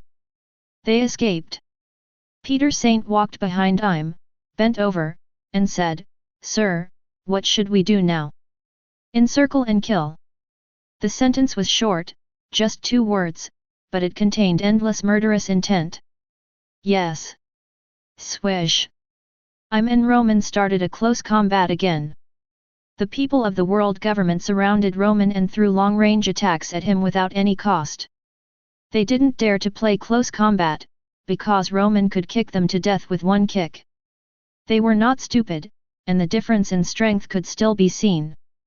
Annoying. He was originally about the same strength as Yim, and now the 5 elders and others joined him. Being dragged by Yim, he had no time to attack the 5 elders and others. This also led to Yim holding back Romon, while the 5 elders were happily attacking not far away. He was hit from time to time, which was not painful, but extremely annoying. He also had to face Yim finding an opportunity to attack him mercilessly. In less than 3 minutes, Romon's clothes were torn and there were several wounds on his body, all caused by Yim. Half an hour. Just hold him back for half an hour. With Yamato and the others' speed, it would be enough to rush back to the Kingdom of Women. Once they enter the Kingdom of Women, they will be protected by the formation and nothing will happen to them. Ha ha ha. Romon, you will die today. After I kill you, I will hang your body over the sky above Wano country. Seeing that Romon's injuries were getting worse in their hands, Saint Wokayuli smiled triumphantly. Looking for death. Romon's offensive became more and more powerful, and for a moment, Imdo could only resist. In the distant sea area of the battlefield, there was a ship parked, and 2 people on it were watching with telescopes. Sabo put down the telescope and said solemnly, "I didn't expect that the world government has such a strong man. Our revolutionary army will have no chance of winning against him." After a pause, he said, "Mr. Long, should we go help Mr. Luo Meng?" Long also put down the telescope, thought for a moment, and said, "Seeing that Luo Meng is not afraid at all, he must have the confidence to retreat. It will be useless for us to join in, and we will only lose our lives in vain. We cannot deal with that strong man.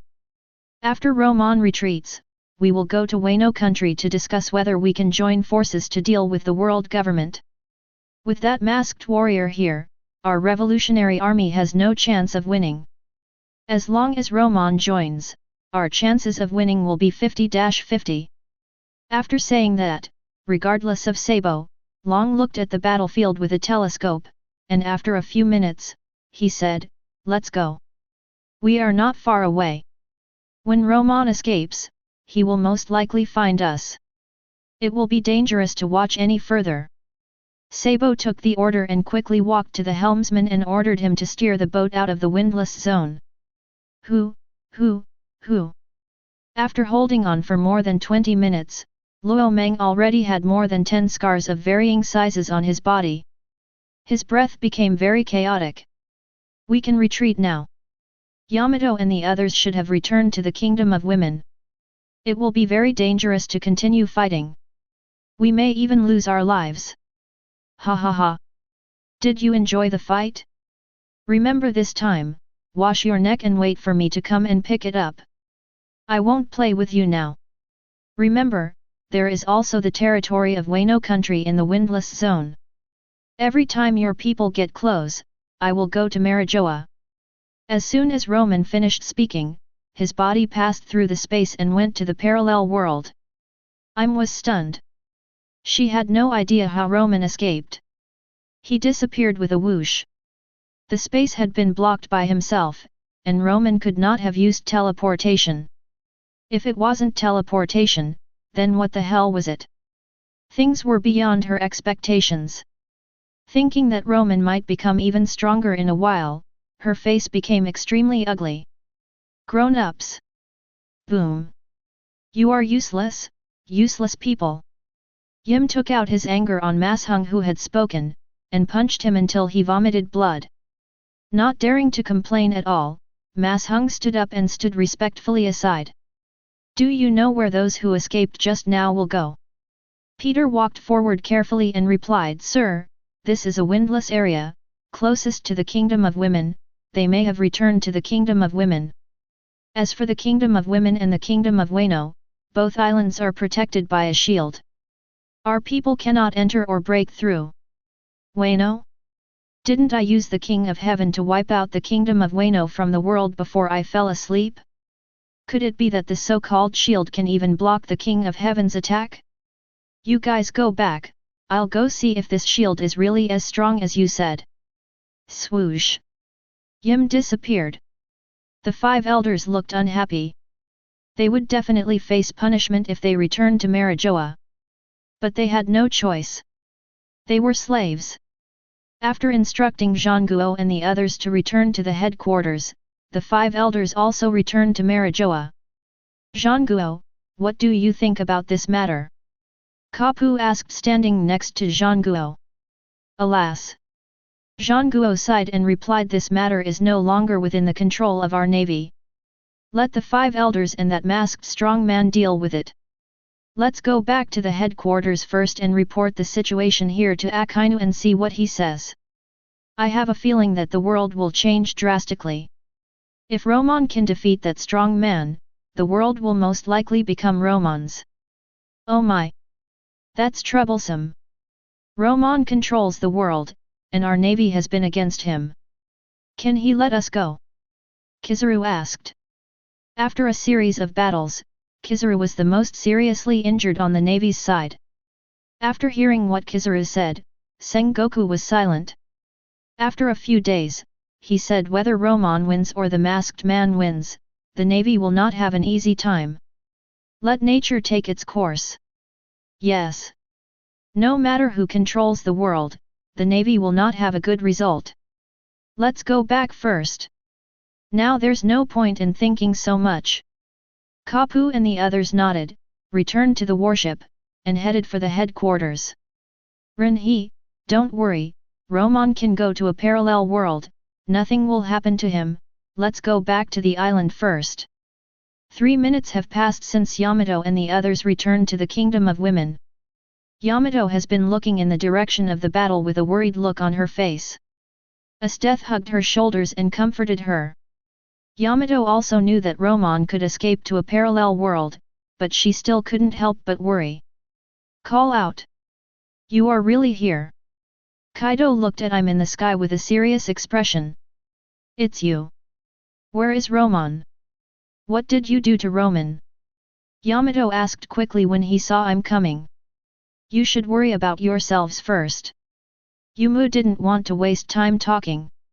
The elements danced in her hands, and a destructive attack fell on the kingdom of women. Kaido was about to respond, but the attack was blocked by the defensive formation.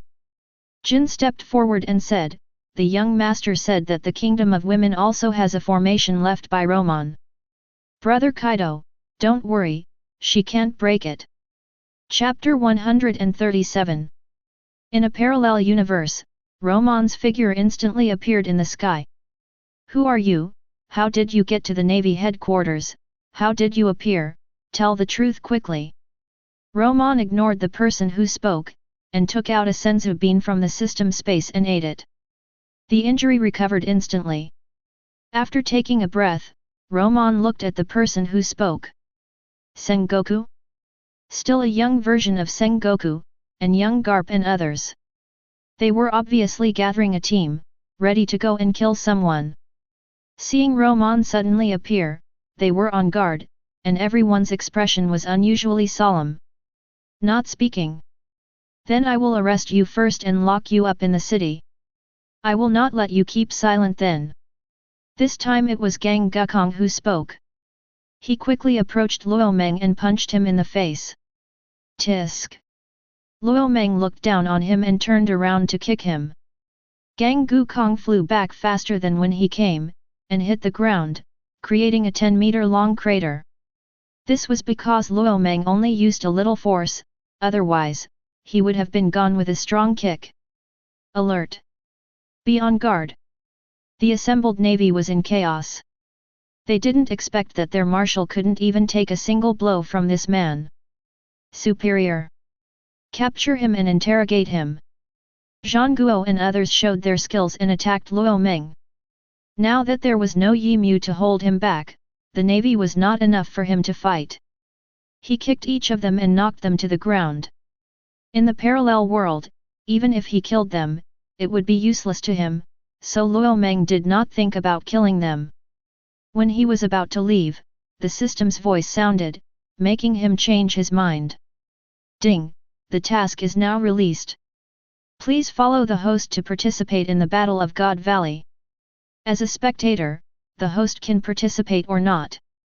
As long as you finish watching, the task is completed. Romon suddenly realized that it was no wonder that they were all young versions and gathered in large numbers. It turned out that it was the time to hunt rocks. The task was issued by System Number 2. This task is easy and easy to do. Just take a trip. Just go back to the original world to see the space crack. Don't go back when the space crack is closed, and you haven't gotten any benefits. You can't have both. If the task here is not completed in half a month, don't think about the space crack. I hope Kaido and others can go back earlier and find the space crack, so that the treasures will not fly away. Now I'd better finish this task first and get the reward before going back. Thinking of this, Romon glanced at the alert people below and didn't think about hitchhiking. The Navy would never let people who don't know where they came from on board. Swoosh! The figure disappeared, and when it reappeared, it was already 10,000 meters high. Marshal, are you okay? The Navy helped Kong Gang and others up, and Zhang Guo walked to Kong Gang and asked. Kong Gang shook his head slightly and said, I'm fine, you are all okay too. The injuries were not serious, just minor ones. The man obviously didn't use much strength. Marshal Kong, do you know that person just now? He is too powerful. None of us can withstand a single blow from him. After a moment of silence, Gang Gukong quickly searched for the relevant person in his mind, but unfortunately, no matter how hard he tried, he could not find any information about that person in his mind. I don't know him. There is no record of him in the world government database. He might be a hidden master. Zhang Guo was silent. He didn't know whether the mysterious man who suddenly appeared was good or bad for the Navy, and whether he would conflict with this operation. Marshal, should we continue this operation? Continue? Or not? Kong found it a little difficult to make up his mind. He didn't know whether the mysterious man would cause any accidents to this operation. With the mysterious man's strength, if he helped rocks, the world government would have no chance of winning. It would be doomed to be in vain. However, Kong thought about what had happened just now. If the mysterious man was Rock's helper, with the mysterious man's strength, he could have killed them all just now. Besides, this operation was very covert. Except for the Navy here, only Roger knew about it. Thinking about it this way, the sudden appearance of the mysterious man at the headquarters was just a coincidence and would not cause any accidents to this operation. Kong shook his head and brought his thoughts back to reality. Continue, the appearance of the mysterious man was just an accident. We have been planning this operation for a long time. If we give up the operation now, everything we have done before will be in vain. All right. Anyway, we are not seriously injured, so we are still confident about this operation. Let's regroup and set off again. After that, Zhang Guo and other senior officials boarded the warship again, and everything was proceeding in an orderly manner. Gang Gukong was still thinking about the possible accidents that might happen next. Romon in the sky saw everything, and he was not worried that his appearance would make the Navy give up the action. Since the system has issued a mission, it means that the Navy will besiege rocks anyway. All I have to do is follow it, just treat it as a trip. I just experienced a battle, and it would be nice to watch a show to relax. Let's look back at the Daughter Kingdom in the original world. I'm launched a fierce attack, but the protective shield was not damaged at all, and she was exhausted. Hee. Yamato, do you think she is a fool? She has been attacking all the time, but it is useless. She has exhausted herself but still refuses to give up. She will not turn back until she reaches her limit. Esteth and others were watching Im's attack in the Kingdom of Women. At the beginning, Yamato was still worried, but when she took out Romon's life paper and saw it, she was relieved. The life paper was intact, which meant that Romon was fine. He did not return to the Kingdom of Women, but went to a parallel world. After putting aside her worries, Yamato saw that Im could not be attacked, so she flew into the Kingdom of Women with great interest and brought food and wine to see. Just as Romon said, the enemy attacked, and they should eat and drink inside, and there was no need to worry at all. She is quite like a fool. She has been unable to attack for such a long time and she still has no idea what to do. Yamato was eating a big chicken leg and answered Esteth's question with a smile. Brother Kaido, I have already informed Jack and Quinn, and they have already started to return to Wano country. Jin came to Kaido and said. Kaido took a big sip of wine and laughed, ha ha ha. Just inform them. Although I am arrogant, I am no match for the masked man outside. Let's wait here for her to leave before returning to Wano country. The defense can only block attacks, not sounds. Im didn't care about Kaido's words. The conversation between Yamato and Esteth made her very angry. Anyone who dared to call her a fool, the grass on his grave is several thousand meters high. Now she is ridiculed by the two little girls, but she can't do anything about it. She was so angry that her attack became 2 points stronger. Chapter 138. Parallel Time and Space. Are we finally there? Romon looked at the navy surrounding an island in the air and knew that they had reached their destination. 5 days. It took 5 days to get there, and Romon was getting a little impatient. Fortunately, we finally arrived today. I don't know the way, otherwise I could go directly to the Valley of Gods to wait for them. As the warships below approached the island, the atmosphere became extremely solemn. This mission was unprecedented for them. The reputation of Overlord Rox spread throughout the world, and his strength was so strong that even if they had never seen it before. However, a person's name is like a tree's shadow, and the name Rox alone forced them to take it seriously. At this time, another ship approached from behind. Steelbone Sora took a look. Come yet? Roger. Call out. Ha ha ha. I didn't expect that I would join forces with your navy one day. This is really unexpected. Roger's rough voice appeared, and he also appeared on the warship. Then he said, Hey! Garp, I haven't seen you for a month, and you've become much stronger. Garp glanced at his old rival. He also didn't expect that he would join forces with Roger one day. Roger, don't be so complacent. We will only join forces once, and after that, I will still arrest you. Roger waved his hand indifferently. After this time, we are still comrades who have fought side by side. How can you say such cruel words, Garp? Cyborg interrupted them. Stop talking nonsense, let's discuss how to act. Hee. Just go ahead, you guys made so much noise, Rox couldn't have failed to notice it, it's no use measuring it anymore. Rox might have been waiting for us on the island. Without waiting for Kong to answer, Roger rushed to the island first. Kong shook his head and looked at everyone. Let's follow too. Swish, swish, swish. The sounds of breaking through the air appeared one after another, and the high-level fighters showed their magical powers and rushed towards the island. Other navy also docked, disembarked one after another, and rushed in with weapons. Ha ha ha. Do you think I don't know about your actions? As soon as Roger appeared on the island, he saw Rox and his gang. Rox laughed crazily. He was not surprised by the arrival of Roger and others, as if he had expected it. There was also a group of people standing beside him.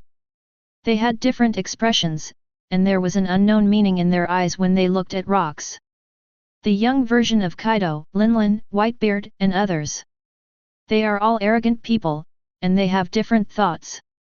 They were called to join the war only because Rox was their captain. As for whether they really want to help, only Romon knows. Although there was only a short introduction to the War of God Valley, Romon knew that this war would only be a one-man show by Rox. There may be other people, but Romon didn't know. I only know that Kaido and others came here to see how their captain died. Steelbone Sora took a few steps forward. What if I know, Rox, you are destined to die on this island today. Rox laughed wildly and said, just because you want my life, I'll tell you, don't even think about leaving God Valley today. Stop talking nonsense, I'm going to go first. God, avoid me. Roger held Ace and attacked Rox with a black and red blade. Ha ha ha. Very good. Armed, destroy the world. Rox shattered Roger's sword moves with one punch. The battle was about to start. Everyone found their own opponents.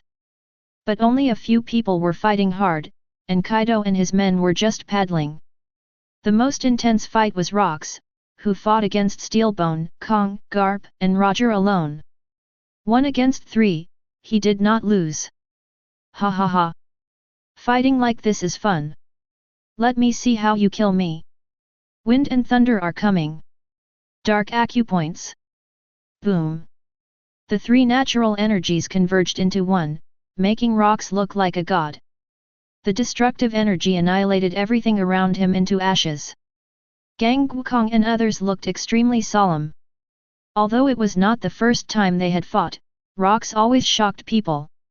He was an unprecedented user of the 3 fruits ability, which was why the world government could not keep him. His combat power was too terrifying. Fighting alone, no one in the navy could be his opponent. Ha ha ha. Let's fight. Thunderous. Windblade annihilation. Retreat. Gang Wukong roared, and his body instantly retreated, trying to get out of the range of the wind and thunder attack. Retreat? Can you retreat? Rox stretched out his right hand and aimed at the 3 people, Gang Wukong. Autumn water. Swoosh. Invisible gravity appeared out of nowhere, sucking the 3 figures who were about to retreat into the attack range of the wind and thunder. Ha ha ha. If you can't retreat, then don't retreat. Blindly retreating will only boost the enemy's momentum. Watch me break your trick. Roger danced Ace into a phantom with one hand in the wind and thunder domain. Every time he swung the sword, an extremely sharp sword energy swung out from Ace's sword. After 180 strokes, the wind and thunder domain was completely cut open by him. Dissipated into nothingness. Rox, you are destined to die today, no one can save you. Bone Fist, Falling Star. A shocking blow. Cyborg, Sora, and Garp flew through the dusty space, punching Rox with all their might. Wherever their figures passed, gravel flew, but it couldn't stop their courageous momentum. Seeing this, Rox was not afraid at all, and laughed wildly. You want to take my life with just this little trick, don't you think too highly of me? Thunder Force, Sky Cannon. Lox crouched down with his feet slightly bent, and put his hands back to his waist, and endless thunder gathered in his hands. When Steelbone Kong and Garp attacked in front of him, he swung his hands fiercely to meet the 2 attacking fists. Boom! 3 figures flew backwards for dozens of meters at the same time, leaving 3 deep scratches on the ground. Swoosh! Roger seized the opportunity and turned into a phantom, approaching Luo.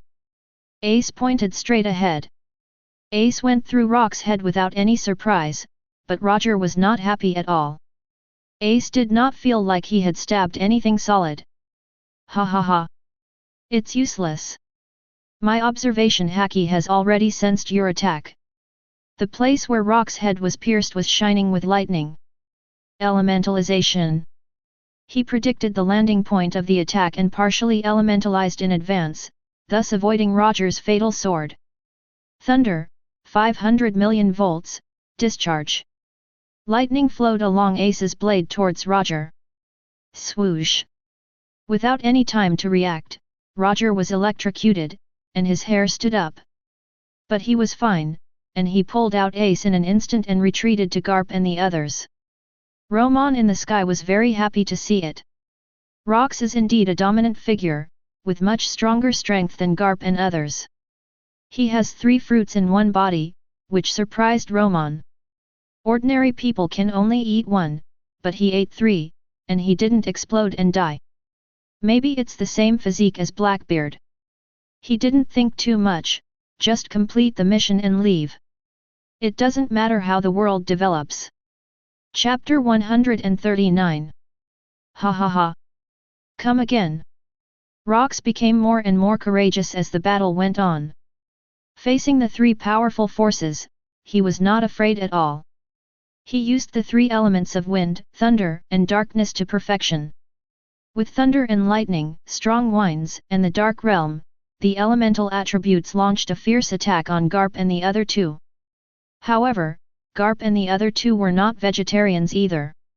Their fists and swords were not much worse than Rox's attack. Although they were equal in strength, Rox suppressed Garp and the other 2 with his various abilities. This was a protracted battle. Whichever side showed a flaw or ran out of physical strength would have a result in this battle. The battle continued. Romon watched with a frown, and thought to himself, there will be no result if we fight like this for a few days. Although it looks good, I have already wasted a lot of time. There is no point in waiting any longer. Swoosh! Romon's figure disappeared in the sky. When he reappeared, he had already arrived at the battlefield. He stood directly between Rox, Roger, and others. It's you. Romon suddenly appeared, causing both sides to stop. The Navy was on high alert, and the scene a few days ago was clearly imprinted in their minds. Romon was too powerful for them to deal with. Swish, swish, swish. Gang Gukong and others gathered together, and Roger asked, "Do you know this person?" Gang Gukong nodded solemnly and replied, "I have met him once. He is an extremely powerful person. If he helps Rox, we will return empty-handed this time, and we may stay here forever. I feel the breath of a beast." Roger's expression was heavy, but he was eager to try. The strong could excite him the most. Every time he fought with the strong, his blood would boil. He held Ace's hand tightly. He was so happy that he couldn't help it. "I'll go up and fight with him for 2 moves first." As soon as the word move came out, Roger increased his speed to the fastest. "God avoid! Get out!" Luo Meng kicked Roger, who was next to him, and sent him flying back to the starting point. He stood up with difficulty, with blood oozing from the corners of his mouth. After wiping off the blood, Roger coughed twice and said, "Sure enough. Ha ha ha. You want to help me? Do you want to join my pirate group? Your strength is not bad, I agree to let you join." Rox walked to a place not far from Romon with a wild laugh. He thought Romon came here because of his reputation and wanted to join his pirate group. After all, this kind of thing happened frequently in the past. Romon glanced at him. "Boom! You want me to join your Rox pirates? Do you have the strength to subdue me?" Romon didn't hold back with this punch. Rox took the punch head-on and lost consciousness. He fell to the ground with white eyes. This sudden change made all the people fighting stop. They stood on both sides and looked at Romon. Their hearts were filled with turmoil. One move. Just one move made the Overlord Rox lose his ability to fight. They had never seen such a strong man. It was so shocking. The Navy was a little surprised when they saw it. They thought Romon was on Rox's side.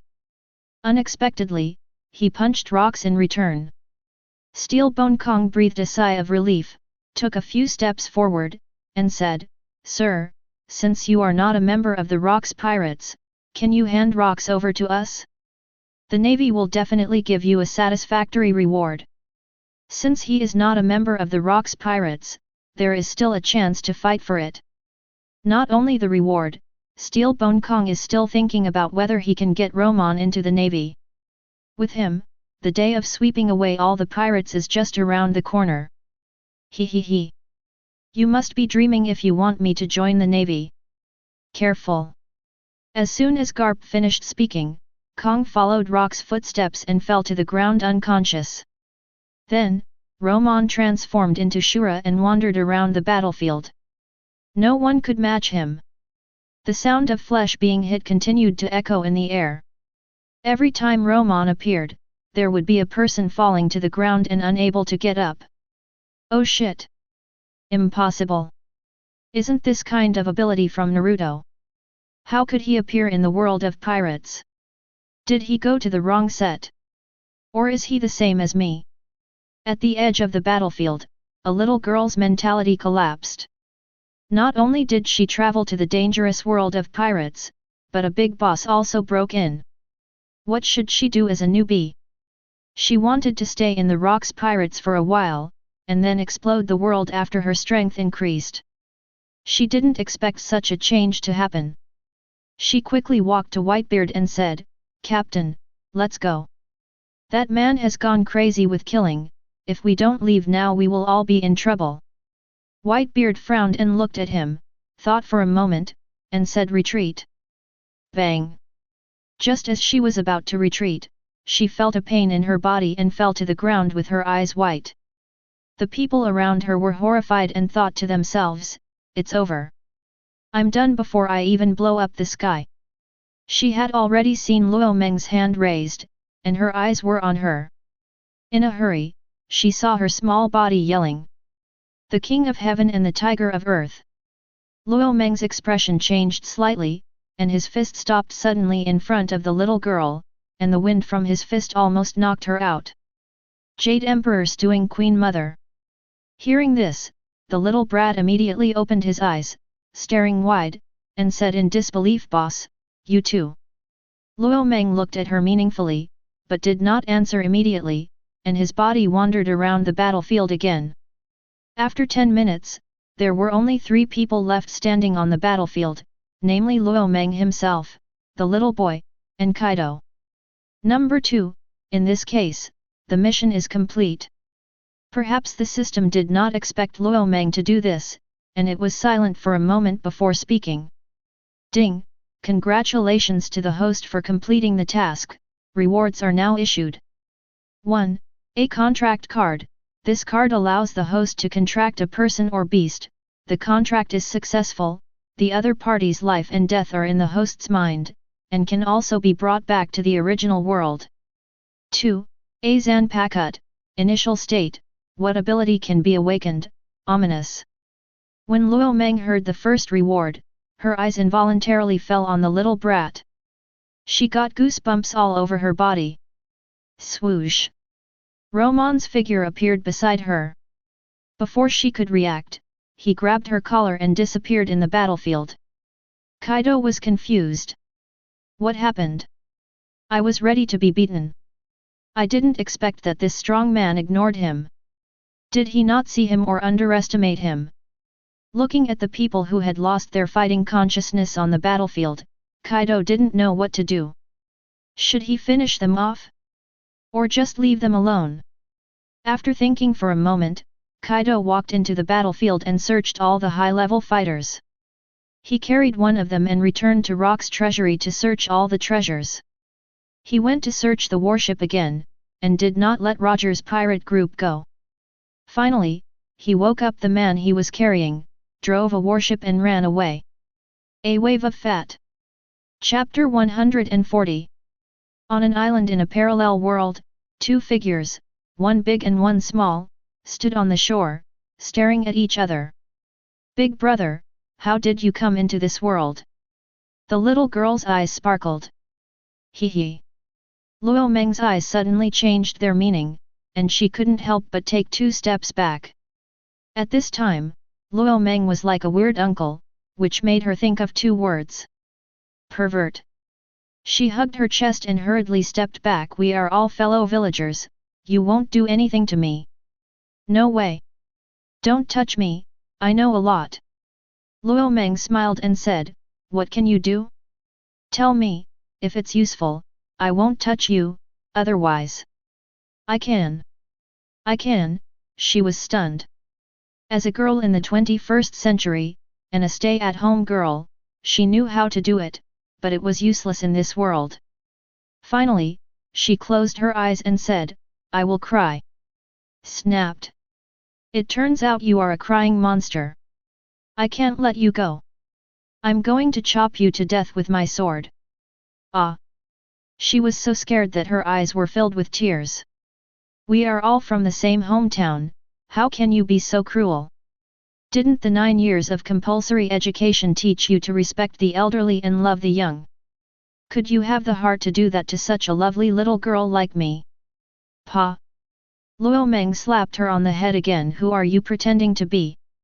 You are still a little girl, you are so shameless, you don't even know how old an old monster is in your tiny body." Hearing what Luo Meng said, she was dissatisfied and said angrily, "What old monster? I was only 25 years old before I traveled through time, it was the prime of my life."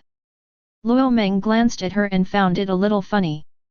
Age is indeed a taboo for every girl. "Stop talking nonsense, tell me what your name is and how you came into this world." She sighed, sat on the ground, her eyes became deep on a stormy night. Snapped. "Be brief and don't talk nonsense." She touched her head and said aggrievedly, "My name is Zhou Ying. I was watching One Piece on the night of May 1st of the 21st century. When I was excited, I punched the computer and woke up in this world." "Zhou Ying?" Now it was Luo Meng's turn to be stunned. "This name is very familiar. Could it be the same name?" Luo Meng said uncertainly. "Luo Meng." Zhou Ying said without thinking. "What Luo Meng? Didn't Luo Meng disappear? I even shed 2 tears for him." "No." As she spoke, she was stunned. How could this man know Luo Meng? Could it be? She looked at him in disbelief and said, "Are you Luo Meng?" She saw him nodded. "Oh shit! It's really you, no wonder you look familiar." Romon's flesh body, originally his appearance was the same, but after fusing the panels again and eating the elemental fruit, his appearance changed drastically, and only a little bit of his original appearance could be seen. Zhou Ying was her classmate and a close friend. They were both anime fans and got along very well. Zhou Ying looked at her old friend and thought of the slaps just now. A dangerous look rose in her eyes. She jumped on him decisively, pulled Romon's ear and pulled him hard. "I'll kill you and tell you not to hit me." Seeing that she was an old friend, Luo Meng was in a good mood and let her do whatever she wanted to him.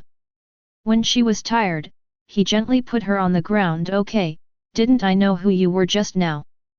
By the way, I remember you have parents. You traveled to this world, and your family thought you were dead, they must be heartbroken." Zhou Ying sat on the ground disappointedly and said, "There is no way, I don't know how to go back." Then her eyes lit up. "Luo Meng, you are so strong, is there a way to go back?"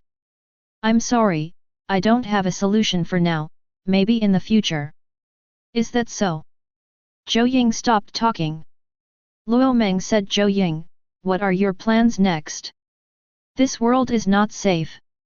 I originally wanted to cling to Bai Tuan's big feet and wait until I was strong enough to go out and play, but you showed up, and you are so strong, it seems safer to stay with you.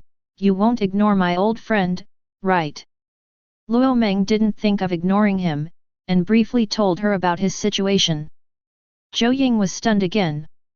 Parallel world. There is a parallel world in the pirate world. It's outrageous. Bring it on. Use your contract card on me. It's safer to stay with you. Luo Meng was silent for a moment, and said, "You have to think clearly, if the contract card is used on you, your life or death depends on my thought." Zhou Ying nodded. "I believe you." Luo Meng said no more, and silently said in his heart system, "Help me use the contract card, target Zhou Ying." Ding! The contract is successful. Instantly, a message appeared in the minds of both of them. Luo Meng's is absolute control. Zhou Ying's is absolute obedience. After looking at each other, Luo Meng took out the initial state of the Zanpakut from the system and handed it to Zhou Ying. "This is the initial Zanpakut. I don't know what abilities it can awaken. You can play with it first, and I'll find you a devil fruit to eat later."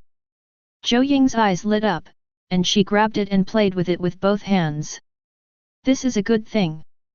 If I can awaken that Zhang Ka Tachi, I won't be in any danger in the pirate world." He. "Xiao Meng Meng, do you have any more? Give me another ton to play with." Luo Meng held his forehead and said speechlessly, "Can you please stop calling me Xiao Meng Meng? If others hear it, I will lose face. Also, do you think I'm a wholesaler? This one, do you want it or not?" Zhou Ying snorted, "If you don't want it, then don't. If you want me to change my mind, try 10 or 8 first. Okay, stop messing around. I'll take you back to my world first." Luo Meng turned his back, squatted down, and said, "Come up." As a woman of the 21st century, Zhou Ying still had the body of a little girl. She didn't think much about it and jumped behind Luo Meng. Walk. Swoosh. When the two figures reappeared, they had returned to the original world, the place where they fought with Im. "Ah! Xiao Meng Meng, can you fly lower? It's too high, I'm afraid." Luo Meng said unhappily, "You are still afraid of heights after coming to this world. I don't know what you are thinking. Let me help you overcome this difficulty." Luo Meng did not fly to the bottom, but flew higher. Amid Zhou Ying's screams, he flew towards the kingdom of women.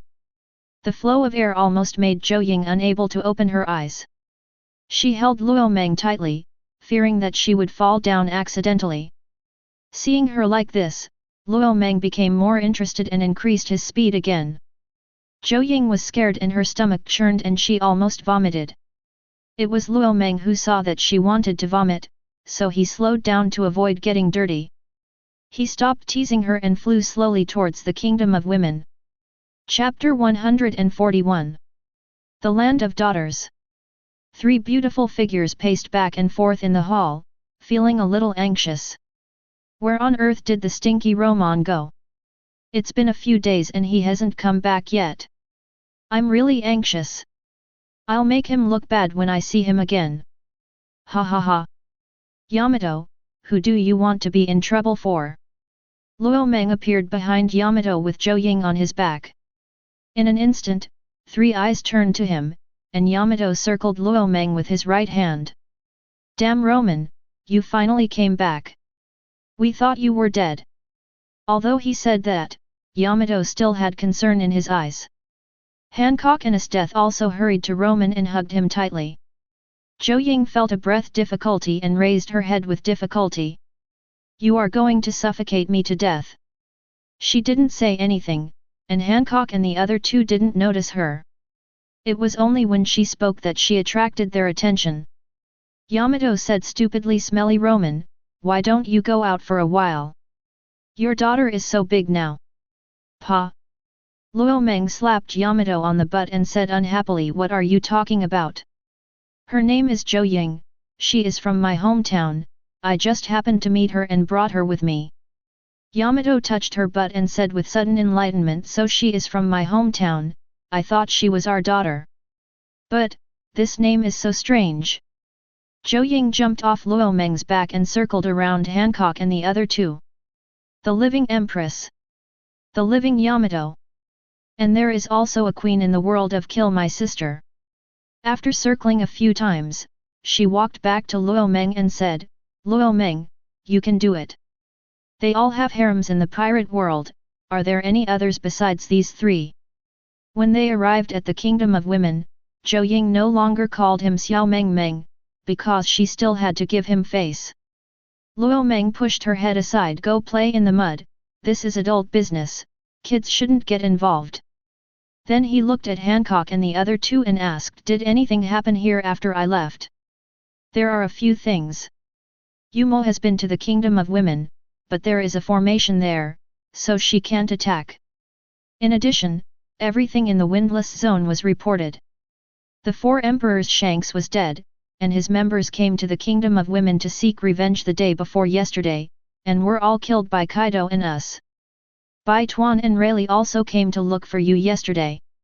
When they saw that you were not there, they left a few items and asked us to bring you a message. They said they were waiting for you on the island where Rayleigh was practicing. They hoped that you could come to see them after you came back. The Navy has not changed much, but the person in charge of the world government has changed. Has stepped out from behind the scenes to the front stage. She controls the entire world government alone. Finally, it's your bounty. Your bounty has been increased to a full 20 billion. When this bounty was announced, the whole world was boiling. Many pirates are clamoring to join the 100 Beasts. Hancock finished telling the whole story in one breath. Romon didn't feel anything when he listened, but Zhou Ying was stunned. They were all big things. The 4 Emperors Shanks team was wiped out. The white group, Rayleigh came to the door. The Lord of the World, came out to control the world. The bounty is a fucking 20 billion. Each one of them shocked her beyond words. Romon only told her a few things briefly. But she didn't expect Romon to be so awesome in this world. It might be very comfortable to hold this big foot tightly. Zhou Ying looked at Romon in a daze and said, "Romon, are you going to unify the world in a few years?" Hearing her words, Romon thought for a moment and said, "Almost. Kill him, and no one in this world will pose a threat to me." It's not an exaggeration to say that the world is unified. However, I am not that interested in controlling the world. After I kill him, I will take Yamato and the others to travel around. This is the life I want. Romon then asked Yamato, "Yamato, have Kaido and Jin returned to Wano country?" Yamato nodded and said, "Yes, they left yesterday. By the way, there are 2 more things." After Quinn and his friends returned to Wano country, they found a space crack inside. Treasures flew out of it from time to time. So far, they have collected almost 100 items. The old man left the Kingdom of Women because of this. He also asked me to tell you that your strength is not suitable for the 100 Beasts. He asked you to use the Windless Zone as your territory and form another team. Hancock and I will join. Romon nodded gently. There is no room for 2 tigers in one mountain.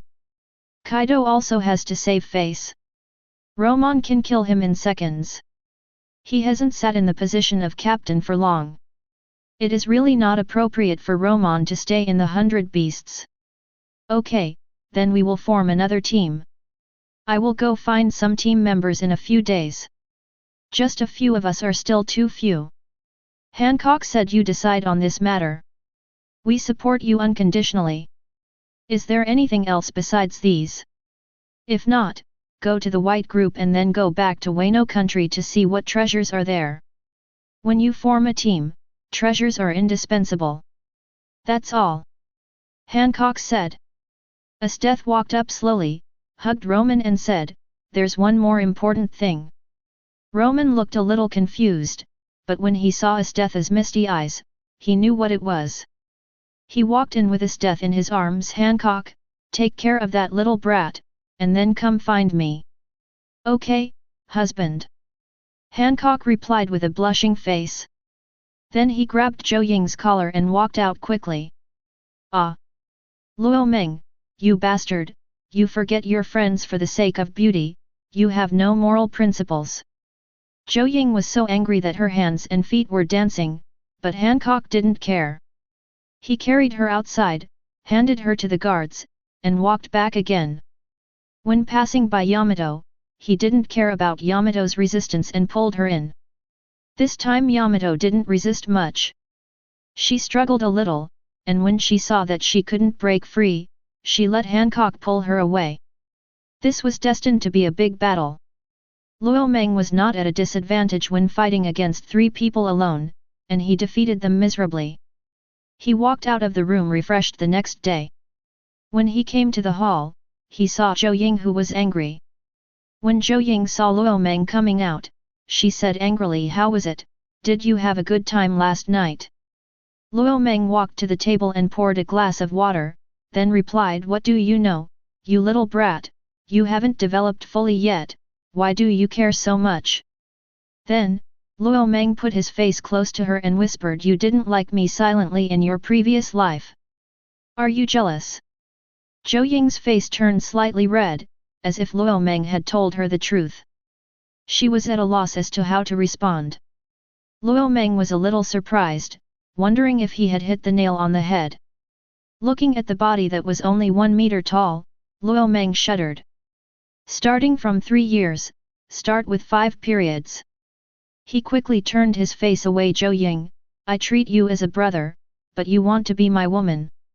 This idea is not good." "Ah! Bastard, who wants to be your woman? Shame on you!"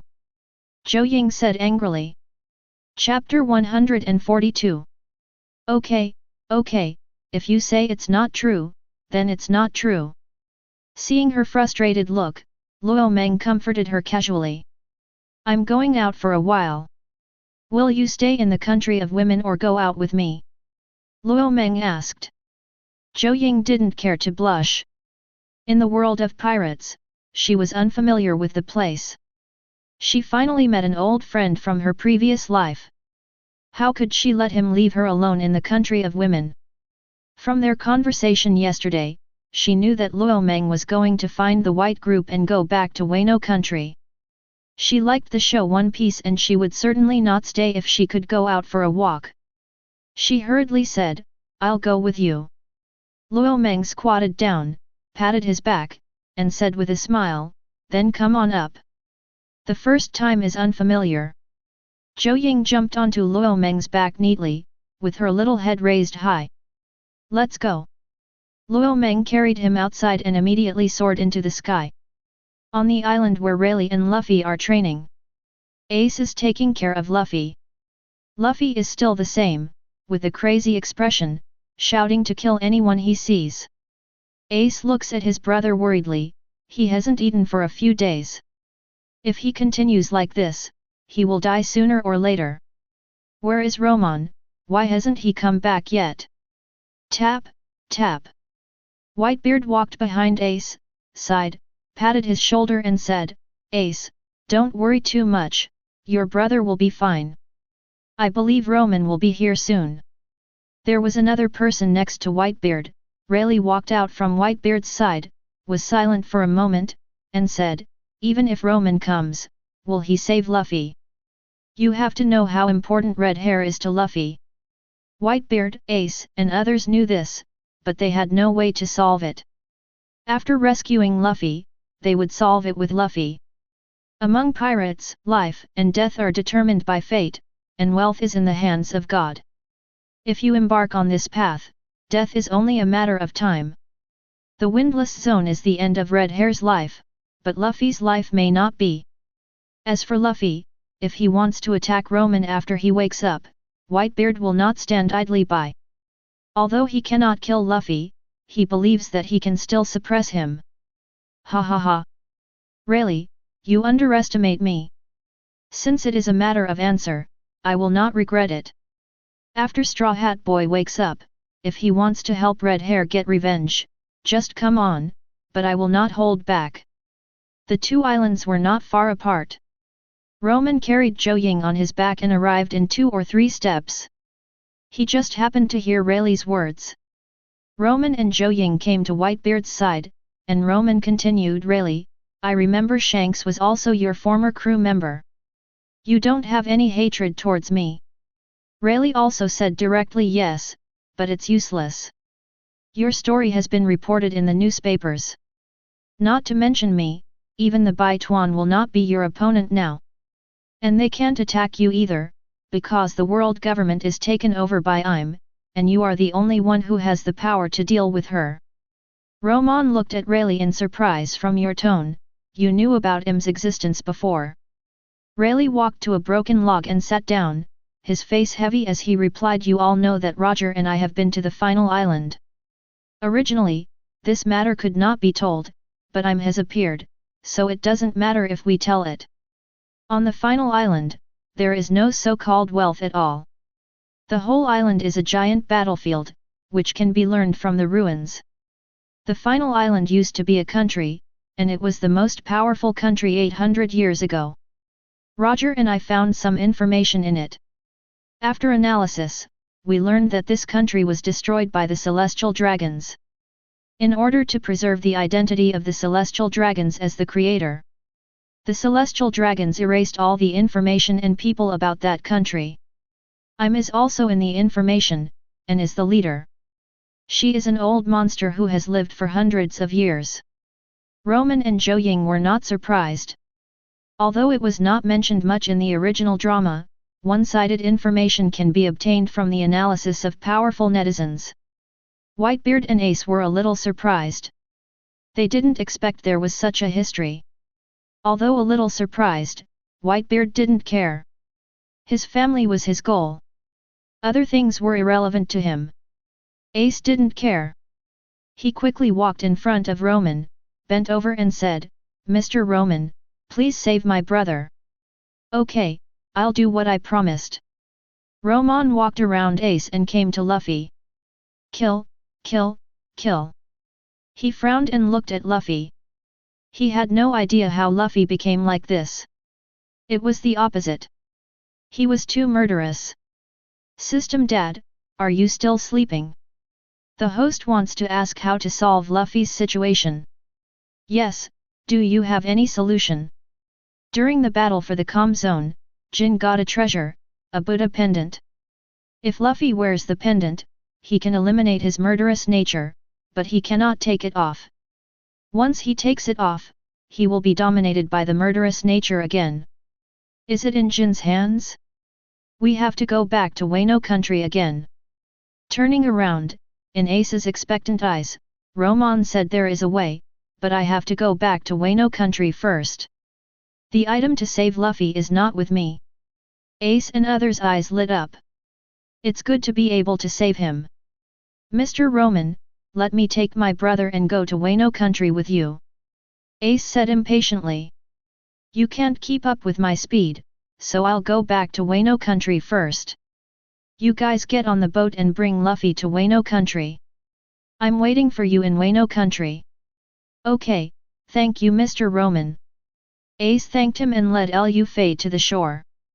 That was the temporary base of the White Group. "Romon, when do you plan to launch a general attack on the Celestial Dragons?" Whitebeard ignored Ace's actions and asked Romon. "Don't worry, I'm not much different in strength from I'm, and I don't have a sure win yet. When my strength improves further, the decisive battle will come." Whitebeard stood up and said, "Okay, when you launch the general attack, call me at any time, and I will do my best to help you." "Ha ha ha. Don't worry, we will need you to contain the navy when the time comes, and we won't forget you," Luo Meng said with a smile. After that, he picked up Zhou Ying's clothes and threw her on his back. "I will go back to Wano country first, I believe the day of the general attack is not far away." Swoosh! Whitebeard was lost in thought as he looked at the empty space. After a long while, he said, "Really, what do you think of Romon? How else can we look at it? He is strong. In Xiaqi case, he took over the management of Wano country and managed it in an orderly manner. He might be a good choice to control the world. But, I can also see that he is not a person who is willing to be alone. Maybe he simply wants to kill all the celestial dragons.